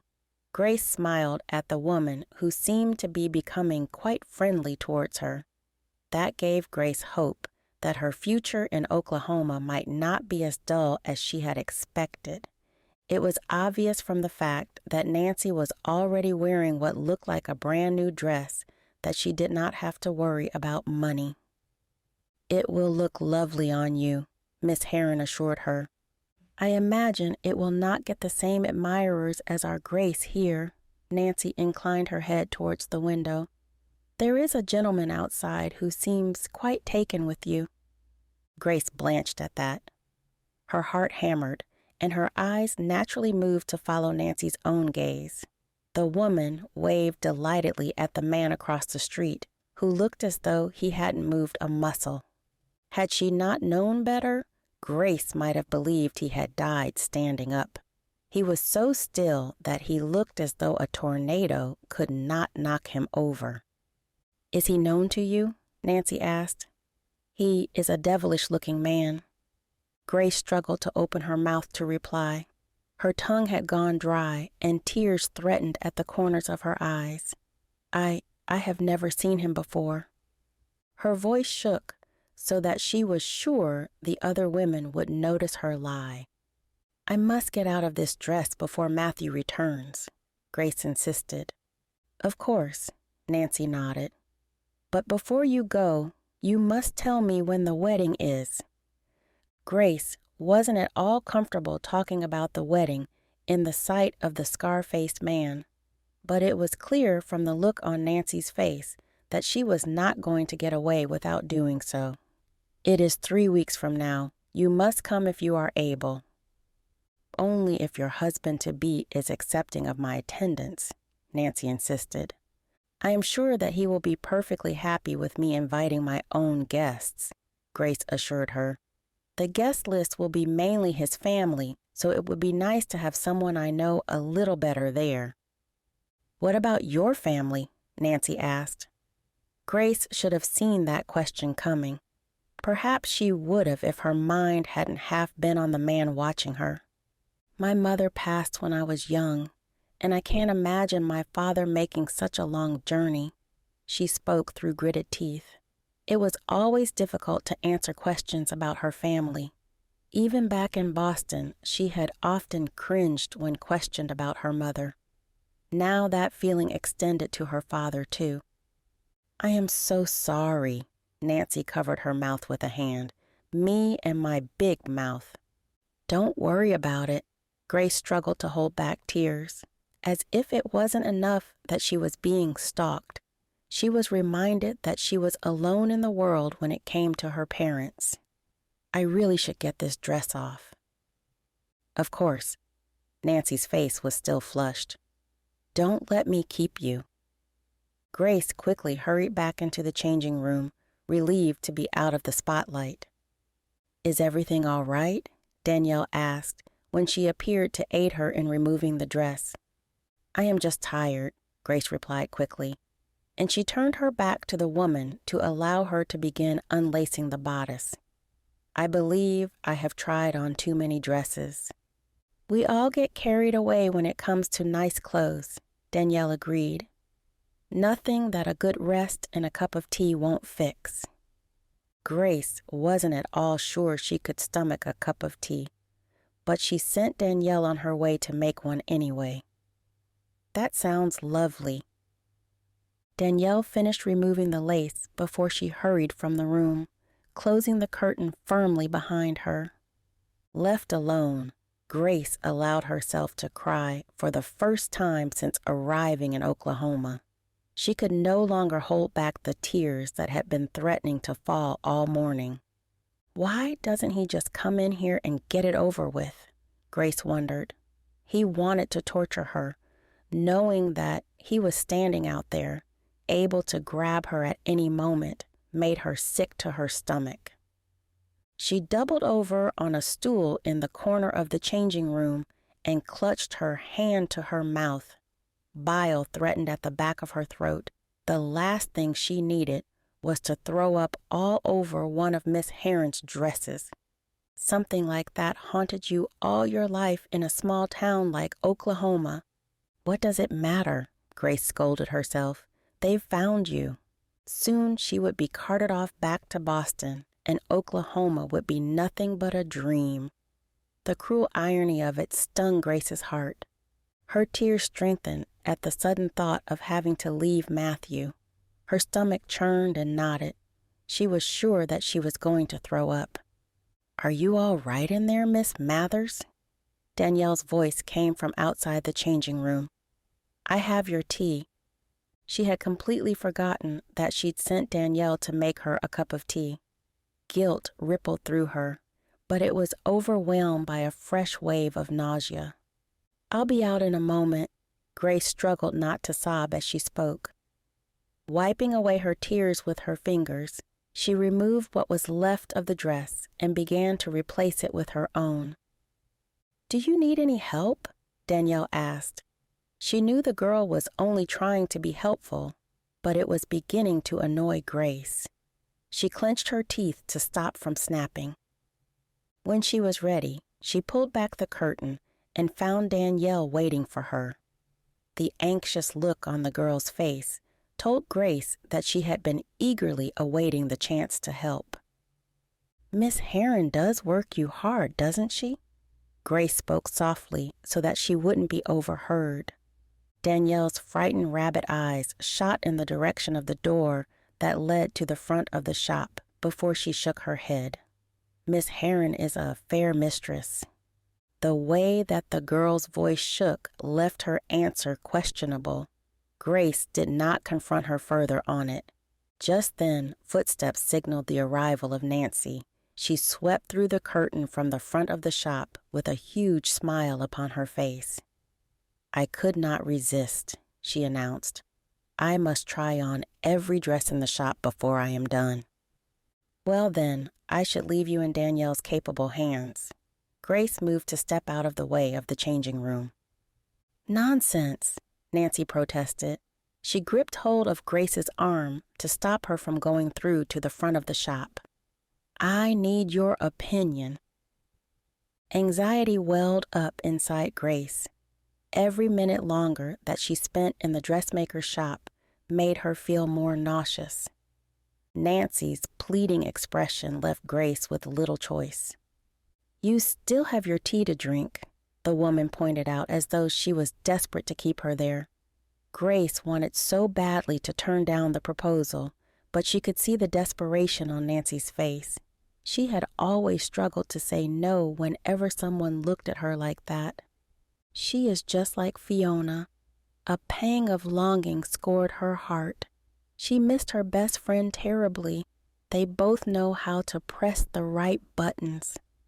"You know, you remind me so much of my friend Fiona," Grace sighed sadly.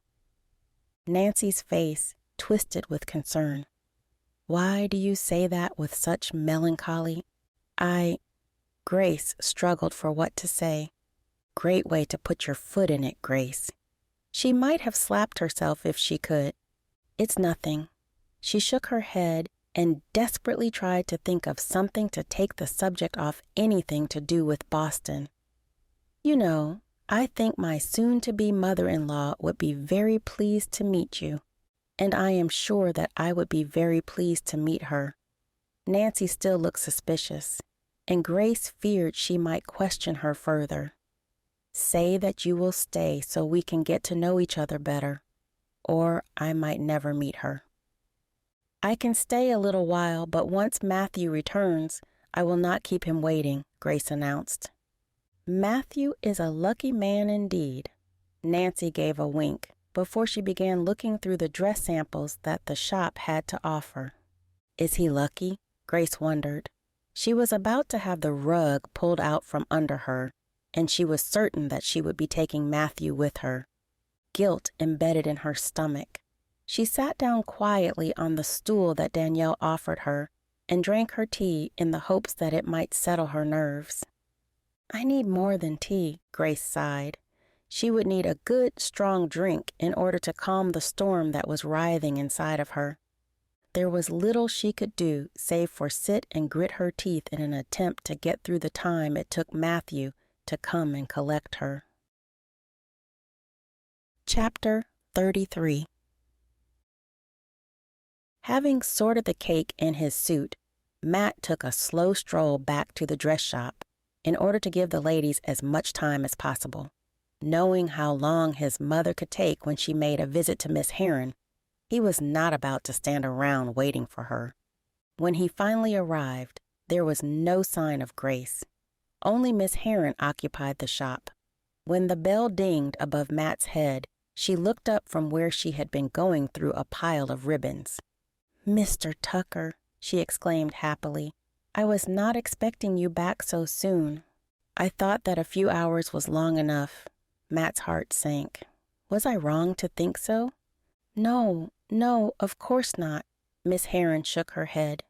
"Miss Mathers is just aiding a fellow customer, in her opinion, on a few things in the back room." "Well then, we mustn't disturb them." Matt shook his head and reached for the door handle. "I shall go on another quick errand and then return."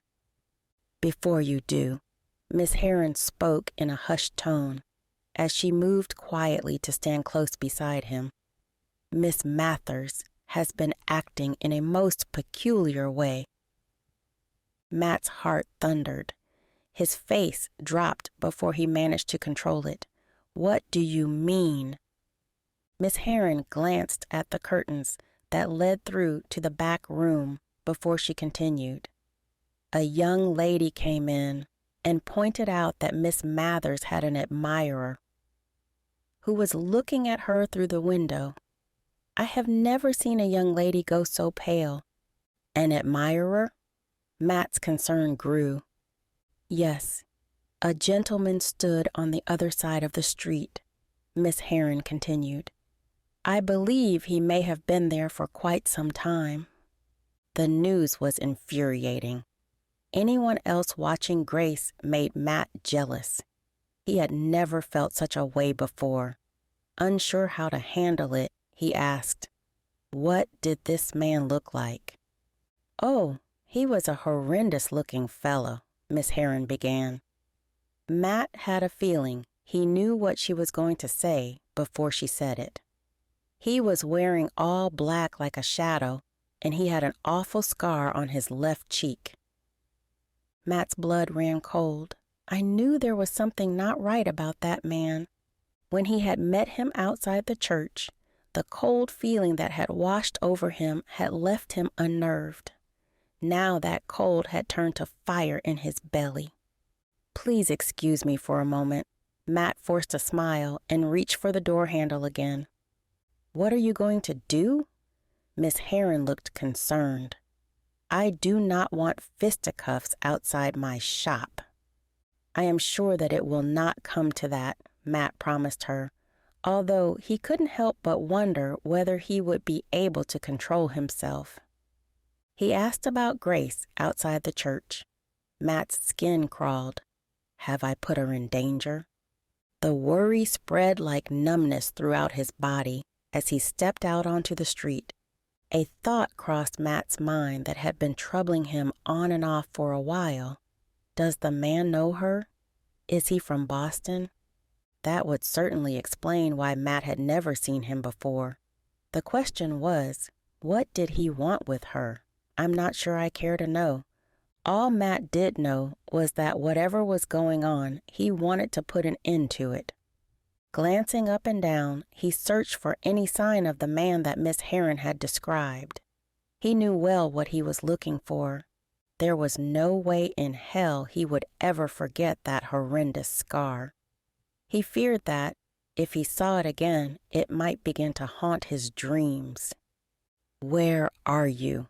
Matt hissed under his breath.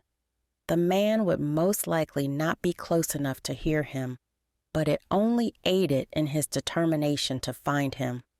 "Come out here and face me." Making him feel threatened was one thing, but making his bride to be uncomfortable was an entirely different matter. He looked across the street at the alleyway between the two houses. The darkness seemed to draw him in as though it whispered to him that the man he searched for was hiding there. Taking a deep breath, Matt strode out across the street. "Hey, look out!" An unfamiliar voice hit his ears. He had been so intent on his destination that he hadn't noticed the huge horse striding towards him. The rider looked furious when Matt barely managed to escape its path. "Look where you are going." The rider shook a furious fist at him before he whipped his horse on. Matt was too furious with the mystery man to apologize, and so he simply turned to continue. Blood pounded in his ears. His hands curled into fists. Every inch of him was ready for a fight. What has gotten into me?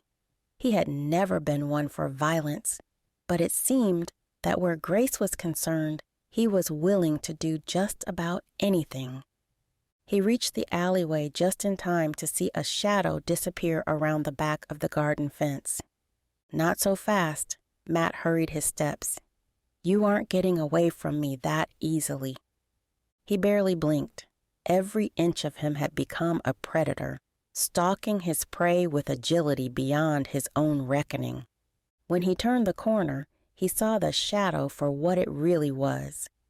A man in a hooded cloak was walking away from him. His footsteps weren't at all hurried, and Matt knew he would have no trouble catching up. He sprinted forwards, determined not to let the man get away without an explanation. His heart hammered in his chest, but stopped the second he gripped the man by the shoulder. He whipped him around and jammed him up against the fence. "Whoa, please, don't hurt me." A shrill voice sounded from the hood that covered the man's face. Matt braced his arm against the man's chest to stop him from wriggling and reached up to pull the hood away. "Take anything you want," the boy squealed. Matt's face dropped. His heart began to beat again. It was not the scarred man, but in fact a terrified young man who could have been no more than 18. "What are you doing skulking about in the alleyway?" Matt demanded. He was more furious with himself than the boy. I was taking a shortcut to the butcher's," the boy stuttered. "I'm sorry, sir. I meant no harm." "You are lucky nobody else caught you," Matt scowled. "They might have thought you were up to no good." "I'm sorry, sir," the boy repeated, looking as though he might mess himself. "It won't happen again." The boy sounded choked. Matt stepped back, realizing that he was pressing himself against the boy much too hard. He hasn't done anything wrong, Matt thought, as he released the boy completely and stepped backward. "Go on with you, then." He looked at the ground, unable to look the boy in the eye. Guilt overwhelmed him. "What has she done to me?" Matt sighed. He had become paranoid and aggressive.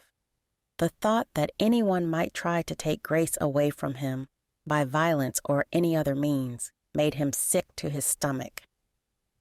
Removing his hat, he ran his fingers through his hair in an attempt to make himself less disheveled. He could only imagine what Grace might think if he returned to her, looking like he had just run right through town. The last thing he wanted was for her to know what he had just been up to.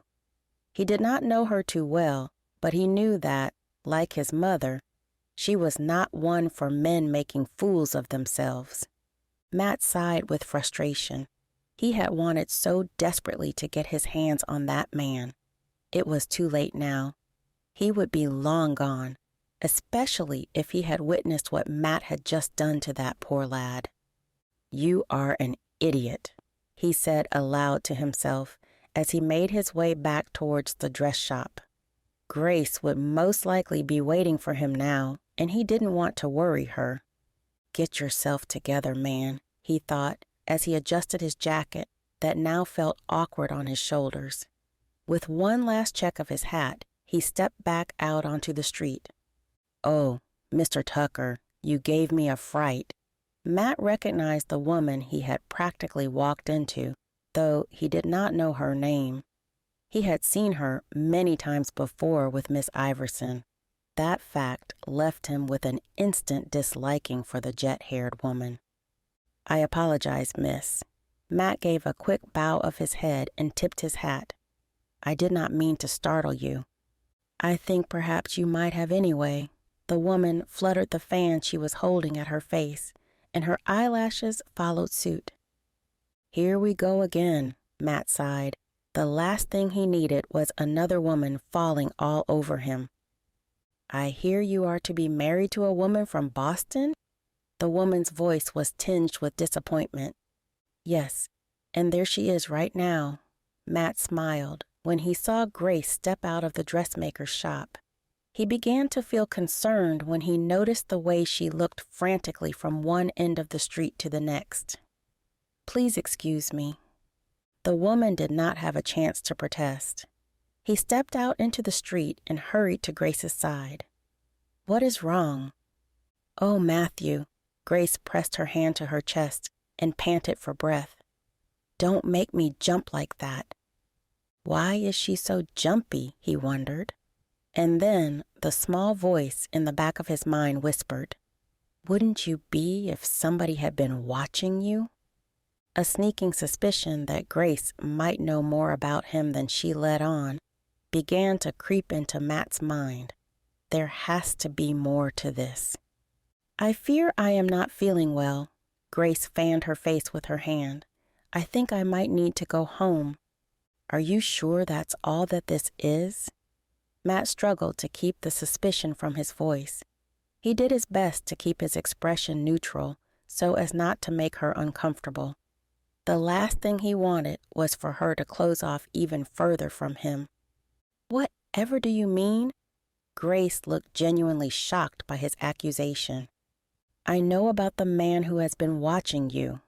Matt spoke softly, for fear that the man might still be lingering somewhere close by.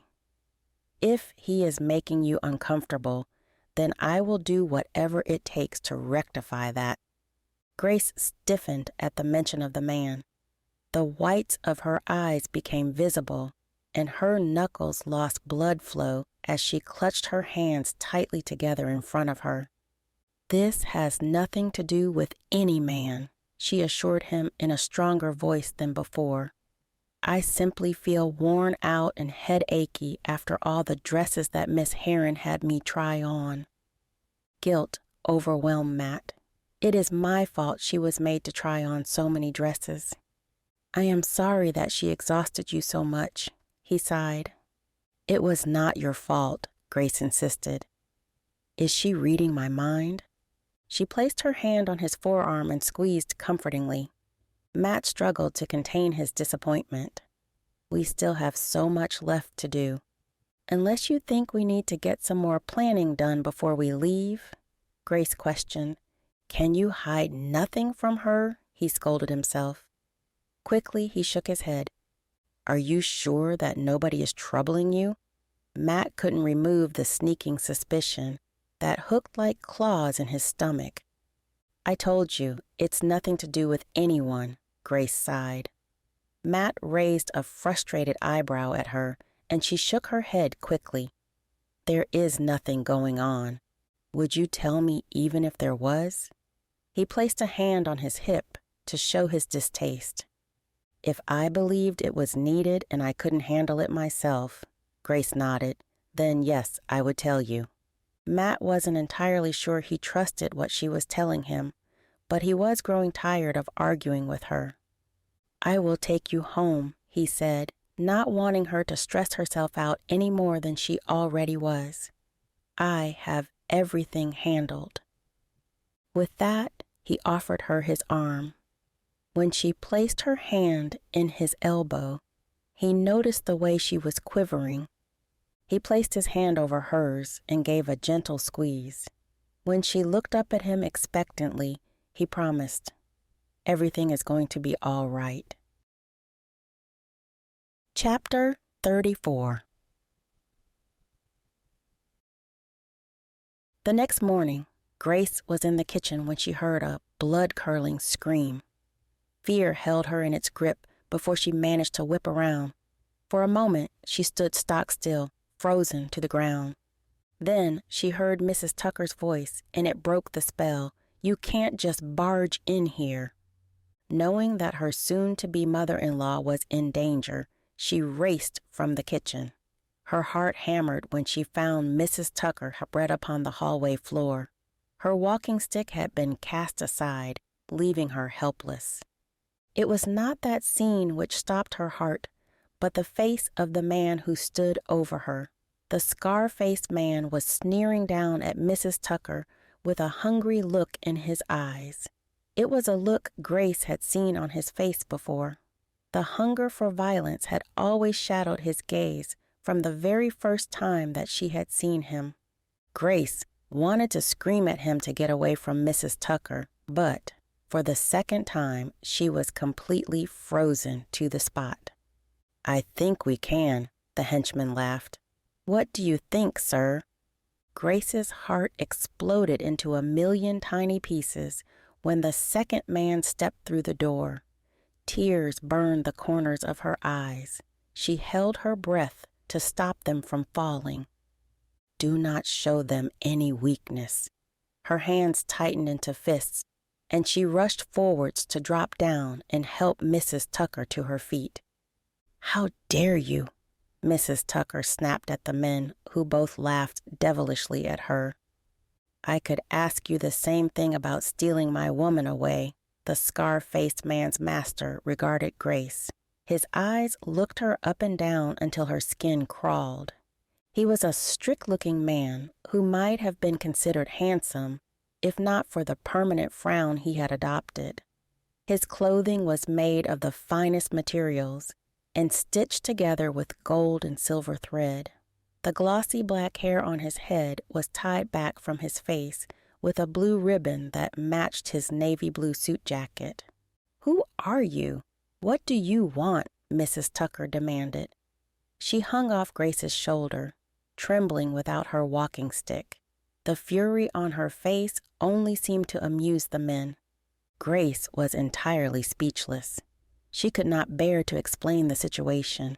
Her mouth ran dry and blood pounded in her ears. "Allow me to introduce Mr. Stuart Pendennis of the Boston Pendennis family." His henchman gave a flurry of his hand in his master's direction. Hearing the name made Grace shiver.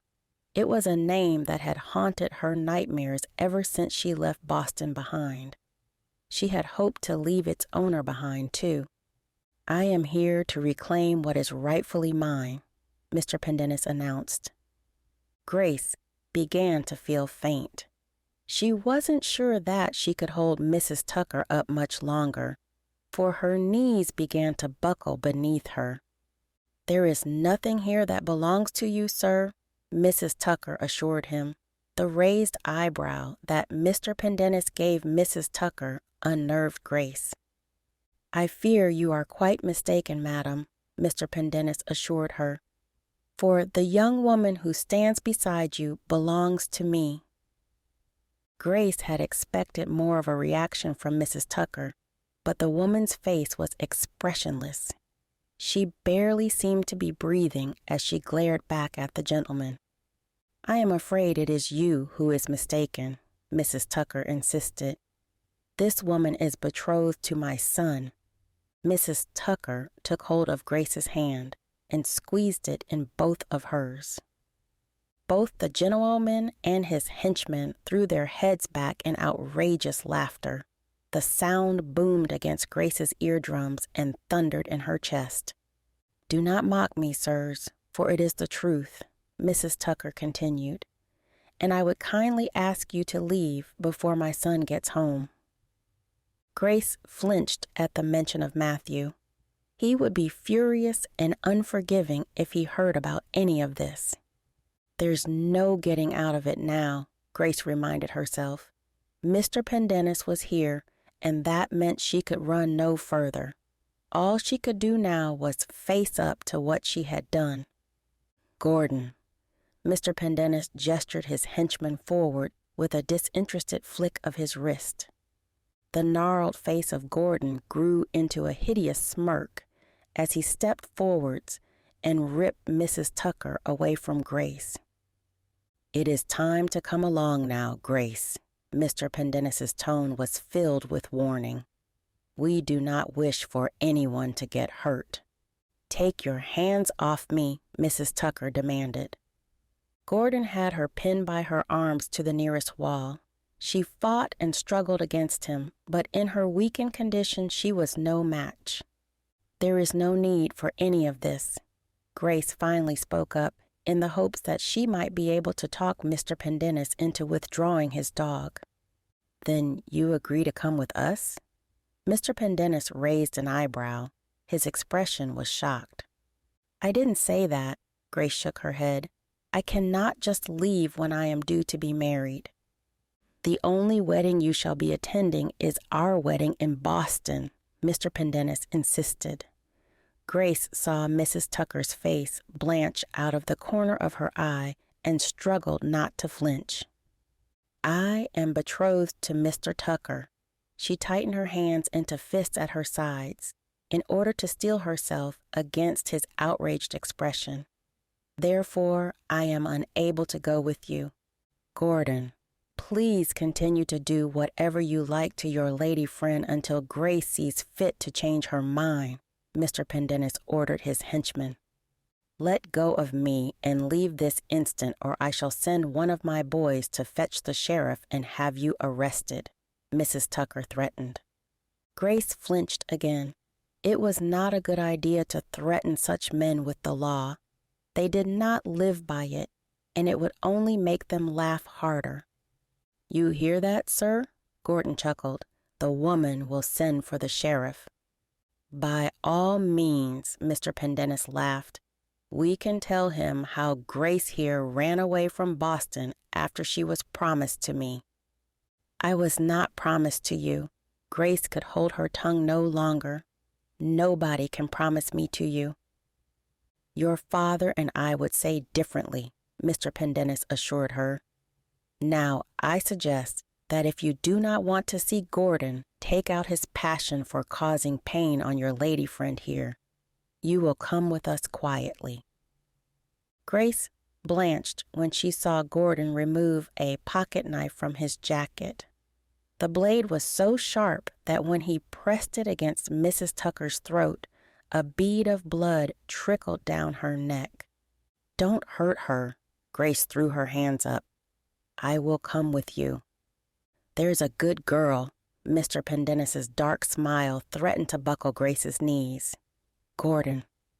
Grace gasped as Gordon dashed Mrs. Tucker's frail body to the floor. The woman screeched in pain as she hit the hard wood. Mrs. Tucker, Grace screamed as Gordon gripped hold of her arm and began to drag her from the house. Mrs. Tucker. For a moment, she feared that Mrs. Tucker might have hit her head on the bottom step of the stairs. Such an injury might be the very one to take the frail woman's life. Do not worry about me, Grace. Mrs. Tucker's voice called after her. Do not lose hope. Grace tried her hardest, but all hope was fading from her limbs as Gordon herded her to the carriage that awaited them outside. You should think yourself lucky, my dear, Mr. Pendennis laughed as he strode down the porch steps. There are not many women who would be taken into such a prestigious family as my own. I thought I was lucky to get away from you. Grace glared at him. Gordon pulled open the carriage door and shoved her forward. There was nothing she could do but step up into the carriage and accept her fate. I do hope you enjoyed your little trip, Mr. Pendennis clambered in behind her. For when we are back in Boston, there shall be no more. An image of a gilded cage and heavy iron chains flitted through Grace's mind. If only I had just told Matt about all of this. He might have helped me to keep him away. Grace felt guilt at the image of Mrs. Tucker's broken body on the hallway floor. I never should have allowed it to be possible for them to find me here. Bile rose in the back of her throat. She sat on her hands to hide the fact that she was shaking violently. Instead of responding, she simply glared at the man. Gordon slammed the door shut behind them, and the carriage rocked to signal that he had climbed into the driver's seat. Had she not been so devastated to find herself there, Grace might have admired the comfort of the carriage. The velvet seat was cushioned beneath her, and she struggled to hold on to it when the carriage began to move. You need not worry, Mr. Pendennis continued. We shall soon be out of this hellhole and back home where you belong. This is my home, Grace insisted. I am sure your father would be heartbroken to hear you say that. Mr. Pendennis shook his head. He has been quite grief-stricken since your departure. Grace struggled not to react to the mention of her father. It was clear from the look in his eye that that was what Mr. Pendennis wanted from her. He wanted her to squirm and wriggle like a worm caught on a fishing hook. She would not give him the satisfaction. My father only cares about himself. Then he won't mind if he never sees you again, Mr. Pendennis laughed. I have half a mind to lock you away for good. No doubt you would have anyway.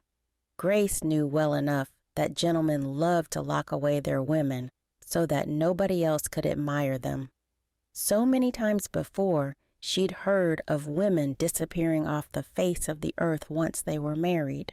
They were only ever heard of again when a birth was announced. Her favorite childhood story suddenly popped into her head. Her mother had often told her the story of Swan Lake and the princess who had been locked away in the tower by the evil wizard. The way her mother had told it was both terrifying and thrilling. She'd feared for the princess and swooned when she had been rescued by her true love. Her mother's voice rang in her mind. She'd told the story over and over many times in variations, but the ending had always been the same. It was a story that had always brought hope to her heart, and now it brought a tear to her eye to be reminded of her mother. She remembered how she'd delighted at being told the story before bedtime, and how she'd gasped and exclaimed at all the exciting moments. It was a story she had hoped to one day retell to her own children, but the likelihood of that happening was dwindling along with her own happy ending. My mother was wrong, she mused. Not every girl gets her own happy ending. Like Odette, I am cursed, but there is no prince coming to save me. There was no light at the end of Grace's tunnel unless she found a way to light it herself. She could see no white knight coming to rescue her like the damsels in distress. I will not be one of those women, Grace vowed. It didn't matter what she had to do. She was not going back to Boston. All she needed to do was bide her time. I cannot go back to Boston. You may not realize it now, but this is the best thing that has ever happened to you, Mr. Pendennis repeated the words he had told her all those weeks ago in her father's tavern. I am the best thing that has ever happened to you. Chapter 35. The blistering heat caused Matt to sweat profusely. He had obviously picked the wrong day to begin planting a new crop. Turning over the soil was a difficult enough job without the added pressure of the sun. He leaned on the handle of his shovel and wiped his shirt sleeve over his forehead to remove some of the sweat. His shirt came away wet and streaked with mud.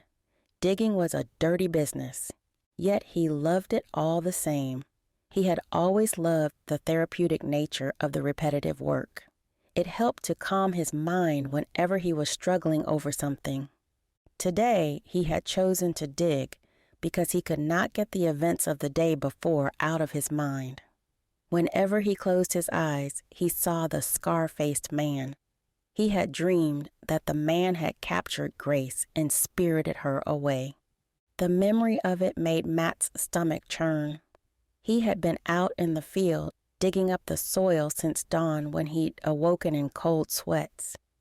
Now he would give anything for those cold sweats if it would help to beat back the heat of the sun.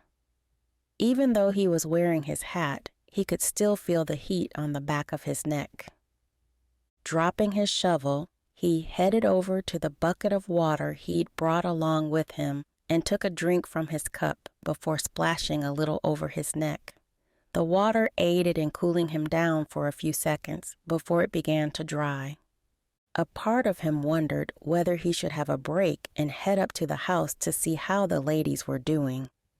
Over the last few days, he'd had the urge more and more. Seeing Grace's smiling face always aided in calming his racing thoughts. It was an intriguing thought, but one that was blotted out the moment he saw the woman hobbling down the lane towards him. His heart sank when he saw the way his mother moved quickly on unsteady feet. Her hair stuck out at odd angles, and her right sleeve hung off her shoulder in a frayed mess. Alarm filled Matt.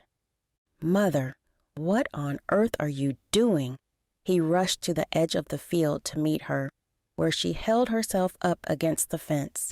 She was panting so terribly that he feared she might cough up a lung. "Grace," the woman struggled through her breathlessness. "Grace." Matt's blood turned to ice in his veins. Had Grace had some kind of accident? "What about her?" he asked. When she did not continue, his mother took several deep gulps of air before she continued. "She has been taken." Matt's worst nightmare came true in that moment. "What do you mean she's been taken?" He raised an eyebrow. "Taken ill?" "Please tell me she is ill," Matt hoped. It was much easier to nurse her back to health than what he believed his mother was implying. "She's been taken by a man named Mr. Pendennis." His mother's voice was shrill now that she had caught a little breath back. "He and his brute came and dragged her away." "Why on earth would anyone do that?" Matt asked, reaching out to hold his mother up. She looked weaker than ever. "Did he hurt you?" It was clear from the look on her face that he had. "Do not worry about me. If he hurt you, I will kill him." Anger boiled up in his stomach. Nobody hurt his mother and got away with it. "Do not worry about me," she repeated. "You must go and help Grace." "I shall go and fetch the sheriff at once," Matt told her. His mother's grip tightened on his arm and she shook her head. "You cannot do that," she insisted. "These men were willing to do whatever it took to get their hands on her. I fear what they might do if you involve the sheriff." Who are these men? Matt wondered. His mother had never shied away from the sheriff before. "Take Todd with you," his mother insisted. "You might need backup." Matt suddenly remembered the man who was working at the far end of the field. "Todd," he yelled at the top of his lungs. "Todd, get over here." Sensing the urgency in his voice, Todd raced over, dropping his shovel as he went. "What is the matter?" Todd asked, and when he caught sight of Matt's mother, his eyes almost bulged out of his head. "What are you doing out here, Rose?" "We do not have time for this," Matt's mother snapped. She hit Matt against his calf with her walking stick. "You must go now." Matt instinctively moved away from his mother and stepped in the direction of the barn. The moment he released her, she collapsed into a heap on the ground. "Mother," Matt exclaimed. He swooped down to help her up again, but she quickly waved him away. "I'll be fine," she insisted. "Go before it's too late." "Will somebody please tell me what is going on?" Todd demanded, concern hardening his expression. If Matt hadn't been so frantic, he might have felt sorry for the man. "Stay with my mother," Matt called over his shoulder as he raced down the lane in the direction of the ranch. "She will explain." He was gone before Todd had the chance to respond. When he made it back to the ranch, he could see the screen door of the house hanging off its hinges. Somebody had clearly used force to make their way into the building. Matt's stomach churned at the sight, even as he turned his attention to the barn. "What am I even supposed to do when I find them?" he wondered as he strode across the yard. "I'll be outnumbered. Perhaps I should get the sheriff first."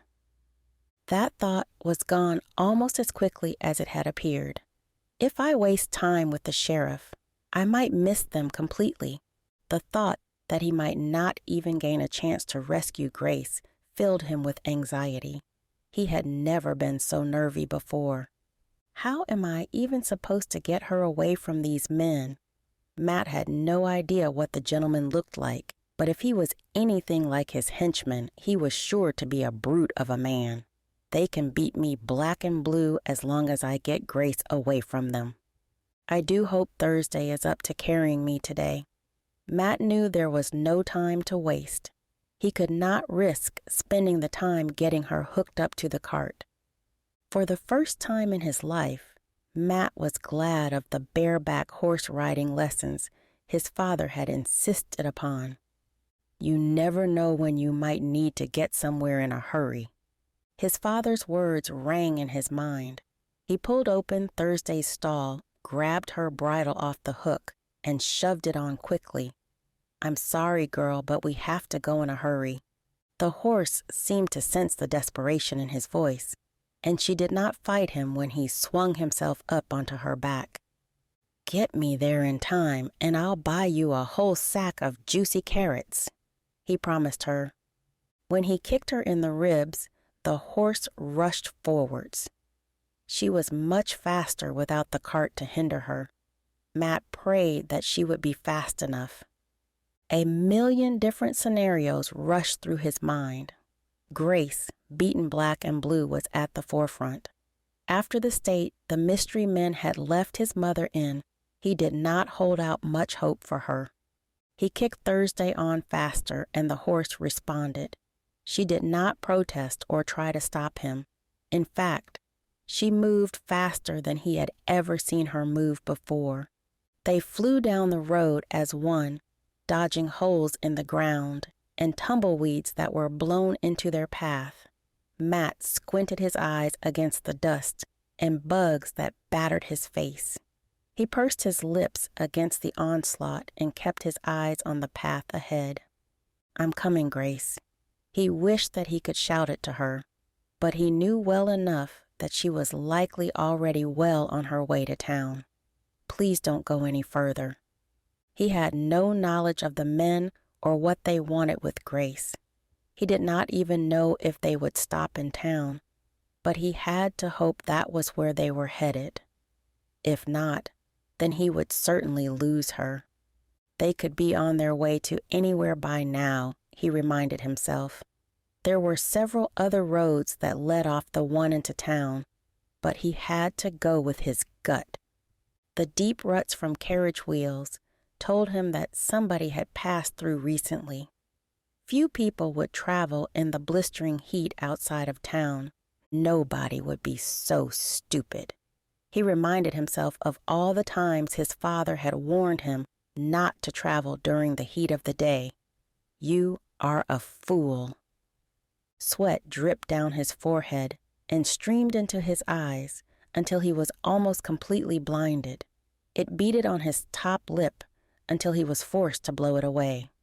Thursday kept up the pace for longer than Matt had hoped possible, and it wasn't until the town came into view that she began to slow. "Good girl," Matt stroked her neck as she continued forwards. "Not far now." The second he made it into town, he swung down from her back and hitched her to the usual post.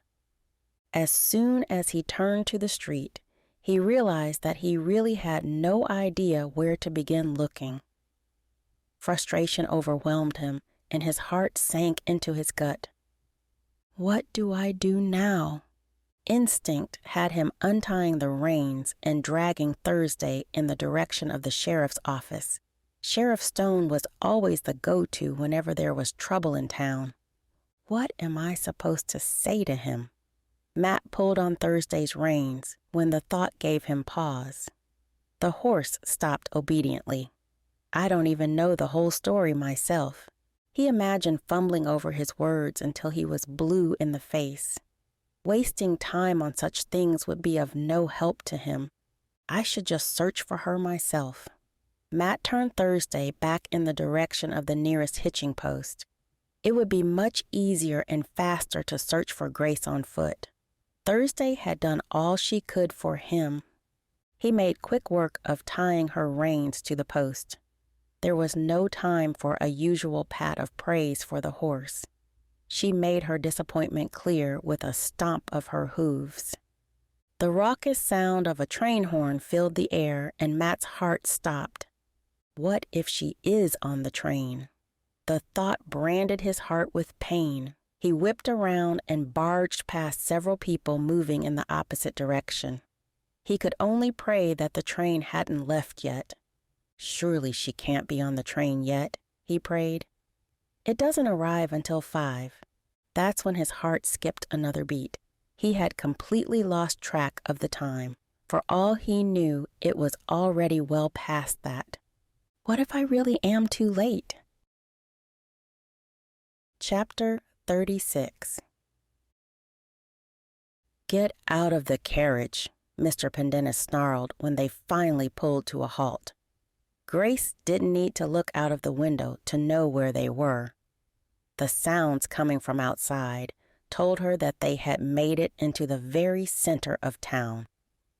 "You heard the man," Gordon snapped when he pulled open the door to the carriage and dropped the steps. Grace remained stock still on the seat. Her fingernails dug into the bench, and she was sure she would rip the lovely velvet. What a shame if I ruin his lovely carriage. She glared at Mr. Pendennis defiantly. "Do not think that your friend is safe just because we left her behind at the ranch." He furrowed his brow. "I could easily send somebody back to the ranch to take care of her." Grace's skin crawled at his warning. She gritted her teeth and forced herself up from the bench. What if Mathew doesn't find his mother in time?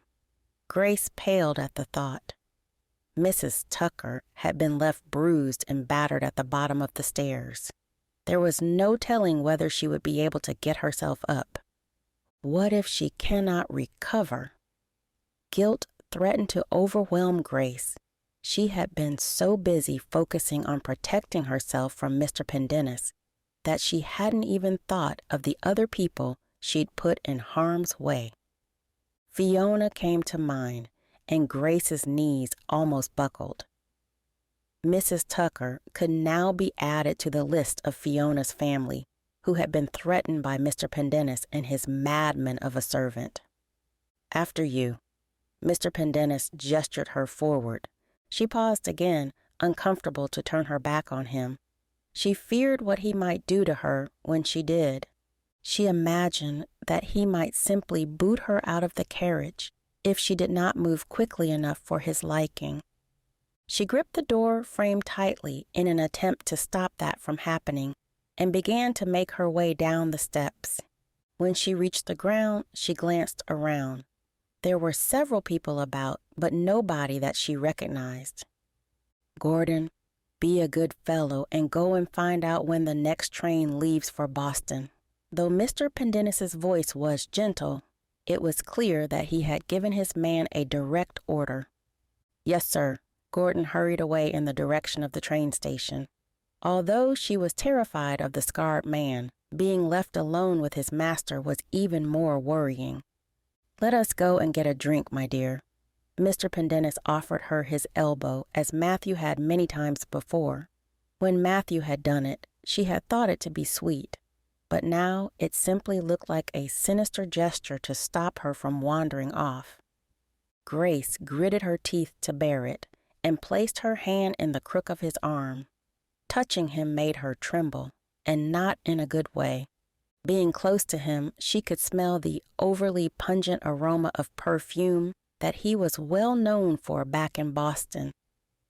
It clotted in her nostrils and threatened to choke her if she didn't hold her breath. "Bide your time," Grace thought to herself. She had no idea how she was going to make it out of this one, but she knew that she had to. Her life would be over in an instant if she didn't. "I'd be better off dead." Mr. Pendennis guided her over to the tavern that sat just down the street. When they walked through the swinging saloon doors, Grace found that they were alone save for the barkeep, and a single drunken man slumped in the corner of the room. "Afternoon, sir." The barkeep smiled as soon as he saw them. The money signs in his eyes made it clear he had noticed Mr. Pendennis's fine dress. "How might I be of service?" "I shall have a scotch, and the lady shall have a tea," Mr. Pendennis announced. "I don't want anything that your coin pays for," Grace thought silently. She did not wish to cause a scene, but she couldn't stop herself from glaring at the gentleman. "Do cheer up," Mr. Pendennis gripped her upper arm tightly. "We shall soon be back on the train to civilization." Nowhere with you could ever be considered civilization. Grace continued to glare. "Do wipe that look off your face, or I shall have Gordon do it for you when he returns," Mr. Pendennis assured her. Unable to remove the look from her face, Grace turned her gaze away from him completely. He sighed as he dragged her over to a table at the far end of the bar. "This looks like a good place to sit," he glanced around. "You can see everything from here." "Are you expecting trouble?" Grace asked him. "Of course he is. Trouble followed Mr. Pendennis wherever he went." "Well, I suppose that depends on how many friends you have made during your little escape to the country." Mr. Pendennis looked amused. "I must admit, I have rather enjoyed my little trip to find you." "I am glad that I could be of service." Grace spoke sarcastically. "You would do well not to try anything like this again," Mr. Pendennis warned. "I do not very often give second chances." "It's a good thing I don't want one then." Grace pushed the drink he placed in front of her away. He raised an unsatisfied eyebrow but did not comment. Just then, Gordon appeared. His breath came in short gasps, as though he had run from the train station. "That's it, doggy," Grace smirked to herself. "Run back to your master." "Well," Mr. Pendennis demanded as soon as he reached the table. "I am sorry, sir, but we appear to have missed the last train to Boston." Gordon shook his head and dropped his hands onto his knees to aid in catching his breath. Mr. Pendennis did not look best pleased. He spoke through gritted teeth. "You had better ask the barkeep for a room." "Right away, sir," Gordon nodded. If Grace hadn't hated the henchman so much, she might well have felt sorry for him. The way that Mr. Pendennis ordered him around was akin to the way her father had treated her. "We shall just have to stay here for the evening and catch the next train out," Mr. Pendennis told her. It was only a brief moment of hope, but it was enough for Grace to grab onto. She held it tightly in her mind and closed her eyes. A lot can happen in one night, she reminded herself. It had been one night in Boston that her life had changed forever. Perhaps that same thing might happen again. She had never been one to pray, but just then she felt the need more than ever in her life. "Please, God, help me out of this mess. Show Matt where to find me or give me the strength to escape. I will do whatever it takes." She barely stopped herself from clasping her hands in front of her as she added, "Please let Mrs. Tucker be all right and protect those I have put in danger because of this evil man." Gordon returned from the bar with a key in hand. "They only have one downstairs room available, sir." "It shall have to do," Mr. Pendennis sighed. What is wrong with a downstairs room, she wondered. Mr. Pendennis grabbed hold of her arm again and dragged her out of her seat. "Let us go and take a look at our accommodation," he announced. Grace wanted desperately to fight away from his grip, but she knew it would do no good. If she managed to get away from him, she would only run right into the waiting arms of his henchmen. The implications of Mr. Pendennis's words were numerous. They left her trembling with fear at what was to come. All manner of things happened in taverns. They had at her home in Boston. More than once she had witnessed crying girls running from the rooms of so-called gentlemen. No doubt a couple of them had come from Mr. Pendennis's room whenever he felt the need to stay for the night. She remembered what had happened when she had tried to encourage her father to step in and stop the debauchery. He'd struck her so hard that her cheek had been blackened for weeks. A man takes his pleasure wherever he wishes, and it is not for you to judge. Her father's words were a sick reminder of the will of men. Mr. Pendennis marched her to the room they had been given and shoved her through the door. She gasped, falling headlong and barely managing to brace herself against the bed. "Going to bed so soon?" he smirked. I hadn't realized you were such a devilish girl." Grace straightened up and turned to glare at him. "I am doing no such thing." Gordon stood behind his master, making it doubly impossible for Grace to have any hope of slipping past. The sadistic smile on the henchman's face was just as frightening as Mr. Pendennis's implication that she was ready to take to bed. Grace would not put it past the master to allow his servant to watch whatever depraved things he wished to do to her. She was sure that she had seen the henchman sneak into his master's room several times at the tavern while he had been entertaining young women. The screams of those young women echoed in Grace's mind. She quivered at the memory and bit the inside of her lip. "I will not scream like they did." She made the vow to herself.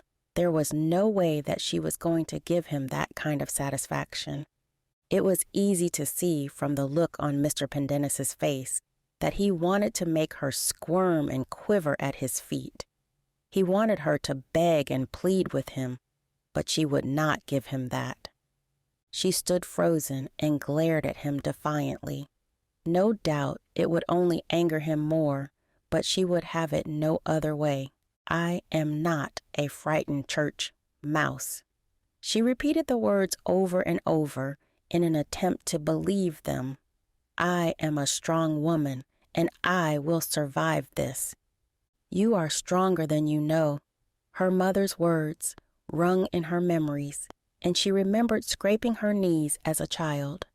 "You are strong enough to do anything you set your mind to."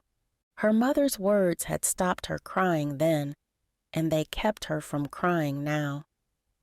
"Leave us." Mr. Pendennis gave a flick of his hand to Gordon, who quickly bowed his head and removed himself. The door clicked shut behind him, and the room instantly felt smaller. Grace was all too aware that there was only one exit. Mr. Pendennis stood between her and the door, making it practically impossible to escape. "You will learn to love me, girl," he assured her. When he stepped forward to stroke her cheek with his thumb, bile rose in Grace's throat. His breath was nowhere near as sweet as his perfume. Grace struggled not to gag. She did not want to make him angry.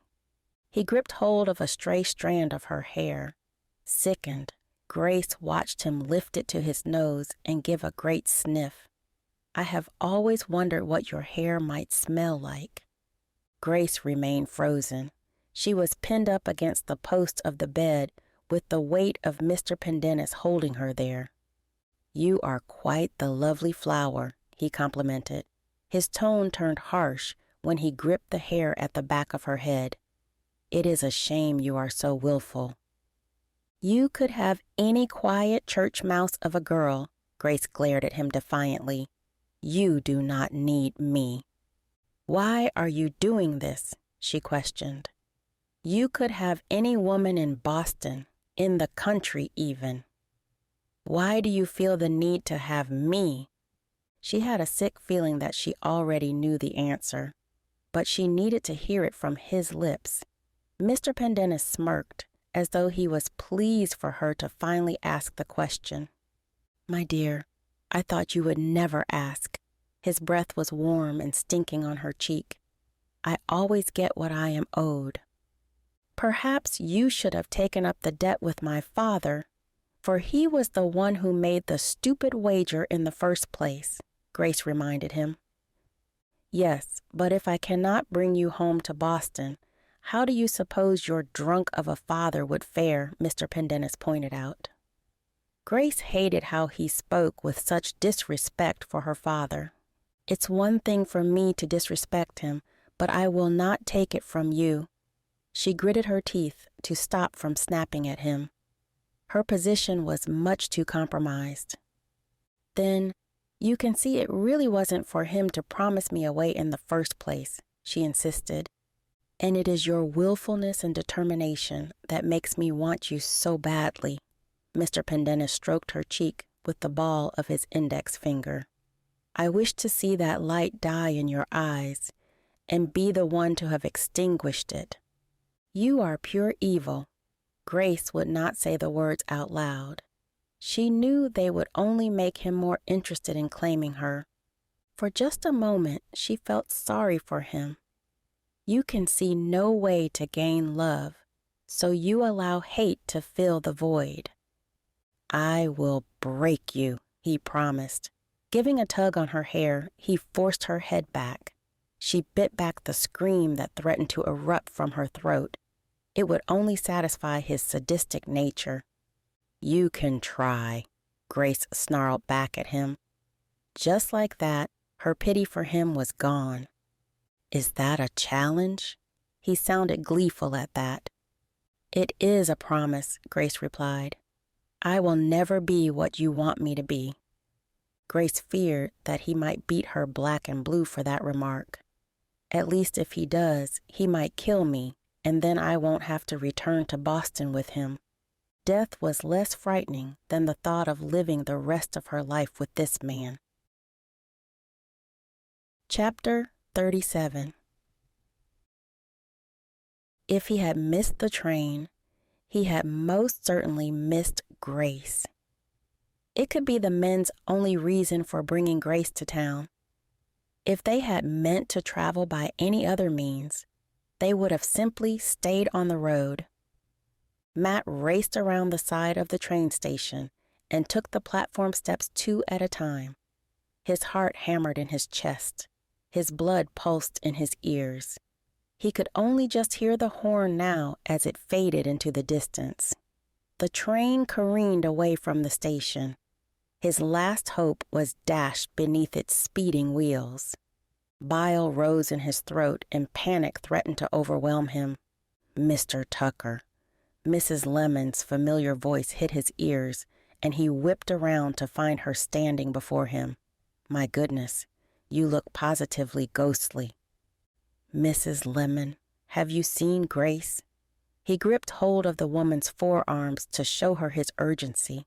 The way that his hands trembled was clear from the way she glanced down at them. "I have not," Mrs. Lemon shook her head.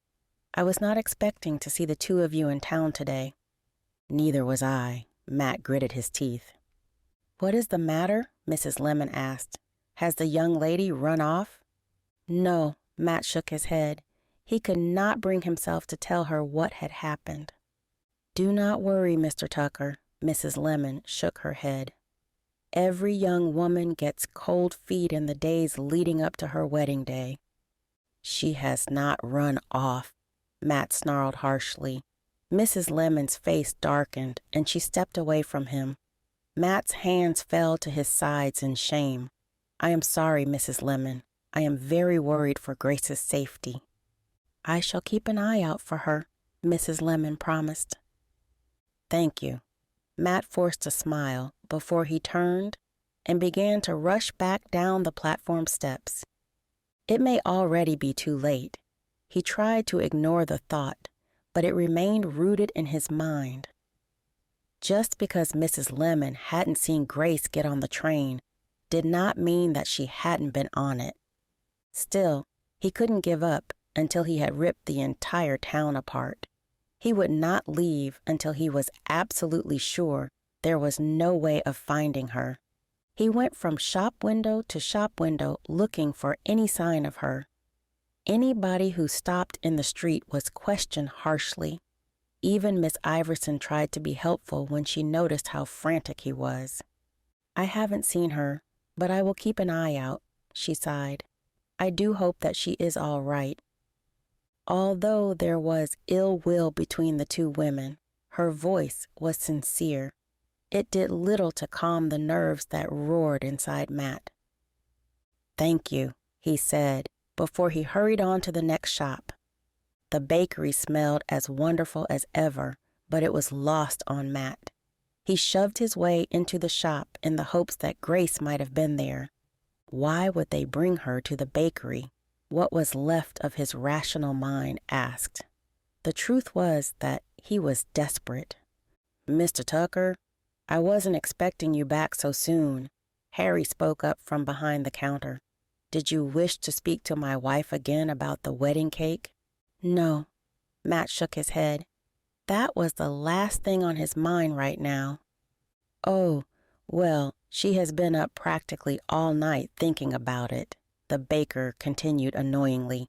"She is worried that she may not do it justice." "I am sure she will do a fine job," Matt insisted through gritted teeth. "Has Grace been in here?" "I do not believe so." Harry shook his head. "Of course he wouldn't know," Matt scolded himself. "He has never seen her before." It was a long shot to believe that his wife might have described her to him. "If you see her, please could you come and find me at once?" Matt asked him. "She has pale skin and the reddest hair." He tried desperately for a moment to remember what she had been wearing that morning. "She is wearing a dark green dress with a matching hair tie," he described as best he could, but he wished that he could give the man more to go on. "Is everything all right?" Harry questioned. His eyes darkened, and Matt was sure that he saw the tips of his ears go red with worry. "Not at the moment, but I hope to remedy it," Matt assured him. Before the man could question him any further, he turned and rushed from the shop. "Mathew!" Mr. Lemon's voice sounded breathless and concerned as he raced up behind him. Matt turned instantly towards him in the hopes that he might have some news. "What is it, Mr. Lemon?" he asked, when the man dropped his hands to his knees and began to pant for breath. He was an unfit man with a beer belly and a whiskey nose. Mrs. Lemon had clearly fed and watered him much too well over the years. "My wife told me that you were looking for Miss Mathers," Mr. Lemon panted. "When I said I'd seen her, she told me I must come and find you at once." Matt barely stopped from gripping hold of the man as he had his wife. He wanted to shake the information out of him in his frustration. "Where did you see her?" he urged. I saw her. Go in." Mr. Lemon continued to pant and pointed towards the tavern across the street. "Thank you." Matt grabbed hold of the man's head and pressed a hard kiss to his forehead. "Not a problem." Mr. Lemon waved when Matt began to race for the tavern. Ordinarily, Matt would have remained to be sure that the man was all right. But, as things stood, it was the last thing on his mind. He barged through the swinging doors so hard that they practically snapped off their hinges. "Mr. Tucker," the barkeep exclaimed, at the racket it caused when the swinging doors bounced off the walls. "Mr. Barnes," Matt tipped his hat, "I believe that a young redhead was escorted in here a short while ago." "Is everything all right here?" An oddly familiar voice hit Matt's ears. He tried to ignore it, but something made him turn around. That was when he saw the scar on the left cheek of the man who stood behind him. He had his hands in his pockets and a casual expression on his ruined face. "Do you need me to put this man out?" he asked the barkeep. "I can assure you I mean no harm to Mr. Barnes," Matt promised. "You, on the other hand." "Then why are you so tense?" the man asked. He looked him up and down, and Matt gathered it was similar to what he had done to Grace through the dress shop window. That thought sickened him.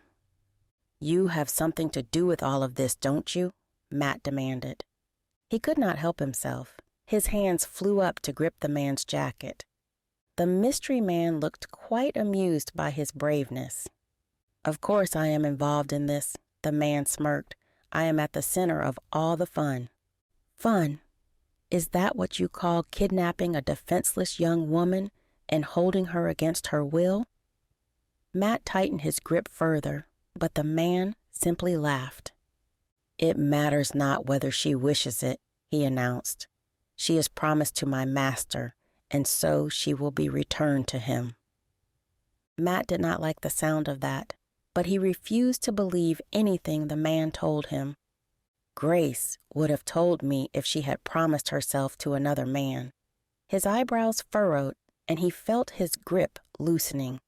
He was becoming unsure of himself. She may not have promised herself, but promised she was. The words were cryptic, and Matt didn't get the chance to ask the man exactly what he had meant by them. "You would do well to remove your hands from my manservant." Another male voice came from the hallway that led to the rooms in the back of the tavern. Matt looked around to find a man in fine clothing walking towards them. He had a stern look on his face, but did not look in any hurry to rush to the scarred man's aid. "Where is Grace?" Matt demanded. "What have you done with her?" He shoved the first man away and squared up to the second. "I assure you that Grace is quite well in my care." The man gestured to the barkeep. "If this man tries to get past me, you will do well to shoot him with the gun you keep under the counter." Mr. Barnes looked horrified at the suggestion, but he did not say a word. "If you wish to remove Grace from my care by force, then I assure you that you will be disappointed." The man continued. "Grace is pledged to me, and I will take what belongs to me." "She is not a belonging," Matt protested. "She is a woman. She is my woman, and you would do well not to concern yourself with her." The man placed his hand on his hip, and Matt realized that he had a knife strapped to his belt. He glanced in the direction of the first man to find him standing in a similar position. "I am too outnumbered here," he realized. There was nothing he could do to help Grace if he went and got himself maimed or worse.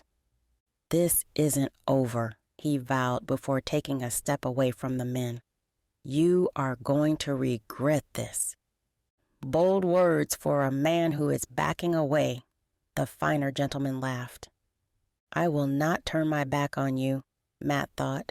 "You would only stab me in the back and be done with me." The man's appearance left Matt in little doubt that he was a snake. One wrong turn, and he would make his move to strike. The glare in his eyes dared Matt to try his luck. A mirrored expression formed on the face of the man beside him. "Mr. Tucker, please just leave," Mr. Barnes begged. "I do not want any trouble in here." The pleading in Mr. Barnes's voice was what decided it.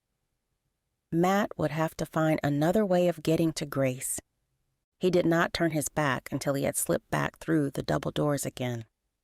"There must be another way into the back of the building," he muttered. He dropped down into the alleyway and began to head around the back. Chapter 38. Girls. Grace didn't like the sound of footsteps that wandered towards the room. She liked even less the sound of the key turning in the lock. She had hoped that Mr. Pendennis and Gordon might leave her alone for the rest of the evening, now that he had scared the living daylights out of her. She was lucky not to have been beaten or even raped already, and she knew that every time one of them came to the room, her chances of getting away unscathed were slimming. It was only a matter of time before she accidentally overstepped the mark that Mr. Pendennis had laid down for her. It was clear from the glare in his eye that he was itching to do her some harm. When he appeared in the room, he had a ghastly smirk upon his face. It was a look that set Grace's teeth on edge. "I wasn't expecting you back so soon." She spoke first to show him that she was not too scared of him. "Do not sound too pleased to see me." Mr. Pendennis crossed the room to stand beside the empty fireplace. He leaned against the mantel and crossed one ankle over the other. "I have just had the most entertaining visit from a young man in a very sorry state." Grace did not need to ask to know who he was talking about. Her instinct told her all she needed to know. "What did you do to him?" she demanded. She stepped forward with the intention of getting more information out of him, but it simply made him laugh. "I was expecting such a reaction from the mention of him." Mr. Pendennis smirked like a sly snake. "You are quite fond of him?" The sentence may have been a statement, but he phrased it as a question. It was not one that Grace was willing to answer. She would not allow him to use her feelings against her. Pursing her lips, she tightened her hands into fists behind her back and braced herself for silence. "It is no matter." Mr. Pendennis stroked his finger along the mantle until it was covered in dust. His face grimaced, and he flicked it away. "Your man is quite unharmed, though I do believe he is heartbroken." "How could you possibly claim to know if someone is heartbroken when you do not even have a heart?" She glared angrily at him. It was clear from his reply that he had chosen to ignore her comment, though it did make him smile. "You appear to have bewitched him, but not enough for him to fight for you," he gloated. The light in his eyes blazed until Grace wanted to claw them out with her fingernails. "You have no idea how wrong you are," Grace glared at him. She wasn't sure of Mathew's feelings, but deep down in her gut, she felt that he would not give up on her so easily. "My dear, I am never wrong," Mr. Pendennis shook his head, "and no man will ever take what is rightfully mine." "I am not yours," she wanted to yell the words at the top of her voice. "You do not own me," she insisted, and watched his face twist into an overly amused smile. "I do believe you are mistaken there." Mr. Pendennis's voice was sly, and his beady eyes reminded her of a fox. The way he looked at her with a hunger for more willfulness made her feel sick to her stomach. Her eyes darted towards the door, and desperation took her. Feet flying, she raced for the door in the hopes that the fireplace was far enough away. Her fingers had just wrapped around the door handle when a hand gripped her shoulder. She was whipped around with such force and speed that she had no time to react. Mr. Pendennis pinned her to the door with his own larger body and pressed his nose into her hair. The way he sniffed her red locks made her feel violated. "Get off me," she screamed. It was something she'd heard screamed many times in her father's tavern, but she had never imagined she'd be the one screaming it. "Don't struggle," Mr. Pendennis insisted. His hands gripped her skirts and began to pull them up. "You see how easy this is for me?" His hand brushed against her bare thigh, and nausea overwhelmed her. Terror formed like a beast inside of her, and she battered his chest frantically with her fists. "Get off me," she insisted again. "No, leave me be." That was when Mr. Pendennis stepped away from her. His smile told her everything she needed to know. He had been toying with her. "When I take you to bed, Miss Mathers, you will be more accepting." His tone was a promise that made Grace tremble. "I will never go willingly with a man like you," Grace announced. "Willingly or not, you shall go with me." His voice was filled with warning. "We can do this the easy way or the hard way, though you must know I will take great pleasure in doing things the hard way." "No doubt you would," Grace quivered. He was the kind of man to take amusement from causing pain and suffering to other people. The window shattered inward, scattering glass through the room. Within seconds, a dark figure had climbed inside. Panic overwhelmed Grace all over again. Was Gordon trying to scare the living daylights out of her? She would not put such a thing past either of them. No doubt both men had sordid fantasies about such things. She imagined that they had planned all the ways they could torture her. "No doubt they will allow me to think I am being rescued and just as quickly pull the rug out from under me again." She was angered by the thought, but she could not put anything past either of them. There was no line that Mr. Pendennis wouldn't cross to satisfy his need for control. The disruption gave Grace the opportunity that she needed.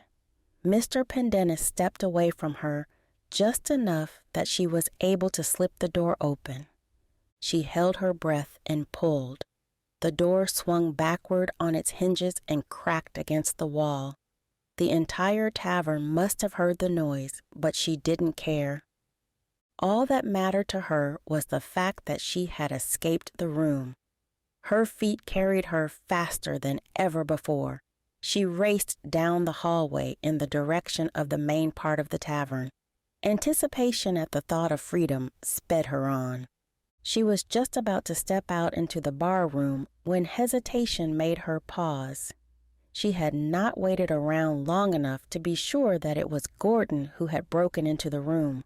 For all she knew, he could be waiting right around the corner. It would all be over if he managed to catch her. Mr. Pendennis and his henchmen would not be tricked twice. Pressing herself against the wall, Grace peered out into the bar room. At first, she saw no sign of Gordon. Relief was just beginning to fill her when he suddenly appeared through the swinging doors. The way he fussed with his breeches told her he had gone out to relieve himself. So who broke into the room? It was a question she would never know the answer to. She did not care. There was no turning back now. She could not go forward. Gordon would spot her red hair as soon as she stepped out. Not for the first time, she cursed herself for having such distinctive hair. "Think," she urged. "Think, damn it." Her mind was frantic. She was unable to focus long enough to form a plan. Her entire body trembled so much that she was sure they would be able to hear it through the wall in the next room. "Concentrate," she muttered under her breath. Her eyes darted to Gordon, who had sat down in a seat close by. "Don't speak, you stupid woman," she scolded herself. He would likely hear her if she even moved a muscle. She was just about to creep back down the hallway to find a back door or another window when a hand suddenly clamped down over her mouth. Her eyes felt as though they were going to bulge right out of her head as she was whipped around by the person who wrapped their arms around her.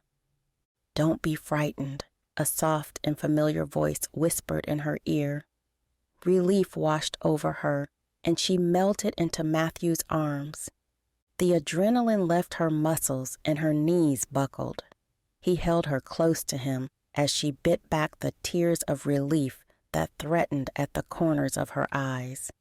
They were not safe yet, but he was here and that was all that mattered. "I knew you would come," she muttered against his chest. "How couldn't I?" he remarked, and stroked the hair at the back of her head. "We need to get out of here." "How?" Grace looked up into eyes that were filled with determination. "Gordon is sitting right out there." She tossed her thumb over her shoulder in the direction of the bar. "There's a way out the back," Mathew told her. He reached down to grip hold of her hand and began to lead her down the hallway. "Did they hurt you?" He looked her up and down over his shoulder. "I think they might have if you hadn't shown up," Grace replied. Both men had frightened her, but they had not hurt her physically. Try telling that to my poor scalp, she thought. She could still feel her head burning where Mr. Pendennis had tugged on her hair. There was no way she was going to tell Mathew about that, for she feared what he might do with such information. "Neither of them will hurt you ever again," Mathew promised. That's when Grace noticed the red stain on the front of Matt's shirt. Is that blood? Are you hurt?" Matt glanced down at his shirt and shrugged as though it was of little consequence. "It's not my blood." "You didn't kill him, did you?" Grace gasped. She hated Mr. Pendennis, but she would never wish anybody dead. "He's unconscious but not dead," Matt assured her. There was guilt in his gaze. "I did what I had to do to get you out of here. Let's not make it all for nothing." He led her past the door of the room where she'd been kept, but it was closed, and there was no way of knowing what had happened to Mr. Pendennis after she'd run from him. "Don't worry about him." Mathew reached up and stroked her face. He is well taken care of. Grace wasn't sure that she liked the sound of that. She did not question him further. All that really mattered was getting as far away from the tavern as possible before Gordon or his master had a chance to catch up to them. This way, Mathew urged her into a small alcove where a door was hidden from view. He shoved it open to reveal an alleyway that must have led out behind the tavern. "Let's get out of here," Mathew pushed her gently forwards with a hand on the small of her back. "We must inform the sheriff of what has happened before we go back to the ranch." Grace wasn't at all pleased at the thought of having to share her story, but she knew it could no longer be helped. Look where staying silent has gotten me so far. Chapter 39.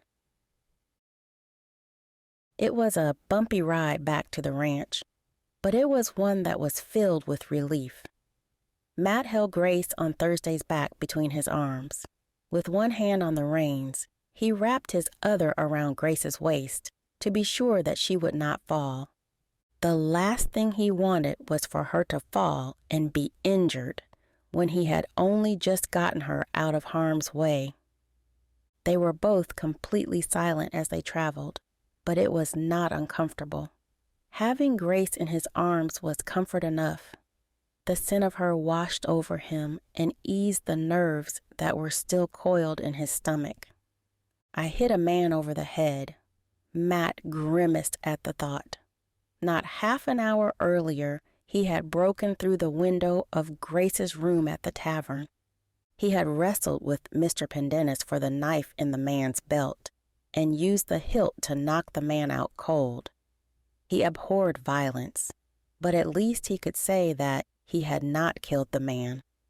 All that mattered was that Grace was safe. He refused to feel guilty for hitting a man who rightly deserved it. "I did the right thing," Matt reminded himself. He had even taken the time to report to the sheriff that there was an injured man in the tavern. There was little more that he could do than that. There's no way the gentleman could report me for the incident. He was relieved by the fact that he had hit the man over the head well before he'd had a chance to turn around. He was still amazed at how he had the strength to wrestle the knife out of the man's belt while holding him in a headlock. He was relieved when the ranch came into view at the end of the lane. Though the journey had been quiet and steady, he was still tired of the repetitive plodding that gave him too much time to think. "Let's get you inside," Matt told Grace as soon as they made it back to the ranch. She was trembling violently in the near darkness that came with the evening chill.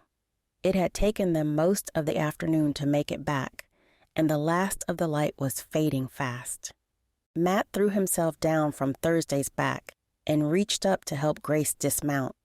She did not protest as she once might have done. Matt could tell that she was shaken beyond measure. "Good girl," Matt tapped Thursday on the neck with praise before he led Grace inside. She leaned on him for support when he led her up the porch steps. The way that she walked told him she was sore from the ride, but she did not voice her discomfort. "Sit down," he urged her when they made it into the kitchen. "I will make us a cup of something warm and get you a couple of biscuits." The sugar would help with the shock she was experiencing. Grace was silent as she slipped into a seat at the kitchen table. Her hands were clasped on the surface in front of her, and she gazed down at them without really seeing them. "Grace." Matt's jaw clenched when he heard his mother's voice. "I'm sorry, Mathew." Todd's frantic voice sounded behind the woman as she rushed into the room. "I tried to keep her in her room, but she would have none of it." "I am not a child," his mother snapped. She glanced from one man to the other before she dropped into the seat beside Grace. She reached out a hand to clasp both of Grace's. "I am so glad that you are home safe." Grace did not look up from where his mother was holding her hands. Perhaps it would be best if we leave this for the morning, Matt suggested. His mother looked like she was going to protest. But Todd quickly put in, "Rose, I think your son wishes to be alone with his bride." It was a gentle reminder of what was to come that made his mother back up a little. Of course, of course." She pushed herself to her feet again and hobbled back towards the door. "Todd, be a dear and help me back to my room." She used her free hand to grip hold of his cousin's arm. "Let us know if you need anything," Todd spoke over his shoulder, and Matt gave him a nod of thanks. He was grateful to the man for taking that problem off his hands. All his attention could be placed on Grace without his mother in the room. "Is she okay?" Grace spoke up weakly when they were gone. Matt jumped. He had not been expecting her to speak. "She is as good as she will ever be," Matt replied. He focused on making them a drink and collecting some cookies from the tin. "I never should have brought those brutes to your doorstep." Grace shook her head and her expression darkened. "I am such an idiot." "No!" Matt snapped a little too harshly, and she jumped. He placed the tray of cups and cookies on the table and dropped down into a crouch at Grace's feet. When he reached for her hands and pulled her around to face him, she did not protest. She kept her eyes averted from his gaze. "None of this was your fault, Grace," he insisted. "I should not have left the ranch so early in the morning." "You are not to blame." Grace's eyes blazed when she looked him right in the face. "Then do not blame yourself either," Matt scolded. "It is my fault," she protested. "Mr. Pendennis and his man came here looking for me, and they hurt your mother." There were tears in Grace's eyes that Matt desperately wanted to wipe away. "Why did they come for you, Grace?" he asked instead. "Did I hear you tell the sheriff that all this has something to do with a game of cards?" Matt had been patient for long enough. He was sure that he deserved some answers after all that he had done. He had even risked the chance of being arrested himself to get her away from her captors. Even worse, if things had gone wrong, the gentleman might have managed to use the knife against him. "That's why I went for it in the first place," he reminded himself. "I was never in any real danger. I've wrestled enough cows to take on a human." Grace's entire body stiffened, and she pulled her hands away from his grip. She averted her gaze from his as she played with a loose thread in her skirt. "It is a long story. I have all night," Matt assured her. He pulled out the seat that his mother had sat in and placed it in front of Grace. "You have my full attention." "You will hate me if I tell you," she said, as she shook her head and the tears began to fall. "Grace, look at me." Matt placed his finger under her chin and forced her head up, but she still did not look him in the eye. "Please, Grace." She closed her eyes and breathed deeply before she finally looked at him again. "Grace, nothing you can tell me will ever make me hate you," he promised. And when he continued, he hoped that Grace could see the sincerity in his gaze. "I was so scared when I thought that I had lost you." She did not look entirely convinced, but he was relieved when she began to explain. "It all started in Boston at my father's tavern. I told you before that he had a nasty habit of gambling. Well, he was playing cards one night when Mr. Pendennis bet that he could not beat him. My father was so sure that he could that he put me down as the prize." Matt's blood ran cold, but he did not say a word. It was clear that Grace was not finished. "Mr. Pendennis won the game, and Mr. Pendennis always gets what he is owed," she continued. Her voice trembled almost as much as her body. "He tried to take me back to his manor on the other side of Boston, but I managed to escape the carriage while nobody was looking." So many questions began to form in Matt's mind. "How did you manage to hide from him?" he asked. "I hid in the storeroom of the local bakery because my best friend is a baker's daughter," Grace carried on. "He did not question it because I was always hiding from my father there when I had been worked too hard." Matt wished he could thank the baker and his daughter for helping her. "That still doesn't explain how you ended up here," Matt pointed out. He was growing frustrated at the fact she was only giving him the most basic details. "My best friend found your ad for a bride, and we decided that getting away from Boston was my only chance at getting away from Mr. Pendennis." Grace shivered at the use of his name. "Why didn't you just tell me all of this in your letter?" Matt could not hold his tongue any longer. Grace's cheeks burned red with embarrassment, and he cursed himself for speaking out. "I was worried that if I did, you would change your mind about sending me the money to come and join you here," Grace admitted. "It was wrong of me to come here under false pretenses." "Did you ever intend to marry me?" Matt's heart stung to ask the question. "Yes." Grace's voice rose louder than before, and he was sure that she meant it with her whole heart. "Though I am sure you will not wish to marry me now you know the truth."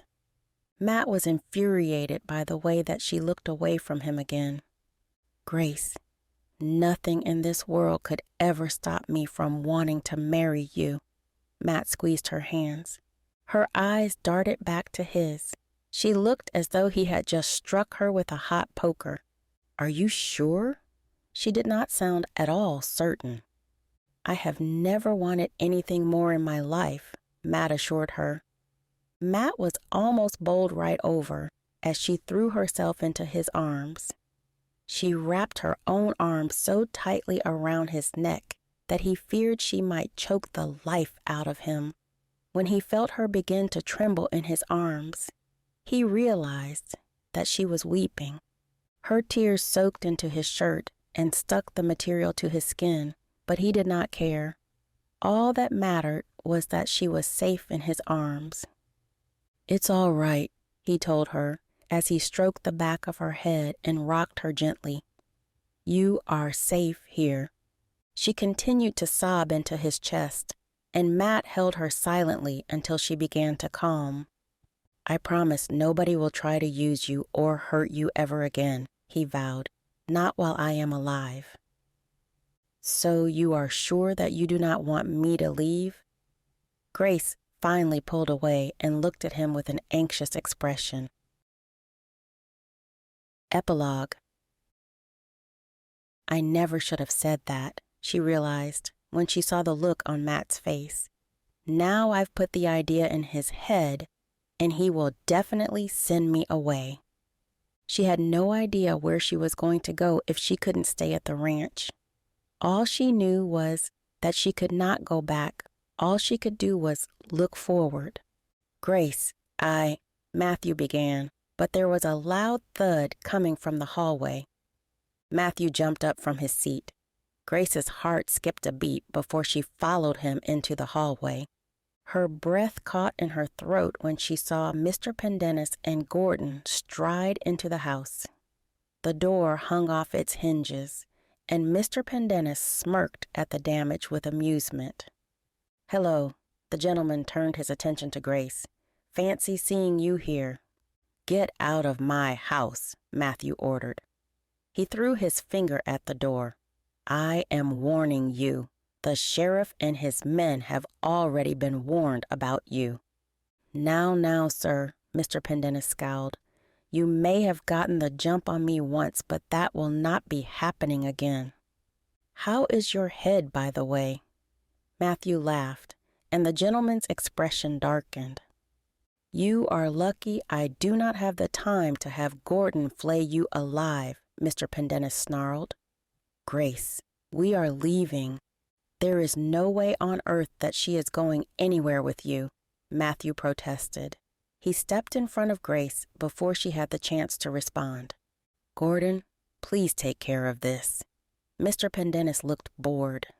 Grace gasped when Gordon lunged forward and grasped hold of Mathew's throat. "No, leave him alone," Grace exclaimed, as Mathew was forced up against the same wall that his mother had been battered against earlier that day. Mr. Pendennis braced his arm in front of her to prevent her from going to Mathew's aid. She tried to barge past him, but the man grabbed hold of her. "Do you really want to watch him die?" Her stomach churned at the threat. The images it conjured up were nauseating. "Grace, don't fight them," Mathew warned her. He glared at Mr. Pendennis. "Take your hands off her. I do not believe that you are in any position to make demands." Gordon laughed and removed a knife from his belt. "I am going to enjoy this." "No, stop." Grace gasped when he lifted the tip of the blade to Mathew's face. He held it close to Mathew's eye. "You have two choices, sir," Mr. Pendennis warned Mathew. "Either allow Grace to come with us, or my man here will take your eyes. Either way, you will never see her again." Gordon's amusement was sickening. Mr. Pendennis laughed with him. "Do you really think I care all that much if you take her?" Mathew laughed. Grace's heart sunk into her gut. Her heart fractured when she saw the way he glared at her. "She is more trouble than she is worth," Mathew continued. "Be my guest and take her." "Mathew, you can't be serious." Grace struggled to stop the tears that burned at the corners of her eyes. "You don't really mean that." "Well, Grace, it looks like that settles it." Mr. Pendennis gripped hold of Grace's arm and pulled her towards him. "Let's go." "Mathew, please," Grace pleaded, but she knew that he was in no position to argue. "Go, Grace," Mathew snapped. "I do not want you here." His words stung like 1,000 knives piercing her heart. She could no longer hold back the tears. Her cheeks were wet within moments. The stream of tears soaked the front of her dress as she was dragged from the house. The sense of betrayal was overwhelming. After all Mathew had just said in the kitchen, she couldn't believe he could be so heartless. Though she tried to hold on to hope, she was sure that Mathew made no attempt to follow. "Get down those steps." Mr. Pendennis shoved her so hard that she practically fell down the porch steps. Just barely, she managed to catch hold of the handrail and steady herself. In a last-ditch attempt, Grace began to run. Her feet carried her as fast as she could go, but it wasn't enough. When she felt hands snap on her shoulders, she expected to find herself in the grip of Mr. Pendennis. When she was whipped around, she found she was face to face with Gordon. His scarred face was a mask of amusement. "Where do you think you are running off to? Well, get your hands off me." Grace struggled against his grip. Her hands flailed against his chest until she managed to whip one arm free. Instinct caused her to lash out, and she felt the palm of her hand snap against his ruined cheek. Fear gripped her when she saw the angry expression that spread across his face. "You are really going to regret that." Gordon's tone was low and sadistic. His hand gripped tighter on her arm, and the one she'd managed to escape from gripped hold of her again. "I am going to enjoy hurting you." He gripped so tightly that Grace felt she was going to instantly bruise. Lightheaded with fear and pain, Grace struggled to stand. Panic burned through her stomach and crept up her throat until she was choked by it. "You would do well to take your hands off her before I blow your master's brains out." Mathew's voice rose above the blood that pounded in Grace's ears. Gordon looked around, and Grace was just able to see the porch over his shoulder. Mathew had his hand on Mr. Pendennis's shoulder, and the barrel of his pistol pressed against his temple. I knew he would never betray me, Grace gasped with relief until Gordon's hands tightened further. You wouldn't dare, Gordon laughed at Mathew's vain attempt. I bet that thing isn't even loaded. Mathew removed the gun from Mr. Pendennis's head for a moment to fire a shot at the ground at the base of the porch steps. The bullet sent a flare of dust and sand flying, and both Grace and Gordon jumped in shock. As you can see, Mathew pointed out, my weapon is most certainly loaded, and I do not think your master wishes to test my patience. Grace saw the worried look on Mr. Pendennis's face. I hope you are wetting yourself. Remove your hands from her and let her walk over here, or I will use every bullet in this gun to be sure that neither of you leave this ranch alive, Mathew promised. The thought of violence usually made Grace feel sick, but for the first time she was excited about it. A part of her wished that he would follow through on his threat. Gordon, do as he says. Mr. Pendennis's voice was bordering on shrill. Now! Gordon hesitated for a moment. His grip loosened just enough for her to snap her arms away from his hands. Nobody move other than Grace, or I will shoot, Mathew promised. Mr. Pendennis shot Gordon a warning look that told him not to move a muscle. Grace began to move slowly across the yard. She kept her eyes firmly planted on Mathew, fearful that, if she looked back, Gordon might try to grab hold of her again. It's okay, Mathew encouraged her forward. Come here. He removed his hand from Mr. Pendennis's shoulder and shoved him towards the steps. Grace passed the man as he was flung down the steps, much like he had done to her. Mathew gripped hold of Grace and pushed her behind him.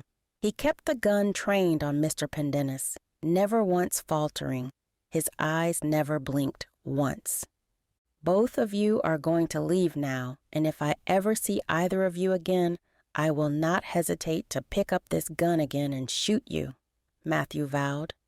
Grace watched Mr. Pendennis and his henchman. They both looked fearful yet angry. This is not over, Mr. Pendennis vowed. Yes, it is, Mathew assured him. You may not be a law-abiding man, but I am, and if you come onto my property without permission again, I am well within my rights to use force. Grace tightly gripped hold of Mathew's shoulder. The tears continued to stream down her face. Mathew placed his hand on her hip and squeezed gently to comfort her. Grace watched Mr. Pendennis climb into the carriage. Gordon flung himself up onto the driver's seat and grabbed hold of the reins. Throwing one last angry look in their direction, he whipped the reins, and the horse began to charge away down the lane. Suddenly, something caught Grace's attention. Who has come to cause trouble now? She held her breath as she watched several men on horseback racing towards the carriage from the direction of Oklahoma town. The light caught and flashed off a golden star on the left breast of the lead rider. It's about time Sheriff Stone arrived, Matt commented. I was beginning to think that he would never catch up. How do you think he knew to come all the way out here? Grace questioned. Someone must have seen Mr. Pendennis get in his carriage, Matt suggested. The tracks from that huge thing aren't hard to follow. He spoke as though from experience. Grace continued to watch as the sheriff and his men surrounded the carriage. Although she was too far away to hear for sure, it was clear that the sheriff had ordered Gordon to stop. I wonder how he plans to get out of this one. Grace wondered what Mr. Pendennis might have up his sleeve to avoid being arrested. She watched the sheriff remove a set of shackles from his saddlebag and gesture for one of his men to do the same. Her heart stopped, and she held her breath as she waited. There were some angry words from Mr. Pendennis, but the wind carried them away from Grace's ears. all she could hear was the sound of chains jangling as the sheriff clapped them onto Mr. Pendennis's wrists. So relieved, Grace felt her knees buckle beneath her. The world around her spun, and, the next thing she knew, she was in Mathew's arms, spread upon the porch. "It's all right," Mathew promised. "I've got you."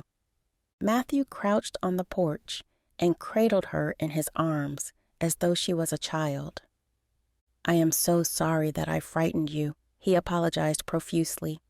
"I did not know of any other way that I could get my hands on my gun without giving them any warning." Mathew reached up and wiped the tears from her face. "Can you ever forgive me?" his eyes pleaded. "There is nothing to forgive," Grace gripped hold of his hand. "You have given me more than you could ever know." "Then allow me to give you one more thing." Mathew smiled down at her. "I want to give you my home, Grace. I want you to stay." I thought that you hated having me here." Grace's words struck Matt like an ice pick to the heart. "I know that I was difficult when you first arrived, but the truth is that I only reacted that way because I could not admit my attraction to you." Matt could no longer hold back his feelings. The thought that he might have lost her before having the chance to tell her was all too much. "I've loved you ever since the moment you stepped off that train." Grace's eyes widened in shock, and for a moment, Matt feared he had gone too far. "You idiot, you are scaring her." He wanted to whip himself for being such a fool. "I felt the very same way," Grace admitted. It had been the last thing that he'd expected her to say, but the words made his heart soar with the birds. "Do you still?" Doubt twisted in Matt's stomach. "Yes."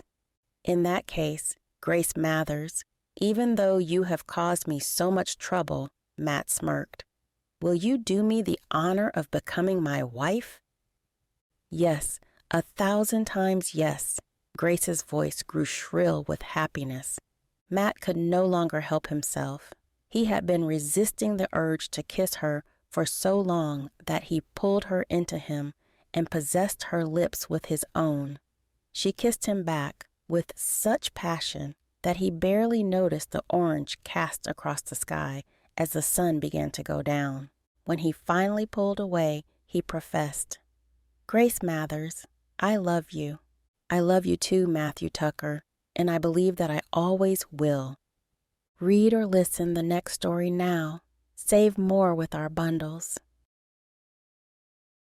Extended Epilogue.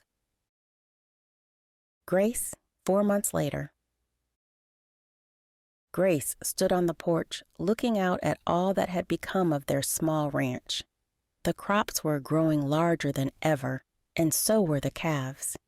The chickens had gained in number, and there were so many eggs that they had begun to sell them in town. The day was beautiful, though the heat was a little blistering. Grace worried about Mathew out in the field where he was preparing the crops for the harvest. She had insisted upon helping him, but he had refused, mercilessly. Every so often, she could see his head bobbing up above the crops whenever he stood at his full height to take a rest. She was relieved to see him drink several times. Todd and his boys were also somewhere in the field, along with several new farm hands they had taken on to help with the extra work. Life is good. Grace finally accepted the knowledge that everything was settled. They hadn't seen hide nor hair of Mr. Pendennis or his henchmen since that fateful day when Mathew had threatened to shoot them both. The last that Grace had heard of the pair was that Sheriff Stone was having them sent back to Boston to face justice there. From his implications, she had gathered that they would not be seeing the light of day for a while. It was both a blessing and a curse, for without anything to worry about, Grace often found herself with nothing to do. The sound of hooves coming down the lane made Grace look up. For a brief moment, She imagined Mr. Pendennis's carriage careening towards her. She could still hear the sound of the shackles being clamped down onto his wrists on the afternoon breeze. Just as quickly, the image was gone, and Grace smiled at the messenger who arrived on horseback. "Good morning, Thomas." She greeted him with a friendly wave as she always did. "I was not expecting you back so soon." The boy had only arrived 3 days ago with post for Mathew and Rose. "A letter has come for you," Thomas explained, as he swung down from his horse and hurried up the steps to place the letter in her hand. Grace's heart stopped. The last time she had received a letter, it had been a warning from her best friend. She tried not to hold her breath when she looked down at the handwriting on the front of the envelope. It was writing she barely recognized, but there was something familiar about it. "Thank you, Thomas." Grace forced a smile. "Can I get you a drink and something to eat?" She hated for the young man to travel so far out of town and not receive any nourishment while he was there. The last thing she wanted was for him to collapse on his way back to town. "Thank you, but I am very busy today." Thomas said the same words he always did. "I have my lunch with me, though." It was always a relief to know that he had come prepared. "I won't keep you then," Grace told him. "Good day to you." Thomas tipped his hat to her and returned to his horse. Grace watched him hurry off down the lane before she sat on the porch swing to open the letter. "Dearest daughter, after much persuasion, Fiona has finally given me your whereabouts, and I find I am very pleased to hear that you are safe. Your presence is sorely missed, both by myself and many people around town. I have not seen Mr. Pendennis or his man for many months now, and I believe that it may well be safe for you to return home to Boston if you so wished. I wholeheartedly apologize for the problems that I have caused throughout your life. Losing your mother played a horrible trick on me. That the Lord saw fit to take her from us killed me inside, and I took you for granted. I can only hope that you will forgive me for this and any other wrongs that I have done to you over the years. I would very much like to see you again, and believe that you will find me a changed man if you permit me to do so. I wish you all the love and happiness in the world. All my love, and your father, Henry Mathers." Tears streamed down Grace's face. It had been so long since her time in Boston, but not a day had passed that she did not think about her father. "Grace, is something the matter?" Mathew's voice startled her, and she looked up to see him walking across the yard towards her. What was Thomas doing here? "He brought me a letter from Boston." Grace lifted the letter and handed it to him. "Are you sure?" he asked, and when she nodded, he began to read. He was quiet for some time until his eyes came to the end. "Well, I never thought you would receive this, but I am glad that you did." It was not the response Grace had expected, but it relieved her. "What are you going to do?" Mathew asked. "I can't travel to Boston." Grace shook her head. "It is much too far in my condition." Mathew's eyebrow raised in confusion. "Your condition?" Grace pushed herself up from the porch swing and joined him by the railing. "Husband, I am with child." Mathew's eyes lit with such fire that Grace could feel its heat. The letter dropped from his hand, fluttering to the ground as he whipped her up into his arms and spun her with great excitement. "Oh, Grace, this is wonderful news," he exclaimed when he placed her feet back on the ground. His lips pressed to her forehead and then her lips, and she melted into his kiss. "You are happy then?" Grace asked. She had been anxious to share her news with her husband of almost 4 months, but she had not known what to expect. A part of her had worried that he might be displeased. Happy? I am over the moon. Mathew gripped her hands. You have made me the happiest man in the entire world. He kissed both of her hands, one after the other, and gazed deeply into her eyes. What is all the commotion out here? Rose's voice hit Grace's ears, and she looked around to see the woman push out of the screen door. It was a relief to see her up and about, and Grace couldn't stop the smile that spread across her face, seeing her moving without her walking stick. At first, she and Mathew had both been apprehensive, but a month earlier, Rose had soon shown them that she didn't need it anymore. Do you wish to tell her, or should I? Mathew asked. The excitement in his eyes told Grace that he hoped to do it. I am sure it would make your mother very happy if you were to tell her, my love. Grace placed a hand on his chest. Mother. Mathew turned to his mother, placed a hand at the small of Grace's back and the other on her stomach, and announced, We are going to be giving you your first grandchild. Rose's eyes practically burst right out of her head. Oh, my Lord, I never thought this day would come. Grace was about to open her mouth to speak when Rose continued. I knew you were pregnant. I had a feeling, and I am sure that I dreamt about it only last night. Grace and Mathew rolled their eyes at each other. Nothing escapes your notice, does it, Mother? Mathew laughed. No, it doesn't, Rose insisted. Grace, you must begin drinking raspberry leaf and ginger tea. It is marvelous for the nausea. She rushed forwards and embraced them both before they had the chance to protest. Steady on, or you'll squeeze us half to death, Mathew mocked. It was an amazing feeling to see her mother-in-law so happy. After losing her own mother, she had not believed that she would ever get the chance to share this moment with another woman.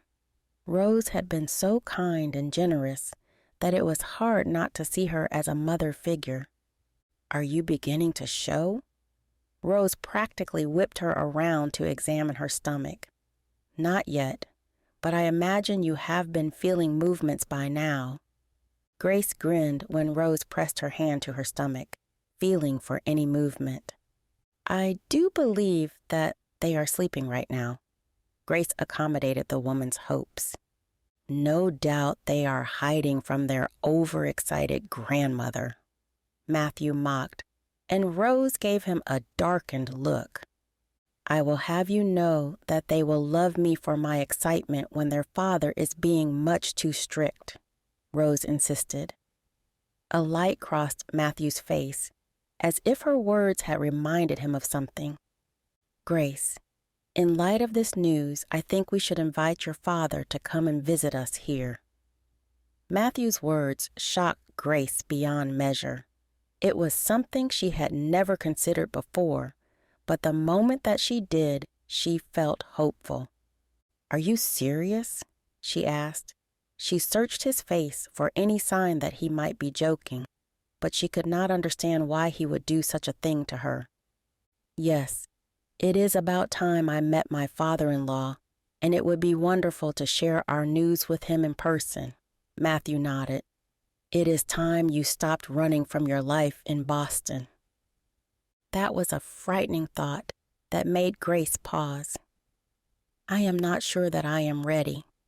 Well, when you are, you may send word to your father and Fiona, if you'd like. Mathew looked firm in his decision. Grace wasn't aware that he had caught on to her best friend's name, but she had spoken of her so often that it was only logical. I think it is a wonderful idea, Rose announced. We must have a party, for there is so much to be thankful for. Let's not overdo it, Mother, Mathew warned, but the look on Rose's face told Grace that she was going to have none of it. Nonsense, Rose shook her head. I have been unwell for so long I had forgotten to have fun, but this is just what we all need. Your mother is right, Grace nodded. We do have a lot to be grateful for. It was not so long ago that Grace feared Rose was not long for this world. She had sat beside her bed day and night, waiting for the terrible moment when she breathed her last breath. Rose had made a miraculous recovery after the wedding.